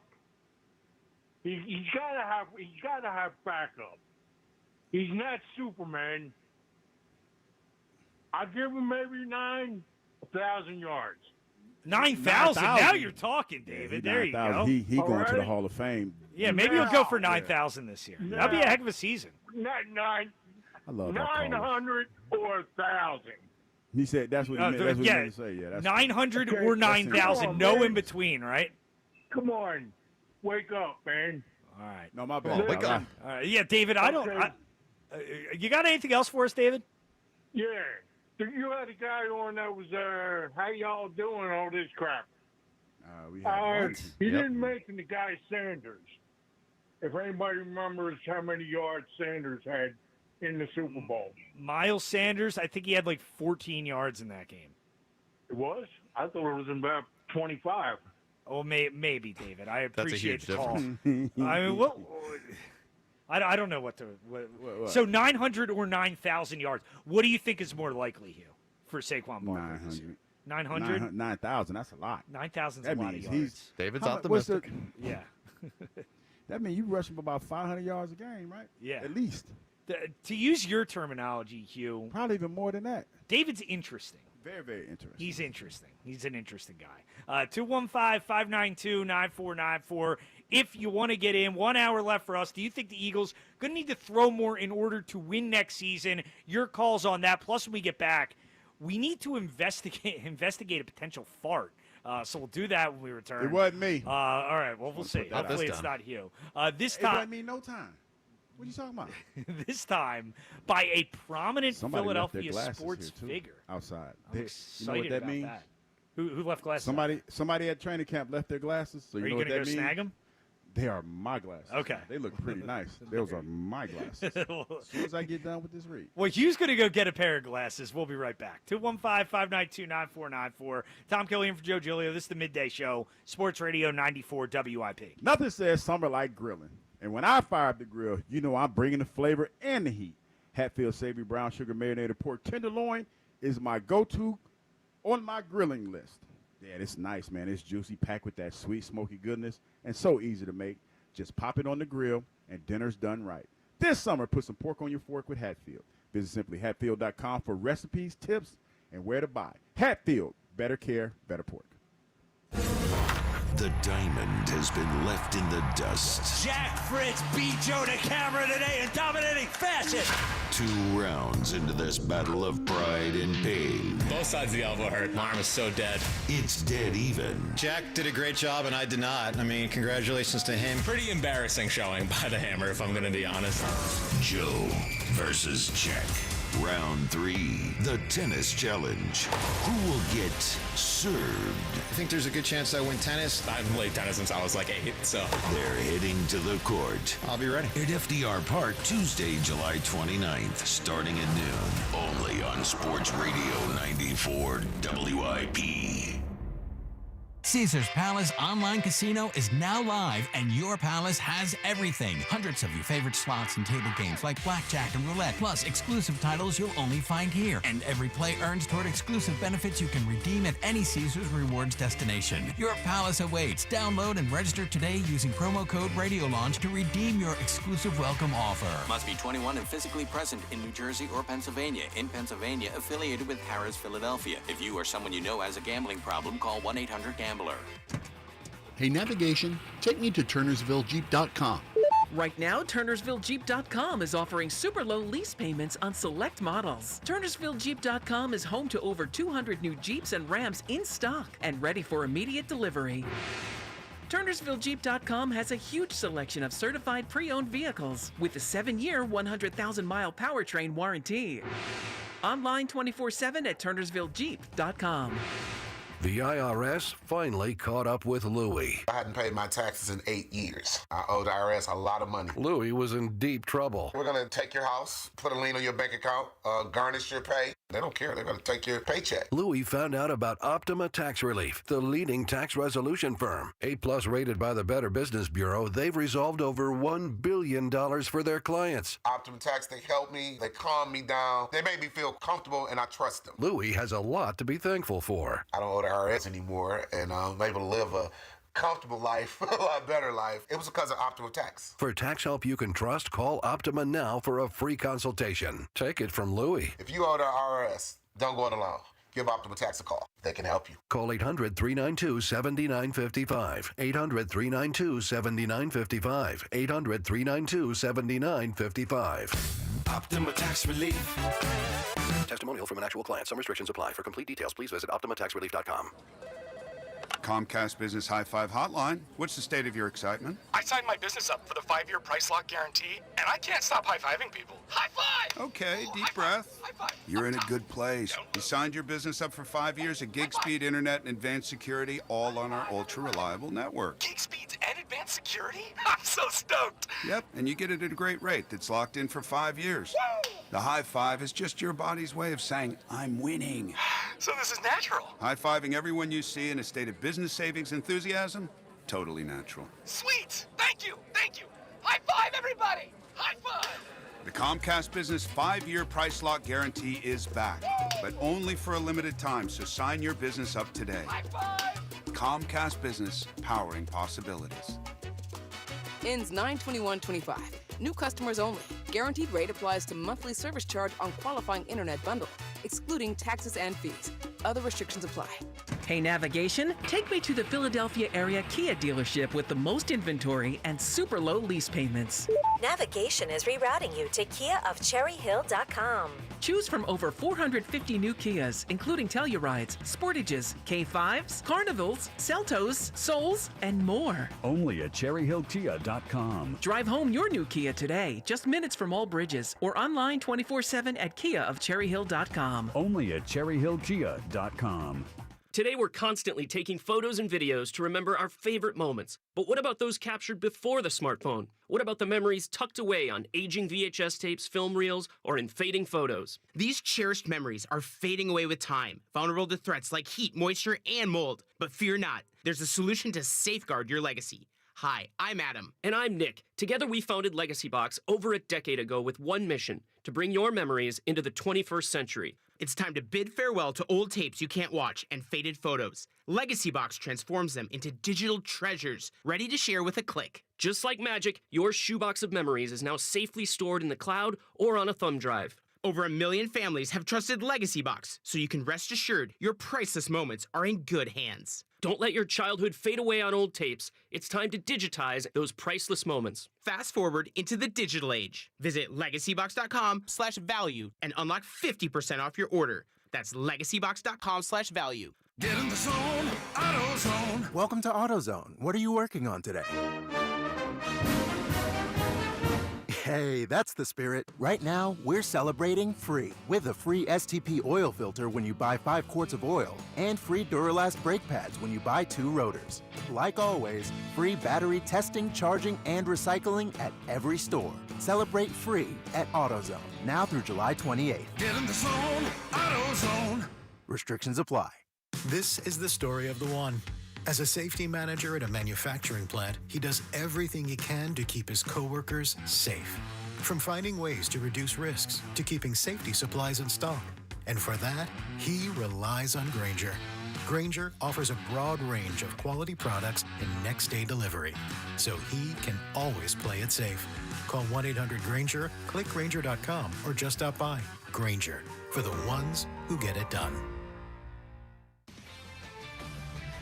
This is Andrew Perloff with an Odyssey Sports Minute. Coach Brian Daboll took all the mystery out of the Giants quarterback situation yesterday. He made it clear that it's Russell Wilson's job. That means we'll have to wait to see rookie Jackson Dart. But unfortunately for Wilson, his reward is a brutal start of the season. The Giants should be improved, but they have the hardest schedule in the league. With Daboll on the hot seat, makes sense going with a veteran, at least for now. But Daboll's team needs to show hope for the future as well, and that means playing Dart at some point soon. I'm Andrew Perloff. 94 WIP HD1 Philadelphia. Live from the Tasty Cake Studios. Sports Radio 94 WIP. An Odyssey Sports Station. This is Champ Camp. Live from the NovaCare Complex. On Sports Radio 94 WIP. Sports Radio 94 WIP. This is the midday show. We are at Champ Camp, the NovaCare Complex, 94 WIP's Champ Camp, driven by Forest River RV by Camping World. RV sales, service, parts, and accessories. You hear the music there. We have an investigation we got to do in a second, but did want to give you an update on our Twitter poll question of the day. Should the Eagles become more of a passing team this season?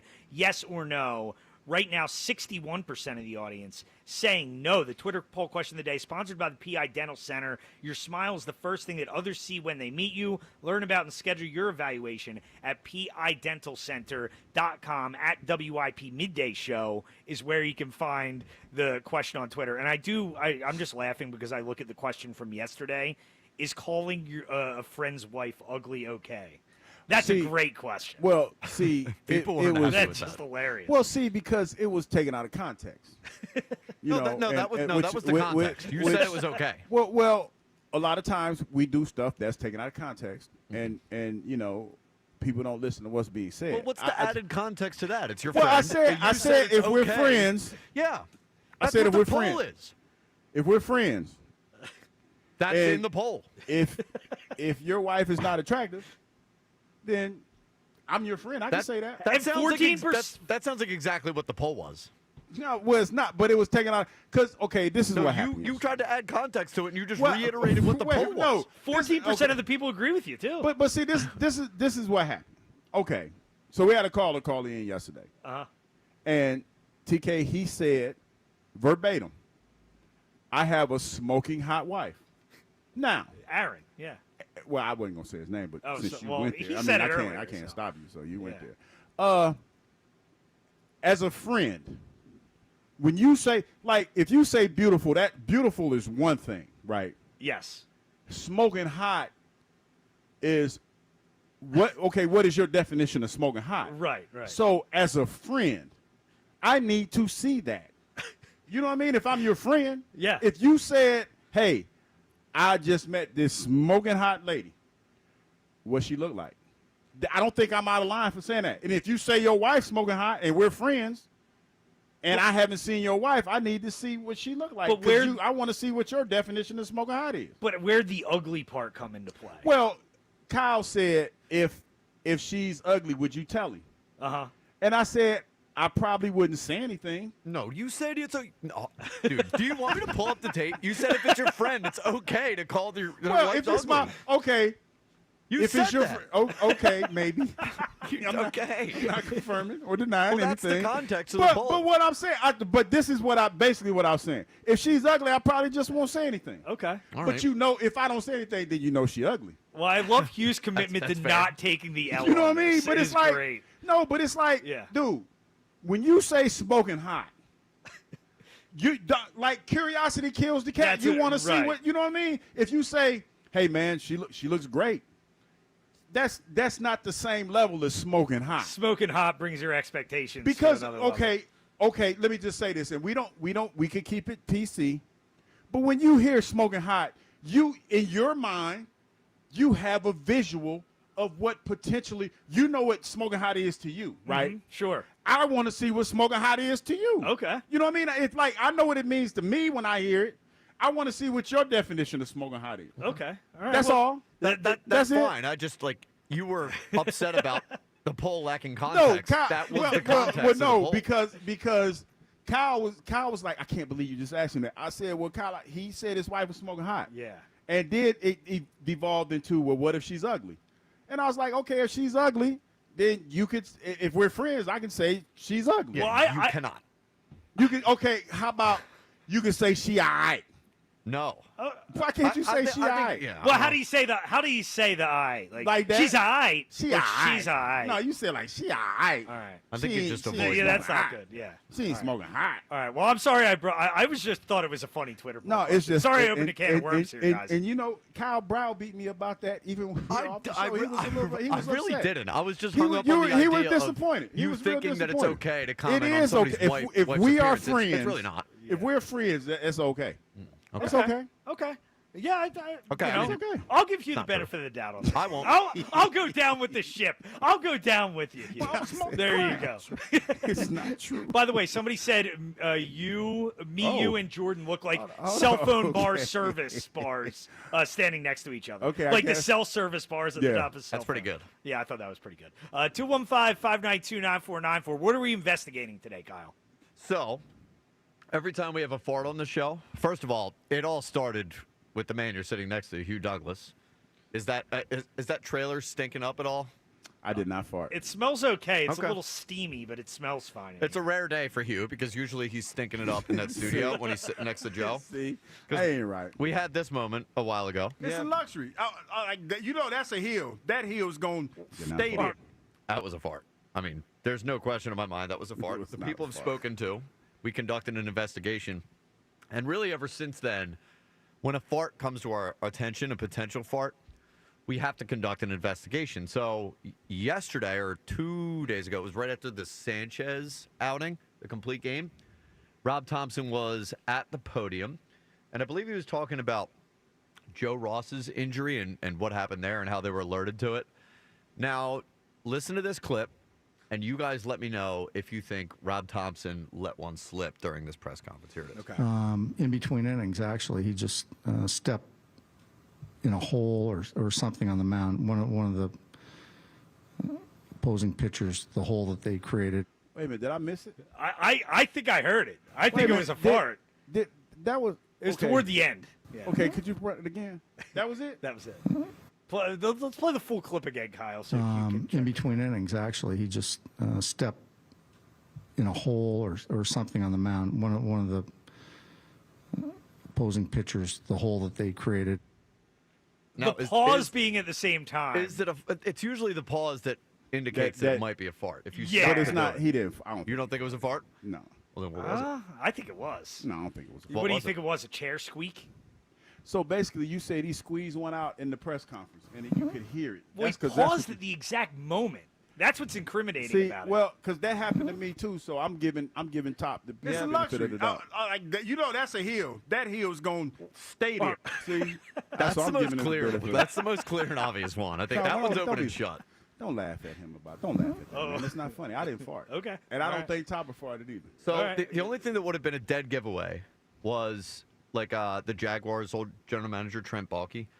No, he had farted. a moment at a press conference where he let one rip and then followed it with "excuse me." So I don't know if you've ever heard this one. TK. I've never heard it. Okay, here it is. Still got a couple of days going through. Coach and I haven't sat down and gone through the final board yet. He even said excuse me. Yes. I mean, he basically just admitted it on the fly. That might have been a burp, though. No, that was a fart.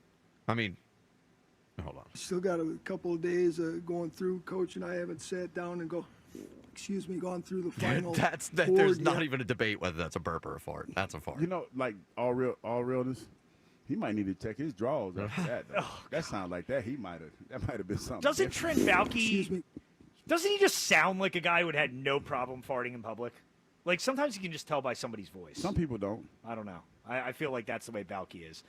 Yeah, I'm voting Topper did, Kyle. You think he did? I think he did. Yeah. Do you think he did?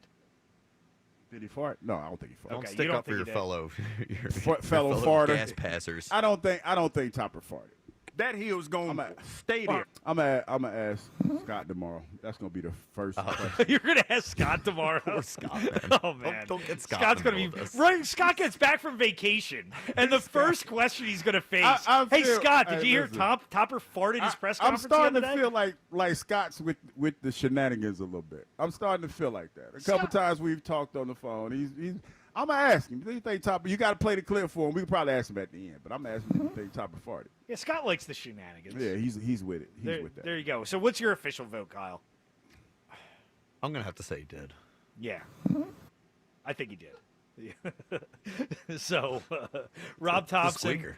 watch it. Yeah, it was.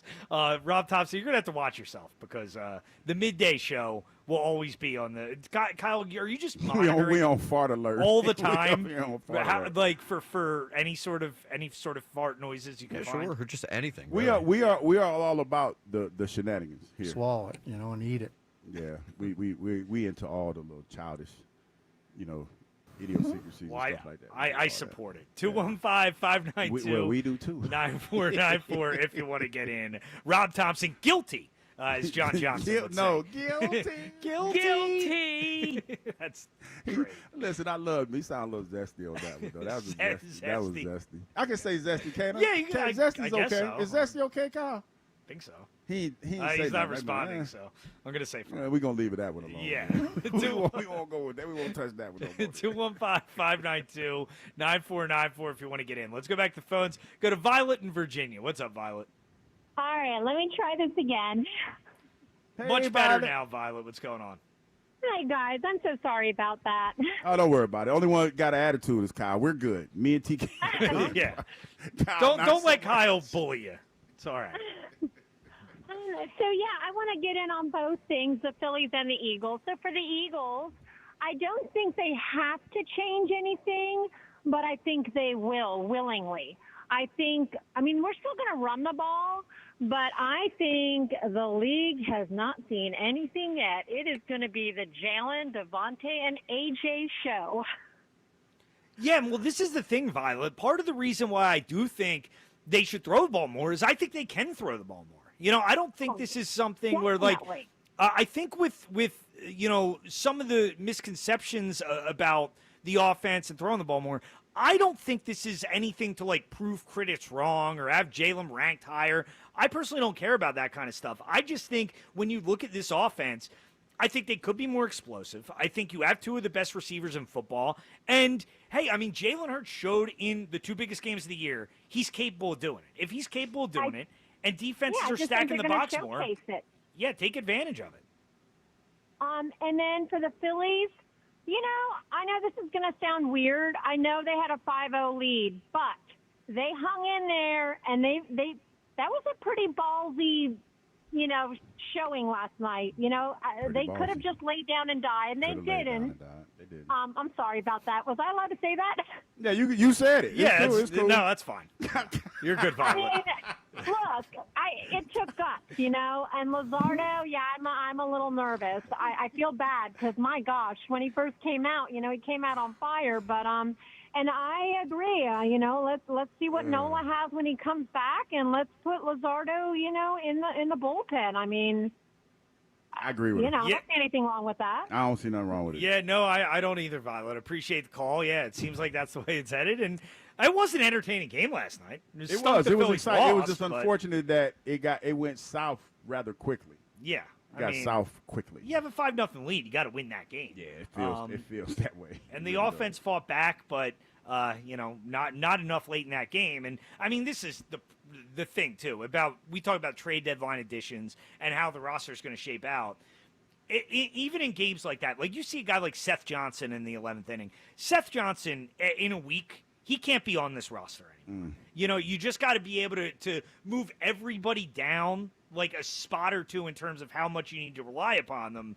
Lazar comes out, thought did a decent job again last night, gave up the 1 run, but you only give up 1. That's kind of your job in extra innings. You just make sure you don't give up. You don't do too much damage. You keep the damage to a minimum. Right. You give up 1 run with the runner on second base. That's typically good enough.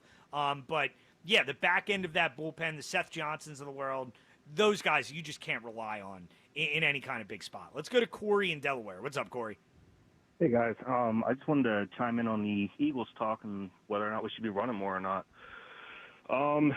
Hugh's 100% right. This is actually something that I've been thinking about for the last couple of years because I've noticed that defense has been getting lighter, especially up front and in the linebacker area. So I started looking before I called in, and I started looking at a couple of the stats here. Of this top 6 rushing leaders in the NFL, 5 of them are over 220 pounds. Like these guys, I don't think these defenses can actually hold up against, power running backs that can actually move. And the top 2 were Saquon and Derrick Henry, 234 pounds and 247 pounds. I just don't think these defenses are really equipped to handle it.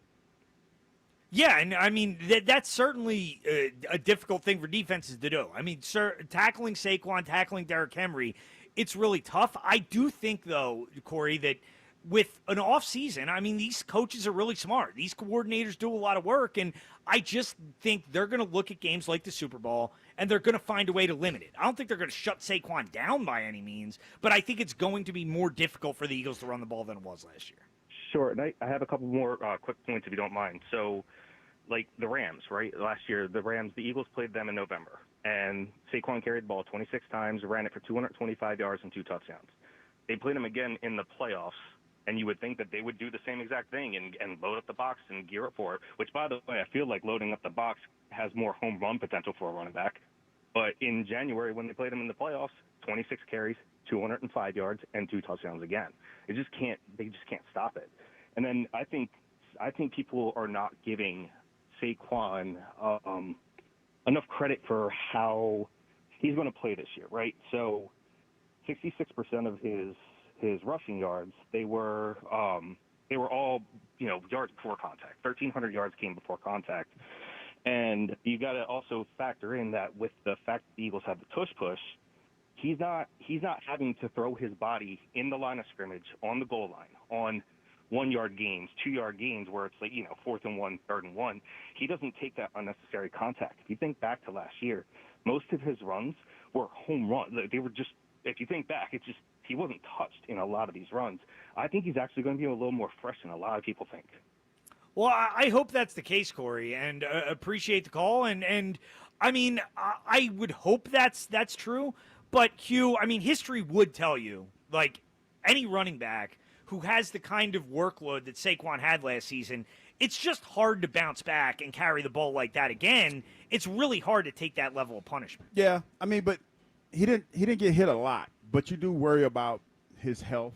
And I think that the thing that you do, he works out like a beast. He looks like he's in great shape. You try to give him a little bit of a respite, and that's why you go out and you get the running back in the offseason. You got the young guy from Clemson. Can't think of his name right now. Will Shipley. Will Shipley, and you start trying to work those guys in. If you find a formula where you can have 3 or 4 running backs back there, and Saquon is the lead back, and you spell him a little bit, he can still be effective. This running game could still be effective. And not only that, man, it adds another dimension to your offense. I don't know what it is, but when you change those running backs and you have two different contrasting styles of running backs, that's hard to defend. Because, I remember being in a week where, who was it? Stephen Davis was the running back for the Commodores. Yep.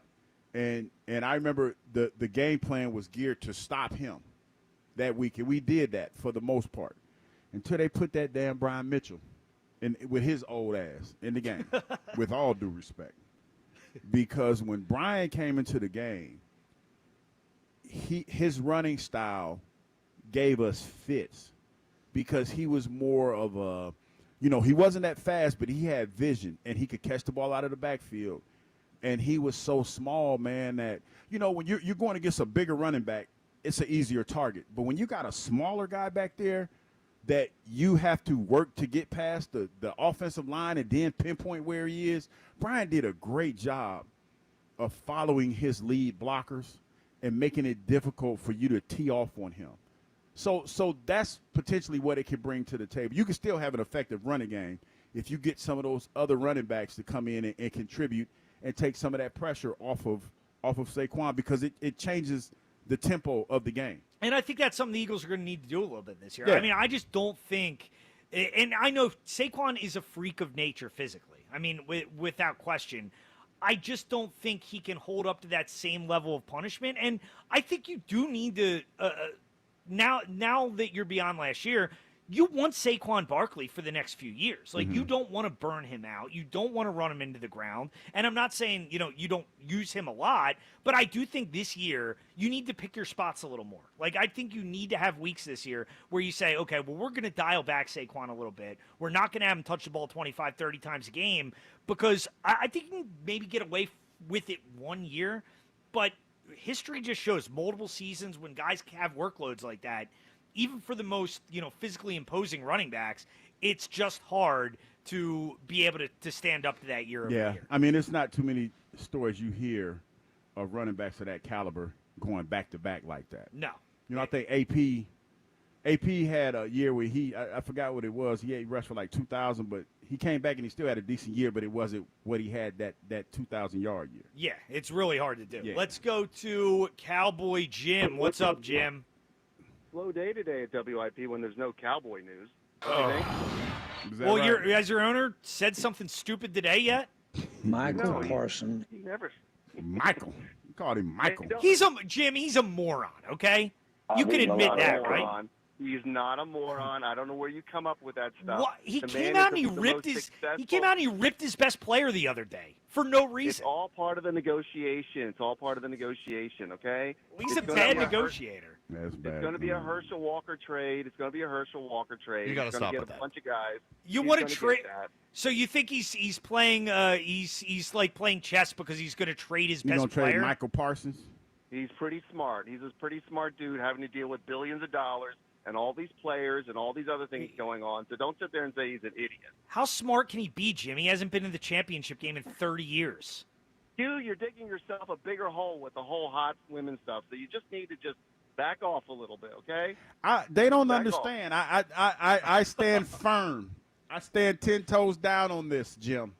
They don't get it. It's okay. It has to be a cultural thing. You're single. You're around a bunch of married guys with kids. They know. They understand. No, Kyle's not married with kids. What are you talking about? He's not married. Kyle's not married. Well, not yet, anyway. Like hey, don't you hate this? I hate seeing Aaron from San Diego implode like this. Isn't it sad? It's something that Dirty Harry said in Magnum Force. Man's got to know his limitations, and it's time, Aaron, to move on. Go find somebody else to call and bother. What do you do? What did Aaron do? Yeah, what's your problem with Aaron? He's an idiot. He's an idiot. Why do you put up with him? Why do you put him on all the time? Well, what? We can say the same about you, Jim. Why do we put you on all the time? Hey, Kyle, what are you doing with these screeners? Who are you screening? You had one good call, and that was Olive Garden Way today. I put you through. He said Olive Garden Way. You better watch your tongue, buddy. I just. All All right, thanks, Jim. The call-on-caller crime has gotten out of hand. I'll tell you what, it is truly an unbelievable phenomenon, this Aaron versus Jim rivalry. Because Aaron after versus each of everybody. them calls, I want to side with the other one. But, I can't stand either of them. But Aaron's become a pretty big target, though, because Chris in Middletown was taking shots at him earlier today, too. Spike came after Aaron yesterday in the afternoon show as well. Yep. So, Aaron, look. And you know what? Me and Aaron are friends because he did send me a picture of his wife. He did? He did. And? All right. He did all right for himself. Okay. And it's and before you ask, it's since we are friends, I can't put his business out there. He sent it to me as a friend. Oh, he said it But directly he did, to yeah, you. he said it direct. He did all right for himself. I'm not gonna lie. You know, I ain't gonna lie. He slid. Yeah, he did all right for himself. Okay. He did all right. All right. Well, so are you? Salute, Are you Aaron. an Aaron supporter now? Are you an Aaron's? No.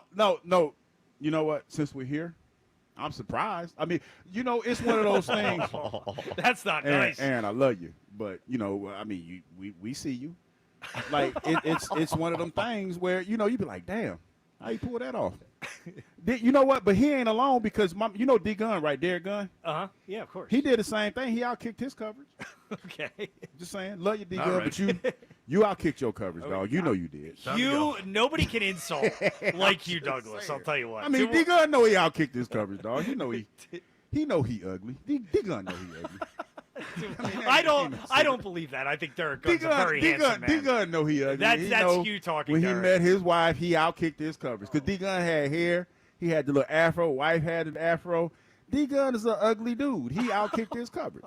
Love him to death, though. Don't agree. 215-592-9494. One final segment to get your calls in. You people coming up at 1:45. Very excited for that. Plus, I got to hear apparently a wild phone call to this show yesterday that I need to hear. So we'll do that when we get back. Get to your calls as well. Tom Kelly in for Joe Giglio. This is Midday Show. Live from the NovaCare Complex. Sports Radio 94 WIP. As we approach baseball's trade deadline, will Dave Dombrowski go all in and trade tomorrow for October glory? It's Sports Radio 94 WIP's Deadline Day. Live coverage of the minute-by-minute moves that could shape the outcome of the 2025 season. All in for a ring? The window is still open now? Or all out of time? Have they aged past the point where they can get this done? Deadline Day, live from McGurk's in Horsham, July 31st, only on your exclusive home for Phillies baseball. Sports Radio 94 WIP, brought to you by Surfside Iced Tea and Vodka, proud partner of the Philadelphia Phillies.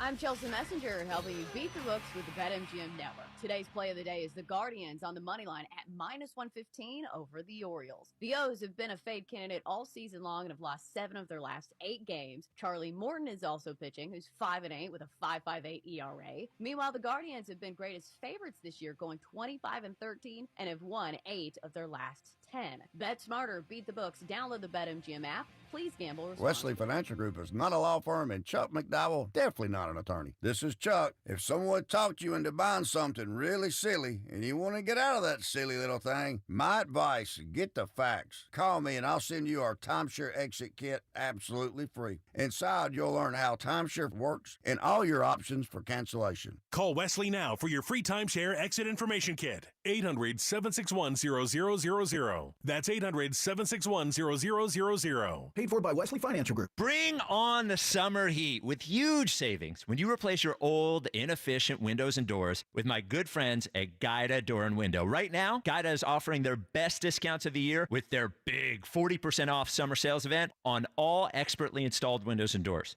If you got drafty windows you've been meaning to replace, then get 40% off each window you buy. That's right, 40% off all high-performance, energy-efficient triple-pane windows. You need new doors? Then Guida's got you covered there as well with 40% off all high-quality entry doors, patio doors, garage doors, and storm doors. Plus, start your project with no money out of pocket and pay it off interest-free for up to 18 full months. Do not let these incredible savings pass you by. Go Guida right now so you can take advantage of these limited time savings. All prior sales excluded. Offer expires July 31st. So call Guida today to schedule a free in-home estimate at 877-GO-GUIDA or go to GoGuida.com. That's go, Guida.com. The times you spend with your friends and loved ones are the best and will become lifetime memories. Make sure you stay in the picture and stay away from fentanyl. Learn the dangers and risks of this frightening, deadly drug at stayinthepic.nj.gov. Visit stayinthepic.nj.gov. Kick off summer at Conacelli Autoplex on Ridge Pike in Conshohocken. Conacelli has over 2,000 new and certified Toyotas, Hondas, Hyundais, Genesis, Nissans, and quality pre-owned vehicles of many makes and models, and they are unaffected by tariffs. Gas, hybrid, plug-in, or electric, Conacelli has it all, and at the right price. Low financing, incredible lease offers, top dollar for your trade, and so much more. Search Conacelli.com or visit our family-owned and operated dealerships on Ridge Pike in Conshohocken to see why Conacelli is a nice place to do business.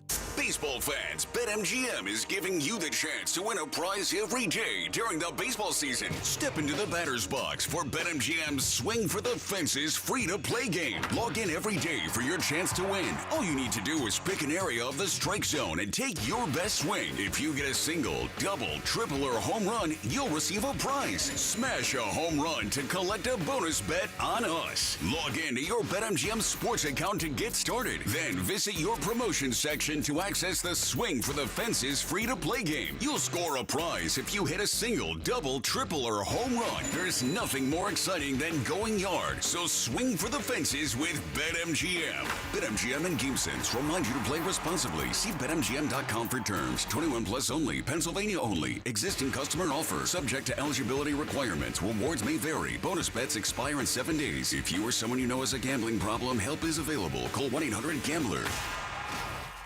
The brand new summer menu is out at McGurk's. Get ready to drool over a mouth-watering smash burger packed with so much flavor. And wait until you try the lobster roll. Fresh, shocked in-house. The ultimate summer delight. Grab your crew and head over to McGurk's today. Hey, it's Rhea. Drive in style this summer with a new Lexus from Lexus of Cherry Hill during the Golden Opportunity Sales Event. With over 300 new and L-certified pre-owned Lexus vehicles, you'll find the perfect ride for your summer adventures. Veteran-owned, family-operated, an elite of Lexus dealer, and a 7-time J.D. Power Dealer of Excellence for the customer sales experience. Talk to Tony Labello and his team. They'll get you into the Lexus of your dreams with some of the best deals of the year. For J.D. Power Dealer of Excellence information, visit jdpower.com/US-DOE.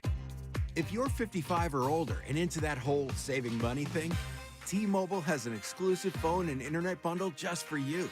Right now, get 2 unlimited phone lines plus 5G home internet for just $30 each per month with AutoPay, plus taxes and fees.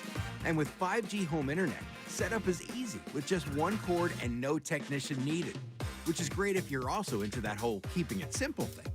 Switch now and experience the best mobile network in the U.S. Visit your local store to start saving. T-Mobile, it's better over here. Based on analysis by Ookla of speed test intelligence data Q4 2024 to Q1 2025. Ookla trademarks used under license. Unlimited on our network. Customers on voice plan may notice speeds lower than other customers and further reduction if using more than 50 gigs a month due to data prioritization. Video streams and SD on this plan. Home internet pricing after $20 a monthly bill credit plus $5 per line without autopay. Debit or bank account required. See 5G device coverage and access details at T-Mobile.com. There's nothing like when you get that part from eBay and it just fits. Yeah, the first time. So you can do less of this and get right back to more of this. At eBay, you'll find all the parts you need, guaranteed to fit, at prices you'll love. Sounds good, doesn't it? eBay. Things people love. Eligible items only. Exclusions apply. Back to Sports Radio 94 WIP's Champ Cam.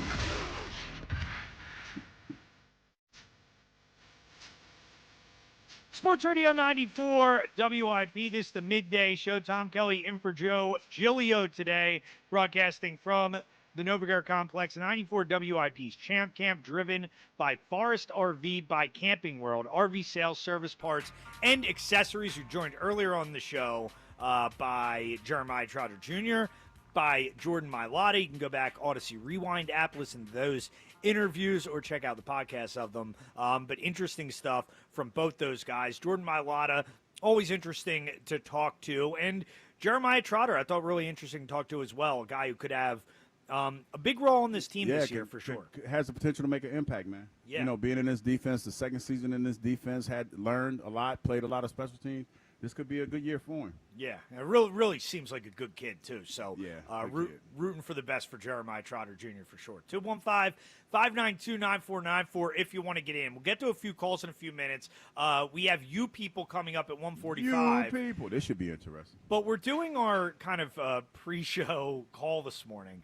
And Kyle brought up this call yesterday that you guys got to your show from a gentleman named Art. Now, I did not hear the call. But I saw some commotion about it on social media.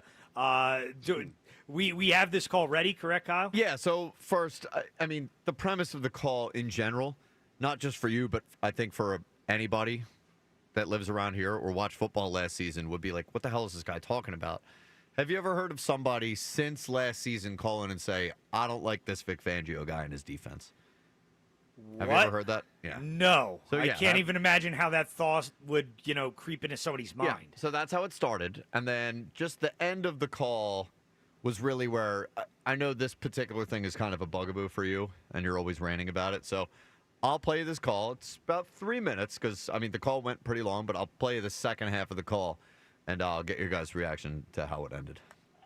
Look, he's a great coach, no question about it, but I don't like the bend but don't break defense. That's all.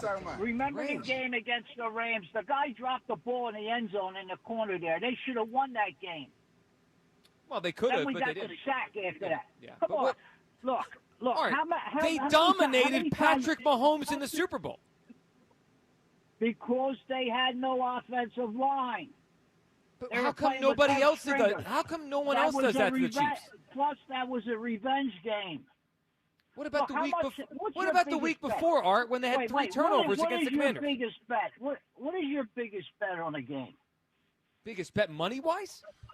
Yeah.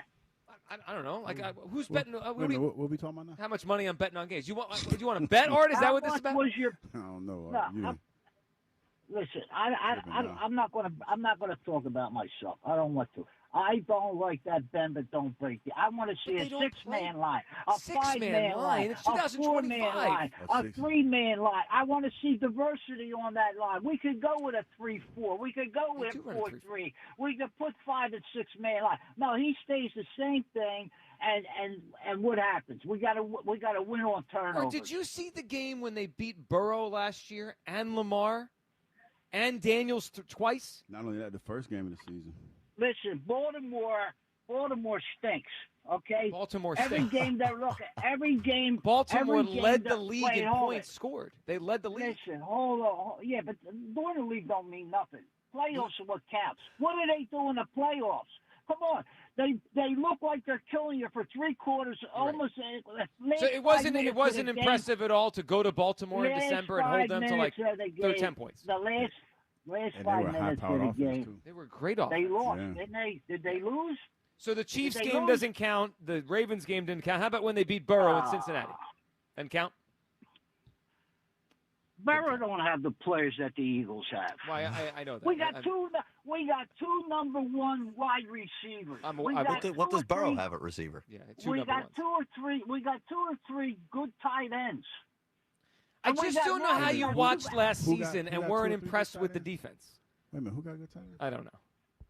It was all right. It was all right. Live your truth. It was the best defense we've ever seen here. Live your truth. Oh, get the hell out of here! No, you're wrong. You heard him. You're wrong. Well, what was better? Under Buddy Ryan. And what they do in the That playoffs?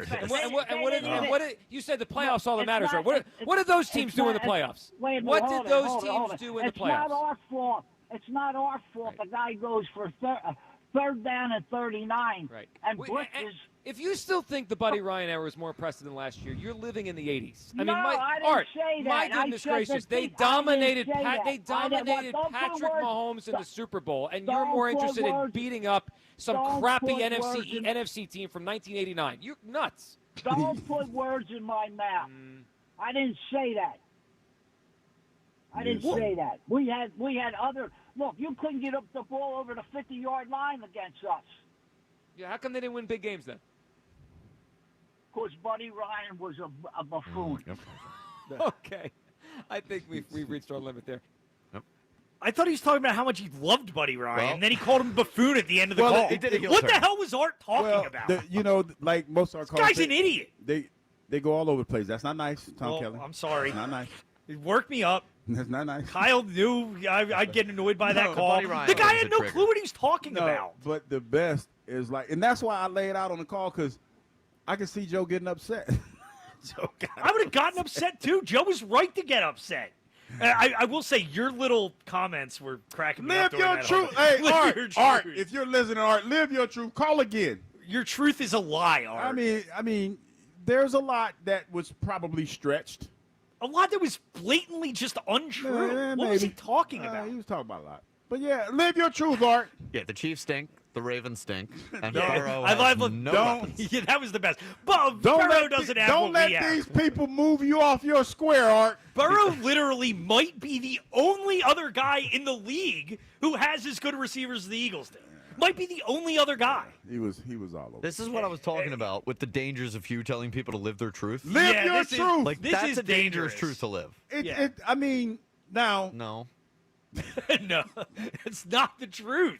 It might be his truth. It's Hey, not listen. the truth. Listen, what you choose to believe is on you. Like, there was You a shouldn't lot. be encouraging this behavior. There dude. was a lot. Should There be was a lot. discouraging this behavior. There was a lot there for us to digest that Art said. Now, a lot of it I did not agree with. But Art, get the hell out of here. live your truth, Art. Live your truth.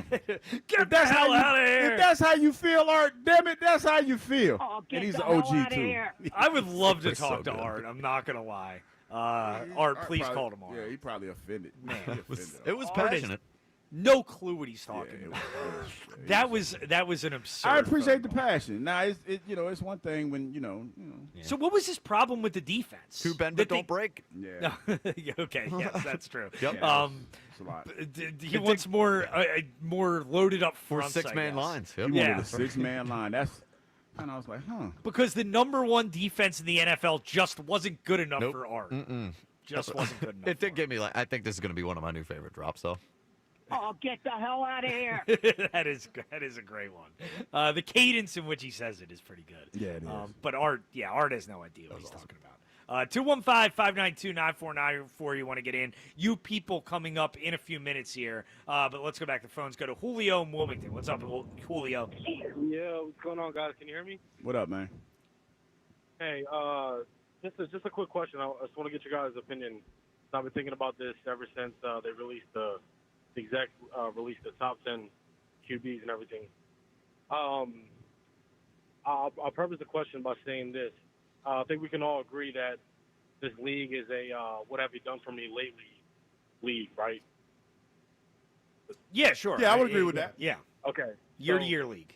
It blows my mind how, at least to me, it seems like, well, particular quarterbacks, we emphasize what they've done in the regular season as of what they've done in the postseason.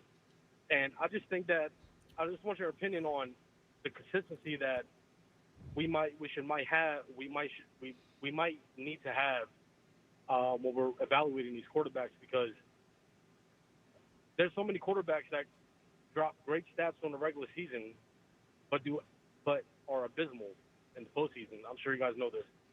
So my question to you is, don't you think we should probably prioritize what quarterbacks are doing in the postseason as opposed to what they're doing in the regular season? It's like a James Harden thing. Like, everyone knows James Harden is going to be great in the regular season, but he's known for not showing up. Let me tackle this, 2K. Listen, I feel like you should attack it the way that you feel supports the way that you feel. Live your truth. Yeah, live your truth, man. I mean, because listen, we are living, and I say this every day. We are living in an era where a lot of the stuff that we say is because we want to be right about our opinion, And for me, being the era that I grew up in and the era that I played in, the guy that wins the Super Bowl, he's the man that year, regardless of what the regular season was, whatever. Like, for example, Joe Flacco. Joe Flacco won the Super Bowl in a year where the team basically told him, "No, we're not about to pay you. You got to prove it to us." Not only did he win the Super Bowl, he won Super Bowl MVP. He played great that postseason. Played great that postseason. And we've gotten to a point now where Jalen, for example, we want to pick his game apart so much that now it's said by some that you can't evaluate him because of the talent he has around him. And I've seen quarterbacks that have talent around them that can't do anything with it, you know? So there's two sides to this coin, but it just all depends on where you fall in that and what you choose to believe. I myself believe that Jalen's a top 10 quarterback. Now, where you want to put him, that's an argument. But what he's Jalen has been in the playoffs every year that he's been in the league, and he's been to 2 Super Bowls in 5 years. Like, what other quarterback that has physically is more physically gifted than Jalen Hurts has that resume? Yeah, there aren't a lot, and I think, and I appreciate the call, Julio. Thanks, and I think that's the thing. That's how you have to look at it. When you look at how you're evaluating it, like I think the easy answer is they both matter. Like, yes, postseason matters a lot, and that's why, like, I personally have Jalen 6th on where I rank him. Put it like this. I'm sorry, TK. I know you was about to cook. No, you're good. But put it like this. If I was I am from another planet, but if I came from my planet and came here and I didn't know anything about football, and you showed me the resumes of 3 people, right? And when you talk about regular season stats as opposed to playoff stats and things of that nature, I'm going to probably lean towards the guy that in the playoffs, probably numbers are in some games are lackluster, but he figures out how to win games. Sure. Yeah. You know what I mean? Well, are you insinuating that somebody to think that Jalen Hurts is better than Joe Burrow is from a different planet? Or? I'm not insinuating anything. Well, okay. All I'm saying is this. When the games are on the line, like for whatever reason, we can even say it like this, Kyle. Jalen puts the hands in the guys that make things happen, even if it's not him. But here's the thing. Is that a fair way to say it? Yeah, sure. But like I guess like just the way you said it was coming from another planet. Like we all watch football, right? So we have the ability to. Everybody don't understand it. No, but right. But like you would think that we can look at it a little bit more nuanced than somebody coming from another planet just looking at the resume and saying this guy wins, this guy doesn't. Therefore, the guy that wins is better than the other guy. But as people who watch football, and I guess to your point, some of us understand it, don't you think that we would be able to think a little bit more deeper in how we evaluate one guy compared to another? I don't think so, because we've, like Kyle, like, again, not saying anybody's name, but we have a lot of people that have opinions on certain things that they tend to forget where they benefited from. You know, like okay, Cam Newton, since we're here, had a top 10 defense. And his physical attributes at the time he played allowed him to beast the opponents that he played against. Sure. You know what I mean? And it's like I just find it. He's allowed to have his opinion. I'm always started with that, preface it with that. But Ron Rivera ran an offense that was conducive to your skill set, right? And they had success with that. So much success that they took him to the Super Bowl. And with all due respect, your limited skill set wasn't enough to get you the championship. Jalen has, like, when you look at Jalen, man, and we say this as a negative, but I don't think it is. Jalen does what's needed to get the W. He might, you know what I mean, and for whatever reason, for him, that's looked at as a negative. But this is the thing. I don't, like, personally, I don't view it that way. I just think the context of it matters. Like, I feel like we can watch and we can say Jalen is, he wins a lot of games. And that's something that he should be lauded for. And his postseason performance, specifically in the championship game and the Super Bowl, is something that he should be lauded for. But, like, I still look at the entirety of the season, and I don't know. I look at Joe Burrow. I look at Lamar Jackson, Josh Allen. I think those guys are better players. That doesn't mean I think Jalen's bad. Like, I think Jalen's like the 6th best quarterback in the league, which I think is pretty good. I just don't base it all on postseason success. No, well, that goes into it, but that's not all of it. I don't think that anybody. I think we all have our opinions. Like, and I always say you're entitled to that. But I feel like we're in an era where especially when it comes to this team, because Howie has done such a great job of amassing so much talent that we have to evaluate the quarterback differently. Because, number one, Jalen's a leader. I mean, I don't think that can be disputed by anybody. Now, is Jalen as talented as the other guys that we talk about? Nah, he's not. Yeah. But, it is what it is. Yeah, but now it is time before the end of the show here. Got to check in with you people. Damn, do we have to? You people. It's time to hear from Don't worry, Hugh, you're you off the hook people. Were they killing Tom? For the most part.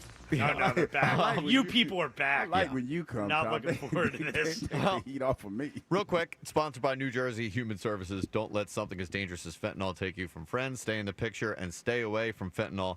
Learn the risks of this mortal drug at stayinthepic.nj.gov. Real quick, new Hugh Douglas gem just dropped. Pretty clutch. He's pretty clutch. It was a disaster. Hot fire. I spit hot fire. I knew Tom Kelly was a shrimp, but sitting next to Mailata really makes Hugh look like one, too. Yeah, Jordan, the big dude, man. He is huge, man. So I haven't really been able to see because I'm back here, but Hugh is apparently looking extra gray today. Have you noticed that, TK? I'm looking extra gray. Yeah. I haven't noticed. I mean, I feel like Hugh always looks kind of gray with the beard. I mean, wow.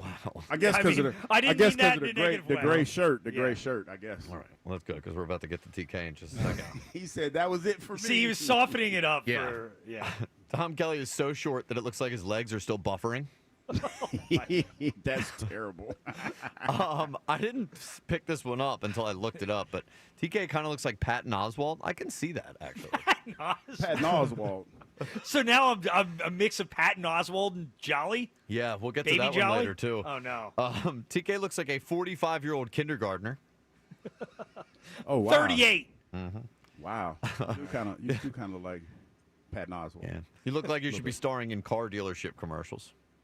I'll take that. That's one of the more positive ones, I think. You look like the guy you call to come fix your sewage leak in your basement. Okay. And Tom Kelly looks like he sweeps the popcorn off the floor in the movie theaters. I don't know about that one, No. maybe. And we got a lot of Jolly comps last week. Lil Jolly, Baby Jolly. But this one I haven't heard, and this one might be the toughest one of them all. A poor man's Paul Joliveth. A poor man's? What does that mean? That is cold. Man. Yeah, it's always cold. Well, we'll see if people can get him with tomorrow for you people. Please let me know all the jobs that I look like I would do. Yeah, the jobs are awesome. Yeah, I mean, Hugh, it really does get you off the hook when I'm in. The you It people does, they usually, come they for usually me. kill me, but since you're here, it changes. That picture, not very flattering for me. Next to you and Jordan Mailata. Yeah, I have no chance. Jordan's a big dude, man. Yeah. Jordan is a big dude. Yeah, he is. He's absolutely huge. But a fun show today. Always a fun show. Check out our interviews with Jeremiah Trotter Jr. and Jordan Mailata from earlier on in the show. Be back in tomorrow filling in for Joe. Be in studio tomorrow. And make sure you're staying tuned. The afternoon show, they are coming up next right here on Sports Radio 94 WIP. Peace. Last season, they didn't just win, they dominated. The greatest Eagles team in modern history.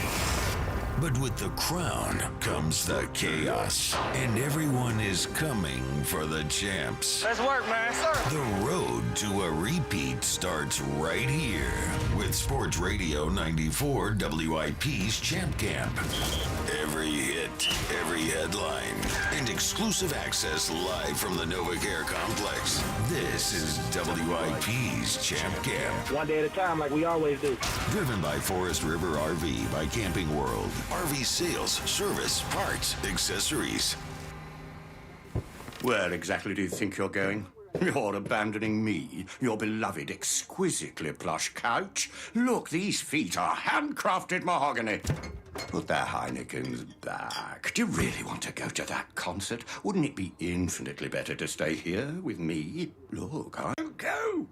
Don't listen to your couch. Head to a concert with some friends and grab some ice-cold Heinekens. Must be 21 plus to purchase. Enjoy Heineken responsibly. At Verizon, lock in a low price on the best 5G in Philadelphia and be the best you. Check where your ride is for your trip into the office. Get that almost impossible dinner reservation. And save big with Verizon while you do it all. Switch today and pay $50 a month for a single line. That's right, just $50 a month when you bring in your phone on Unlimited Welcome with AutoPay plus taxes and fees. Stop by your nearest Verizon store today. $15 monthly promo credits applied over 36 months with a new line on Unlimited Welcome. In times of congestion, unlimited 5G and 4G LTE may be temporarily slower than other traffic. Domestic data roaming at 2G speeds. Rankings based on root metrics. Root score report dated 2H 2024. Your results may vary. Additional terms apply. If you have unfiled taxes or are in debt to the IRS, this is important news. Did you know the IRS has programs specifically designed to help people struggling with tax debt? Powerful tax assistance programs that can save you thousands if you qualify. No one knows these programs better than the experts at Optima Tax Relief, America's most trusted tax resolution firm. A-plus rated by the Better Business Bureau, their award-winning tax attorneys and licensed professionals have resolved over $1 billion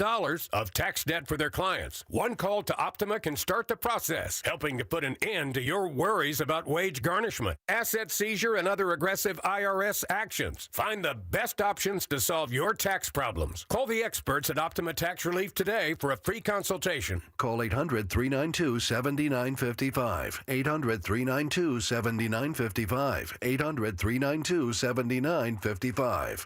Optima Tax Relief. Some restrictions apply. For complete details, please visit OptimaTaxRelief.com. I thought people like me didn't get addicted to drugs. That's like saying people like me don't get sick. Just like anyone can get sick, anyone can struggle with addiction. And when you're struggling, there's no shame in getting help. I'm over the shame. I know who I am, and I'm in recovery for me.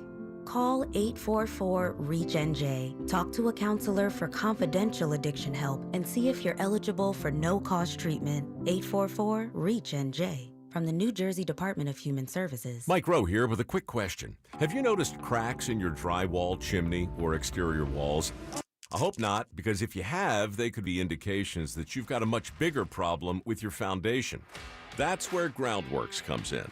They can honestly assess your situation and create a plan to stabilize your foundation. Schedule your free inspection at groundworks.com/row. And while you're there, check out my latest dirty job. It's a good one.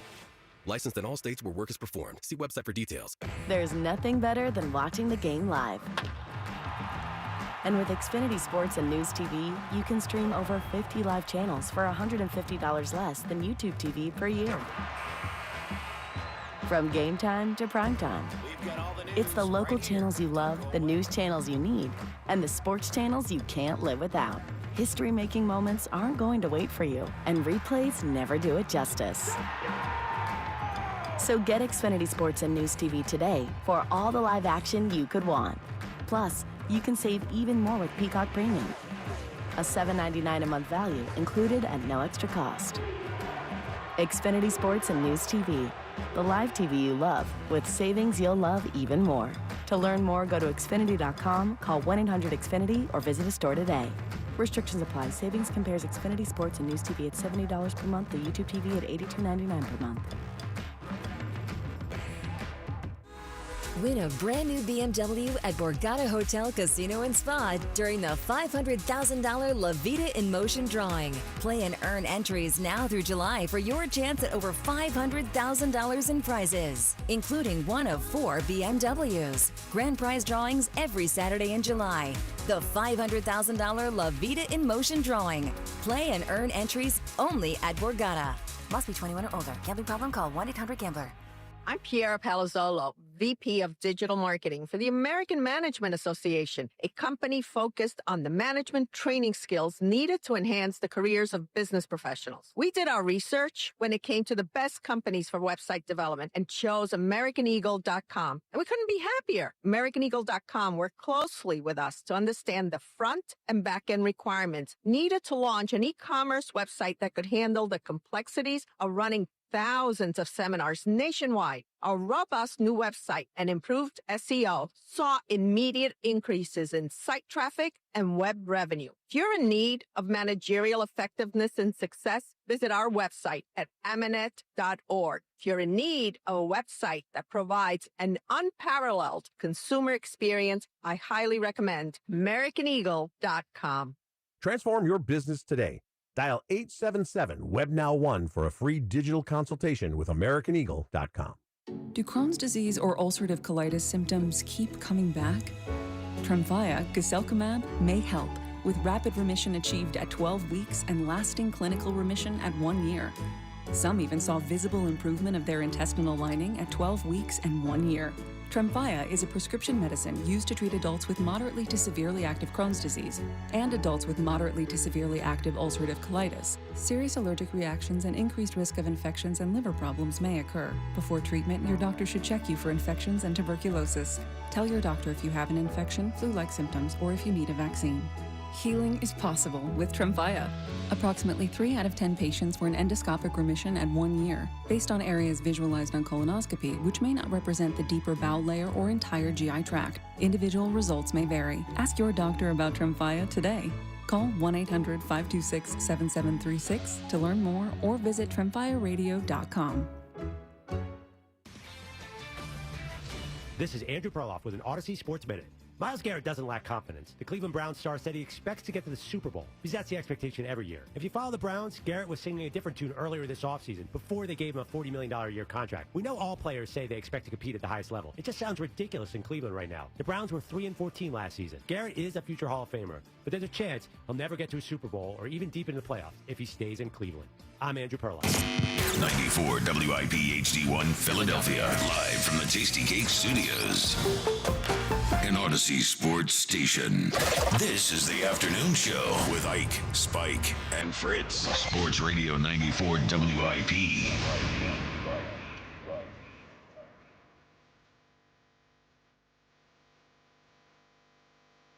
Oh, we're back on a Hertz Day. WIP afternoon show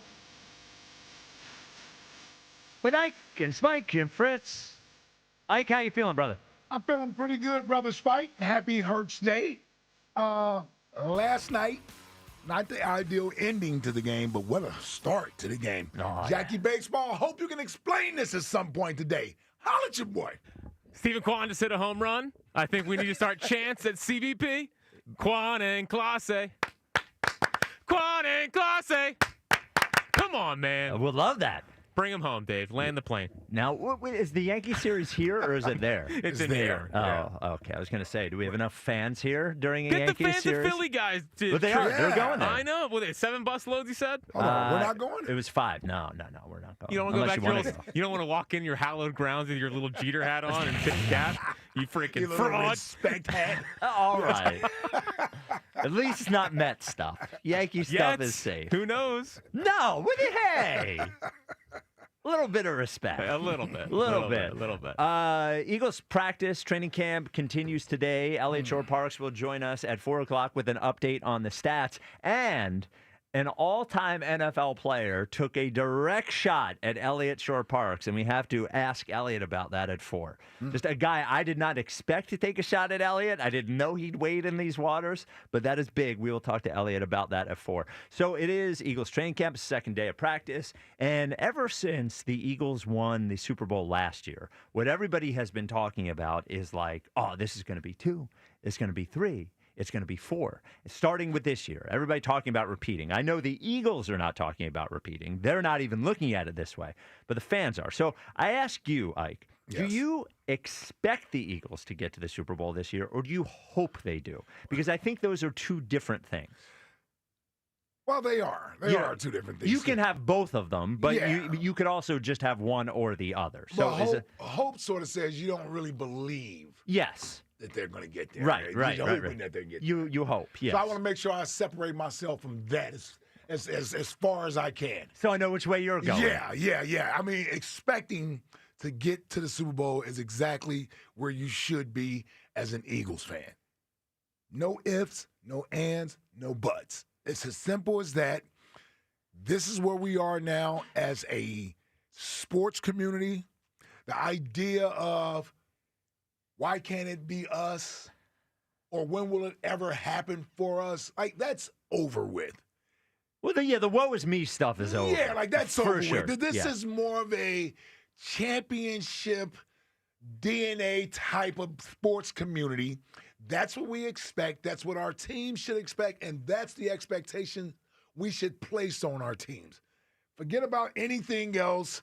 No, that should be the expectation. We have one of the best rosters in football. We have arguably the most stacked offense in football, and that includes the quarterback position. Yes, that includes the quarterback position. When you put all of our spots together, I don't know if there's a collection of talent in the NFL that can rival what the Eagles have on the offensive side of the ball. And then we have a defensive maestro. That's the coordinator that took the last place defense in the league 2 years ago and took a bunch of young guys and some wily vets, brought them together, and they became the number one defense in the league last year, and which led to a Super Bowl championship. And then, quite frankly, I think you got one of the most dangerous weapons in all of football in Saquon Barkley. Like, that's what you have. So when you have that at your disposal, you hope for good health. That's what I'm hoping for. Yeah. That's Obviously. what I'm hoping for. Yes. Expecting to be playing in the final game of the season for a second consecutive world title, that's where your mindset should be. That's where the Eagles players' mindset should be, and it shouldn't be settling for anything less.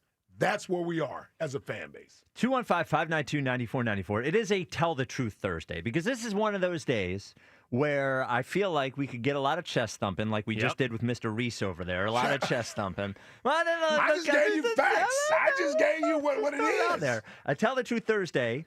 Do you expect the Eagles to be in the Super Bowl? And I'm not going to say win because, who knows once you get there. Mm-hmm. But do you expect the Eagles to be in the Super Bowl or do you hope that they'll be in the Super Bowl?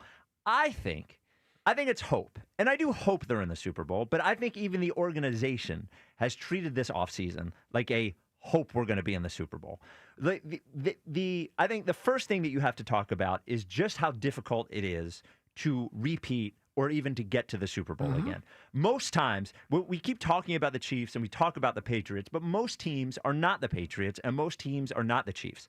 Even the really, really good teams. We've mentioned this Seattle Legion of Boom Seahawks, in relation to this team. That was a really, really good team for a stretch there. They won one Super Bowl. Like they won one Super Bowl. The Ravens won one Super Bowl. The Rams, that was a great team, won one Super Bowl. So the odds that they're going to do it again, just when you're looking historically, very small. And then when I look at how they have treated this offseason, with the talent that they have let go and with the commitment to this year, which I don't disagree with, to developing young players. And you don't usually go into a season where you're expecting to be in the Super Bowl. You're saying, well, I'm going to develop a cornerback and I'm going to develop a safety and I'm going to develop a linebacker. I'm going to develop an edge. I'm going to develop another edge who was playing safety 3 years ago for Colgate or wherever the hell Jalix Hunt was playing. So I think that the team has almost shown you that they'll be in the mix and they'll be a really good team. But this, I don't think this is an expect they're in the Super Bowl year. I think this is a hope they're in the Super Bowl year. And that's why I'm saying it's a Tell the Truth Thursday. Yeah, we're telling the truth. Well, all right. I don't know why we wouldn't expect it. I just explained it because it's hard. That didn't convince me. All right. Okay. Well, everything is hard. Well, that's a good point. Jack, I took a needle in the ass. Well, even that. Jack, do you expect or hope they'll be in the Super Bowl? Hold on, I gotta go cut some audio real quick. Okay, all right. Awesome. Okay, all right. I'll let you do that. Yeah. All right. Yeah, but obviously, it's ridiculous to expect them to go back to the Super Bowl. It would be great. I think we'd all take it, but I just think that we got to take it down a notch. I think this is a big take it down a notch Thursday. We're getting ahead of ourselves. Just let the season play out and hope that they're in the Super Bowl. Don't put that kind of expectation on this football team. Wow. No, yeah, let's lower the expectation. Yeah, that sounded like a weak version. That sounded like a Phillies fan. Yeah, it is. Well, it did sound like a Phillies fan. Right? Let's lower the expectation. Don't expect them to do anything. No, yeah, happy to be here, Fritz. And we'll see what happens in tennis. Yes, we'll get to that. We do have a next question today. We have 4 tickets again to the Philadelphia Eagles training camp public practice, which is Sunday, August 10th, 6 o'clock at Lincoln Financial Field. The event benefits the Eagles Autism Foundation. So when you call up with your sports point, we will ask you next question. Today, Hulk Hogan passed away at 71 years old. Hulk Hogan, one of the greatest wrestlers of all time. I would say for me, the greatest wrestler of my lifetime. Certainly not technically the greatest wrestler, but definitely not technically. Not technically, but in terms of what he brought and star power and all that sorts of thing, and the 2 runs he had as normal Hulk and then NWO Hulk. So for next question today, we will simply ask you, what was your favorite wrestler?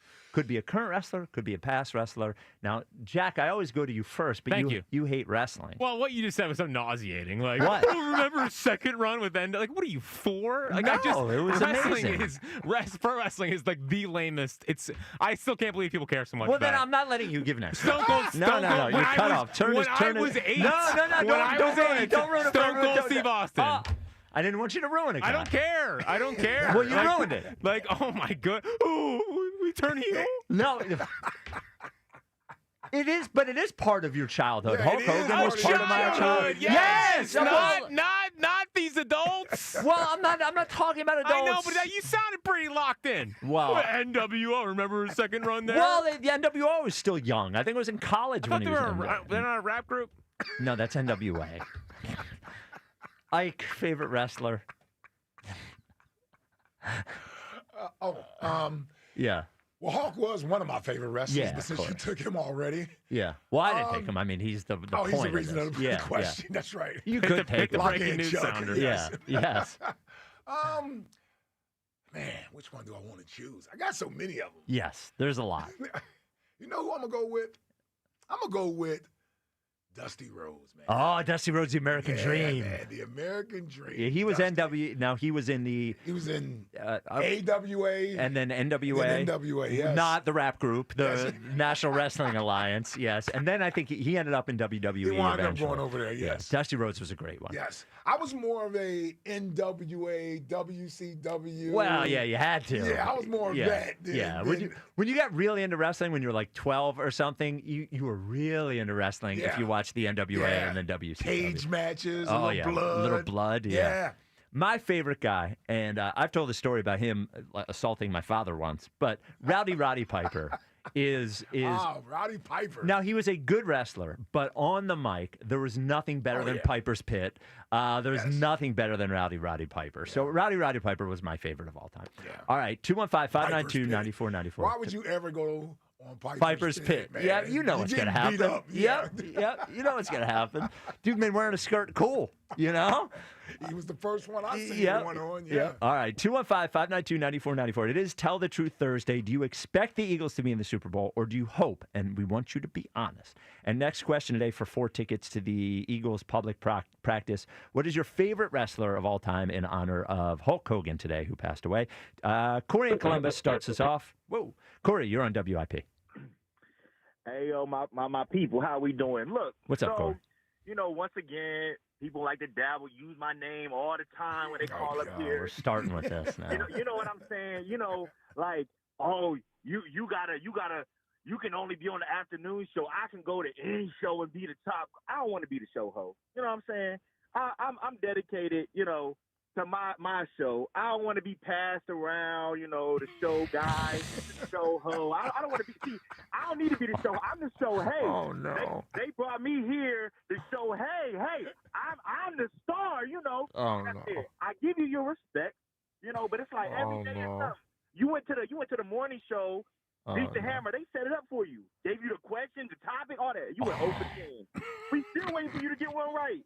You know what I'm saying? Also, Just to be clear, Corey is talking about Chuck, not me. Also, look. Bryce Harper, you know, you was the Make-A-Wish guy playing around. Look, I broke bread with the guy. His wife Kayla, you know, I knew her, went to school with her, all that. So, you know, I had plenty of conversations. So, you know, you don't gotta Google me, Christopher Columbus, you know, Corey from Columbus, whoever, Corey from Kentucky.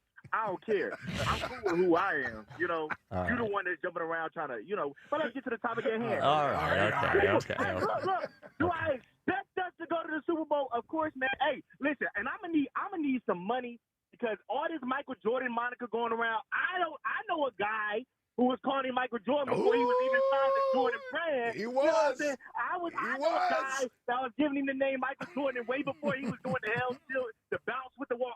You know what I'm saying? I saw it. You know, I foreshadowed it coming. So, you know what I'm saying, Jalen, you know, Nicole and whoever, I just need my, you know, I take my You're little, trying to get 5%. Yes. $200. Yeah, I take it, you know. 5% of nothing is, yeah. I expect the Super Bowl. Like, I get where Spike is coming from. It's hard to repeat. But it's like, we still got the most talented roster. And by my opinion, what's funny is that ESPN ranked the Ravens as the best roster. So how is that? I think they're just how? Yeah, I don't get that either. So Jalen got all this talent. If this other guy that got the best roster, I want to hear no excuses. Because y'all told us they got the best roster. So if he go home round 1, round 2, I don't want to hear about no talent, none of that. So I expect it because, I mean, like, we got the most talented team. I know it's hard to get back, but it's not like you got to go through the big four in the AFC to get back. You got to beat Dak. You got to beat Brock Purdy, Jaden Daniels. Who like the Rams, the Lions? It's good teams. I'll give you the Rams. That's it. I'm not giving you Jared Goff and Goof and all. I'm not giving you them because we still. Don't we play the Lions? We do play the Lions. We play the Lions, We do right? play the Lions, yes. We Because do. remember, We we play talked the about Rams. that maybe being the opening game. Yep. Heavy hitters on the schedule this year. You know? It's difficult schedule.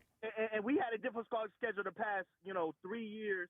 Every year, we come out victorious with this schedule. So, as long as, we got the quarterback, Michael Jordan, the running back, the 2 receivers, and Vic Fangio, I'm good. Mm-hmm. I'm good. That's all I need. You know what I'm saying? That's all I need. Give me those 5, and let's go play football. All right, Corey. And all they got rest my guy. Look. Yeah, your this favorite right wrestler. Here, this is the best moniker, the best gimmick in the history of pro wrestling.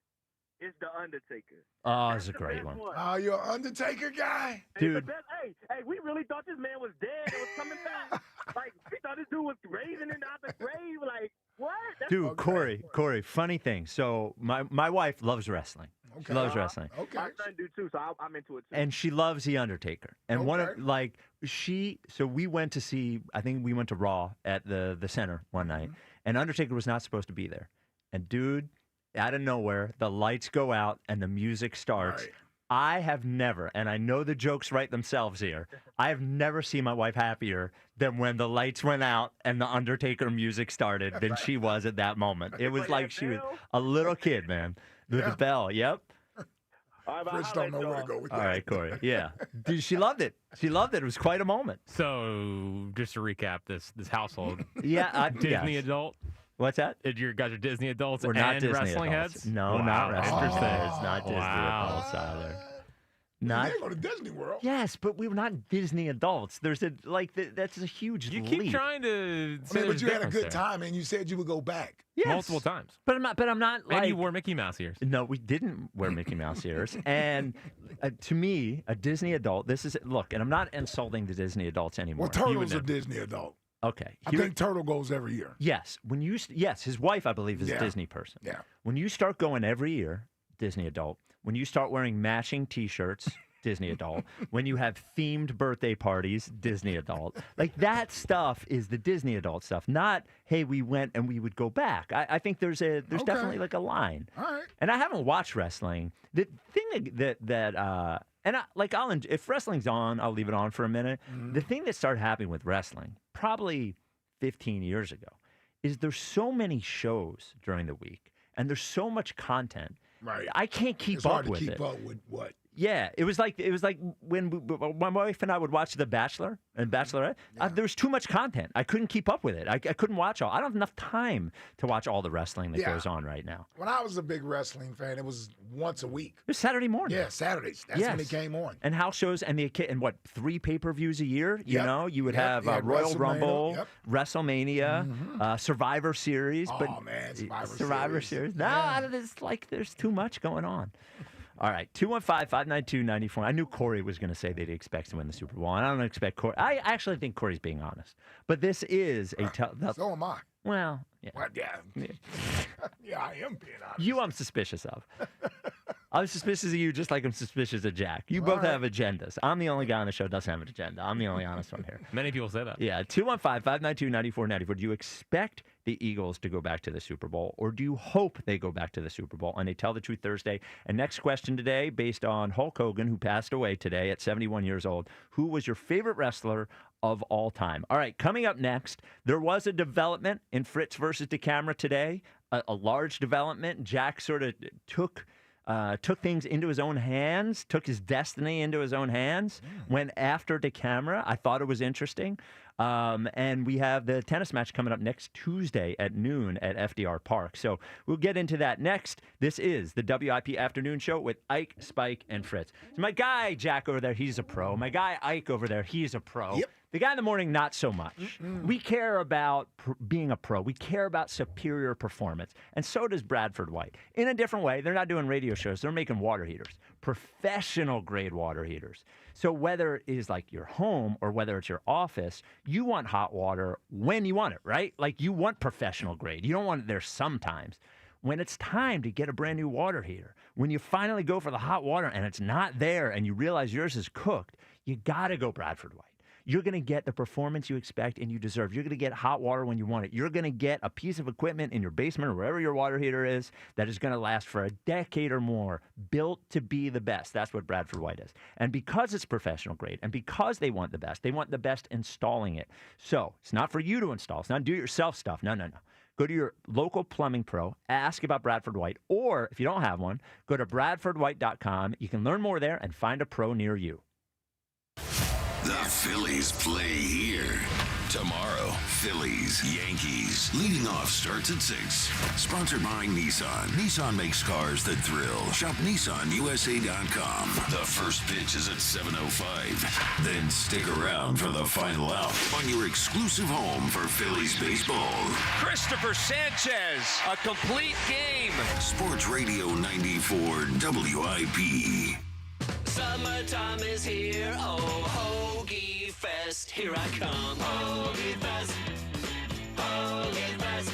Yeah, Wawa's got the hoagies, and I'm gonna get me some. Hoagie Fest, Hoagie Fest. Wawa Hoagie Fest is here, and it's the summer of sandwiches. We're mixing it up with hoagies, clubs, quesadillas, and more, all for $6 and under. Savor a summer of savings. Hoagie Fest, here I come. Gotta have a Wawa. Citizens, since we each upgraded to Xfinity in our homes, the Wi-Fi has been booming. It's fair to say our town has officially become a boomtown. Mayor, will I be able to drop into multiplayer gaming battles with low lag? The lag won't be an issue, but your questionable skills may be. And what if I have hundreds of devices on the Wi-Fi? Purely hypothetical. Seems like a lot, but sure, hundreds of devices all booming together with the Xfinity Gateway. Yes, friends and neighbors, with Xfinity, the Wi-Fi is booming. The Wi-Fi isn't the only thing that's booming. Now get the most reliable Wi-Fi and our best-in-class equipment for one consistent price for 5 years guaranteed. All in. Plus, get unlimited data included and no annual contract. All with the 5-year price guarantee from Xfinity. Visit Xfinity.com, call 1-800-XFINITY, or visit a store today. Restrictions apply. Not available in all areas. New residential customers only. Select plans only. Xfinity Gateway with X5 Complete required for unlimited data except in certain areas. Most reliable Wi-Fi based on Open Signal Awards USA. Fixed Broadband Experience Report, August 2024. Actual speeds vary. I'm Colonel Callahan of the New Jersey State Police. Every life on the road matters. That's why New Jersey's safe passing law requires you to leave 4 feet when passing people walking or biking. If you can't, reduce your speed to 25 miles per hour. Safer roads start with you, New Jersey. Your official home of Penn State football and basketball is Talk Radio 1210 WPHT. Every Nittany Lions game, every play, all season on Talk Radio 1210 WPHT and the free Odyssey app. Ready for your dream Las Vegas vacation? Enter BetMGM as your legendary Vegas getaway, and you'll have the chance to win a customizable Las Vegas experience. It's easy to enter. Just sign up for a BetMGM account and download the app, or log in with your existing account. Then place your bets on your favorite sports to earn up to 25 entries. You could win a trip to Vegas that includes an MGM Grand Stay, travel accommodations, resort credit, and your choice of an exclusive sports, entertainment, or club experience. Score the Las Vegas trip of your dreams by entering BetMGM's Your Legendary Vegas Getaway, and you could be on your way to your perfect Vegas vacation. BetMGM and GameSense remind you to play responsibly. See BetMGM.com for terms. 21 plus only. Pennsylvania only. New and existing customer offer. Subject to eligibility requirements. Please make sure to read our full terms and conditions before participating in this promotion. If you or someone you know has a gambling problem, help is available. Call 1-800-GAMBLER. We finally switched to T-Mobile because with them, we can be connected here and there. ¡Listos todos! Estas son las mañanas. Now we just need to harmonize. Switch today. Get 4 Samsung Galaxy S25 phones with Galaxy AI. Plus, get 4 lines for just $25 per line. Visit a store, T-Mobile.com, or call 1-800-T-Mobile. 1-800-T-Mobile. For well-qualified customers with autopay plus taxes and fees and $35 per line connection charge. Minimum 4 lines on plan. Contact us if canceling lines. Plus $5 per line without autopay. Debit or bank account required. Visit T-Mobile.com. Score limited time savings on your favorite snacks and drinks at Wawa. Whether you're craving a refreshing drink or a tasty treat, Wawa has you covered. Enjoy exclusive deals in-store or on the Wawa app, making it easier than ever to fuel your day without breaking the bank. Don't miss out on summer savings, perfect for road trips, beach days, or backyard hangs. Savor a summer of savings. Gotta have a Wawa.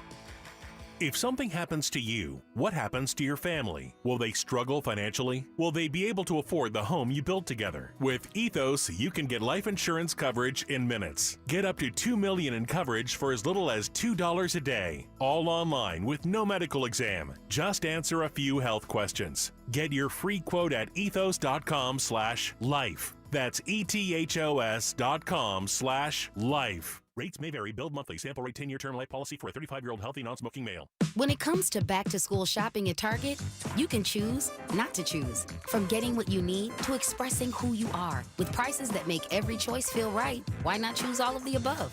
From backpacks, bedazzled kicks, and picture day perfect styles as bold as they are. For bring your own lunch days to science project partner days, snack stash days, decorate your locker days, and paint outside the line days. All at prices that will definitely make your day. For all of the above, it's back to school at Target. Baseball on the radio. It's just better. It is Bedlam at the bank! Your exclusive home for Phillies baseball. Sports Radio 94 WIP.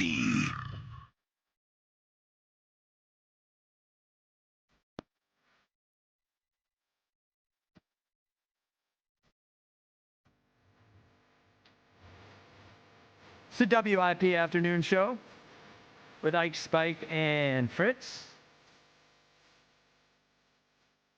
Twitter question is brought to you by Mark's Jewelers. For the best selection of diamonds to fit every budget, visit the home team at Mark's. Experience the difference at marks-jewelers.com. Twitter question, Ike. Do you hope the Eagles make the Super Bowl, or do you expect them to? What do you think the results of the Twitter poll are? I would imagine expect. I would as well. Now, how much? I'm going to go in the high 70s. Well, you want to give me a number? Let's go 78. How about this? 60.8% say hope. Oh, wow. Wow. That's a shocker. That is so I'm trying to figure out. I'm trying to figure out the mentality of that, right? Right. That's not my mentality. No. So is it people saying they won last year? I'm sort of like giving them a pass on this year. Right. Is it a lack of confidence? Because when we talk to people every day, the confidence to me, it could not be higher, right? Like every time something happened, Josh Sweat leaves, it'll be fine. Darius Slay leaves, it'll be fine. GJ leaves, it'll be fine. Right. Like all these things, it'll be fine. It'll be fine. It'll be Saquon had 507 touches. It'll be fine. Doesn't matter. Yeah. Every person we've talked to has been super, super confident. This isn't the way I expected the poll to go. Yeah, I don't know what that is. Yeah, I would just classify it as sort of a coping mechanism where you're trying to set up a soft landing. In case it's not the way you want it to be? Yeah, I'm all for being disappointed. I'm all for leaving myself open to be disappointed because I know at least with this team, get on a little bit of a soapbox here. Okay. At least with this team, take a seat. They have delivered more often than not with this regime, right? They've gone to the playoffs every year. Yep. They've gone to 2 Super Bowls. They bounced back after having a disastrous ending to the 2023 season where we felt like, oh, we may have missed our opportunity. Are we ever going to get back to the Super Bowl? Well, you know what? They bounced back from that and won the Super Bowl the following year. They have allowed me to think about the unthinkable and imagine it. Like winning back-to-back Super Bowls. Yes. Yes. I'm out of the mindset of, oh, we got one. It's our second one. I'm okay if we're not good for the next couple years. Maybe we'll reload in the 3 or 4 years and we'll have a shot again. That may end up what happens. That's not what I'm expecting. This is our time. Kansas City had its time, right? And God bless them. They went to 5 and 1-3. I'm not saying they'll never win again, but the era of them dominating, that's gone. We're here. And this is our era. We're young. They're in the, they're young. All the team hasn't even reached their prime yet. Well, your point about the Chiefs, I think, is an interesting one because they could win another one. They could reload, all that sort of stuff. But what usually happens is you have a core of players that you have a 3 to 5 year window on that core of players. And that is your best chance. Now, the difference with the Patriots is having Tom Brady and having Bill Belichick and being able to rebuild and have such a difference maker, a quarterback, that you end up being able to do that again. But it is way harder to put together the sort of talent that the Chiefs had in that initial run again, right? Yeah. They're never going to get another Travis Kelce. You know what I mean? Like he's heading towards the end anyway. Right. Yes. So they're going to have to do that all again. They don't have a Tyreek Hill. No, right? They don't. Yeah. And even though everybody was trying to crown Patrick Mahomes as being the next Brady or whatever, he has yet to. He's an amazing player, but like he has not proven that he can do what Tom Brady did. Oh, without question, over 2 decades. I'll tell you, and I know this is not a Patrick Mahomes topic, but I like Patrick Mahomes. Matter of fact, I'm a fan of Patrick Mahomes. But that loss to the Eagles in the Super Bowl, it was more than just a loss. It stopped the three-peat. You've gone from being in that conversation as the GOAT with Tom Brady to you've gone to 3rd. You're not in front of Joe Montana, who was 4-0. Right.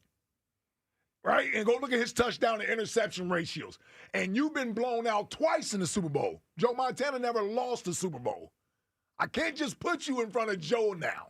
You got to get back up there to be in front of Joe again. Yeah. For me. Yep. For me. Well, he did so much. Mahomes did so much in his first 6 years or whatever that it was felt like unheard of, and he was so spectacular to watch. You felt like it might never end. Don't get me wrong. I'm walking into your wheelhouse. Patrick Mahomes is a better talent. Oh, sure. Than Joe Montana. Yeah. Don't get me wrong. Yep. But I can't say his resume is better than Joe Montana's. It's not. It's not. Yeah, it's not. It just isn't. 215-592-9494. Chris in Delaware. You're on WIP. What's up, Chris? Hey. Beautiful day of weather, a beautiful day. Are we doing it, Chris? Chris? Beautiful day of weather? Come on, Chris. This is the overnight show, bro. Let's go. Let's go, Chris. But, a beautiful day for the Eagles to be great as usual. Oh, there you go. Man. Yeah, man. Did they win the Super Bowl? Yeah. Looking towards this team and looking towards the season, I do expect that they make it back to the Super Bowl, that they win the Super Bowl, because we look at the offense and we really haven't lost. I mean, we lost an offensive guard who was great. Mekhi Becton turned out to be an absolute gem. A lot of credit to him and the work that he put in to get to the position he was in. But we have trust, right? We have trust in that offensive line. They're going to do it again. We have trust in Saquon Barkley that while, yes, he had a lot of carries, he can reproduce. We have trust in Jalen Hurts that he's going to do his thing. This offense, in my mind, is pat to what it's going to be last year.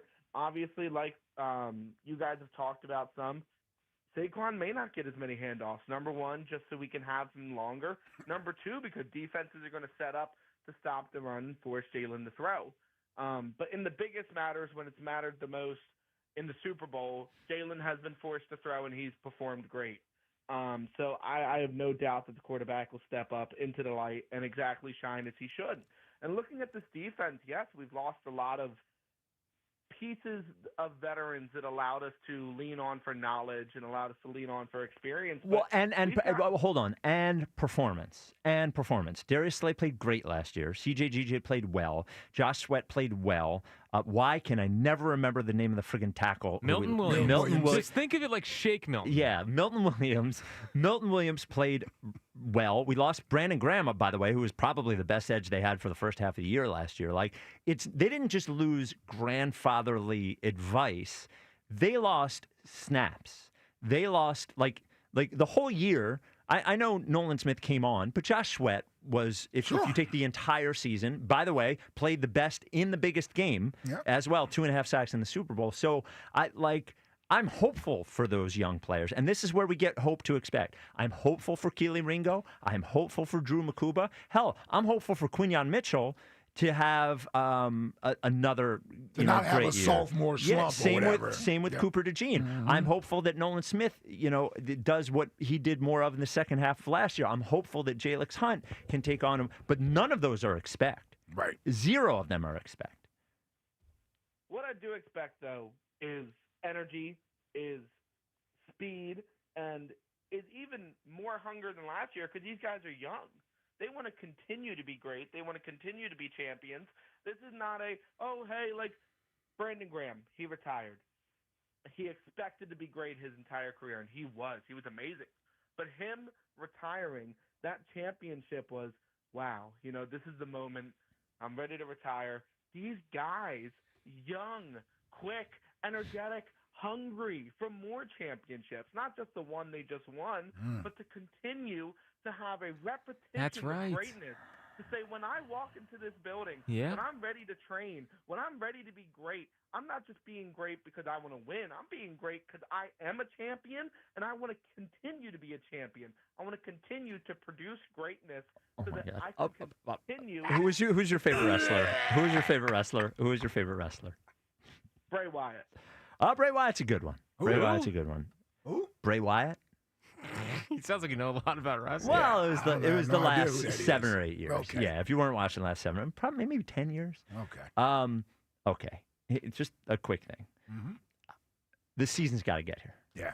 The season's got to get here. Yeah. We got to watch a football game. You struggling? Well, I'm not struggling. I'm just like, they're young and they're quick and they're hungry. Yeah. It's fine. Yeah. It's. I like the positivity. Yeah. I do. But I feel like I'm having a conversation with 7-year-olds. Can we talk can I talk to, what was it, Chris from Delaware?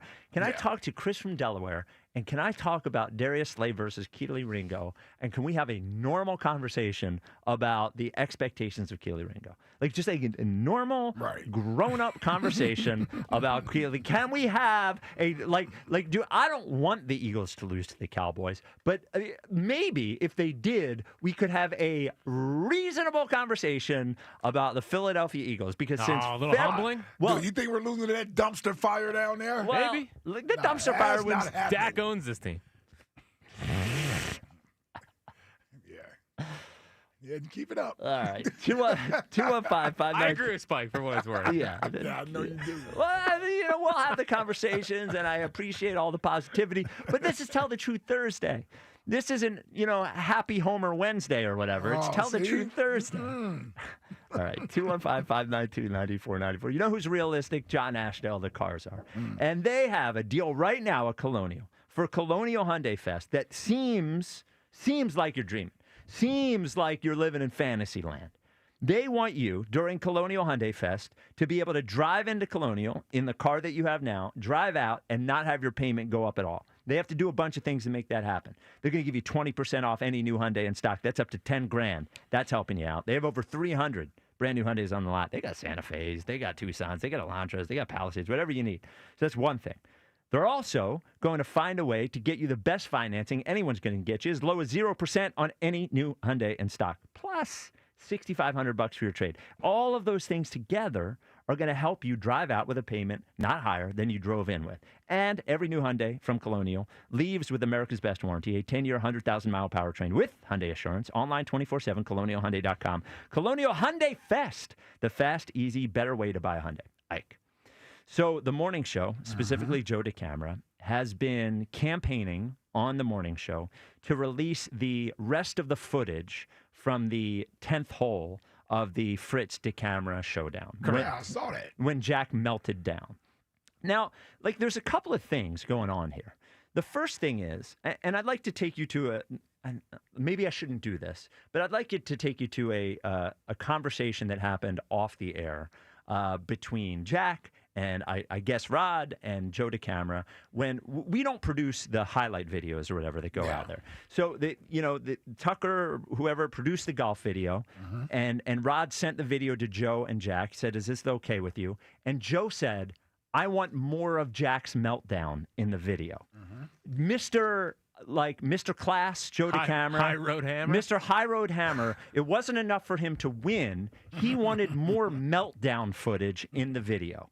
Right? So then Joe gets embarrassed during baseball. Literally embarrassed. He didn't get on base one time. He struck out 5 times in 8 at-bats. He had 3 weak ground balls and a really nice foul ball hitting left-handed. He gets embarrassed, and his reaction is to do 2 things, Ike.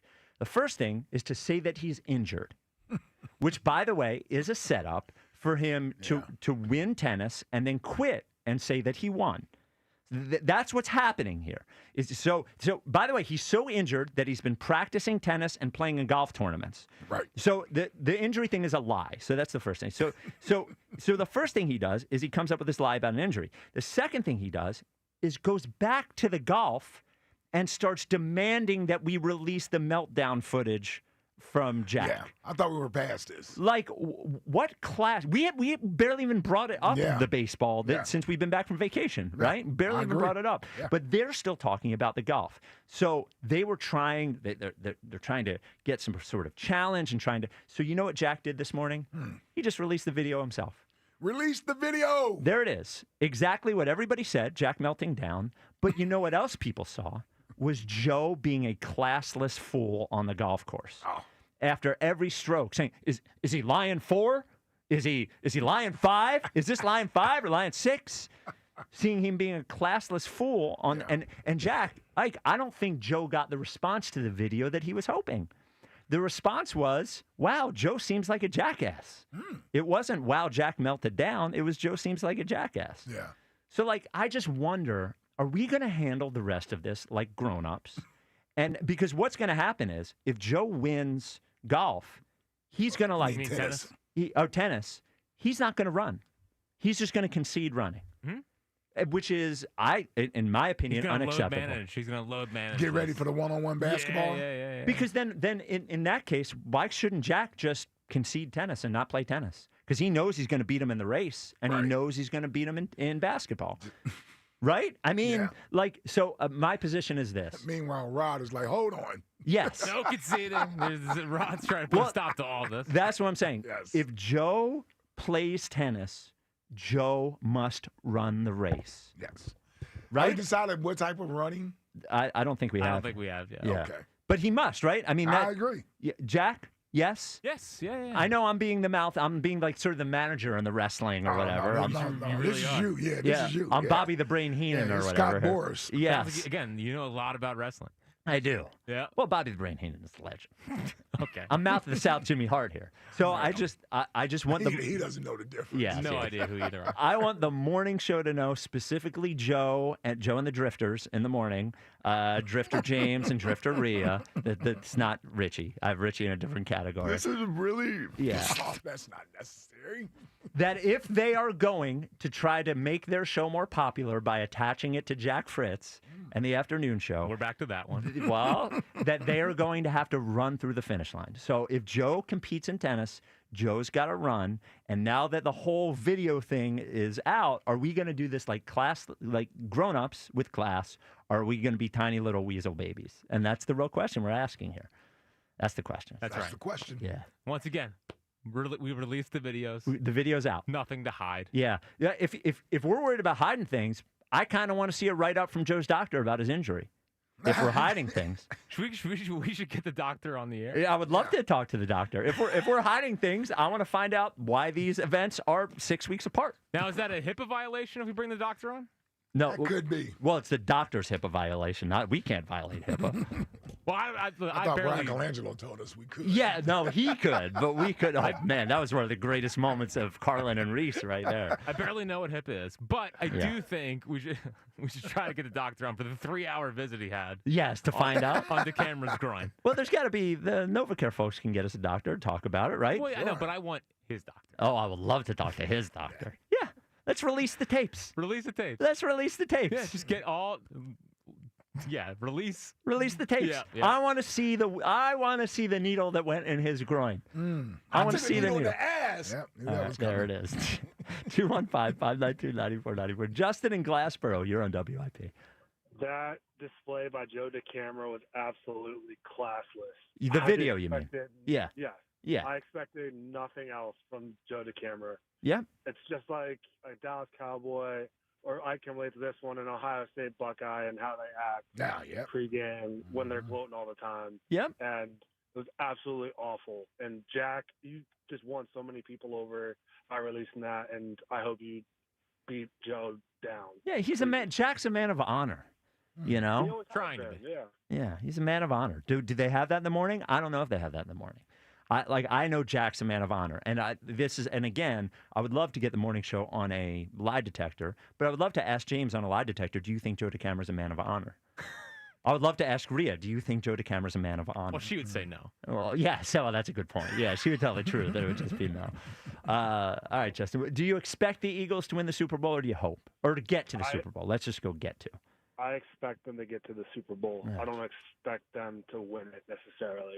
I think you got a lot of pieces that are coming together, especially with no one expected Jahad Campbell to be ready for training camp, and look where he's at. And I think the camaraderie and chemistry that all they have with the Georgia boys and the Alabama boys, it's going to work out again this season. So I really do. Yeah, here's what I'm nervous about with the Eagles. I would say I would be three things. Number one would be Super Bowl hangover. Easy, you could say I'm just trolling, whatever. It happens to everybody. Super Bowl hangover. Second thing I'm worried about would be Saquon Barkley holding up through the season, given the amount of touches he had last year. And the third thing I would be worried about would be the number of young players on defense that we are expecting to step up in place of established veterans. And those three things are the things that I think they are up against, and I think it's three big things. Yeah, for sure. I can definitely see that. I mean, you could also make the counter argument where they might get better with younger guys. Just like, look at college. Like, no one expected Michigan to beat Ohio State last year, and they came in and shot them in the shoe. So no one really expected that either. So I just think the same thing with Saquon. Can he get through a full season? I saw it last year. He got through a full season, so I saw it. So I'm a firm believer that he can get through another full season. Yeah, I hope so. I mean, Ike has talked a lot about Saquon in the Hall of Fame. I think if he is able to follow up a 500-plus touch season, 2,000 yards, most yards in the history of the league, rushing yards, beginning to end, with another, let's not put 2,000 on him, with a 1,600-yard great season or something, he would. I said I'll take 1,400 rushing yards. Yeah. It would be, especially if he doesn't miss many games. Right. And you know what? The real thing with Saquon is it's not going to be the number. It's going to be the eye test. Yep. It's are we going to get those huge plays Is he again? still explosive? Yeah. And I think if he was to follow up last season with another great season, that's when I think the Hall of Fame thing becomes a real conversation. Yeah, if it's any indication of what the season will be like based on what he looked like yesterday in shorts and T-shirts, my goodness.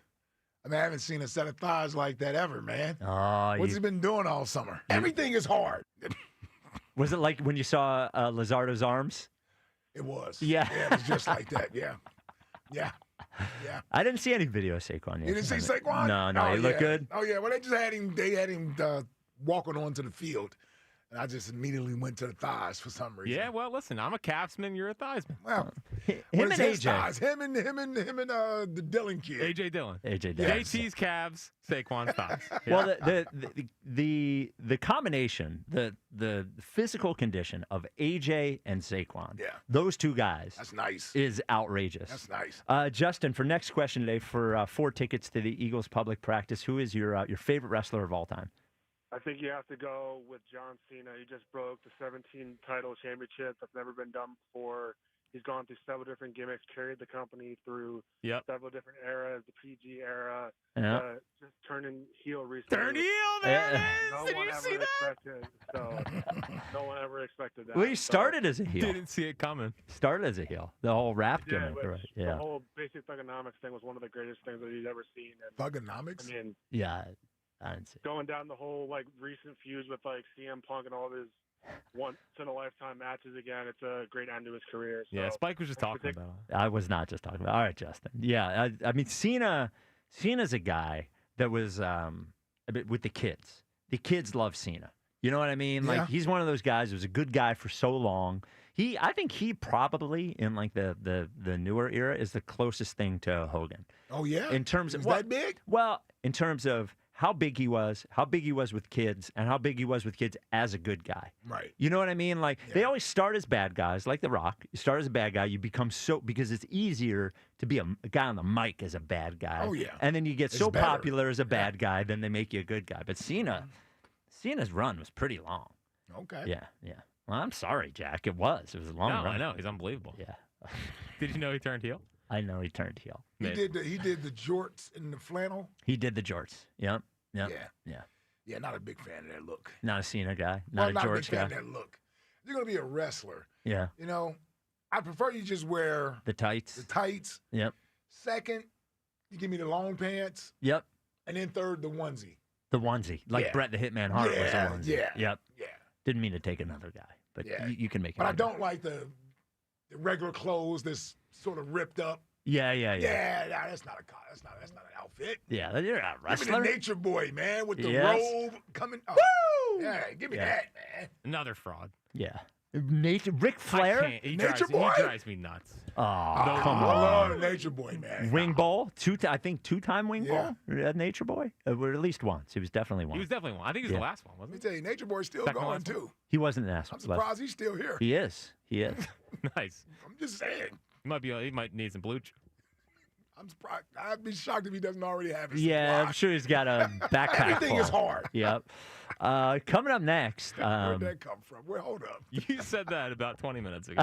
What did I say that When did he for? say it? Well, Spike said, "Yeah, it's hard to go back," and Ike goes, Everything is hard. "Just when I was starting to say the drop board might be cooked." There it is. It's Yeah. back. I took a needle in the ass. All right. One of the Phillies trade targets has hit 2 home runs already today. Hell yeah. We will talk about that and trade deadline talk coming up next in the High Hopes Jackie Baseball Report. It is Tell the Truth Thursday. Do you hope the Eagles get back to the Super Bowl, or do you expect it? 215-592-9494. This is the WIP Afternoon Show with Ike, Spike, and Fritz.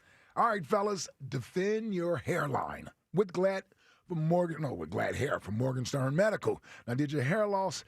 You realize it's so common that by age 35, that 2/3 of men are already experiencing hair loss and thinning. Now, Glad Hair's got you covered like a blue-chip first-round prospect. With cutting-edge treatments like TED, PRP, and exosomes, they help you keep the hair that you already have, and they help you bring back what you've already lost. Give them a call, 610-980-4000, or visit them at gladhairmm.com and tell them Ike Reese sent you.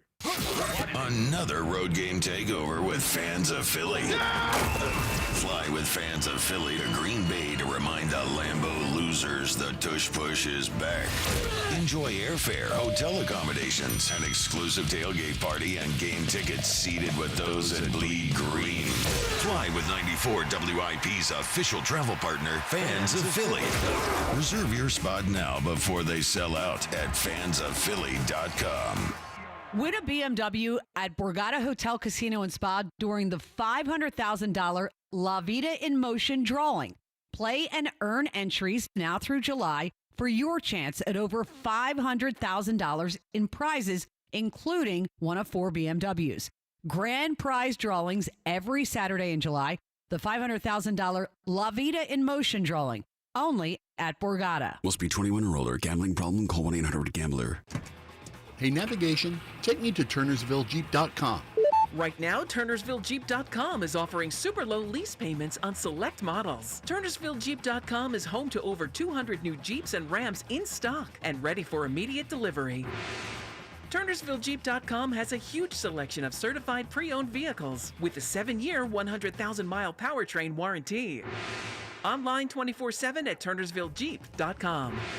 Hey, it's Show to Camera. I want to take a second to acknowledge our friends at Family and Company Jewelers. I always tell you, they're the best of the best when it comes to engagement rings, customer service, quality, and price. Well, now it's official. Don't just take my word for it. Family and Company Jewelers was named South Jersey Magazine's 2025 Best of the Best Jewelry Store. You can get her the best ring, the best diamond. So why go anywhere else? Go to the best of the best. Go to Family and Company Jewelers on Route 70 in Marlton, New Jersey, South Jersey's diamond destination. The IRS finally caught up with Louie. I hadn't paid my taxes in 8 years. I owed the IRS a lot of money. Louie was in deep trouble. We're going to take your house, put a lien on your bank account, garnish your pay. They don't care. They're going to take your paycheck. Louie found out about Optima Tax Relief, the leading tax resolution firm. 8+ rated by the Better Business Bureau, they've resolved over $1 billion for their clients. Optima Tax, they helped me. They calmed me down. They made me feel comfortable, and I trust them. Louie has a lot to be thankful for. I don't owe the IRS anymore, and I'm able to live a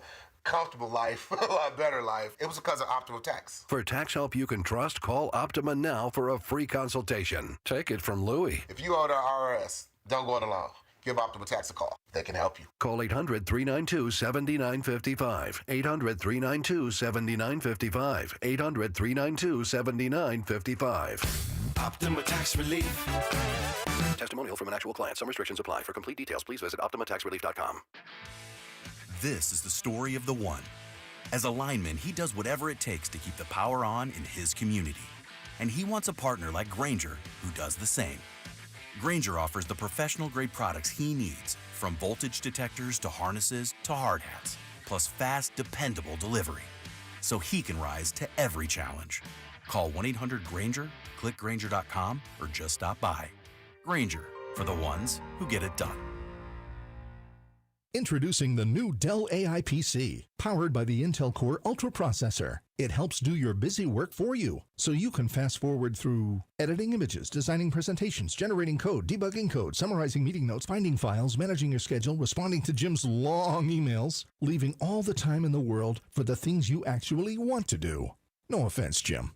Get a new Dell AI PC starting at $699.99 at Dell.com/AI-PC. How those ahead stay ahead. In a world parched for excitement, one drink will emerge. Twisted Tea, the refreshing thrill ride of flavor. Recreating its classic role as the hard iced tea that goes down smooth. Twisted Tea doesn't just taste like real iced tea, it's made with real brewed tea and a 5% kick of alcohol. Taste the adventure with Twisted Tea Hard Iced Tea. Keep it twisted. Twisted Tea Brewing Company, Cincinnati, Ohio. Please drink responsibly. It's time. Time for the pro to get everything for the job delivered. Large orders of lumber, doors, windows, paint, plumbing, anything the job needs, all from one partner. Get it today with same-day delivery. Get it tomorrow with next-day delivery on 50,000 plus products. Or get it on your timeline with scheduled delivery on everything from framing to flooring. It's time to get your whole job, all your jobs delivered. Ask about all our new delivery options at the Pro Desk. The Home Depot Pro, it's about time. Get a $15 prepaid MasterCard after rebate when you buy 5 quarts of Mobil 1 full synthetic motor oil at O'Reilly Auto Parts. O'Reilly Auto Parts. DQ presents How to Make Your Summer Take Flight. Just head into DQ for our new Superman Cake Batter Cookie Dough Blizzard Treat. Treat your inner hero to an epic mix of sugar cookie dough, sprinkles, and cake batter flavor. Blend it all with legendary DQ soft serve, and it's enough to tempt Superman himself. Fly into DQ for our new Superman Cake Batter Cookie Dough Blizzard Treat before it's gone. And don't miss Superman, only in theaters July 11th. DQ, happy tastes good. Only at participating locations. Find what you love and love what you find at Total Wine and More. There's so much waiting for you. With the lowest prices for over 30 years, find what you love only at Total Wine and More. Drink responsibly, B21.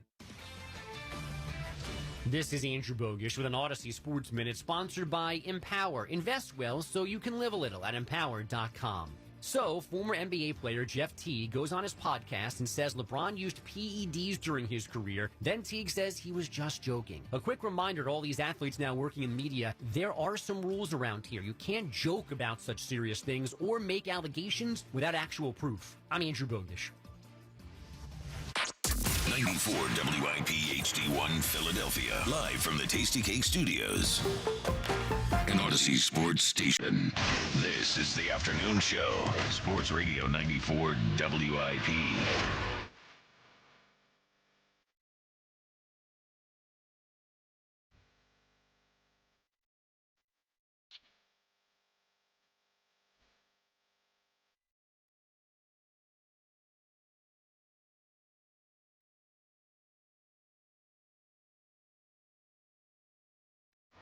It's a WIP afternoon show with Ike, Spike, and Fritz. You know, our new 3 o'clock song, I think, has really cemented itself. I think it ended up being good. I know I pushed for it. Proud of yourself. But I think it's a good one. I just think it's a good one. I do too.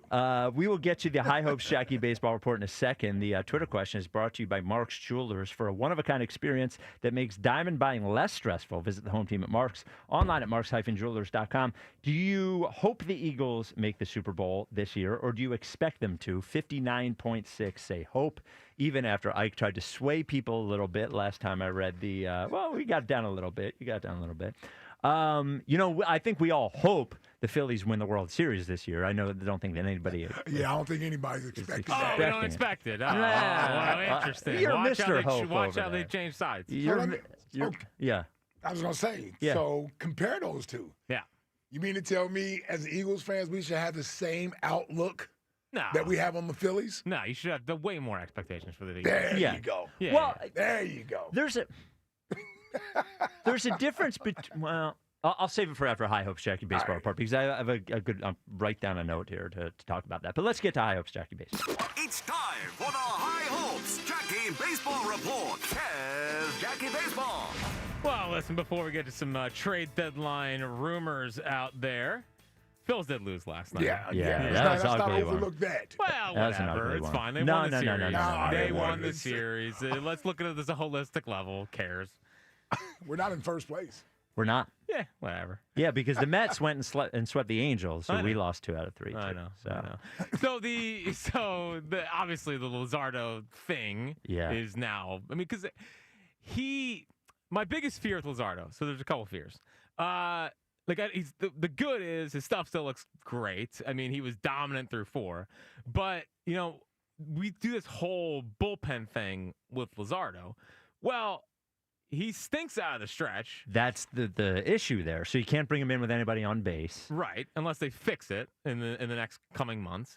But I also just wonder how mentally tough he is. Yeah. Like he unravels. He unravels. He's like the quickly. opposite of Sanchez. I feel like Sanchez digs in when he's got a guy on second, and no outs, and I feel like Luzardo unravels. Yeah, and that's kind of been the story of him even going back to his Marlins days, where it's like great, and then bang, blow up inning.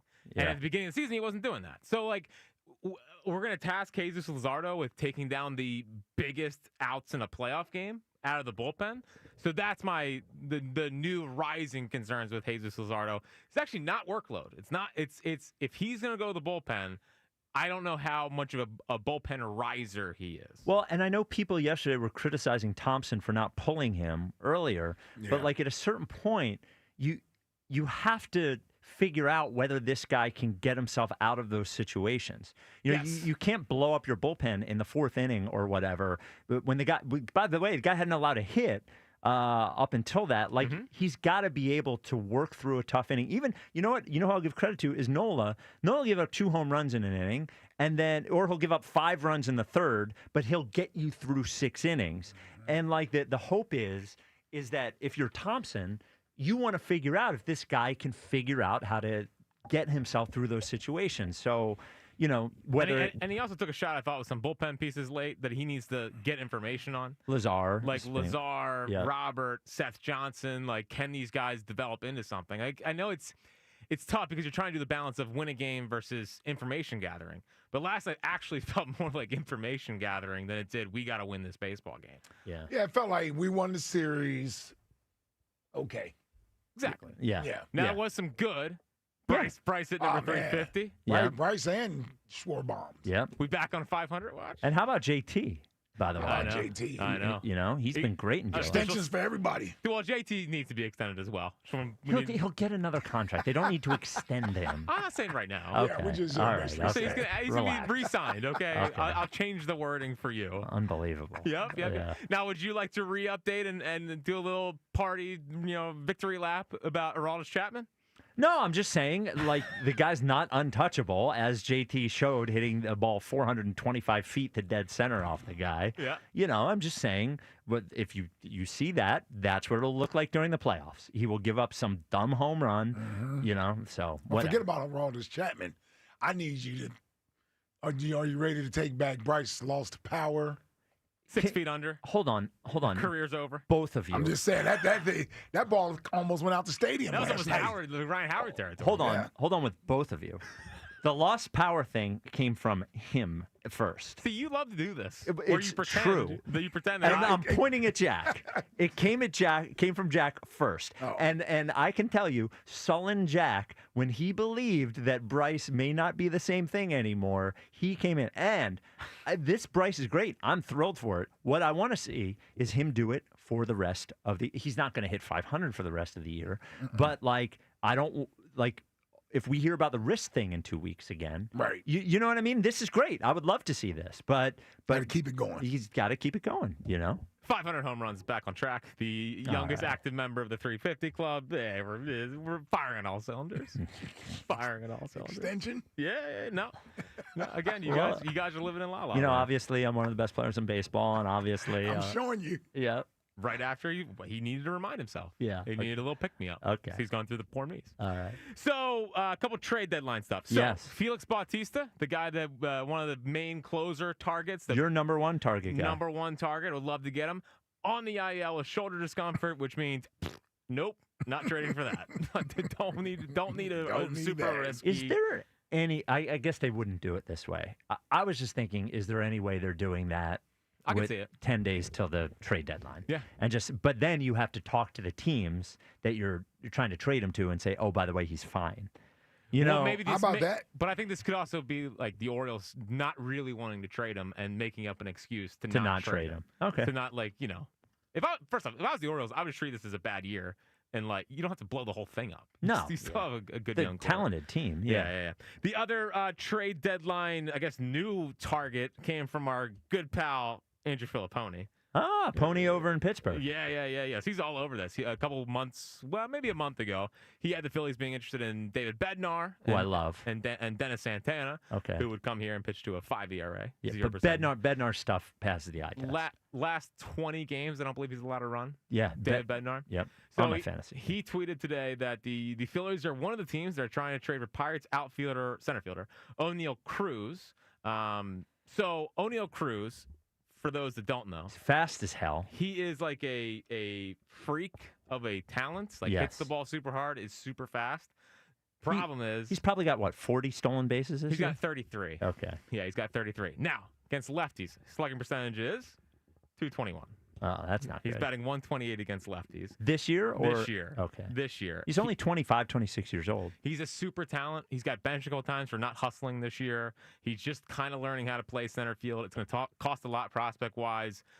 It feels like a reach. I understand why they're doing it because the upside is top 10 player in baseball if they can mature a little bit and get around some veteran presence. But it feels like a big risk for a team that is trying to win the World Series this year. But we'll see.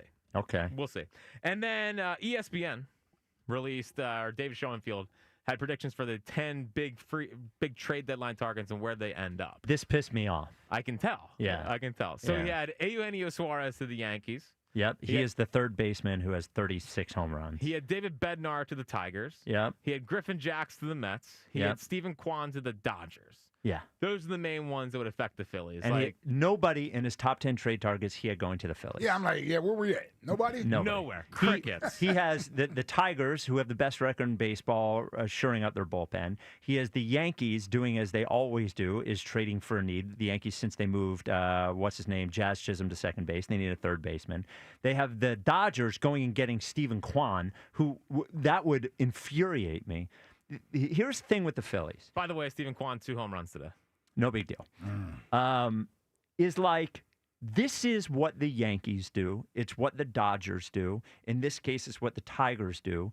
Is like, if you have a chance to win a World Series, you know what they do at the trade deadline, Ike? They go and they get the thing that they need. No doubt about it. And then somehow, some magic way, like, because we only talk about a couple of prospects, we assume that the Phillies only have a few prospects, right? We talk about Aiden Miller, we talk about Mick Abel, we talk about Andrew Painter. Crawford. But somehow, the Yankees are able to... Now, the Yankees haven't won a World Series since 2009, but they're in the playoffs every year, and somehow they trade for a guy literally every year. They trade for Juan Soto last year. They trade for Juan Soto, and here they are. They're definitely going to get traded for somebody again. If the Phillies, I said this last year, if the Phillies want to be considered a big boy franchise, and this goes to you, Mr. Middleton, it goes to you, Dave Dombrowski, is that at the deadline, that's when the big boy franchises show that they are big boy franchises. Is they say to themselves, oh, it's going to cost prospects? That's okay. We'll get more prospects. That part of why you have prospects, part of it is to let them develop, but part of them is to use them as currency to get players to help you now. And you can't, my fear is that they have their first good crop, really, of prospects. And they get attached to them. And they get attached to them. Yeah. I know, we can't. Like, if you believe in the people drafting, which I believe they do, and believe in the player development staff, you'll be able to develop more. Yes. There you go. You sound like us now. Yes. Yeah, but that didn't sound like you a month ago. Until I say it, though. Yeah. That's what I'm saying. Well, they do. They have to. I agree with you again until you say it. Yeah. Well, it's just like we're right there. Like, because I think this is I think they are viewing this also as like a last hurrah sort of thing for this core. Yeah. But let's have a real last hurrah. Yeah, man, give us a shot. Yeah. That's what I'm saying. This team can win the World Series. They can win the World Series. They need a bat. They need a really, really solid arm. Do not let the best team in baseball in the American League, the best American League team, go get the relief pitcher they need. Do not let the Dodgers, I know the Dodgers are struggling. They've lost like 11 of 14. Do not let them go get Steve Kwan, who, by the way, you'll have for at least another 2 years. And if you decide to pay him, could be an outfielder for you for the next decade. Do not let the Mets, for Christ's sake, the team that you are trying to win the division over, go and get a meaningful piece as well, because they need a bat and they need a starter as well, and they need bullpen, by the way. Would you rather update? We are a week away from the trade deadline. We'll obviously do this a couple of times until next week.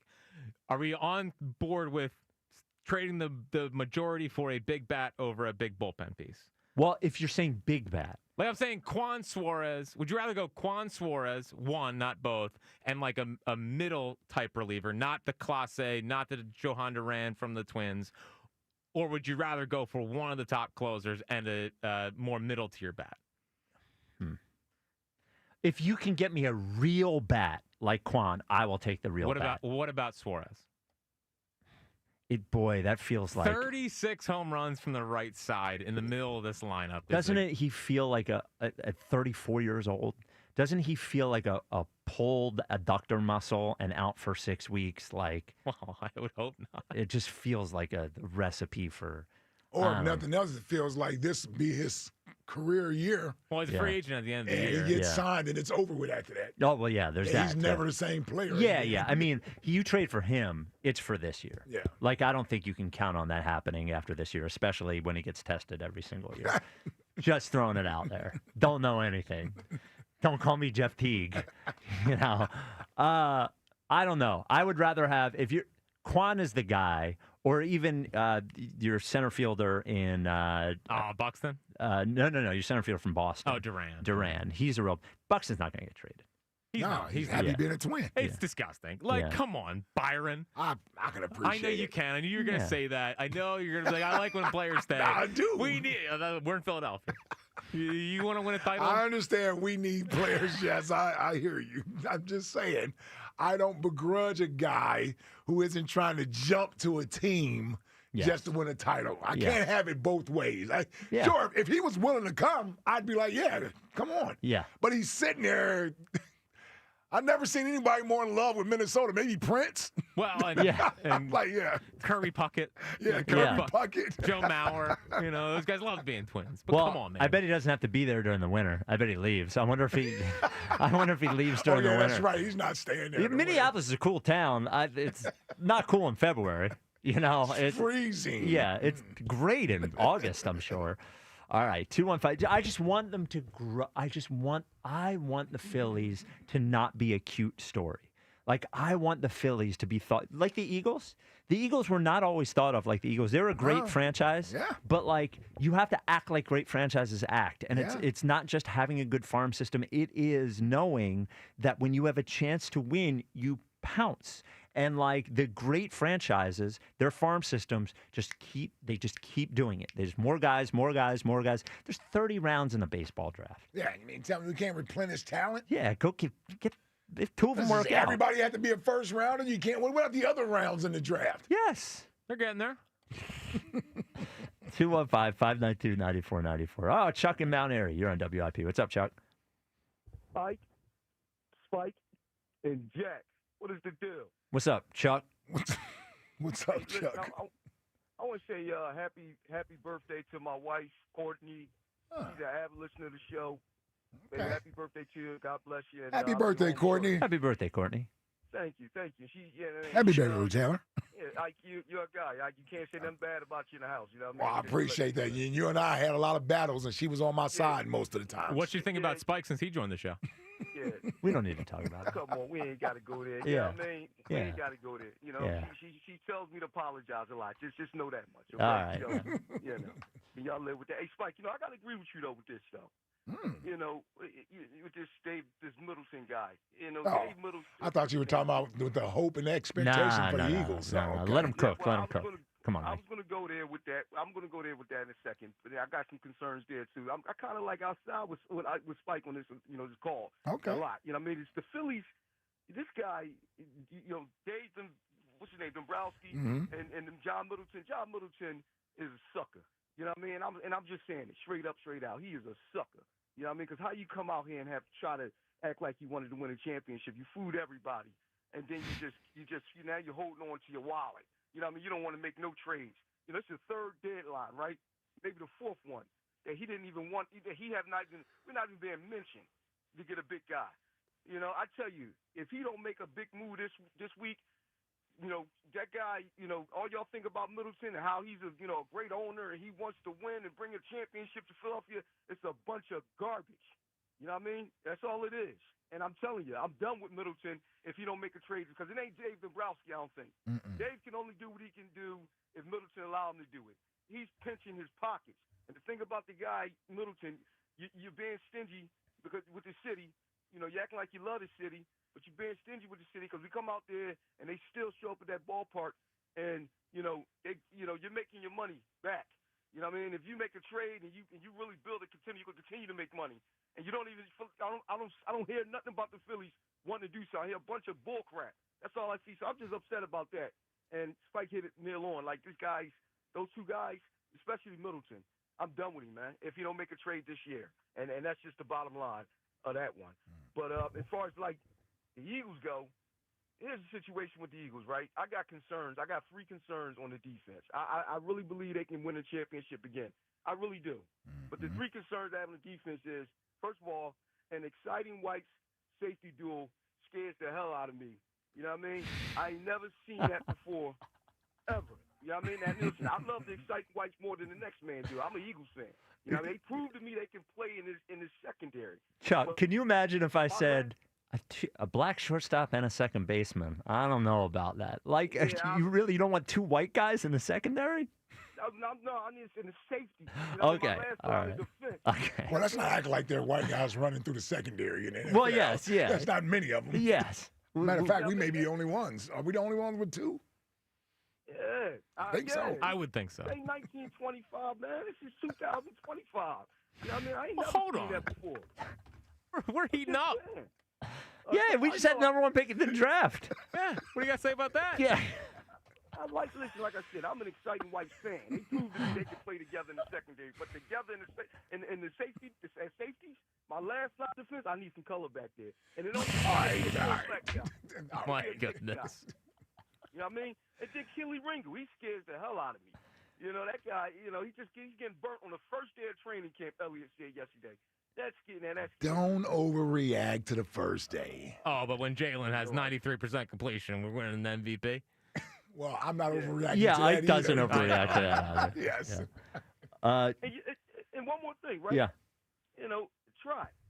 Yes. You know, I want to believe Trot going to be good. See, listen, last year we had somebody, and Kobe Dean played most of the season next to Baun. We had our linebackers intact. Mm-hmm. And then you had the guy that came in, you know, he was this guy, Owen I forgot Burks. his name. Owen Burks. Came in. Yeah, he came in and he played.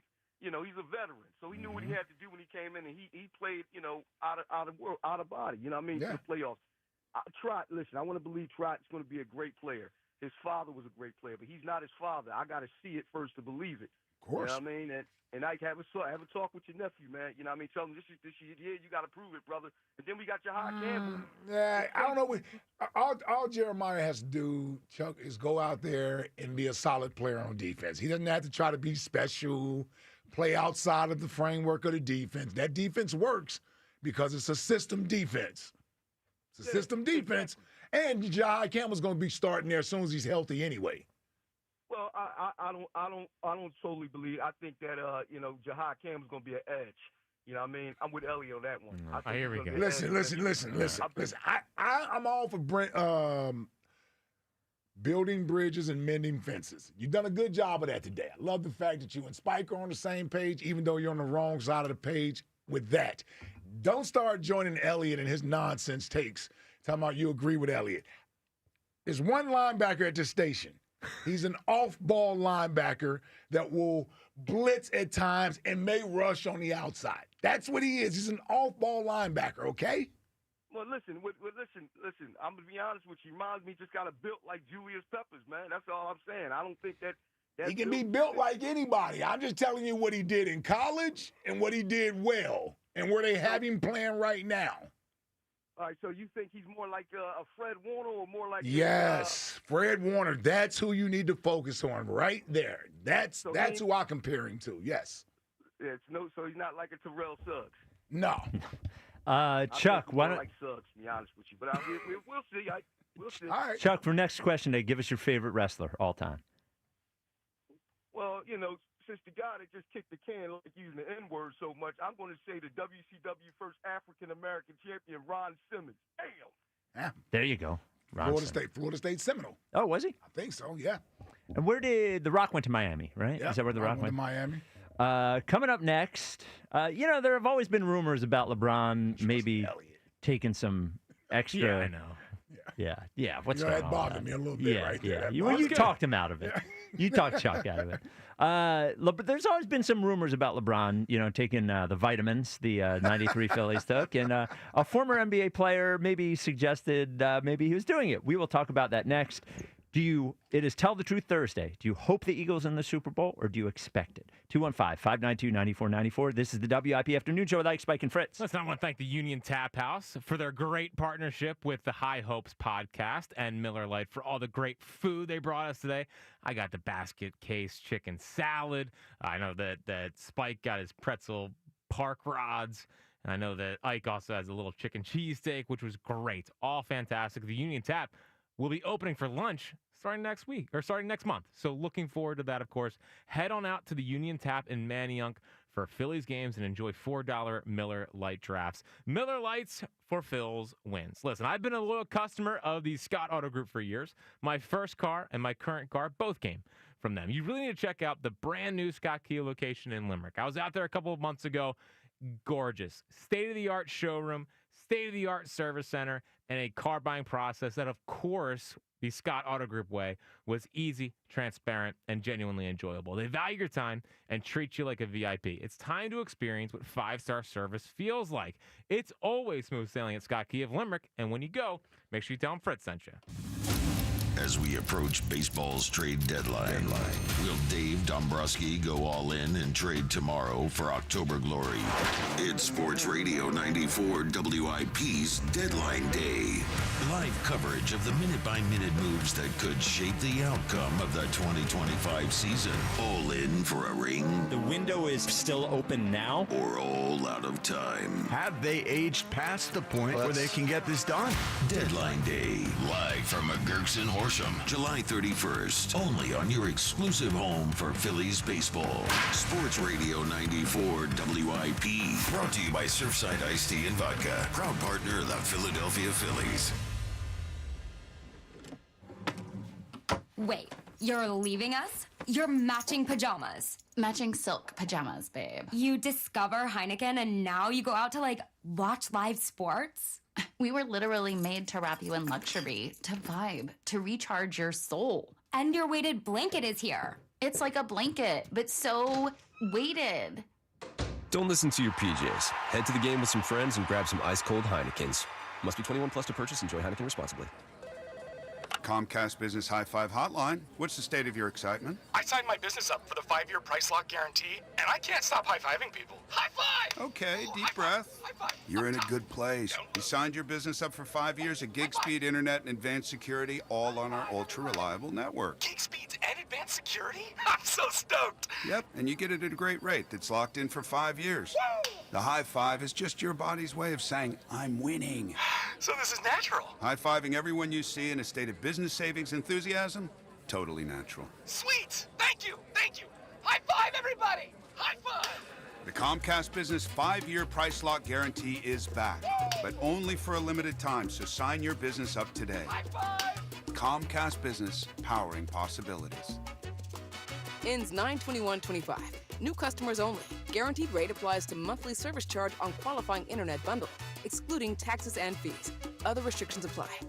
When someone's AC is on the fritz or drains are just not draining at all, like at all, Horizon Services never asks, how soon do you need it fixed? You know why? Because no one in recorded history has ever said, oh, take your time, just whenever you can get to it. We just assume how fast can you get here will always be the answer. So Horizon will be there same day, and we won't leave until you're 100% satisfied. See? Sometimes it's good to assume. It gets your AC fixed fast. Book today at horizonservices.com. With Caesars Palace Online Casino, Iconic Play is just the beginning. Download today and register with code RADIOLAUNCH. New users get a $10 sign-up bonus, a 100% deposit match up to $1,000, and 2,500 reward credits after wagering $25. Must be 21 and physically present in New Jersey or Pennsylvania. In Pennsylvania, affiliated with Harris Philadelphia. If you or someone you know has a gambling problem, call 1-800-GAMBLER. When you need to know, depend on KYW News Radio 103.9 FM. SEPTA service cuts would go in place 1 month from today unless it gets more state funding. A preliminary report shows the deadly row home explosion in Nicetown last month was likely caused by a gas leak. And nurses and hospital workers at Temple Hospital are calling for better safety conditions at the emergency room. Get the latest anytime on KYW News Radio. Now on Crystal Clear 103.9 FM. You've never needed us more. Do you think that banking is boring? At PNC, we know that meeting the banking needs of the community is anything but boring. That's why PNC Bank geared up this year and introduced the mobile branch across the region to bring banking services to underserved neighborhoods. And long before that, PNC Community Development Banking was leading the way in investing in the economic health of our neighborhoods. To see the brilliant results that boring banking can deliver for you, stop into any PNC branch right here in the greater Philadelphia community. PNC Bank, brilliantly boring since 1865. PNC Bank, National Association, member FDIC. Hey, Joe DeCamara here. Have you always wanted an attractive, healthy smile? Well, PI Dental Center is the place for you. I've been a patient for 24 years, and PI Dental Center has been transforming smiles for 38 years. Board-certified specialists, Dr. Glenn Wolfinger and Dr. Robert Slough, perform complex dental makeovers with their teeth-in-a-day protocol, where dental implants are placed and restored with fixed teeth in just 1 day. If you're looking for a smile that's monumental, trust PI Dental Center. Visit PIDentalCenter.com. That's PIDentalCenter.com. This is the story of the one. As a safety manager at a manufacturing plant, he does everything he can to keep his coworkers safe. From finding ways to reduce risks to keeping safety supplies in stock.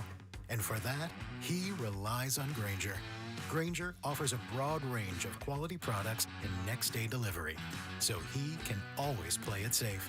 Call 1-800-GRAINGER, click Grainger.com, or just stop by. Grainger, for the ones who get it done.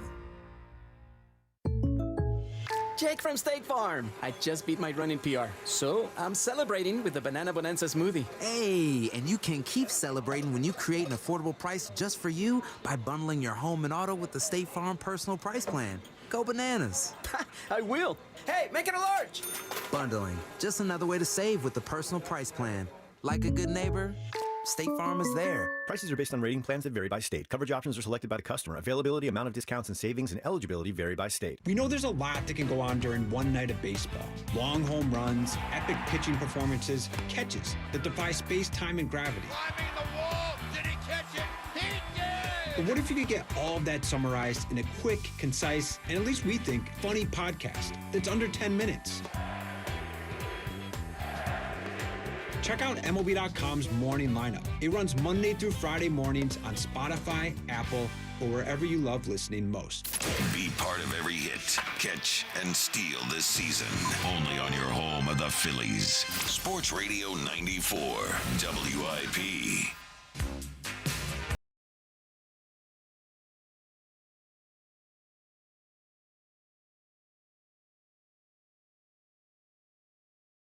Party all the time.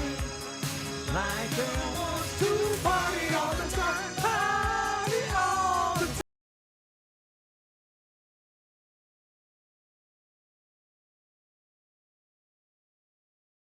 Murphy. Back. Nothing. Oh, goodness. Eddie really thought he was doing something with this song, man. He did. Well, I mean, it was a bigger hit than I ever had, you know? He really did, though. I remember the video, too. Man. Oh, man.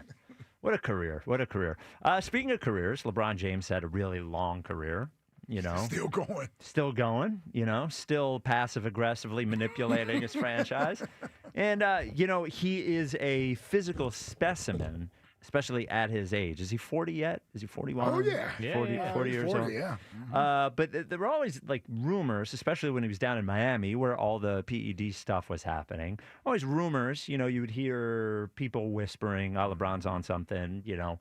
Players, by the way, would always whisper. It was like an open secret. Yeah, players would, you know, behind the scenes would say it. Now, Jeff Teague is a podcaster, former Atlanta Hawk. I've never listened to the podcast in full. Jeff Teague clips on the internet are always hilarious. Jeff Teague always telling like the stories of the NBA and was talking a little bit about LeBron. And here's what Jeff Teague had to say. Which Bron was better?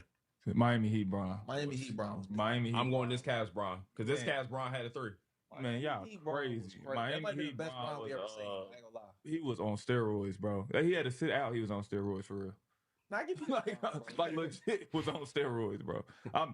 Allegedly, but like he had to sit out. But y'all remember when they told him like they there goes the Clutch Sports allegations? Y'all remember that though?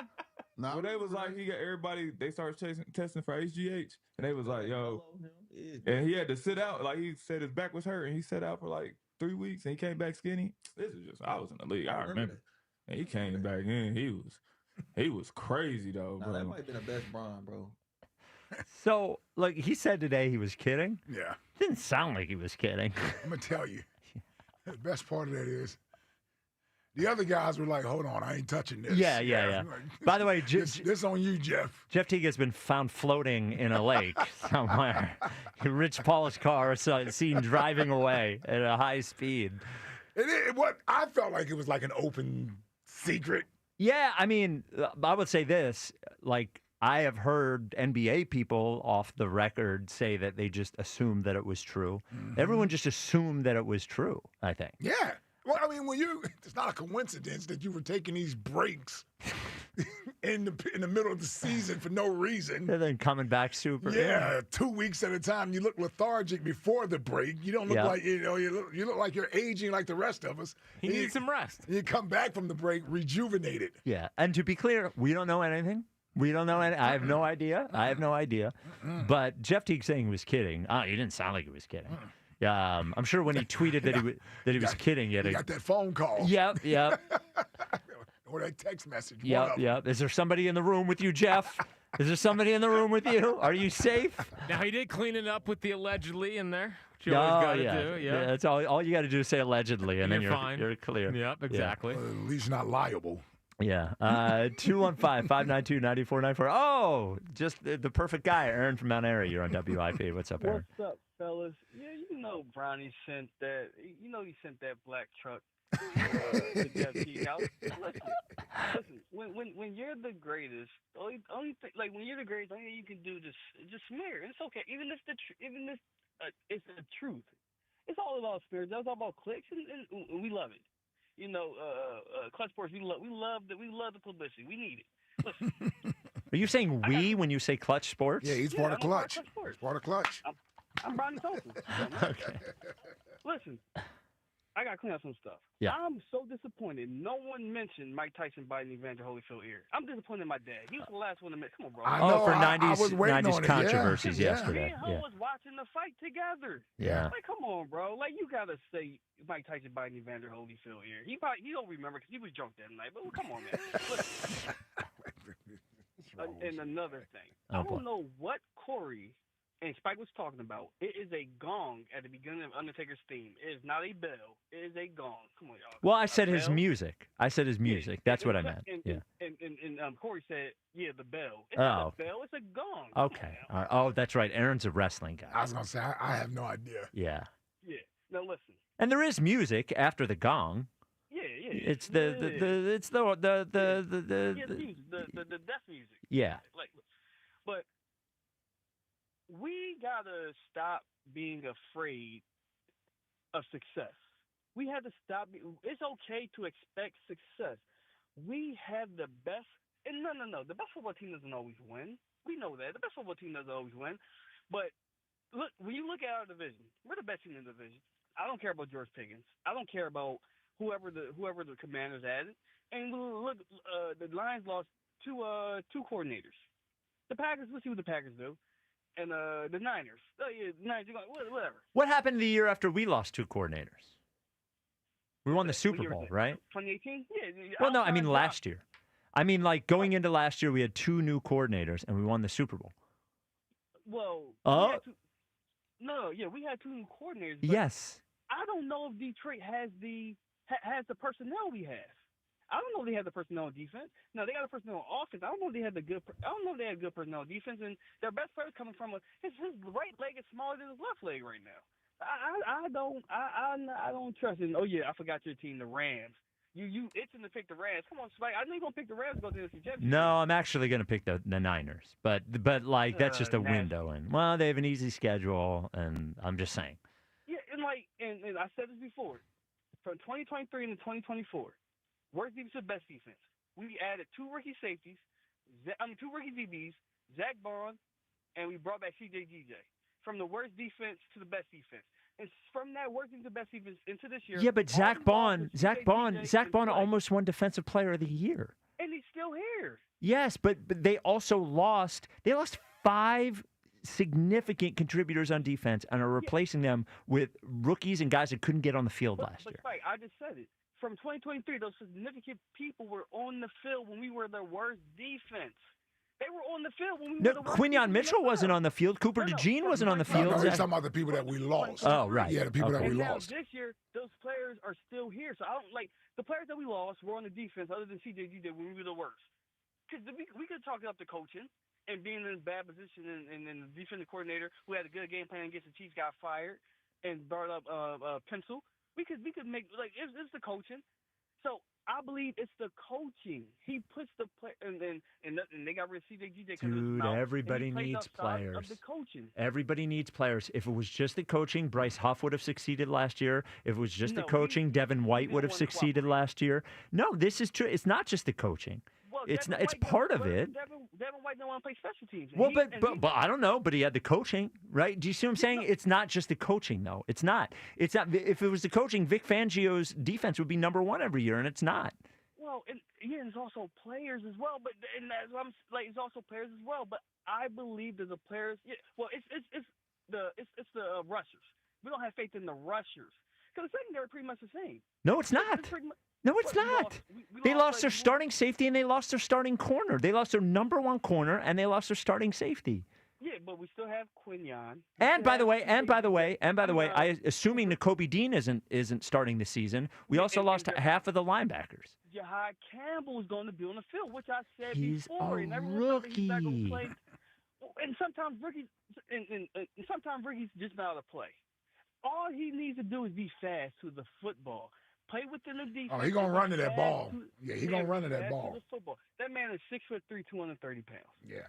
6'3". Come on, man. We gotta have faith.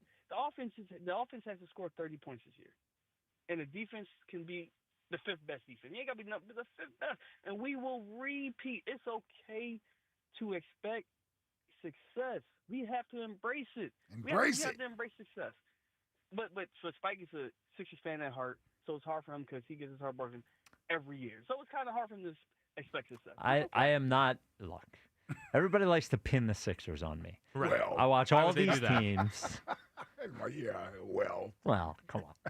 All right, Aaron. Aaron, who is your now? I know as a super wrestling aficionado, I know you're going to say something like Chris Benoit or something. Who's your favorite wrestler of all time? No, but because I wanted to be this guy because he was a smaller guy other than Tommy jacked up because he's clearly on the juice. My guy Shawn Michaels. Oh, Shawn Michaels is a great one. Shawn Michaels. Yeah. The best to ever lace up the boots in terms of in-ring performance. Not as a character, but in terms of in-ring performance, the best ever lace up a boots. Well, the Rockers were great too. Shawn Michaels, Marty Jannetty. He was holding dead weight. Martin Jannetty. Oh, come on. All right, Aaron. Aaron likes wrestling too much. Yeah, he's locked in. Oh yeah. When I posted something on Twitter about rest in peace Hulk Hogan or whatever, he was like subpar wrestler. I'm like, all right. Yeah, technically not great. Yeah, can we stop? Yeah, it's all the Bret Hart dorks out there. It's all the Hitman Hart dorks. And what's the Bret Hart thing? What do you mean? I feel like I saw a lot of Bret Hart tweets today randomly when Hulk Hogan passed away. I don't know. I don't know either. Yeah. Well, I mean, Bret Hart passed away tragically. Oh, Bret Hart's not with Bret, us. No, you're thinking of Owen Hart. That's who I'm thinking. Bret Hart's Owen alive. Hart. Yes. 2 days in a row. Yes. One day. At least I was close. Yeah. I mean, Bret Hart is. I think the reason people would mention Bret Hart when they mention Hulk is that people like Bret Hart was considered. His whole thing was the excellence of execution. Like Bret Hart technically was a really great wrestler. Yeah. But Hulk had the juice. Remember Jimmy Anvil Neidhart? Of course, the Hart Foundation. Hart Foundation with Jimmy. You brought up whatchamacallit yesterday. Jimmy Hart, Mouth of the South. Mouth of the South. Jimmy Anvil Neidhart, Bret the Hitman Hart, and Jimmy Mouth of the South. Was Owen and Bret related? Yes. Okay. Yeah. Okay. Yeah. Okay. Yes. But see, still, that doesn't make Bret Hart dead. No, but I'm saying though, it makes it a little more. Yes. Why I mixed them up? Yeah. 215-592-9494. Work with me. Yeah, I'm trying. You don't mix up Colonial Hyundai with anybody because only Colonial Hyundai, only the Cars Are John Ashdale could put together Colonial Hyundai Fest.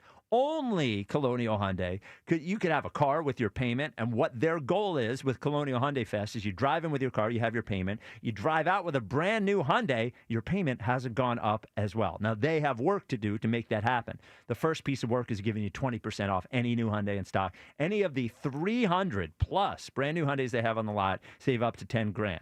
They're also going to work with you on financing, the best financing anywhere as low as 0% on any of those new Hyundais, and work with you on your trade. No matter what condition it's in, they're guaranteeing you $6,500 for your trade. Colonial Hyundai Fest, and every new Hyundai that drives off the lot at Colonial, that includes you and your new Hyundai, is going to get America's best warranty, 10-year, 100,000-mile powertrain with Hyundai Assurance. ColonialHyundai.com is where you can go 24/7. The Colonial Hyundai Fest, the fast, easy, better way to buy a Hyundai. 215-592-9494. Gary and Vineland, you're on WIP. Like, you are not a Disney adult. Those people are Thank you. different breaded. Thank you. It's a nice place to go get a really good meal. It's cheaper to drink in Disney than it is to drink in the city. Yep. And the matching shirt thing, when you're with your family, it's nice to go, oh, there's 3 red shirts of mine, and then you don't get lost. But yeah, Disney adults are a different thing. They're just a different thing. It's like, this is what I would say, Gary. Like I say, every ship is a boat, not every boat is a ship. Right. Not every adult that goes to Disney is a Disney adult. Well, what if you go back a second time? No, I'm still not a Disney adult. It depends on how I handle it. Now, if you have me going back every year, which by the way, I don't know how anybody affords. I don't know how anybody affords to go to Disney World every single year. Honestly, we went for 3 days, and I was like, this costs what? I don't know how people go to Disney World every year. Disney adults probably have really, really good jobs or a lot of credit card bills. You got to get the meal plan, man. It's all. Get the meal it's all plan. about the meal plan. Okay. Jeez. Are you a Disney adult, Gary? Yep. No, I'm not. But Okay. I do like eating. And Sounds drinking like it. and Yeah. riding on rides. Yeah. All right. Do you expect the Eagles to win a Super or to go to the Super Bowl? Or do you hope? I expect. Ugh. Yeah, I just think we got a stacked team, and they're still hungry. You hope they're still hungry. He didn't take it out of the box, Spike. Well, yes, and I approve of that. But he wasn't all those guys. You know, do you think? Yeah, just honestly, I'm not asking you to say these players are less than anything. Do you think Cooper DeJean and Saquon Barkley treated the offseason like they were hungry for this season or like they were celebrating last season? They had a great time, and now it's time to get to work. Okay. All right. That's right. Back to the lab. All right. I feel like Saquon Barkley spent all of last offseason getting back to work. Whereas this offseason, you know, I just saw, you know what it was for me? It was the clip with him and Timothy Chalamet. Yeah. And I saw you know, you could look at somebody's eyes and know that they're not there. Saquon's eyes in that video. You just see he wasn't there. And he made it to Taylor Rook's wedding. He was there too? Yep. You see Kevin Durant showed up with a basketball? Are you serious? Not surprised. Yeah. He loves hoops. He does love hoops. Just ask him. Yeah. Ike was locked in on the Taylor Rooks Hey, wedding. man. No, I found out today. I saw the pictures, so I had to go check. But she posted it on Instagram today. Follow her on Instagram? I do. It's all work related, man. We're all in the same field, man. Yeah, and you know what? You don't know who puts what in your Instagram feed anymore. Exactly. Yes. Everything is hard. Gary, for next question today, based on Hulk passing away, what was your favorite wrestler of all time? I saw him once at a truck stop, and it was everything you would think of Jimmy Superfly Snuka. Ooh. Now, there was a whole sir. controversy with Jimmy Superfly Snuka, with him like killing a guy or something up in Oh, yeah? Allentown. Yeah, it was a very old story. I think early 80s that came By out. accident or? I don't think so. Oh. I'll Google. I don't remember all the details. Like a manslaughter thing? Yeah, it was. Probably got into a fight. It was a pretty bad thing. I don't remember reading it. It was maybe 10 years ago the story came out. What? That's a good thing to hypothesize about. No, there's really a story about Jimmy Superfly Snuka killing. Now, he was a great wrestler. He was a great wrestler. You know, He used to jump off the top rope. Was he the one that yeah. your dad was with Snooker, right? No. So I thought he was like in the ring at the Spectrum for one of these things. Yeah, so it's a funny. There's video on the internet or something or somewhere. So my dad used to give out the when all wrestling wasn't on TV back when we watched it, there were Saturday mornings and there were house shows. And you wouldn't know what happened at a house show, like when they would just be at the Spectrum or whatever. My dad would give the results of the wrestling on the 11 o'clock news. He was a big wrestling guy. So they let him be a ring announcer at WWF once. How about that? Now, I guess he wasn't allowed to do it again because you have to have a license or unionized or whatever it was. But I think it was for a Hulk Hogan match. And he introduces it, and the way that he tells it, you can sort of see it in the video. He says something like, "Get the hell out of the way, brother," or something like that, and pushed him to the side. But I don't think my dad did anything with Superfly Snuka. Yeah, maybe I got the wrestlers wrong. Yeah. He had the thing with Roddy Piper, where Roddy maybe Piper it was attacked Piper. him. Yeah, Piper attacked him when he was interviewing at WWDB, which I was in the room for there. Of course you were. Yes, I was. Well, I was like 8. That is not an elite Yeah, Spike you're right child. next to all these big wrestlers. Yeah. Chris in Middletown, you're on WIP. What's up, Chris? Good afternoon, man. What's up? Dude, let's talk some Phils here. I got just one thing to say about the Phils. Show me the Quan. I mean, guys, can we please go get him? He would solve so many problems. He'll be a star out in the outfield. He's one of the best leading hitters in all of Major League Baseball, and he's 27 years old. Like, why can't we get that guy? Quan would be awesome. It's going to take a boatload. I mean, like they we need them to start losing. What's that? We need the Guardians to start losing. Yes, They've won like 11 of 13. Oh, they have? Yeah. Yeah, and the other thing is, like, we would not be the only team interested in Stephen Kwan. Like, Stephen Kwan is one of those guys that I think, unless you have a stacked outfield, you could fit him into your lineup. So I would love to get him. I don't have my hopes up because I just think the price would be so high. What's that? We can't lose out to the Mets. I mean, we can't. We can't lose out to them and have that guy go there. No, I think he would go to the Dodgers. That's the rumor. Yeah. Why is it that we are always the bridesmaid and never the bride? Like, why is it that LA gets everything and we get nothing? Like, anyway, I'm frustrated. Yeah. Guys, I want to pivot to something here because speaking of frustrations, I turn on the radio and I'm trying to, get some work done here and have some enjoyment. And then there's all kinds of craziness going on here in the afternoon show. Ike Reese. Yes. What in God's name? I hear you saying you want to see men in tights. Yeah. Like, or I wrestling. know you're all about seeing the package, but come on, brother. Like, that's a good line. That's a good line. I need to see the package. Yeah. Dude, killing me. Ike, killing me. I mean. Well, what context did I say it in that you heard it? I'm asking you a question because it made you're the only one who said this. When I hold on, listen to me. Listen to me. When I said it, it obviously made sense to everybody who was listening. So I'm asking you, what context did you hear this in? You're talking about jorts or tights, and either wrestling, right? And wrestling. But Ike, Chris, I'm just out on that, Ike. I'm out on about you over there. You have to be worried about me. I'm fine. I'm secure. Yeah, Chris. What are you worried about me for? Chris, don't you watch baseball players in tight uniforms all the time? Like, it's fine. Yes. You know. What do you think those football players have on? Big difference between tights and then like. And by the way, if you really wanted to get on me, you could have mentioned that I talked about Saquon's quads for about 2 or 3 minutes. And you had a dreamy look in your eyes. Yes, exactly. That was okay because you were praising him. Now Spike had to start throwing a little dirt on him, but I expect nothing else. Who's your favorite wrestler of all time, Chris? So I'm sorry, Spike. I know you're going to be locked in on this guy because it's a fellow psycho Soxman, Mankind. Oh yeah, Mankind, Mick Foley. Oh yeah, Mick Foley, man. Yeah. I met him. Well, he did the wing bowl. He did wing bowl. Yeah. He hid the wings because he competed in wing bowl and made TMZ because he hid like finished wings in his bag or something. He got thrown out. No. Yeah, he didn't tell any of us he was going to do it either. Oh, really? I didn't even know that. So I got to know him a little bit because you remember Tommy, the video guy around here? Yeah. So Tommy did his first documentary ever about Santa Claus. Mick Foley loved Santa Claus. Mick Foley ended up being the executive producer of that movie.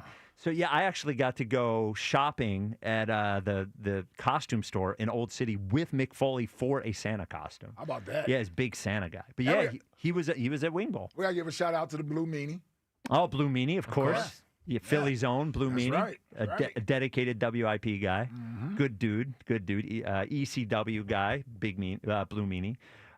So coming up next, Elliott Shore Parks was at practice again for the second day of practice. We will get the training camp stats, and speaking of training camp stats, 2 former NFL players take a shot at Elliott and his training camp stats. We will find out Elliott's reaction. 2. Next on the WIP Afternoon Show with Ike, Spike, and Fritz. The summer of performance is in full swing at Elite Acura with can't-miss offers made for the road ahead. Now, nothing says summer like cruising in the 2025 Acura MDX, available to lease for just $499 a month for 36 months. This premium performance SUV sits at the peak of refinement with precision handling, spacious seating for up to 7, and effortless technology connection at your command. Or you could turn up the volume on value when you lease the 2025 Acura ADX for only $429 a month for 36 months. Experience refinement in every drive, and this compact SUV featuring expertly crafted modern styling, next-level audio and connectivity, and sleek interior with flexible, expansive cargo space.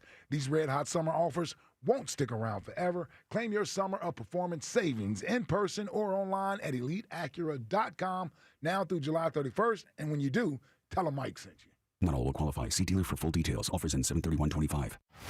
It's Phillies Sunday every Sunday home game this season. Join WIP at Citizens Bank Park for extended pregame from the DeCamara broadcast booth. I just love playing baseball, and I love doing it here. Only on your exclusive home for Phillies baseball. Get up! It is gone! Sports Radio 94 WIP. Phillies Sunday from DeCamara Heart and Lung Center, the Delaware Valley's only heart hospital. Yo, I want to get my wife something special. Bracelet, earrings, but not some cookie-cutter piece every woman's got. Then step up to the 5th C, bro. Color, cut, clarity, carat, and Cozy. Cozy Jewelers? Yep, family-owned in Newtown Square. The team at Cozy handpicks and handsets every diamond. And if you want custom, they'll design it just for her. Sounds legit. I want something that's really one of a kind. Exactly. No mass-produced junk here. Just stunning, timeless pieces. Hit up CozyJewelers.com and their Instagram at Cozy Jewelers. Step up to the 5th C. Cozy Jewelers. 1877 Cars for Kids. KARS Cars for Kids. 1877 Cars for Kids.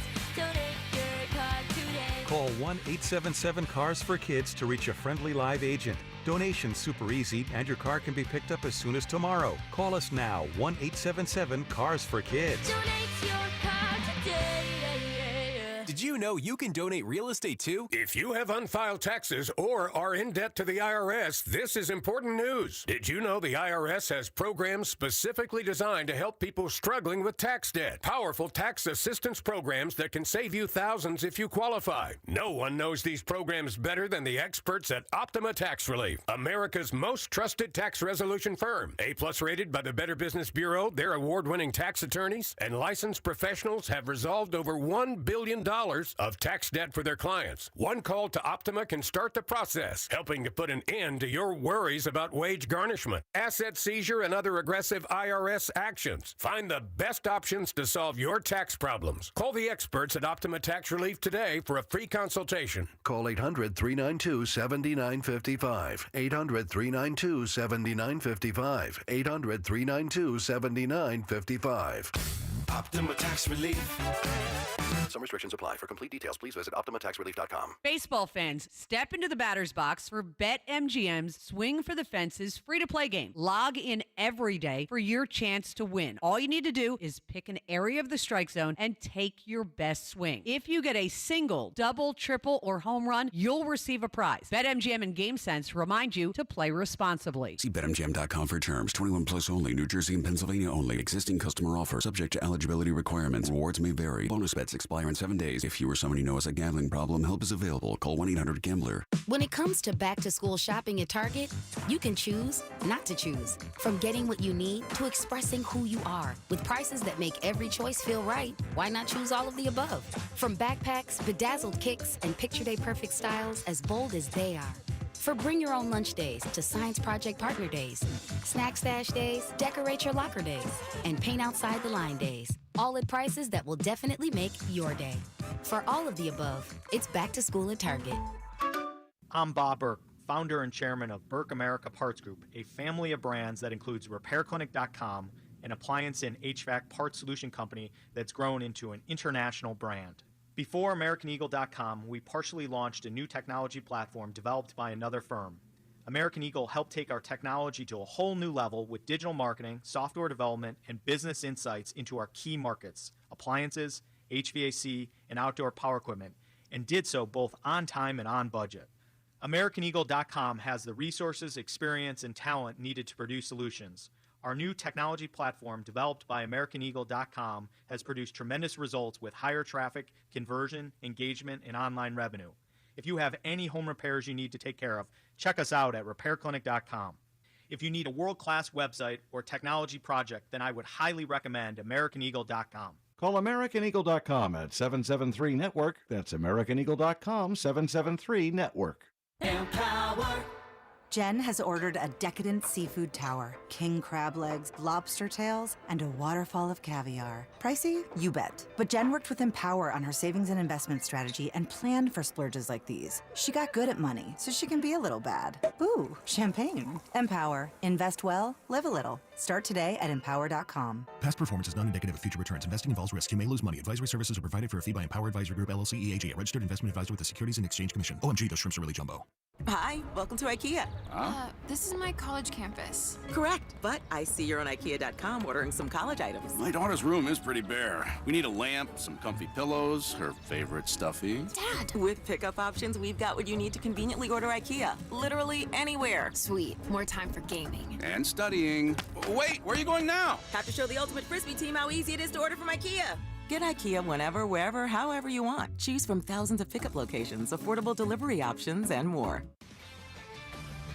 This is Jody Mack with an Odyssey Sports Minute, sponsored by AutoZone. Get in the zone, AutoZone. As of today, we are 1 week from the MLB trade deadline. So far this year, in-season deals have been almost non-existent. What we have to hope for is the domino effect. One trade begets another and another and another and another. Question is, who pulls the trigger first? This week will tell. Start those dominoes falling, as Monty Hall used to say. Let's make a deal. I'm Jody Mack. 94 WIP HD1 Philadelphia. Live from the Tasty Cake Studios. An Odyssey Sports Station. This is the afternoon show. Sports Radio 94 WIP.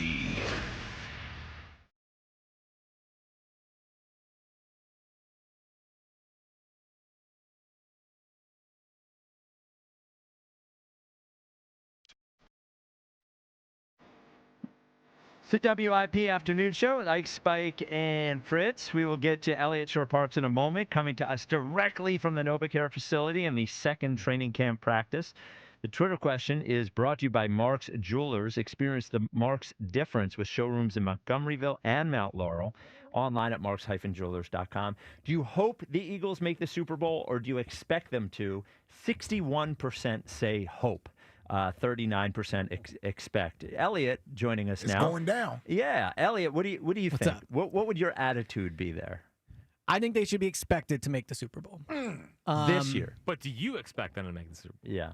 I don't expect them to make the Super Bowl, but I Okay. think the expectation should be the Super Bowl. And honestly, But everyone thinks the expectation should be the Super Bowl. Well, no, but I didn't used to think that. Coming off of the Super Bowl, I think it's kind of a icing on top year, like whatever happens, happens. But Ike did make the point to me, which I think is a true one. If you're the Chiefs or the Patriots during those runs, you expected to go there. And I think we should view the Eagles in a similar light to those teams. So while, again, Well, wait, but like they've gone to 2 Super Bowls in 3 years. They have the best roster in the NFL. I agree it's super hard to get back. I don't think it's a complete failure if they don't. Right. But ultimately, if everyone wants to, puff their chest out and say the Eagles are the best team of the last 25 years, but then you got to be treated like the other best teams, and that means you should be expected to go. Well, yeah, but okay. There's a difference, I think, and this is what I meant to say to you earlier, Ike. I think there's a difference between a general organizational expectation that, like, we are a Super Bowl team every year, and a fan looking at it, or a neutral analyst looking at it and say, this year, you really expect that to happen. And I think as an organization, they can expect, hey, we're going to be there every year, and the players and the coaches to think, we're going to do it this year. But I think if you take a step back, you're really giving two answers, Yeah, right? well, maybe I'm not understanding the question completely. then. Do you expect the Eagles to go to the Super Bowl this Yes. year? Yes. But you don't. You just said you don't think they're But going to. But no. I'm saying I think they are good enough to do it, and they should do it. Now, if they don't, do I think that's a failure? I don't think it's a failure, depending how it plays out. You just said, hold on. I just want to be clear, because you Right. just said you don't think the Eagles are. When you make your No, prediction okay. this year, Let me be clear. Are the okay? Eagles going to be in the Super Bowl? Well, we'll see what happens over the next month. But yes, if I were to pick today, I would pick the Eagles to be in the Super Bowl in the NFC. Okay. That's- I thought you said something differently. I might He have. did, but honestly. he sort of Yeah. misunderstood. Okay. All right. Okay. So here's what I would say about what you're saying, because I don't think the logic is flawed in what you're saying. But the reason why I think it's okay for us to expect them to go to the Super Bowl this year, because they just showed us what they can do when we didn't expect them to do it. We didn't expect them to go to the Super Bowl last year. No. So coming off of winning 16 out of the 17 games remaining in the season and going through the playoffs the way that they did, I don't know, and bringing back virtually everyone, I don't know how you don't expect them to go to the Super Bowl the following year, other than that it's hard to repeat. But we're saying get to the Super Bowl. Yeah. We didn't say we expect them to win it, even though we do expect them to win it. If we expect them to get there. You're not going to pick against them. Yeah, exactly. I also don't think, and I'll use me here, but for a large portion of the fan base, I'd say, we don't get to say all offseason, Jalen's definitely a top 5 guy. Nick is disrespected. This is the best receiver duo, running back duos. Jeff Stoutland's, all these things. And then go, well, the second cornerback spot's not great. Well, sure, yes. I am consistent in that. But yes, I would guess if you say all those things and you're like, I don't care that this guy left. I don't care that guy left. This young guy. The last question on this, or just last thing, you said, and I think you're right, the Chiefs thought this and believed this, and the Patriots thought this and believed that. So you picked the 2 teams out of the large number of Super Bowl winners over the last 25 years that were able to do that. Right. Most teams did not. But I think a difference with the Eagles is they've been twice in 3 years. Okay, and the Seahawks were too. Correct, and I think those Seahawks teams, I forget the exact timing, but they should have, after they won it, or when they were in the Super Bowl the year before, if you go 2 times in 3 years, then you should expect to go back. Like, you're obviously good enough to do it. I wonder, did they go back, or did they miss 1 year? They won it. They didn't win back-to-back. They didn't go back. Right. No, well, they only did won they go back-to-back? I think that's what I can't remember. They lost to the Patriots, and then they beat the Broncos. First. No, they won first. The Broncos one was first. I think the next year they went back, because wasn't the 15 Super Bowl Panthers versus Bucks? Or Panthers versus Broncos? Yeah, maybe it was. In San maybe it was Francisco, back-to-back. Because 13, 14, 15. 13 was the year, it was the Malcolm Butler pick. No, 13 was the Broncos No, they game won the Super Bowl first. And then it was the Butler pick, and then I think it was the Cam Newton Super Bowl. Maybe. Yeah, I don't remember. Oh, you know what? You're right. I'm thinking from Seattle's standpoint. You're talking about from Denver's standpoint. Why are you confusing the situation? He's talking about Seattle. Well, he was talking about Seattle. Well, that's what I thought we were talking yeah, about. Feels like the Spider-Man thing. Yeah. You're talking about Denver. That's why you the Denver confused Super me. Bowl. Yeah, exactly. Let's get this nailed down. If only there was a way we could figure it out super quickly. I thought he was talking about Seattle. Actually, I Jack, was talking about Seattle. Could you Google it? Yeah, just look it up. Could you just? There's a machine right in front of you. Well, here's why it's different, because I know Denver lost theirs first. Yes, they did. lost Correct. to They got Seattle. smoked. They got smoked by and Seattle. then Peyton won the one where he didn't really do anything against Carolina. But I thought we were talking about so Seattle. there must have been a year between, to your point. Yeah, so when Denver when Seattle whooped them, and then it was the Malcolm Butler play the so next they did year. go back to back. So they went back to back. That's why they went back to back. So Denver had a year off in between. Forget Denver. Forget Denver. Yeah, please. I'm begging you. Forget Denver. That's why it got confusing. It's Seattle we were talking about. So before we get to training camp Which, stats, by the way, was in our favor. Yes. Yes. Get out of here. They already went to one. All right. Before we get to training camp stats, a tweet from J.J. Watt today. Now, you would say you respect J.J. Watt, an all-time player. Seems like a good guy, too. I have an interesting side note about J.J. Watt, but go ahead. Okay. Here's what he tweets today. And he puts Howard style. He puts stats in quotes. Training camp stats are insane and ridiculous. Used to think it was always just people joking, but now seeing them seriously reported. You have no idea what the purpose of that period is, what the goals are, what the context is, etc. It could be strictly a 3rd and long blitz period where every play is skewed toward the defense's advantage. Coaches could be asking the quarterback to focus on one specific route concept. D-line may be focusing on only bull rushers one day or just speed rushes for one period. More importantly, practice is for practicing. You're supposed to fail. You're supposed to try new things, see what works and what doesn't. If you only do what works, you'll never grow, adapt, and change. The entire point of training camp is to build and grow toward the season so that you perform your best when the real games start. Your response to J.J. Watt. Yeah, so first, obviously, JJ has forgotten more about football than I know. So way to get that out of the way. Yes, and he has been in training camps. And here's a lot of people didn't know that. Exactly, just to clarify, the 5'8" guy in the soccer kit. But here's the thing. This is what always happens with the training camp stats, is people go, well, you need more context. Yes, I agree. The stats are not the end-all, be-all, much like you can't just look at a box score of a game and get the full story of what happened. If a quarterback on a play goes 1 for 1 for 3 yards, but it's 4th and 2, then that is an awesome play. But if you told me a quarterback just went 1 for 1 for 3 yards, that doesn't mean as much. So when I say that Jalen Hurts is completing 93% of his passes this offseason and over the last 2 practices, I agree that doesn't tell the whole story. And I agree that I I don't have as good of a read on what the players are trying to accomplish in practice as the players do. But that's true for a lot of things. When I watch an NFL game or when Pro Football Focus watches an NFL game, they don't know what defense is being called, but they still grade safeties and they still make judgments. So I agree that I don't have the full scope of training camp for the training camp stats. But what I do know is I have more information than people that don't keep stats. You can tell me that, like the stats maybe don't perfectly depict what's happening, but when I tell you Jalen Hurts has completed 93% of his passes or went 305 passes last year with interception, that is a better description of what's happening in practice than me coming on here and going, Jalen's been great.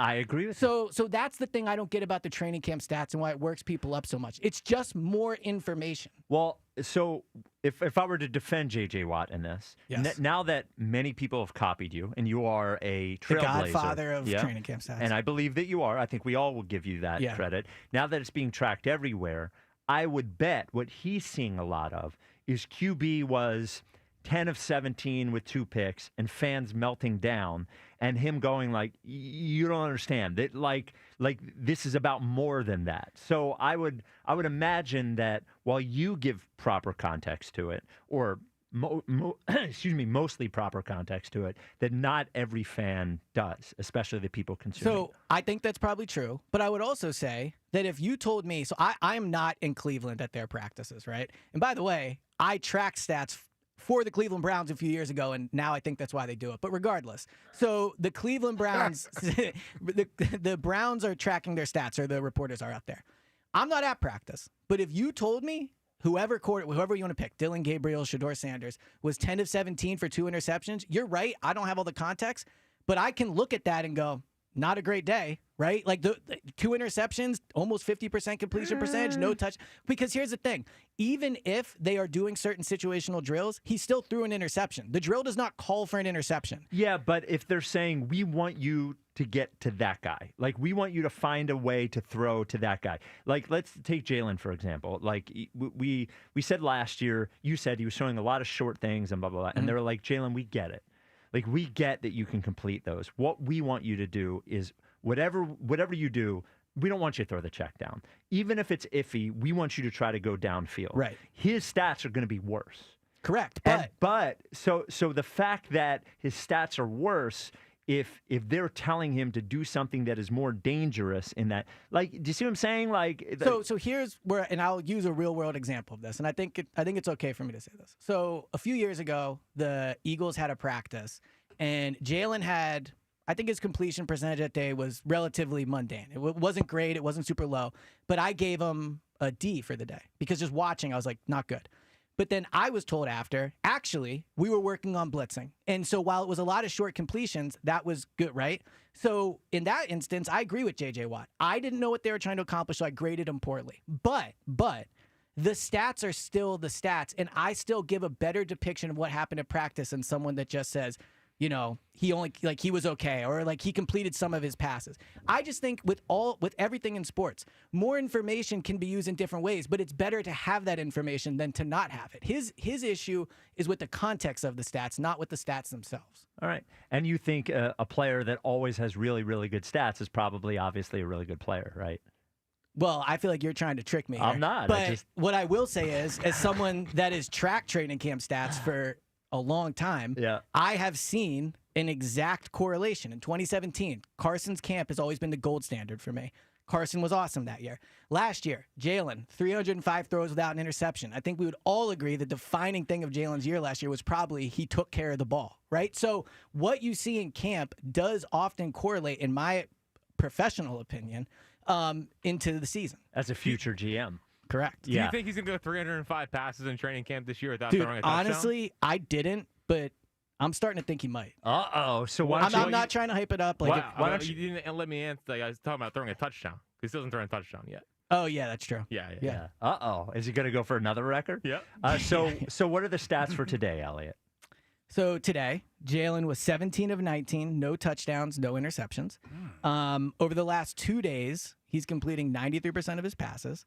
I think a difference between Jalen today and Jalen yesterday. Yesterday, Jalen was 14 of 15. Today, he should have been 18 for 19. One of his passes was dropped by Will Shipley. Hit his hands, dropped it. I know. Tell me about it. That's my guy, Ship. I have a Shipley thought in a second. But from Jalen's perspective, I think what the 93% shows me and what the 17 of 19 shows me is I don't get to watch these plays twice. So maybe there are guys open down the field that he's not seeing, and so the coaching staff would grade it differently. But when you're 17 of 19 and 14 of 15 the day before, that tells me you know before the snap where your safety net is. So maybe you're not throwing it where you want it to, but you know what the defense is doing, you know what play you're calling, and you know where to go if it's not open. So I think when you're completing a huge percentage of your passes, I think in training camp you should complete probably 78%, like 75, 78. When you consider there's often 7-on-7s where you can check it down, like you should complete a high percentage. But 93%, where one of the 3 incompletions is a drop, tells me he is very aware of where he should be going with the football when things aren't working out. Couple questions. Okay. Is he even throwing the ball in the end zone? So they have not run. We couldn't have been, right? Well, I mean, he hasn't thrown a touchdown pass, but it doesn't mean he hasn't. No, so they've not run any red zone drills. Okay. And I will say it is hard to throw a touchdown in training camp that's not in the red zone because you basically have to complete a 50-yard bomb because if you catch a 20-yard pass, you're kind of down as soon as you catch the ball because they're not tackling. Yeah. Okay. So what you know? Why don't we throw 50-yard bombs? They haven't done it in 2 days. Oh, okay. Yeah. Other question. Third receiver. Yes. Hearing some good things about Marshall. So I would say Marshall's the 4th receiver. Okay, I'm just saying I'm saying third receiver position, and now I'm just talking about everybody that's not Devontae and AJ. I'm hearing Marshall. The only touchdown that's been thrown in training camp was from Tanner McKee to Marshall. And he beat Keely Ringo down the sideline for the touchdown. I thought the throw was actually only okay, and I thought Marshall did a good job adjusting to it. And what stands out about Marshall to me is if you put him next to Jahan Dotson, Aniyah Smith, Danny Gray, whoever, all these other guys, he's just the best athlete by far. You put him next to Aniyah Smith, and it's just obvious he has such a huge physical advantage. I was drafted considerally higher than Aniyah Smith was. 2nd round pick. Yeah. Comes from, wide receiver U. Sorry, Corey, but I think LSU is maybe the best one. Maybe changing. It's a good argument. Yeah, Ohio State, LSU. That's a good argument. AJ Brown said yesterday that Terrace Marshall is going to make the other receivers uncomfortable because he's clearly coming for a roster spot. Oh, good. So I've been impressed by him. I think if I'm going to put my 53 out tomorrow and he'll be on it. I think he's going to. Yeah. So before we get your Will Shipley thought, any stats from Tanner McKee and Kyle McCord today? Yeah. So Tanner McKee was 11 of 15. Tanner McKee, to me, what stood out through 2 days is he does make some really nice throws. He has, I would say, an accurate, maybe not special arm, but a very good arm. He's just consistency isn't there yet like it is with Jalen because he just, there will be 2 passes a day where, like today, he had someone wide open. It was like a little dump down. And I don't know if the ball slipped out or what, but it just got like pegged right at the guy's feet. So I think consistency is big for him. He has moved a little more through the first 2 days. He had a running first down yesterday, which made everybody kind of laugh and go crazy on the sideline. But he's definitely moving more. So I think he's had a good first 2 days for sure. And Kyle McCord, anything?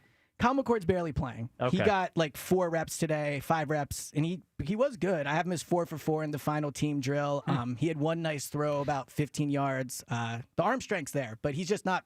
Him and Dorian Thompson-Robinson are barely playing. Yeah, you're going to get to see Kyle McCord in games. Yeah. Yes. Well, I'm he's going to play in all the preseason games. Well, and what's interesting watching Dorian Thompson-Robinson is it's like watching rookie Jalen practice on the same field as veteran Jalen. Dorian Thompson-Robinson gets the ball, and within a second, he's running. I would guess of the 10 reps. Running? Yeah, he runs almost half the plays he has the ball. And to me, to me that shows he does not know what to do. Like the ball is getting to him, and either it's something he wasn't expecting or whatever. But that's how Jalen was as a rookie. I remember players kind of laughing at Jalen and saying, "You gotta throw it in 7-on-7s." But Jalen now obviously has improved. So Dorian Thompson-Robinson, I don't think he's going to make the team, but there are physical traits that are intriguing in my opinion. Well, yeah, he and McCord would have to battle it out. Yeah, but I think it's going to be McCord. I agree. McCord. I agree. So what is your thought on Will Shipley? So going into camp, I thought Will Shipley was the clear-cut number 2. No question about it. That is not how it's played out in camp. A.J. Dillon and Will Shipley, and it's only 2 days, have basically split second-team touches. I'm sorry, first-team touches, in my opinion, when Saquon's not out there. You were seeing A.J. Dillon touch the ball quite a bit. I mean, yesterday, the first running back to carry it that wasn't Saquon was A.J. Dillon. And I'm pretty sure that was the case today. I can double-check. But A.J. is getting just as many touches, just as many carries, and it's not the 50-50 I thought it was going to be. Well, I mean, listen, A.J. Dillon was a second-round draft pick. And has a ton of NFL success. Yeah, he has NFL experience already. So it's more about staying healthy. Yeah. And he looks good out there. Yeah, staying healthy. Yeah. I'll be honest. I said this all last year. Will Shipley does not pop to me when I watch. I think he could be a good player. I think he does. See, I think he doesn't. I always thought they made fun of me, but I thought Gainwell popped when he had the ball. I didn't think Shipley popped. Shipley was a rookie last year. Yes, yeah, for sure. Gainwell wasn't even thought of as a rookie year. Shipley seems more elusive in the open field to me. Really? From when I see him at practice. I didn't think Gainwell had any special traits. I think Will Shipley's a better receiver, and I think he's slightly more elusive in the open field. Anything of note on defense today? Yeah, so on defense, a couple things. One, Andre Sam got first-team snaps at safety today. And Andre Sam. Exactly, right? So he was on the practice squad last year. They like him. Christian Parker said he was a player behind the scenes that really had a good year. Okay. But Andre Sam should not be getting first-team snaps at safety on a defending Super Bowl team 2 days into camp. This should be we're preparing for preseason game number 4, so he's out there. To me, Andre Sam being out there indicates that safety spot is not only wide open. I don't think anybody's coming close to grabbing the job so far. Well, what about that guy? It's been 2 days. Well, it's been in the offseason. That one guy's still a free agent, your guy. Justin Simmons. Justin Simmons still out there. Yeah. Like, I wonder if nobody pops to them, whether they go and get a veteran who they know can at least play the position. It clearly says that nobody has grabbed a position. And the Is other Lewis thing, Seen doing anything? He's getting mostly third-team reps. Okay. I haven't seen him do anything. People seemed excited about him last year. That was a first-round pick. But, we talk about the edge position and how inexperienced they are. Their starting safety group right now probably has less than 2,500 career snaps between 5 players. I mean, Keeley, Quinion, Cooper. I guess Reed, if you take him out, he's played a ton. But then Makuba and Sidney Brown have barely played. So what stands out, in my opinion, is how much they're shuffling guys in and out. Sometimes it's Makuba. Sometimes it's Sidney. It's Andre Sam. They have Adoree Jackson out there sometimes, or it's Keeley. They are definitely tons of movement there. And it's just very different than on offense, where they are completely set at all 11 spots. Can you hang out for a minute? Because I want to get a Jahad Campbell report from you. Well, that's the other thing from it. By the way, remember, before you break it, linebackers, we were doing this last year with the linebackers. Yeah, well, and I was wrong. They were shuffling. I'm just saying they were shuffling everybody, and this person was on the first team, this person on the second team. Didn't even know we had a defensive all-pro. Yeah, then they stabbed Devin White in the back. You're still Devin White. You always sticking up for Devin White and Bryce Huff. So we'll find out how Jahad Campbell did next. This is the WIP Afternoon Show with Ike, Spike, and Fritz. You know who's always on the field? That is the car czar, John Ashdale, a starter, high-level performer, and he wants your car to be high-level. He wants you to get you in a brand-new Hyundai. So that's why Colonial partnered with Hyundai for Colonial Hyundai Fest. And he knows what you're thinking. He knows, the car czar John Ashdale knows, you got your car, you want a brand-new Hyundai, but you don't want your payment to go up. But that's what Colonial Hyundai Fest is all about. It's about going into Colonial, getting a brand-new Hyundai, driving out, and keep your payment the same. How can you do that? Well, how about saving 20% off any new Hyundai in stock? They have a ton of them right now, over 300 brand new ones. That's up to $10,000. How do you do it? You do it with great financing as low as 0% on any of those new Hyundais, and you do it with the highest trade-in value anywhere. A guarantee of $6,500 for your trade, no matter what condition it's in. And you know every single Hyundai is going to drive off the lot with America's best warranty, a 10-year, 100,000-mile powertrain with Hyundai Assurance. Online 24/7 at colonialhyundai.com. The Colonial Hyundai Fest. The fast, easy, better way to buy a Hyundai. The diamond has been left in the dust. Jack Fritz beat Joe DeCamara today in dominating fashion. 2 rounds into this battle of pride and pain. Both sides of the elbow hurt. My arm is so dead. It's dead even. Jack did a great job, and I did not. I mean, congratulations to him. Pretty embarrassing showing by the Hammer, if I'm going to be honest. Joe versus Jack. Round 3, the tennis challenge. Who will get served? I think there's a good chance I win tennis. I haven't played tennis since I was like 8, so. They're heading to the court. I'll be ready. At FDR Park, Tuesday, July 29th, starting at noon. Only on Sports Radio 94 WIP. Summertime is here, oh, Hoagie Fest, here I come. Hoagie Fest, Hoagie Fest. Yeah, Wawa's got the hoagies, and I'm gonna get me some. Hoagie Fest, Hoagie Fest. Wawa Hoagie Fest is here, and it's the summer of sandwiches. We're mixing it up with hoagies, clubs, quesadillas, and more, all for $6 and under. Savor a summer of savings. Hoagie Fest, here I come. Gotta have a Wawa.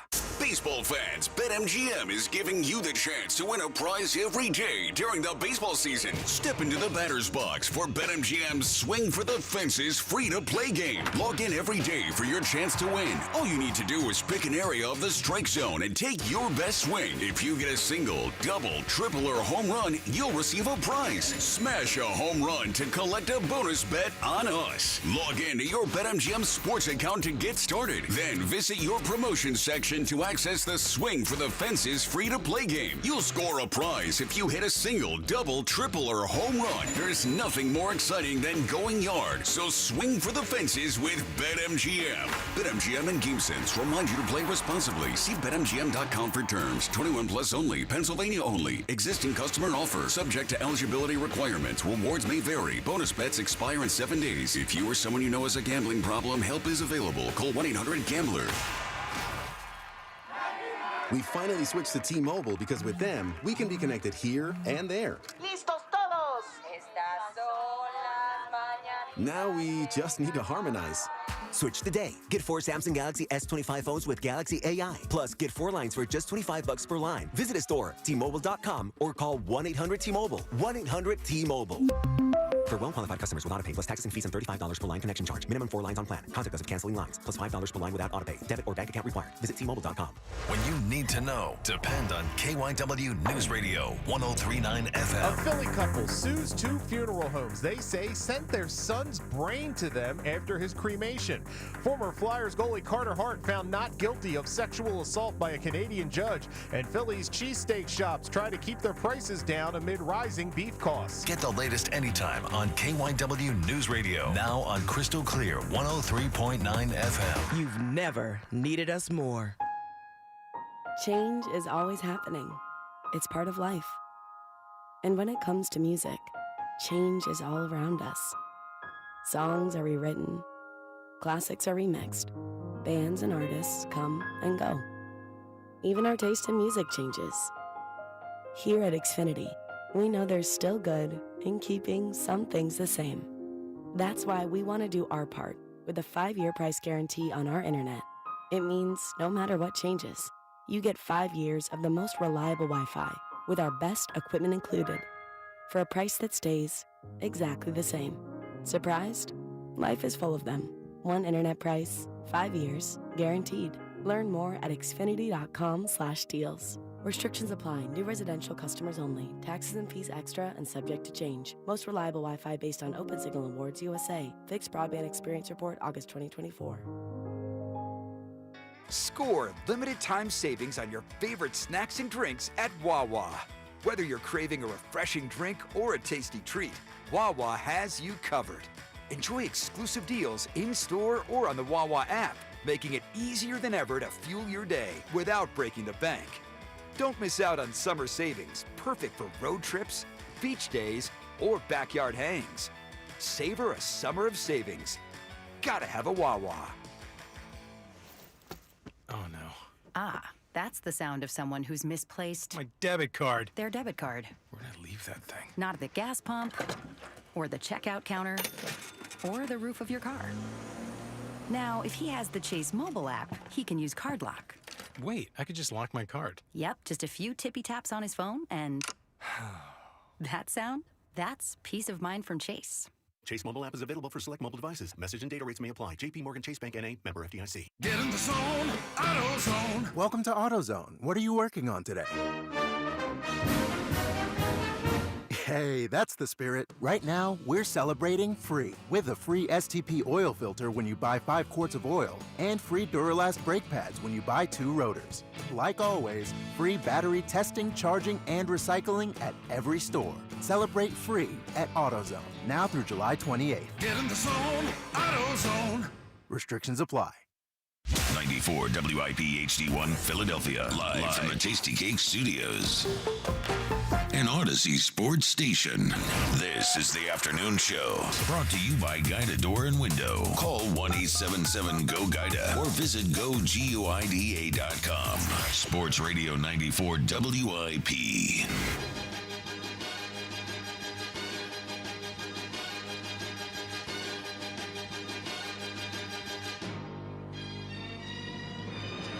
The WIP afternoon show, Ike, Spike, and Fritz on your radio, 94.1, the free Odyssey app, and streaming live on YouTube as we are every day. Hello to the YouTube folks. I know how much you like me the most out of anybody on the show, and I appreciate that. See it in the chat all the time. Elliot, You just don't read the chat. No, I do not. Yeah. Yes, if I did, You just I would, guess. Well, yeah, I would hate them if I read the chat. It'd all make the you time. sad. Yeah. Yeah. If I read anything on the internet, it makes me sad, quite Amen. honestly. So Elliot came here from a training camp practice number 2. We talked about the offense last and the quarterback performance. If you missed any of that, you can go on rewind on the Odyssey app or the afternoon show podcast. But we were going to ask you about Jahad Campbell and how he looked. Now, you correctly said that he would be practicing day 1, and he was. How did he look today? So he's still running with the second team. He didn't make any plays that stood out for better. Who's first team? So first team, and this is what I wanted to talk to you guys about. Okay. So the first team is Jeremiah Trotter Jr. and Zack Baun. Interesting. The second team is Jahad Campbell and Smile Mondon Jr., the rookie out of Georgia. So they have Campbell in the Baun spot on second team, or no? I believe Campbell, based off just remembering, is I think in the Trotter spot. Okay. I think, but I'm not positive about that. But and I haven't seen him. So. Right. Yeah. But what's interesting is, and actually, Joe Santalaquilo, our old friend, talked to Jeremiah Trotter Jr. this offseason, and Trotter Jr. told him he's been calling the defense this offseason. So now Zack Baun is called. That sounds like Eagles Insider of the Year possible scoop there by all. Well, yeah. He said it in Santalaquilo's article, didn't he? Yeah, no, I think he deserves credit for it. For sure. Okay. All right. No. I thought you were giving Elliot credit for it. Oh, no. Would never. Don't you worry about that. Okay. All right. Neither of you voted for me. I did not. Yeah, I carved it in the back of the trophy. Number 2. But if Trotter's calling the defense, I know Baun's done it before, and I think they would probably feel comfortable having Baun slide back in and just do it. But if what Joe Santalaquilo wrote is correct, and he quoted Trotter on it, then that's noteworthy to me. So what I'm wondering with Jahad Campbell is, I think he is healthy enough to play pretty much today. I think if there was a game on Sunday, he would probably be active in it. But will they go almost all camp or a decent portion of camp and the offseason with Trotter Jr. calling the defense with the first team defense all year and then switch it up at the last minute and go to Campbell? Doesn't make a lot of sense to do that. If you're ultimately going to play Jahad Campbell there, to start the season. Because they're not going to bench Baun. Of course not. Yeah, to start the season, then why not just get him ready now? I don't know, and I'm going by what you're saying. You're saying if the season was today, he would be able to play. I believe Jahad Campbell would play, yeah. Is he healthy enough to play a full game? Because maybe that's what it is. They don't know if he's really healthy enough. Because he haven't put on pads yet. Well, and the other thing, too, is I think Jahad could go in a game and run at the quarterback and blitz. And that's one thing that stands out watching him. He's just built different than almost every other Eagles linebacker I've covered. Mm-hmm. Now, that's because I think he's an edge. But regardless, just like physically, he has long arms. Shut his hole! I'm just saying. Did you watch any of his college highlights? I did. Okay. No, he did. He looked like an edge to you? He lined up at edge. He lined up at edge in college quite a bit. He did. I don't think he's good at it, but I think he has a physical ability to do it. All right. But the other thing is Jahad Campbell's only played linebacker for 2 years. Like, he's not coming to the NFL with 3 or 4 years of experience or playing it in high school. He's new to the position. He switched from edge to linebacker because of an injury on Alabama. So Vic Fangio today said the biggest thing he wants to see from Jahad is basically play recognition and instincts. Yeah, he switched from edge to off-ball linebacker. Because of an injury. Because he's better as an off-ball linebacker. Maybe. Time will well, tell. that's clearly he is. But You're playing at Alabama. Every player is a 5-star recruit. So if they wanted to keep him at the edge because he was so great there, they would not have moved him. I agree with you. He did not flash at edge. Yeah. I agree with you. Stop arguing me with this. Just at least wait until they put him at outside. You keep trying to force it through osmosis. They would not have drafted him in the first round if they didn't think he could play edge. Let me say this real quick. Yeah. Prior to last year, I would agree with you. Vic Fangio is here.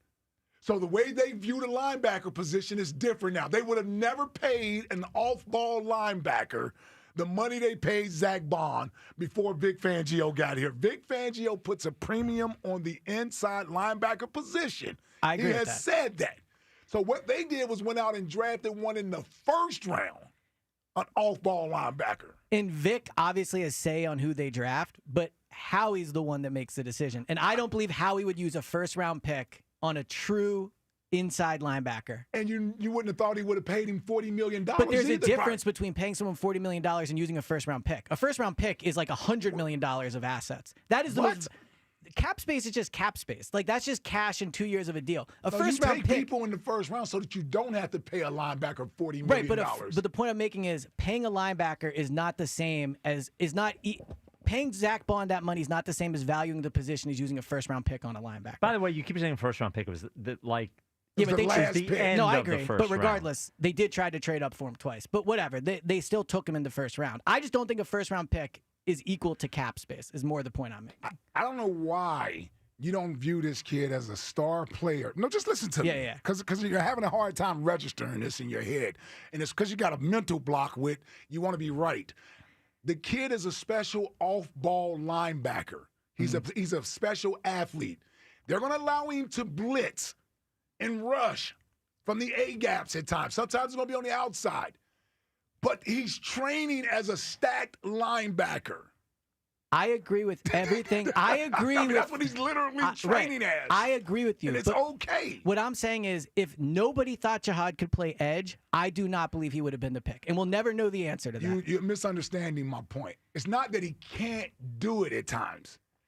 His primary position will be off-ball linebacker. I agree Yes, with there you. are guys that play this position, do a little bit of that, do a little bit of that, but his primary position will be off-ball linebacker. I would imagine they would want Jalix Hunt and Nolan Smith as their outside rushers. Correct. And if they both end up being awesome, then you won't have to move Jihad, right? Okay. Do you know what I'm looking forward to? I don't know, week 3, Players Lounge. Cooper DeJean sitting there silently for 17 straight and me and minutes. Elliot are arguing Talking about how many snaps he took at edge. Campbell, off-ball linebacker. And loving that the players just sitting there getting paid to watch you guys fight about Jihad Campbell. Meanwhile, Cooper's just thinking about his next offseason event. Or we can get Jihad Campbell. Yeah, I would love to talk to Jihad about that. Well, don't worry, let me talk to some people. All right.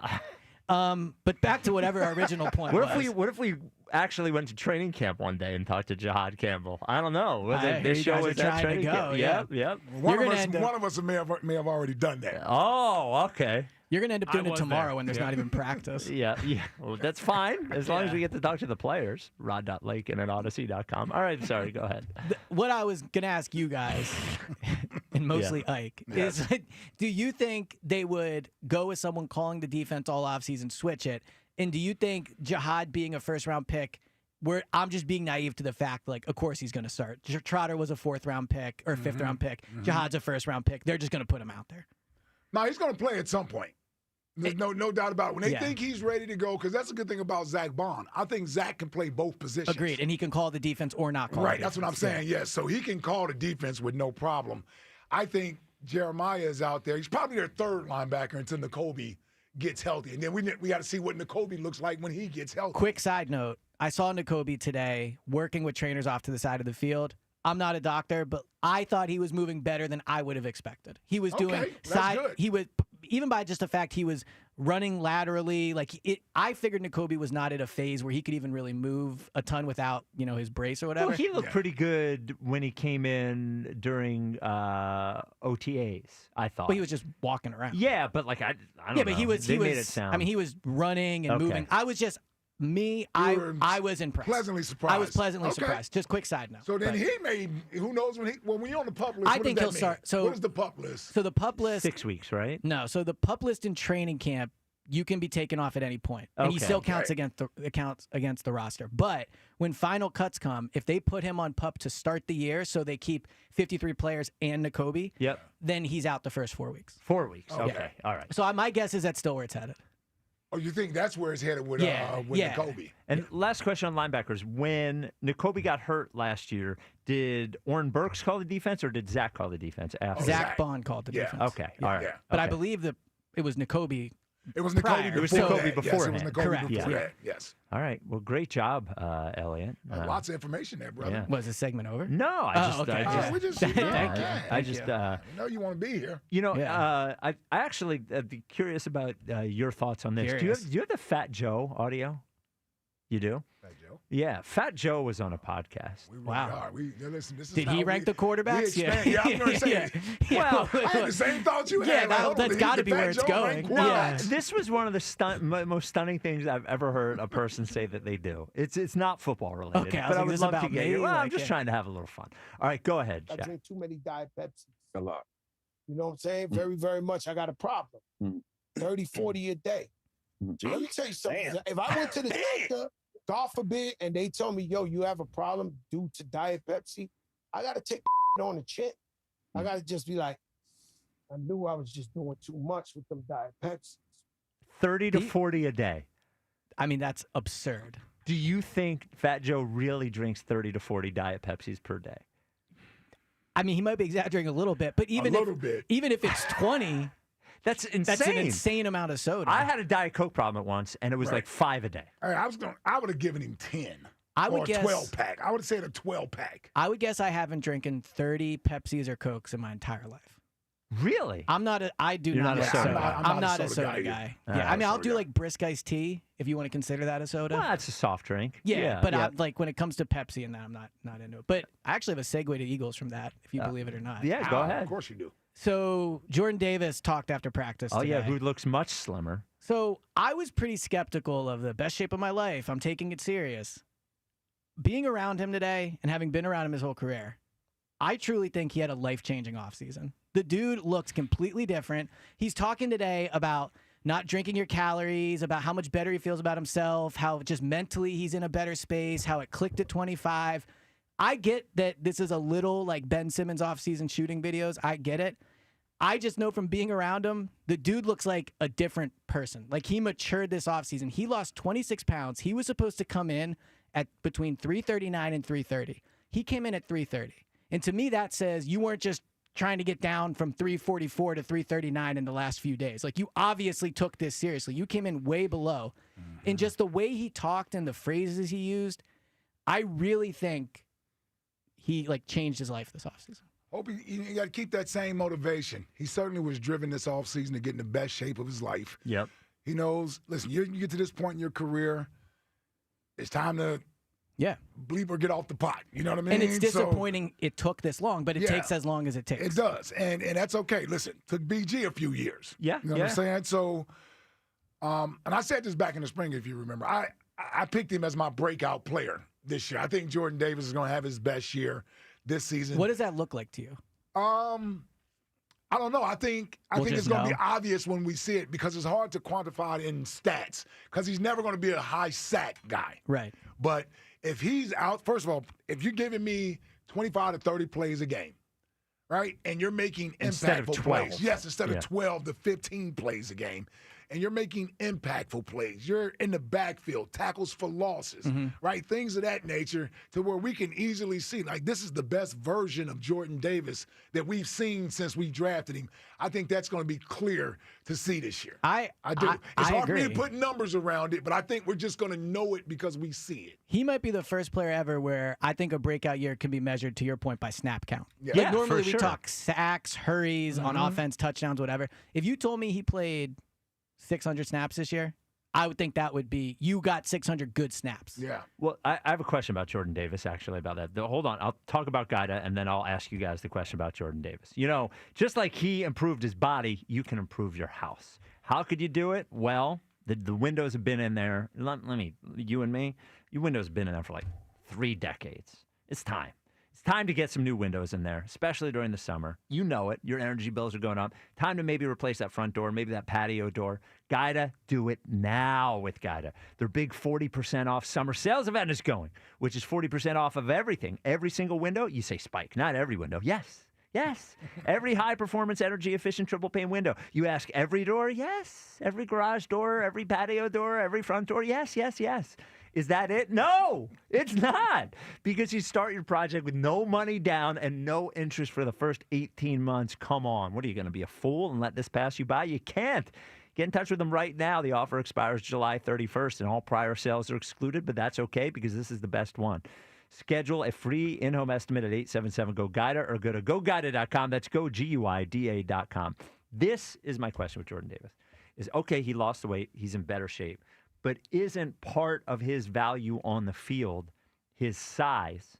And, can he be, I wonder if the goal would be for him to get into better shape at that weight almost, as opposed to losing the weight. And then the second question becomes and this is on him and all those things, is that, now is the time and through camp when I'm not going to say it's easy to lose the weight and keep it off, but you're practicing a lot. Yep. You're not traveling. And then when all of a sudden when the season starts, that's when gets a little cooler. Yep. Right. It gets a little harder to keep the weight off as you get to the fall. So the first question is, can he be as effective weighing less? And the second question is, and that we don't know the second one. The second one is, can he stay that way? The first one, I would say, if the Eagles won him at that weight. Yeah, that's a good point. I don't think he showed up and they were like, oh no, you're skinny, right? Yeah, they thought about it. Now he did talk today. He made it look a lot different than they expected him to look. Maybe. Yes. Yeah. Now I don't know how much 26 pounds of fat truly matters when you're talking about blocking an A gap. I guess you could say in terms of strength, but I don't know if my guess is he did not cut muscle. Right. So right. He did talk today about how, because he got asked that exact question, and he basically said it will be more about his technique now, whereas before he would kind of stand and be really big and he was hard to move. Now it's going to be more about, hand placement, those type of things. That's an adjustment, man. To go from, it's almost like when players who are 6'8", I bring everything back to basketball, but you're 6'8" in college and you wonder why we attached the Sixers. Yeah, sorry. Right. Well, you're bigger than every player you play against in college, or 75. Then you get to the NBA and everybody's 6'8". Right. All of a sudden you have to learn how to play basketball. Well, the other basketball analogy I would use, and maybe I misremember this, but wasn't there talk of Maxey shooting poorly because he put on too much muscle last year? I theorized. Okay, so that would be, to Jordan Davis, a somewhat similar thing where you've always played football, not always, a certain way, 3 years, but you've had one body for 3 years, and now you have a different body. Yeah. Now, as to the second one, you're right, we're completely guessing. I would just say from being around him, it just seems like it clicked. We probably, I go through phases where I'm in good shape and then I'm not, but the difference is I'm not paid to be in shape and I'm not in a professional setting. So I think as long as he doesn't completely collapse, to me it seems like it's clicked enough for him that with the resources around him, he'll keep it off. But we're just guessing, obviously. He's probably motivated by Jalen, too. I mean, they're all going to get paid. That's what I'm Nolan's going to get paid. Yes. College teammates. Keely's going to start. He could get paid. And by the way, not just those guys. Probably motivated by Josh Sweat. Probably motivated Milton Williams. Definitely. Dude.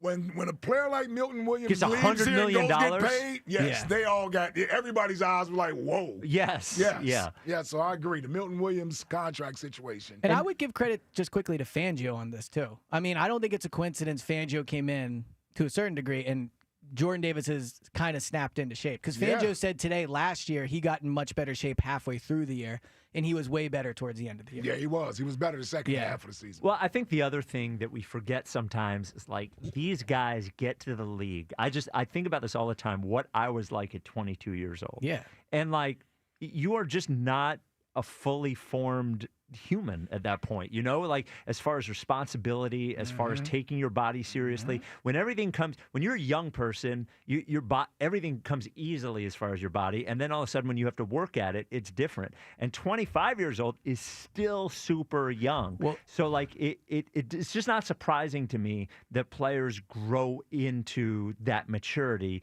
It's more rare that they are the maturity that you want. Jalen types, Devontae Smith type. Yeah, they come in. They just have it when they come in. AJ, Saquon. And no, I agree. And that's why again, we're just guessing, but it just seems like something has clicked in him. Maybe it's, maybe it just he matured. Yeah. Could it just happen? And then the last thing is we haven't mentioned him, Keely Ringo. The only time I've seen his name is when you say he got beat yesterday. How has he looked out there? He had a bad day one. He gave up 2 long passes, one of which was a touchdown to Terrace Marshall. Today, him and Adoree Jackson split snaps. Dory started with the starters. I don't think that's a result of yesterday. My guess is it was always the plan to give Adoree. Yeah, right. Yeah. But he did, they did split today, and I didn't think anything to script one way or another. He didn't get beat. He didn't have a good. Right. One thing I'll say is Jalen completing 93% of his passes is awesome and everything. It's not great for the secondary. Right. I don't think anyone in the back, however you want to say, 4 or 5, has made a play. There's not been a single pass breakup that I can think of. Well, don't you worry. It's coming. Well, here's the other thing. Is that, Quinyon, we learned this with Nnamdi, right? I'm not saying Quinyon Mitchell is Nnamdi, but once Nnamdi got the rep of being good, they're just like, all right, we'll pick on the other guy or whatever. Mm-hmm. So now that people know that Quinyon Mitchell's good and the other side isn't Darius Slay, whoever is on that other side is going to get all the work. They're going to get, if there is a weakness there, people are going to find it. And I'm not it's 2 days of camp, whatever, but I'm a little worried about the secondary, and on edge, I'm worried about edge. And this defense, we were talking. I don't know if it was you or somebody else. I said they could go from the first-ranked defense to the 12th, and it was like, well, how is that? Well, if I said to you they'd allow 3 more points a game this year than they allowed last year, that takes them from the first-ranked defense to the 12th. Yeah, and it's a big They difference. could be 19th, and it wouldn't shock me this year. Yeah, I think so. From a points standpoint, yeah, for sure. Yeah. Well, I mean, listen. Howie normally gives it about 2 or 3 weeks, and maybe 1 preseason game. If they're sitting in those meetings, because coaches meet every day, and either a kid is getting better, the position coaches still believe in them, they just feel like they're almost there, they need a little more time, or they're sitting in that meeting and they're like, you know what?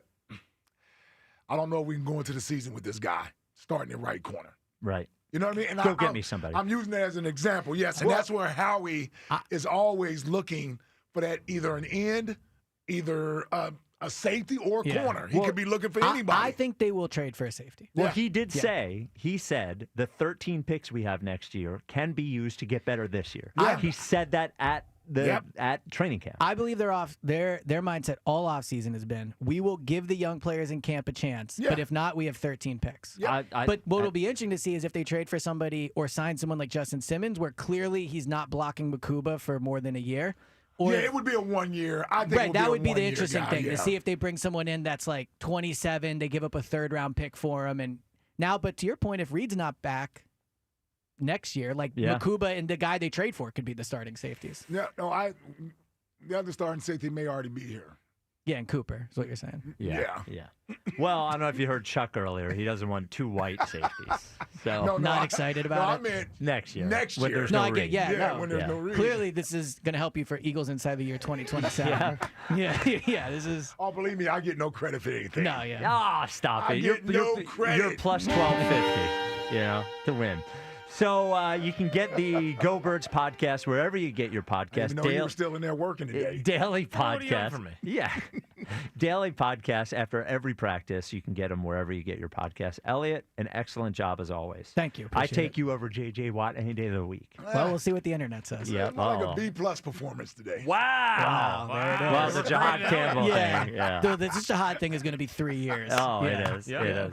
By the way, we did put out the video of Elliot responding to J.J. Watt, quote tweeted it. Oh, so really? Did you? Okay. I do hope that J.J. Watt sees it and has another response. We would I love would to love have to him on talk the to show. JJ about it. Have him on the show. Have a little meeting of the minds here. And the soccer team he owns is the rival of my favorite soccer team. Nobody cares. I know, but just putting that out there. You wonder if that's why he Shut attacked up. the stats. Enough. You wonder. Enough. Shut Jack, up. what's coming up in the top 5 at 5? The best WIP related things that have happened in the last day. Oh, there it is. I It's wonder if I'll always be on good. it. Yeah. You did take the day off today. Yeah. It's a funny one.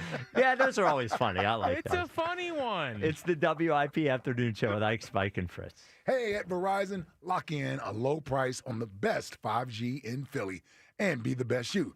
Check where your ride is for your trip into the office. Get that almost impossible dinner reservation and save big with Verizon while you do it all. Switch today and pay $50 a month for a single line. That's right, just $50 a month when you bring in your phone on unlimited welcome with auto pay plus taxes and fees. Stop by your nearest Verizon store today. $15 monthly promo credits applying over 36 months with a new line on unlimited welcome. Times of congestion. Unlimited 5G and 4G LTE may be temporarily slower than other traffic. Domestic data roaming at 2G speeds. Rankings based on Root Metrics Root Score report dated 2H 2024. Your results may vary. Additional terms apply. The Phillies play here. Tomorrow, Phillies, Yankees. Leading off starts at 6. Sponsored by Nissan. Nissan makes cars that thrill. Shop NissanUSA.com. The first pitch is at 7:05. Then stick around for the final out on your exclusive home for Phillies baseball. Christopher Sanchez, a complete game. Sports Radio 94 WIP. And now, breaking news. You leaving me. Your state-of-the-art 65-inch 4K smart television. For going out with friends and not staying in to watch TV. Sources confirm that is a terrible decision. Picture-in-picture mode. Do your friends have that? Can they simultaneously stream live sports and extreme baking shows? How about I make everything sepia? Whatever you want, I'll do it. Just don't put me on standby. Don't listen to your TV. Head out with your friends and grab some ice-cold Heinekens. Must be 21 plus to purchase. Enjoy Heineken responsibly. The IRS finally caught up with Louie. I hadn't paid my taxes in 8 years. I owed the IRS a lot of money. Louie was in deep trouble. We're going to take your house, put a lien on your bank account, garnish your pay. They don't care. They're going to take your paycheck. Louie found out about Optima Tax Relief, the leading tax resolution firm. 8+ rated by the Better Business Bureau, they've resolved over $1 billion for their clients. Optima Tax, they helped me. They calm me down. They make me feel comfortable, and I trust them. Louie has a lot to be thankful for. I don't owe the IRS anymore, and I'm able to live a comfortable life, a lot better life. It was because of Optima Tax. For tax help you can trust, call Optima now for a free consultation. Take it from Louie. If you owe the IRS, don't go it alone. Give Optima Tax a call. They can help you. Call 800-392-7955. 800-392-7955. 800-392-7955. Optima Tax Relief. Testimonial from an actual client. Some restrictions apply. For complete details, please visit OptimaTaxRelief.com. It's the Colonial Hyundai Fest. Up to 20% off any Hyundai stock. New Santa Fe's, Tucson's, and Elantras. Anyone you can rock. Come on down, we'll do the rest. Hi, it's John Ashdale, the car czar from Colonial Hyundai. We've partnered with Hyundai for our largest event of the summer, the Colonial Hyundai Fest. Save up to 20% off any new Hyundai in stock. That's a savings of up to $10,000. Over 200 vehicles to choose from in stock, from new Santa Fe's, Tucson's, Elantras, and more. And 0% financing is available on any new Hyundai in stock. Plus, I'll give you $6,500 for your trade, no matter the condition, guaranteed, only at Colonial. Every new Hyundai comes with America's best warranty, a 10-year, 100,000-mile powertrain, and Hyundai Assurance. Shop us online 24/7 at colonialhyundai.com. Colonial Hyundai, the faster, easier, better way to buy a Hyundai.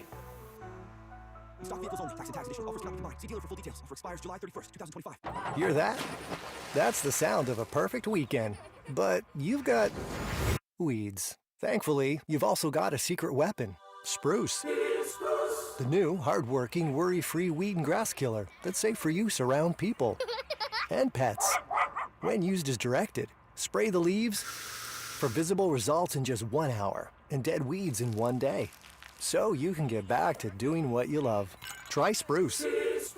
Wherever weed killers are sold. When it comes to back-to-school shopping at Target, you can choose not to choose. From getting what you need to expressing who you are. With prices that make every choice feel right, why not choose all of the above? From backpacks, bedazzled kicks, and Picture Day Perfect styles as bold as they are. For bring your own lunch days to science project partner days, snack stash days, decorate your locker days, and paint outside the line days. All at prices that will definitely make your day. For all of the above, it's back to school at Target. Hot damn! Twisted Tea Hard Iced Tea just got harder with Twisted Tea Extreme. The hard iced tea taste you know and love, but with an 8% kick of alcohol. Twisted Tea Extreme is made with real brewed tea. Goes down smooth and brings your daytime drinking to the next level. Just look for the bright yellow cans in the cooler and get ready to dial up the fun. Big flavor, extreme kick. Twisted Tea Extreme. Keep it twisted! Twisted Tea Brewing Company, Cincinnati, Ohio. Please drink responsibly. Hey, listen to this. All it needed was a new starter. Got a great deal on eBay. Did it myself. Yeah, that's cool. But how about the soft purr of an upgraded exhaust when it fits just right? For me, it's the little things. Like these new windshield wipers from eBay I installed. From small fixes to big upgrades, eBay has all the parts you need at prices you'll love. Guaranteed to fit every time. eBay. Things people love. Eligible items only. Exclusions apply. Get in the zone, AutoZone. Welcome to AutoZone. What are you working on today? Hey, that's the spirit. Right now, we're celebrating free with a free STP oil filter when you buy 5 quarts of oil and free Duralast brake pads when you buy 2 rotors. Like always, free battery testing, charging, and recycling at every store. Celebrate free at AutoZone, now through July 28th. Get in the zone, AutoZone. Restrictions apply. All right, Takis fans. Wendy's knows you love your Takis Fuego chips. So we thought, why not make a Takis Fuego meal with a Takis Fuego chicken sandwich with spicy chicken topped with crushed Takis Fuego chips and creamy corn spread. Plus, it comes with Fuego fries inspired by Takis and a bag of Takis Fuego chips. If we had any more heat, we might start an actual... I told him this would happen. For an intense new take on Takis chips, gotta be Wendy's. Limited time only at participating U.S. Wendy's. Includes 1-ounce Takis Fuego chips while supplies last. Takis and Fuego trademarks are used under license. This is Zach Gelb with Odyssey Sports Minute, sponsored by AutoZone. Get in the zone, AutoZone. Bill Belichick underwent his first ACC Media Day today as the legendary coach prepares for his inaugural season being the head coach at UNC. And I think the Hoodie can win 8 games this season at Chapel Hill. With that being said, the question will always be there as to if Bill will ever leave the college game and return back to an NFL sideline. And even though it may be hard to believe, I think Belichick's final stop is his current one at UNC. I'm Zach Gelb. 94 WIP HD1 Philadelphia. Powered by the Tasty Cake Studios. Sports Radio 94 WIP. An Odyssey sports station. Back to Ike, Spike, and Fritz. The afternoon show on Sports Radio 94 WIP.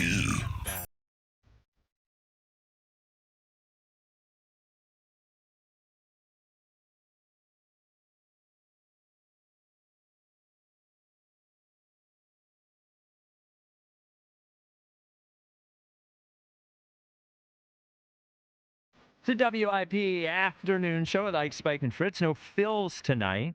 He got us all the way to 6. Yeah, that's all right. Gonna have movie night at home tonight. Oh, what are you watching? I think that comedy with that guy that I like from that show. Nailed it. I'll look at I know exactly I think what you you're should talking leave, about. guy. Oh, Tim Robinson? Yeah, he's got a... Yeah, I heard it was funny. Yeah. The Twitter question is brought to you by Mark's Jewelers. Experience the Mark's difference with showrooms in Montgomeryville, Pennsylvania, and Mount Laurel, New Jersey. Online at marks-jewelers.com. A new one. Let's see where your predicting is on this one, Ike. Do you appreciate Elliott Shore Park's training camp stats? Yes or no? That is the Twitter question. What do you think the response is? Do you appreciate Elliott Shore stats? They should appreciate them. I think so. Yeah. This question has been asked 3 years ago. I think it would have been different. I think today more people are accepting of Elliott's stats and secretly look forward to them. Yeah. So I'll say this is closer to a 50-50. Let's go 55% in the negative way, but I still consider that a victory for Elliott. Very close. 52% no. Okay. But it is a big... I knew it, yeah. I think my position on them is it's better to have them than not to have them. Of course. They're interesting and fun, and if they're really bad, it's certainly Yeah, it's worth just taking something to a look talk at. about. Yeah. I love training camps. Otherwise, what the hell were we talking? Like, I think the best point he makes is, would you rather I show up and say, boy, Jalen looked good, or would you rather I say he was 15 of 17? Yep. I would rather see the stats. Totally agree. Relax, J.J. Watt. Have a Yes. little fun. It's okay, JJ. It's okay. But please respond to the tweet because Yes. it would be funny. You would love to And have we like you to see Elliott squirm. Yes, I would love to see. I think Elliott would stand up to J.J. Watt. I think he would too. So I hope Yeah. when I would hope he wouldn't. Now, not stand up like, that he's go up and say hi You to him. mean stand up to him as long as they're still on Twitter? Yeah, Yes. Twitter, yeah. Okay, Like yes. with Howard and Cole Beasley. Yes, yes. Let's get to the top 5, Jack. It's the 5. Number 5. At 5. With Jack Fritz. Beautiful 5. So shockingly, a lot has happened WIP related in the last 24 hours. Enough to make a top 5 out of. And actually Really? enough to make more than a top 5 out of. Really? Yeah, I'm always watching. I don't think anything's happened. Well, you don't know me. Okay. Number 5, the 5th best WIP-related thing that's happened the last day is, yes, like we talked about earlier, the golf video that they've been begging for in the morning show is out, and their reaction is the exact opposite of what I believe Joe DeCamara thought he was going to get out of it. Yep. He's like, oh, Jack, big fat loser, blah, blah, blah, blah, blah. You know, it's been a lot of, boy, Joe seems miserable to play golf with. Yeah, he was annoying. Which he was. Which we said that week. I said he was annoying. I said he took 7 practice shots for every shot he took. He kept asking, you line 3? You line 4? You line 5? Arguing with Ike about what that meant. I know. You know. And now the video's out. What do you have left, Joe? He's got nothing left. The wind is currently out of the sails. Now, also, he started laying the groundwork of possibly not running this morning in their running challenge. Here's the audio. You're saying you're not going to use the injury as an excuse. I won't use it as an excuse. Okay. Now, the only thing I'll put on the table that is possible, if I'm up 2-1, I may rest my starters in Game 4 when it's running. No. What does that mean? It means you might not. So you're going to back out of running. I'm saying you may not get my greatest effort in running because I might want to. So that's what they're saying. No. They're saying at 2-1. I say the competition's over. He shuts it down. If I'm up 2, if you go and lackadaisically. So you're saying you would basically hand it to Jack. It's possible. But that's no fun. I know it's no fun, but I also have to make sure that I have enough in the tank for Game 5. Self-preservation. Then why wouldn't Jack just punt on tennis? Well, I'm not punting anything. Yeah, I know, but that's against the competitive nature of what we're doing. Hey, DeCamara. Yeah. Let me just put this out here for you. Yes. Yes. This isn't completely about you and Jack. We, as listeners of the stations and fans of the station, and of you too, we are invested in this. Yes. So you basically announcing that you may tank or throw one of the events and not even give full effort. Well, how do you expect us to show up and support that? Right. It's ridiculous. So if I'm Rod needs to end that nonsense immediately. Because what do you think the listeners who are completely invested in this are thinking about this? It ruins something's fishy. Yes, it ruins the spirit of the competition of what we're doing. And if you can't run, how are you going to play tennis running side to side? Like it doesn't. No, it you doesn't... called this out perfectly, man. Yeah. You called this out perfectly.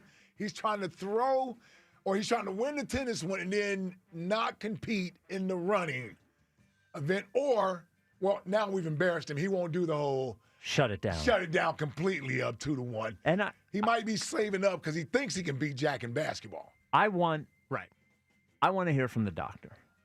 I want to hear from the doctor. We do need to find the doctor. Yeah, yes. I want to hear from the doctor. Come on, Joe D. He's a fraud. He's a fraud. And the whole thing that he's been gentlemanly and the Fritz whole took time. all the heat and scrutiny that came with losing the golf event. Yeah. Right. And by the way, it wasn't enough just to get ripped for 2 weeks in the morning show. Now an investigation to get the video out. Get the video out, exactly. Meanwhile, we've dropped the baseball. We've dropped that he could barely run to first with his groin out. We've dropped that he hit 3 soft ground balls the entire time. Yeah. You know, we've dropped all of that.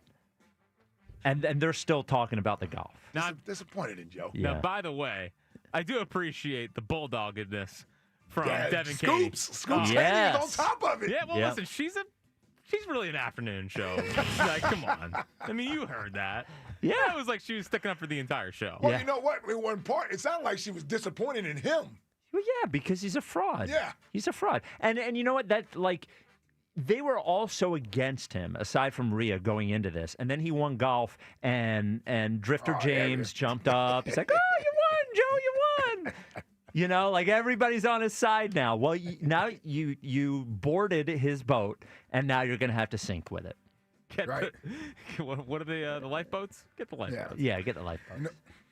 Never mind. Yeah. The 4th best WIP related thing in the last day is Rod told me he got 50-plus emails from listeners asking for us to be at training camp. Are we at training camp? And we're still not at training camp, so you know what that means? Rod.Lake. More emails. Yes, yeah.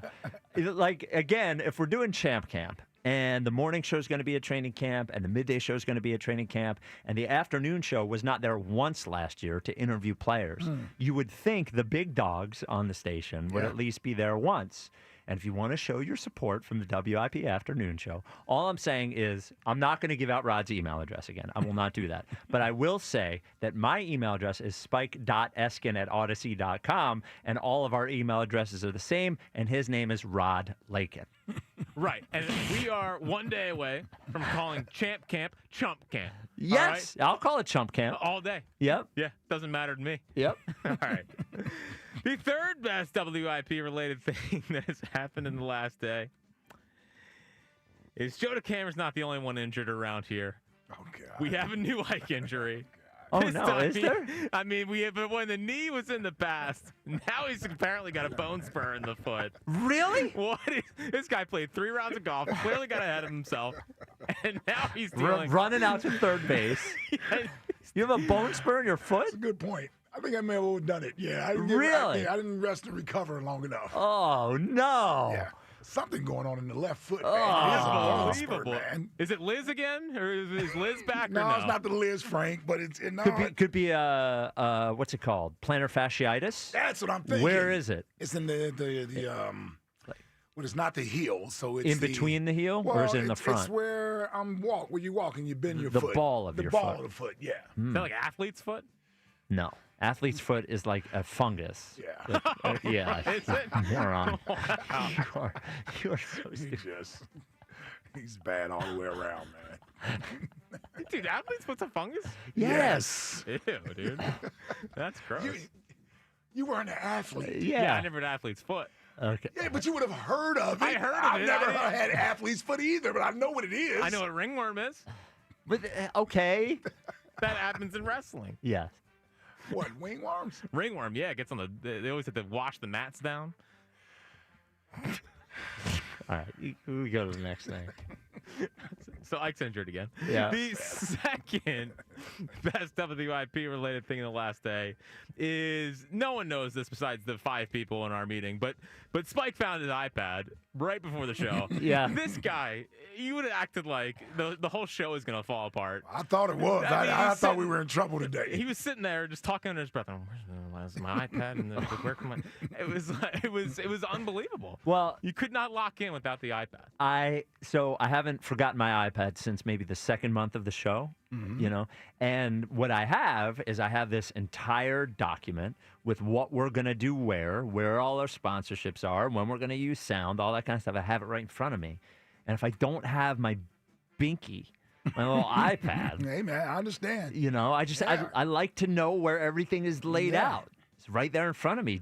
Justin can tell you there's a lot on that document. I know, but Justin also couldn't believe that you're still talking about the iPad 10 minutes into the meeting. I don't want to have my laptop in front of me. I just like having the iPad right there.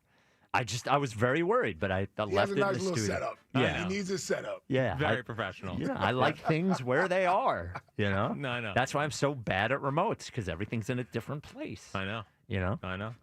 But the number one best WIP-related thing that happened the last day is easily this photo of TK next to Hugh Douglas and Jordan Mailata. Oh, can you post on our Twitter so everyone can see? It looks like Jordan Mailata could eat Tom Kelly. He looks like he's twice his height. Yeah. He looks like Tom could fit in Jordan Mailata's body. Oh, he definitely could. Easily. It Yeah. almost looked like Hugh could fit in. Well, the most amazing thing about that picture is Hugh Douglas is standing next to Jordan Mailata. Hugh Douglas was defensive end, is still a very big person. And Jordan Mailata makes him look like a tiny little baby. Yes. So Tom Kelly looks like a tiny little baby next to Hugh. So you could imagine Tom like Kelly. a newborn baby. Yes, next to Jordan Mailata. Jordan Mailata is one of the biggest humans I've ever seen in my life. Yeah. He is pro wrestler size, you know, as we talked about Hulk Hogan today. Yep. But yeah, TK, I mean, they got to give him stilts or something. Exactly. And it was revealed on the overnight show the other night with him and Buzz. They did the height contest or whatever. Okay, and Buzz is taller. Buzz is, he's taller, 100%. Yeah. But TK listed at 5'5". What have we thought he was? We always Well, thought he always tries to claim like 5'6" and above. Oh, so he's the 5'5". official height of. And by the way, is that with shoes or without shoes? That's without shoes, I believe. Okay, all right. Because we have the little measuring thing over here, and Ike was like, "You're over 6 feet," and I'm like, "I'm wearing shoes." So there you go. So now I'm only 5'6". No. 5'10". 5'10" and a half. Yep, Give me 5'10" that. and a half, my There you bad. go.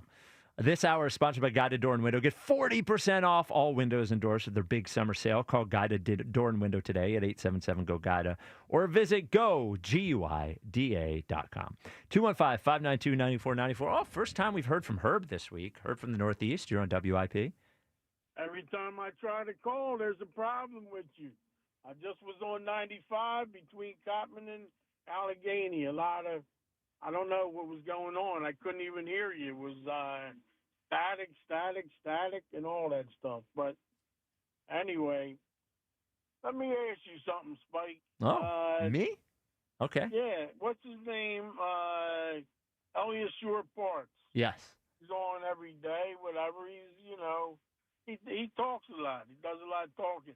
Did the Eagles give him a ring or something? No. He didn't get no ring. Okay. Well, we don't know that for a fact. He didn't get a ring. Just kidding. Yeah, we're stopping that right now. He didn't get a ring. But we need to make sure that because he talks As if he's on the team. Like you said, Ike. Yes. When they put the pads on, then we're going to know who's going to do what they got to do. Okay. Number one, you don't hit the quarterback in practice. They all know that. That's why they're wearing red. When we got 3 exhibition games, that's when we'll know how the defense is. I'm not worried about the offense. It's the same guys, the same offensive line. The idea is everybody's got to stay healthy, eat the right food between now and September 4th, and then we go on 1 week at a time.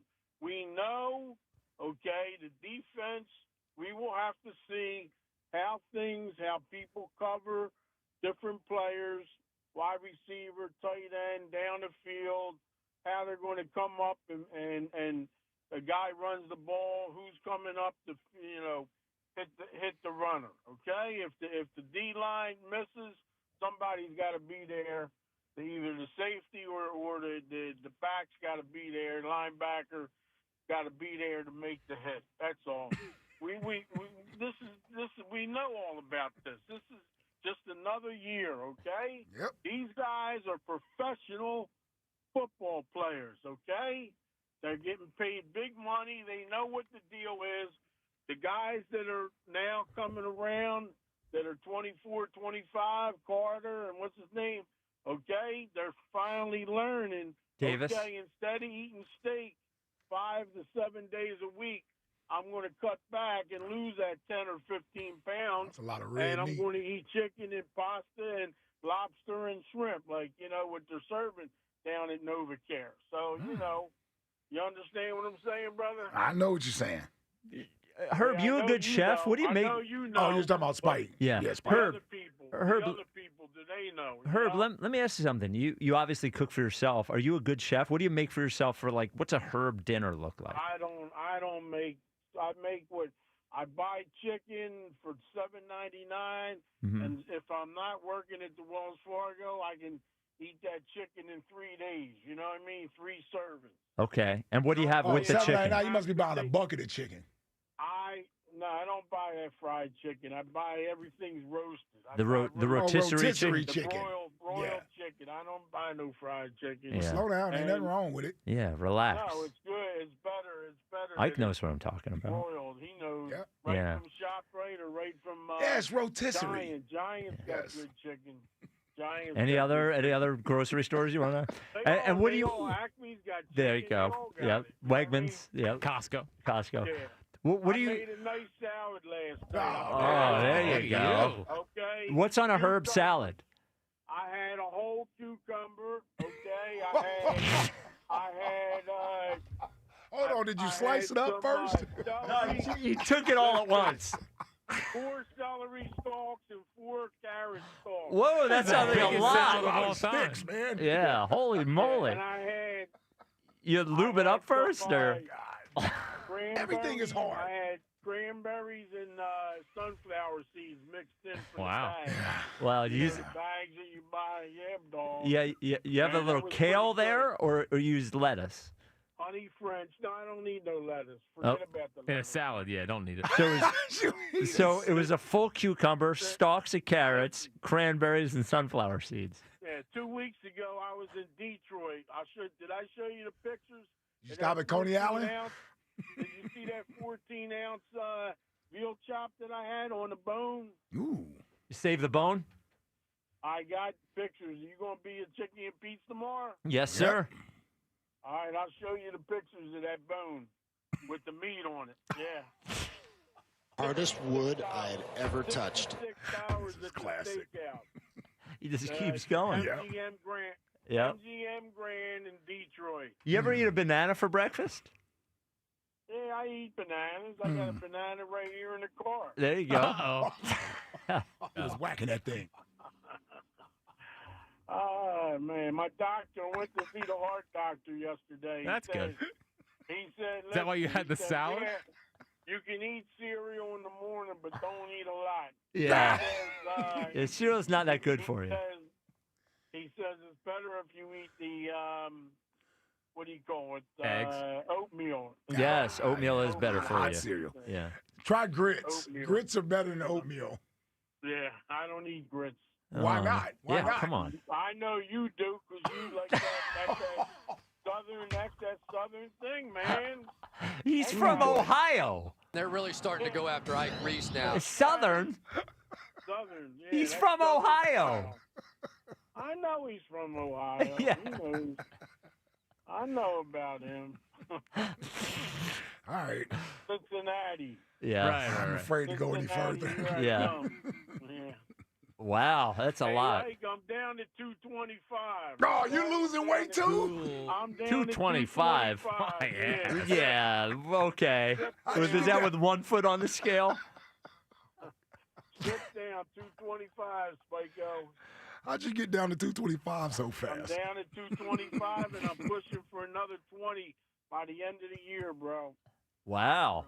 205? I'm working bicep, tricep, and wrist. I ain't worried about my back. You're working your wrist? I'm worried about my shoulders. That's what I'm worried about. I'm going to get the shoulders back. Yeah, there you go. Hey, Jack Fritz, when's that next event going on? Tuesday at noon at FDR. Can you make it? Yeah, Tuesday, FDR, yeah. And you're playing what, tennis? Yep. Yeah, tennis. Yeah, if I don't have to work, because I'm working with the executives tomorrow from the Wells Fargo. I got to take them down to Comcast. So we're off the next up, and we don't go back to work till the 7th. So That's good to know. I will make that. I want to see this.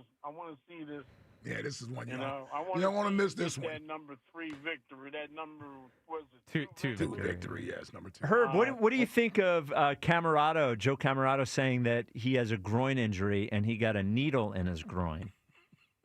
A needle in his groin. I took a needle in the ass. What? What do you need? Oh, he got a groin pull. That's what. Yeah. He got some kind of groin pull. That's what it is. Yeah, he said he got a Or needle in his hamstring. groin. He might have a hamstring, and they shot a needle down in there. Yeah. So, You ever have that happen? I had hamstrings. Yeah, hamstring a couple times. Well, we all have hamstrings. I mean, you had a pulled hamstring, Yeah, pulled hamstring. and did you have to get a needle in it? No. Okay. You have to wait. You take painkillers and sit in the pool, hot tub, and all that, and it takes a good month to clear up. Yeah. Wow. Month to 5 weeks. If it's a bad, some guys have to have surgery. Yeah. Yeah. Hamstrings. You know what I mean? Yep. Some guys they pull it. Because a lot of these football players boy. all got big legs. They do. They all got big legs, and you can tell by the muscle. Look at the muscle. How else could you tell? The back of their foot. You see how big their calves are. A lot of them got big calves, especially those linemen. Uh-oh. Now I'm awake. Ike's got skinny calves. He knows That's what I'm right. talking about. Yep. Ike Reese knows what you're talking about. What does that say I've seen about them, me? yeah. He said I Yeah, seen I've him. seen them calves. Now, Not Trotter impressive? was a little bigger. Trotter Sr. was a little bigger. He had some big legs. Hey, Herb, have you ever checked out my calves? Look, I look at your face and I know you ain't got nothing.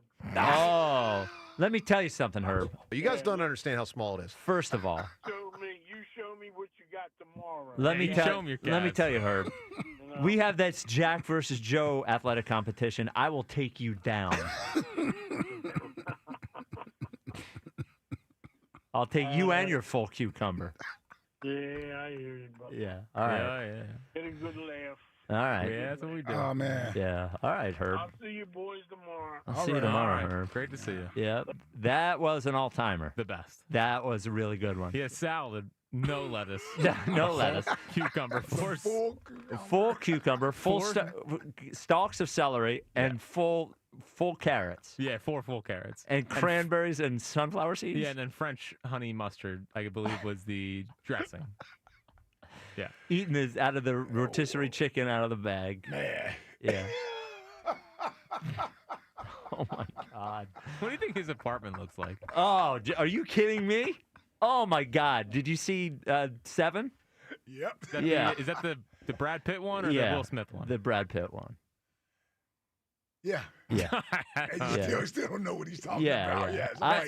What's in the box? Yeah. Yes. But like when they go. The deadly sin to the gluttony. Yeah, yes. That is what I'm just saying. I know exactly what there's you're probably talking some unwashed dishes and. Oh, it's definitely unwashed dishes. Are you kidding he's me? a microwave guy, too. Yes, yeah. And that you know Imagine that, what his microwave looks like. yeah, I was gonna say that microwave is splattered. Has never been cleaned. No, are you cleaned? You kidding me? Oh my God! All right. So coming up next, we have Joe DeCamara's tennis coach. So we can. Ooh. Yeah. Is it his real tennis coach? Yeah. Allegedly. Right. Wow. We'll talk to Joe DeCamara's tennis coach next. Bring Jack's tennis coach on. Yeah. Yes. Well, that's Justin. We're gonna be hitting around balls after Today? After the show. All right. Don't hurt yourself. No, I'll be fine. All right. This is the WIP Afternoon Show with Ike, Spike, and Fritz. Hey, have you experienced the Marks difference yet? When Jim and his wife created Marks Jewelers, they built it with you in mind from the moment you walk through the door. Yes, the jewelry is stunning, but it's the experience that truly sets Marks apart. Step into the Diamond Diner, a private, relaxed space where you can explore your jewelry options with zero pressure and total confidence. Make sure you visit Marks Jewelers in Montgomeryville, PA, or Mount Laurel, New Jersey. Check them out online at marks-jewelers.com and see for yourself why Marks is different. Last season, they didn't just win, they dominated. The greatest Eagles team in modern history. But with the crown comes the chaos, and everyone is coming for the champs. Let's work, man. The road to a repeat starts right here with Sports Radio 94 WIP's Champ Camp. Every hit, every headline, and exclusive access live from the NovaCare Complex. This is WIP's Champ Camp. One day at a time, like we always do. Driven by Forest River RV by Camping World. RV sales, service, parts, accessories. Breaking news coming in.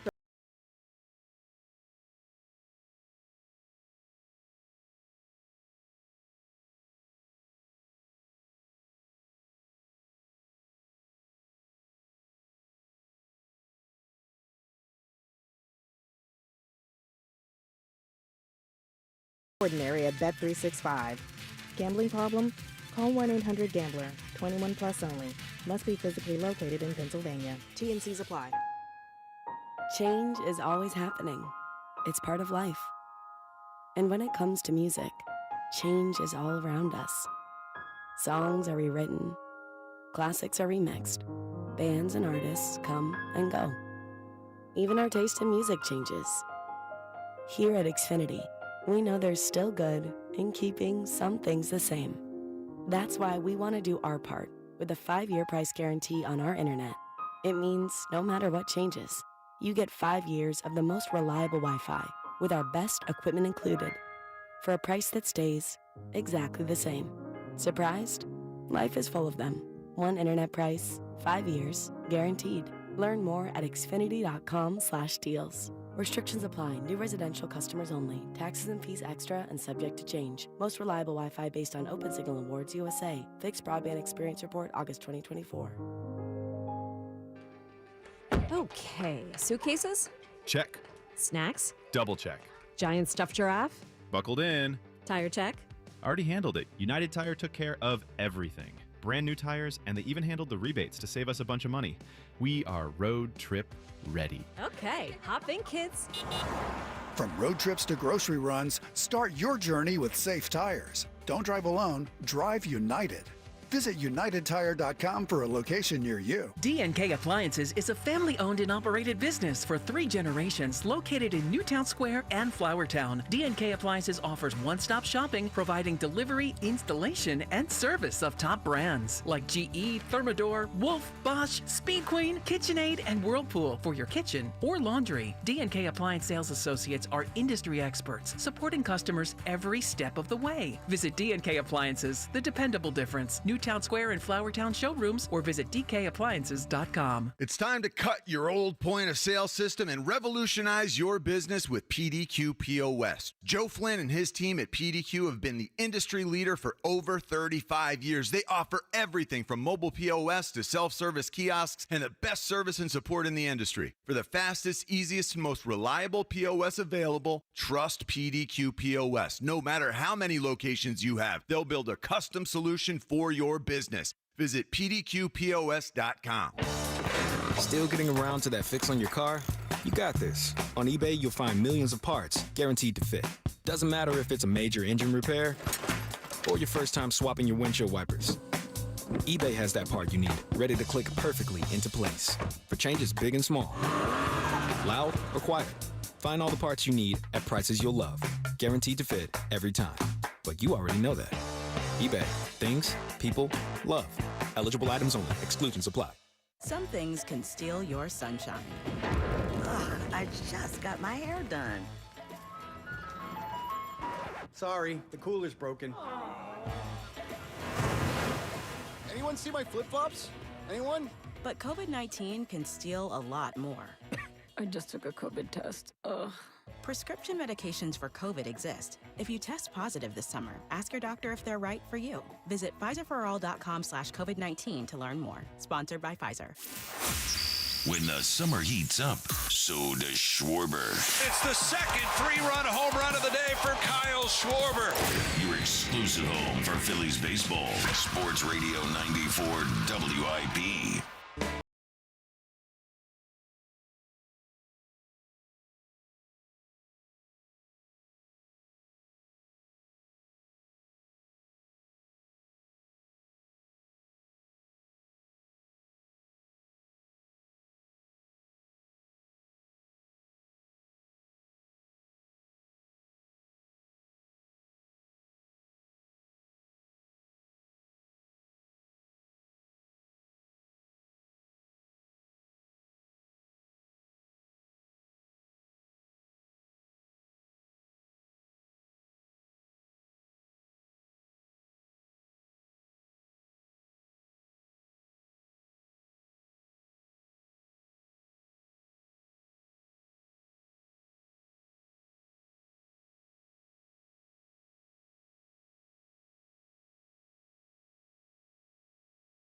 Oh, yeah. Bro. So 4 hours of should the Flyers sign Carter Hart? You think he's going to touch that He'll one? break it down. Yeah, think he's going to touch that one?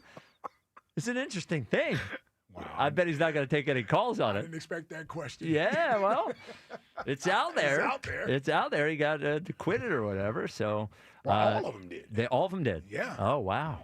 Well, I don't know. That's where it starts. That's where it stops. I have no idea, but Broad is going to break it down for 4 hours tonight. So joining us now, Coach Harris, who apparently is Joe DeCamara's tennis coach. Coach Harris, thank you for joining us.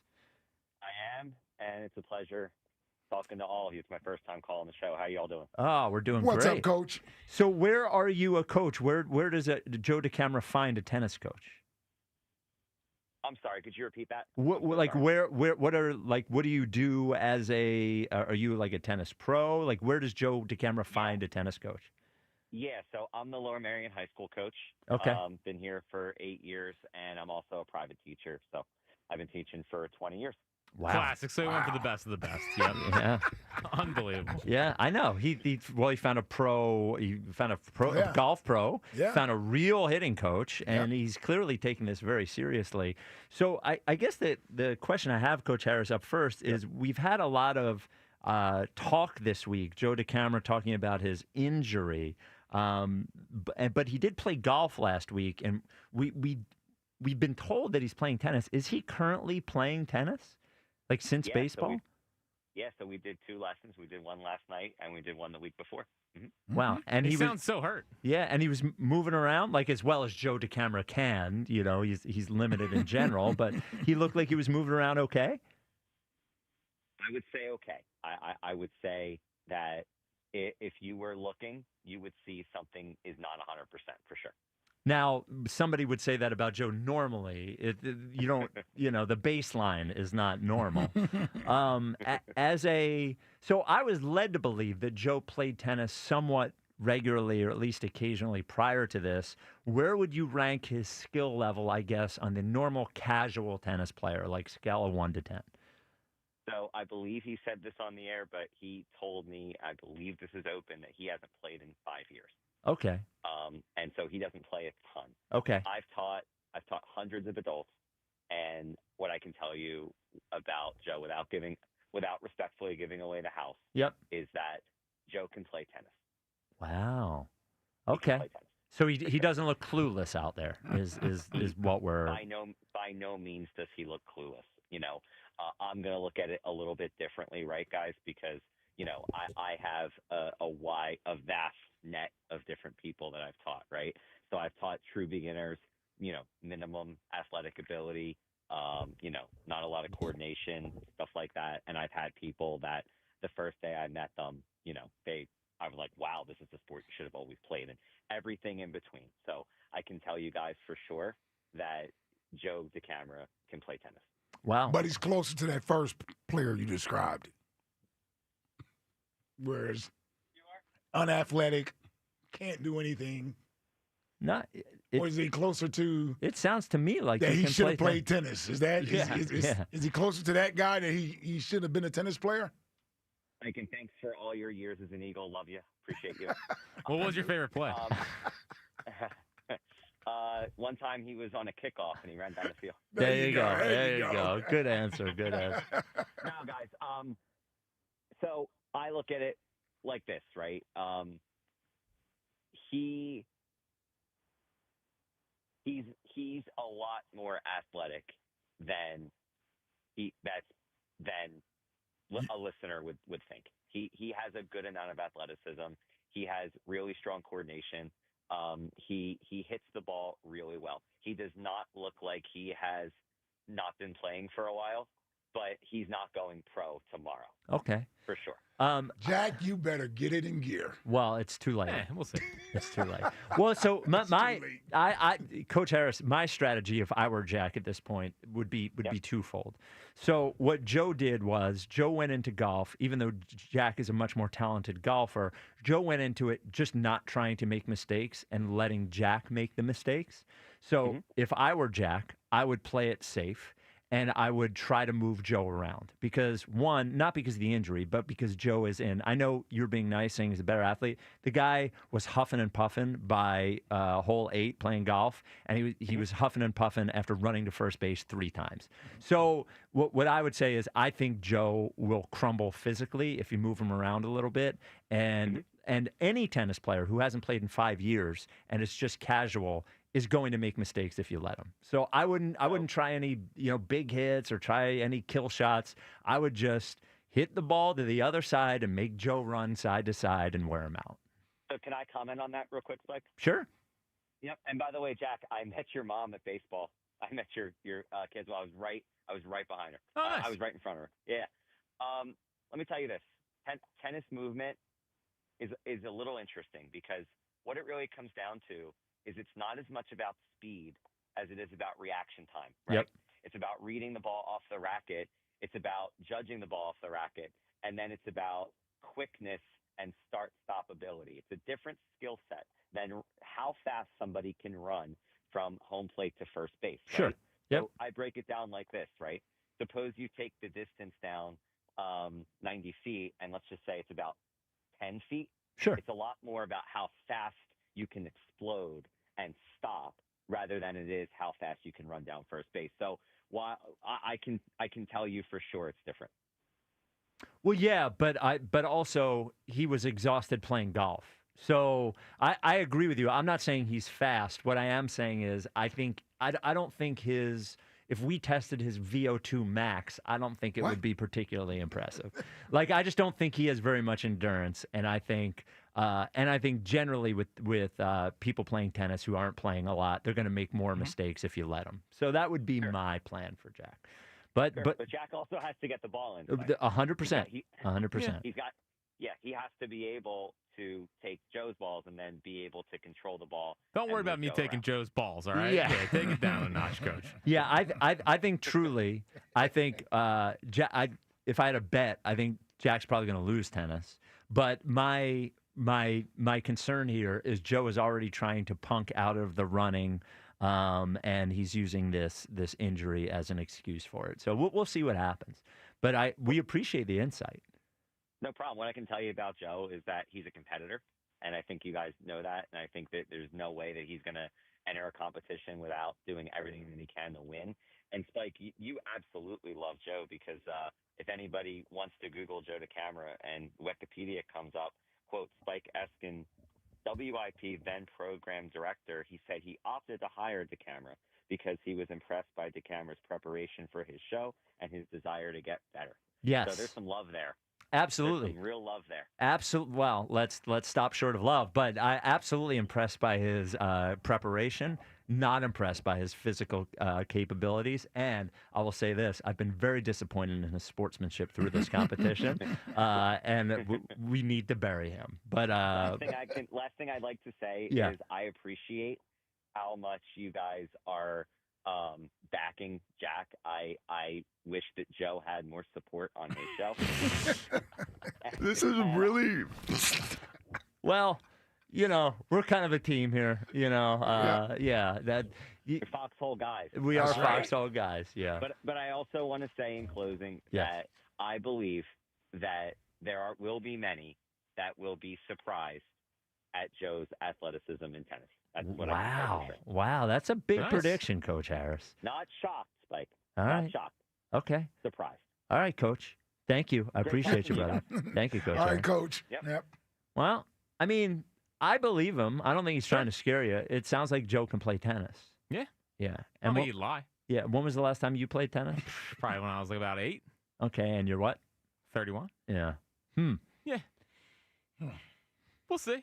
All right. We'll see how tonight goes. All right. We get out. I got my tennis coach too. Yeah, you got Justin. Yeah, I in got there. Justin. You got video Who's Justin. door dashing tennis balls to his house. Oh, is he? Yeah. You guys made fun of me for door dashing weird this is stuff. serious. Oh, I'm sorry. You had one beer, I think, and No, you DoorDash Advil. I did DoorDash Advil. Did a And big socks. hangover. And socks. Yeah, just socks that you wore on the beach. No, different socks. 215-592-9494. Tasty Cake Dom, you're on WIP. What's up, Tasty Cake? Hey, Spike, Ike, and the winner and champ, Jack. What up, Tasty Cake? Hey, Ike. So the first thing, Spike, is I'm happy I got out of rehab 2 days ago, so I will definitely be at that basketball game. Awesome. Nice. We love that. I'll be there. Congrats on You guys- getting out of rehab as saved well. You guys gave me a seat near you guys because, I'm Team Jack all the way. Absolutely. So the great thing about your show is as the show progresses, I called for one thing, but a couple of things get. So first of all, Spike, Jimmy Superfly Snuka killed his girlfriend. Is that what it was? Yeah. He murdered his girl, allegedly murdered his girlfriend.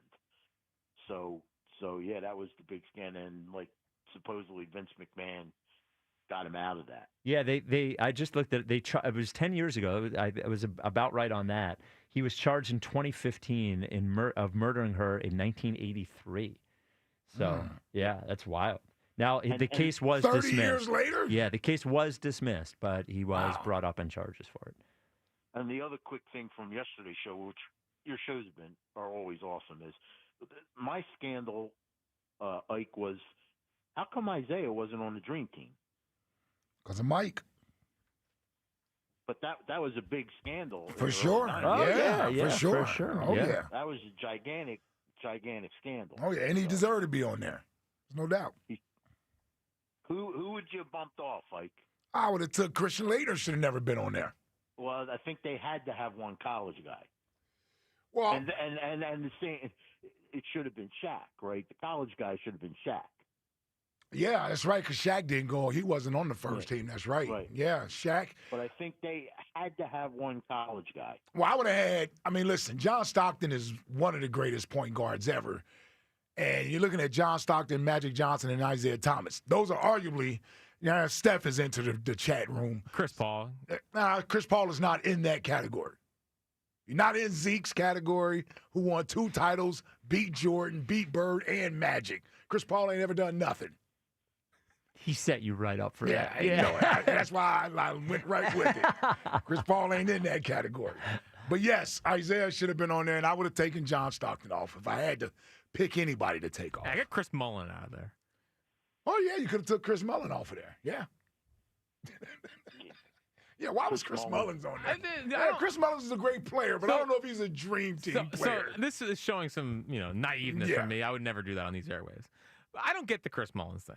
I think there's a lot of that team was unbelievable. Was he on par with those guys? Well, he was a great player. He was a great player and a really good shooter at the time. Yes, as well. He's part of Golden State. Yeah. Run TMC. Yep, Run TMC. Greatest left-handed shooter ever, Spike, think? Michael Redd. Harden. Yeah, you got to go James Harden. I was going to try to find somebody else, and I don't even like Harden. You got to go Harden. Yeah, he's an animal.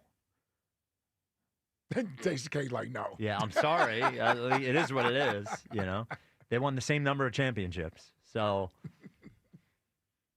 And the last thing on this terrific show is, in my life, Miami LeBron is, so I always, I've told you this a million times, Jordan and Magic are the 2 greatest basketball players of all times, and then there's somebody else. Mm-hmm. But Miami LeBron is 3.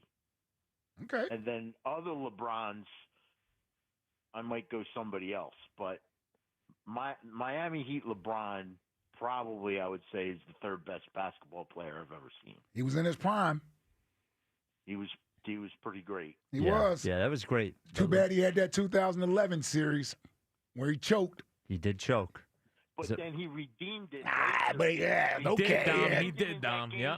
It's Spike at that game where he went to Boston, and nobody gave him a shot there, and he won that game. That was a game 6. By himself. It was an elimination game, and nobody gave Miami a shot, and LeBron, against the big 3, had that big game that kind of redeemed him. I think that was his best series in Miami. The Boston series? Yeah, when he saved his legacy by going to Boston and winning Game 6, and then coming back and winning Game 7. By the way, he was only really great in the first half of that game. But Tasty Cake, do you have a favorite wrestler all time? Yeah, I'm gonna go Macho Man. Oh, Macho Man's great. Oh, you gotta go Macho Man. I'm surprised that the Macho Man made it past 5:30. Yeah, Macho Man's a great one. I had a bunch of them, Tasty Cake. I had Ricky Steamboat, Ricky the Dragon Man. Ricky the Dragon Steamboat. Yeah, that was my guy, too. Next question today, based on Hulk Hogan passing away today. The winner gets 4 tickets to the Eagles training camp public practice Sunday, August 10th at 6 at the Link. The event benefits the Eagles Autism Foundation. 215-592-9494. Greatest tag team ever, the Road Warriors. Road Warriors are great. Legion of Doom. There you go. You gonna name every wrestler? We're getting close to the end. I want to get them all in. Yep. Jack, why don't you tell everybody about your favorite place to get an appliance? Listen, this is real. It's mine too. Unlike wrestling. Unlike wrestling, this is real. Wrestling's real. It's just planned. Yeah, sure. Yeah. No, I got it. So listen, we talked a lot about a lot of things today, but the most important thing you're going to hear today is that the Christmas in July savings event is going on right now at National Appliance Warehouse. I'm sure you've heard us talk about National Appliance Warehouse, and you're like, it sounds so great, sounds so amazing. Well, guess what? If you haven't been down there yet, what are you waiting for? Yeah, you're like, all the brands guaranteeing the best price with Prices Sure, blah, blah, blah, and now Christmas in July? I know. Come on. And Daxter, Delaware, listen, you're going to get the best price, and you mentioned the appliances, over 100 brands in their 15,000 square foot showroom. They have Sub-Zero, Wolf, and Cove. Also, right now, if you purchase a qualifying Sub-Zero, Wolf, and Cove appliance package, you could choose 3 years of additional warranty or a rebate up to $2,500. And on top of all that, delivery, installation, and a state-of-the-art, top of the line team. You walk in there, they treat you like the good part of your family. Yep. Knowledgeable there, and they're well-versed in guiding you through all of your appliance needs. So go to nationalappliancewarehouse.com or visit their showroom in tax-free Wilmington today. And as always, tell them Fritz sent you. Bang. That's my favorite thing to say. Do you want to give away the tickets, or do you want to see if anybody else? No, I guess I can. What was that? I see. Yeah, we can. Okay. All So right. the winner today, we asked your favorite wrestler all time. And the winner gets 4 tickets to the Eagles public practice Sunday, August 10th, 6 p.m. at Lincoln Financial Field. The event benefits the Eagles Autism Foundation. What are all these are good. Yeah, all good answers. So it's whatever you want. So Corey in Columbus, The Undertaker, big one. Yeah, but he's in Columbus. Yeah, but he said he would come in for that. So Oh. So maybe that. Some guy named Bray Wyatt. I don't think that counts. No. Ron Simmons from Chuck and Mount Airy. Yeah. Shawn Michaels from Aaron Mount Airy, a noted wrestling head. Gary and Vineland Snuka, but Yeah, he's potentially a murderer. bad guy. Chris in Middletown, Mick Foley. And then Tasty Cake with Macho Man. Well, what do you think, Ike? If Corey, A lot of good ones. If Corey will really come in for the practice, I don't think so. Undertaker's a good one. Do we want to pick up what's the backup to Undertaker? We have Shawn Michaels in there. Mm-hmm. We have Mick Foley, Wing Bowl legend. Yeah. We can have Mick Foley be the backup. You All want to do that? All right. All right. Okay, there we go. OG Wade, you're on WIP. What's up, fellas? How we doing today? What's up, brother? Good. You recovered? Hey, Ike, don't do it, Ike. Let Ike leave the sleeping giant. Leave it alone, Ike. All right. Hey, All right. I think we call a truce on that. All How right. about you? Okay. I'm with you. I'm All with right. you. I'll see you tomorrow. Okay. All right. See you tomorrow. I mean, he cooked you, OG. Oh, there you go. Hey, Ike, come on. We ain't gonna do it. We ain't gonna do it, Ike. Not today. All right. All right. What you got? What you got, bro? I think that the Eagles will win the Super Bowl, and that the expectation is obviously at an all-time high. I appreciate Spike's nervousness and unsureness about the team because it actually helps the team. They don't care. I like the way that Jordan Mailata's the mindset of the football team is at right now, and I don't think that Spike really appreciates the additions that was brought to this team. Oh, like who? Ty Robinson, like I said. Ty Robinson, their 4th-round draft pick. Okay, who else? And he will be Who a else? beast this year. Who else? I like Jordan Mailata's emergence. I don't No. know Jordan like- Mailata's emergence? He's already. No, I'm sorry. I said Jordan Davis. I meant. But Well, he's one not an thing I wanna addition. say- Okay, you said you can't just say things. No, Spike, here's all the right.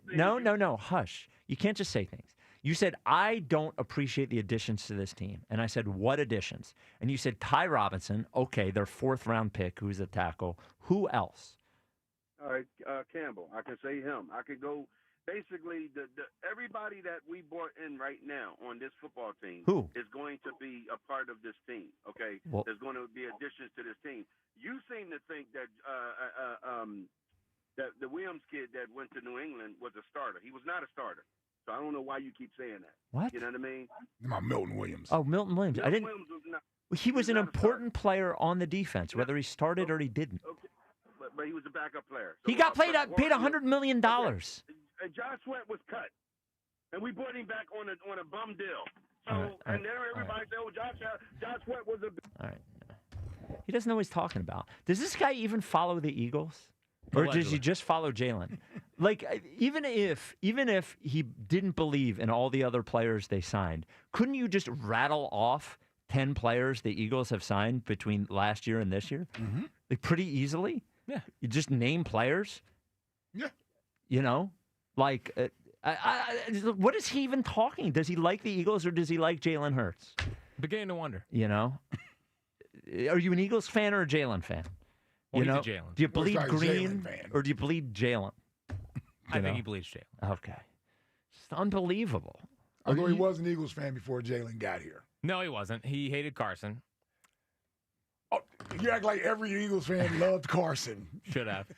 That was a quarterback. I just think it's like the guy calls and says, I don't appreciate the additions to the team. And I asked what additions, and he says Ty Robinson, the only player he's heard of. He's gonna name some tomorrow when he comes down to Chickies and Pete's. This guy's he's just like I think he He might doesn't be. know football. I It's just as simple think as he that. might be a fraud. Yeah, he doesn't know football. Yeah. Yeah. The text line is brought to you by Benari Jewelers. Don't settle for ordinary. Choose extraordinary. Choose Benari Jewelers at Exton and Newtown Square. Online at BenariJewelers.com. Text line, text line, text line. For those of you Eagles fans that are newbies to the afternoon show, here is what a grown-up, non-Homer sports discussion sounds like. Elliot, Embiid is cooked. Spike, no he's not. He will play 55 games next season.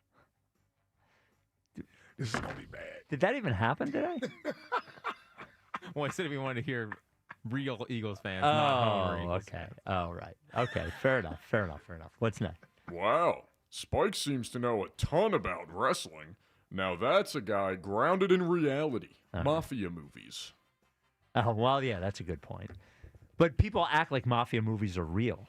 I don't act like wrestling's real. No, come on. Based off true stories. It's too fake. What's next? Spike yesterday. Look, right. I'm Jalen Hurts. I don't celebrate victories for long. I just don't. Spike today. That 3 o'clock song I pushed for months ago has made the show better and really explains our success in the spring book. You're welcome.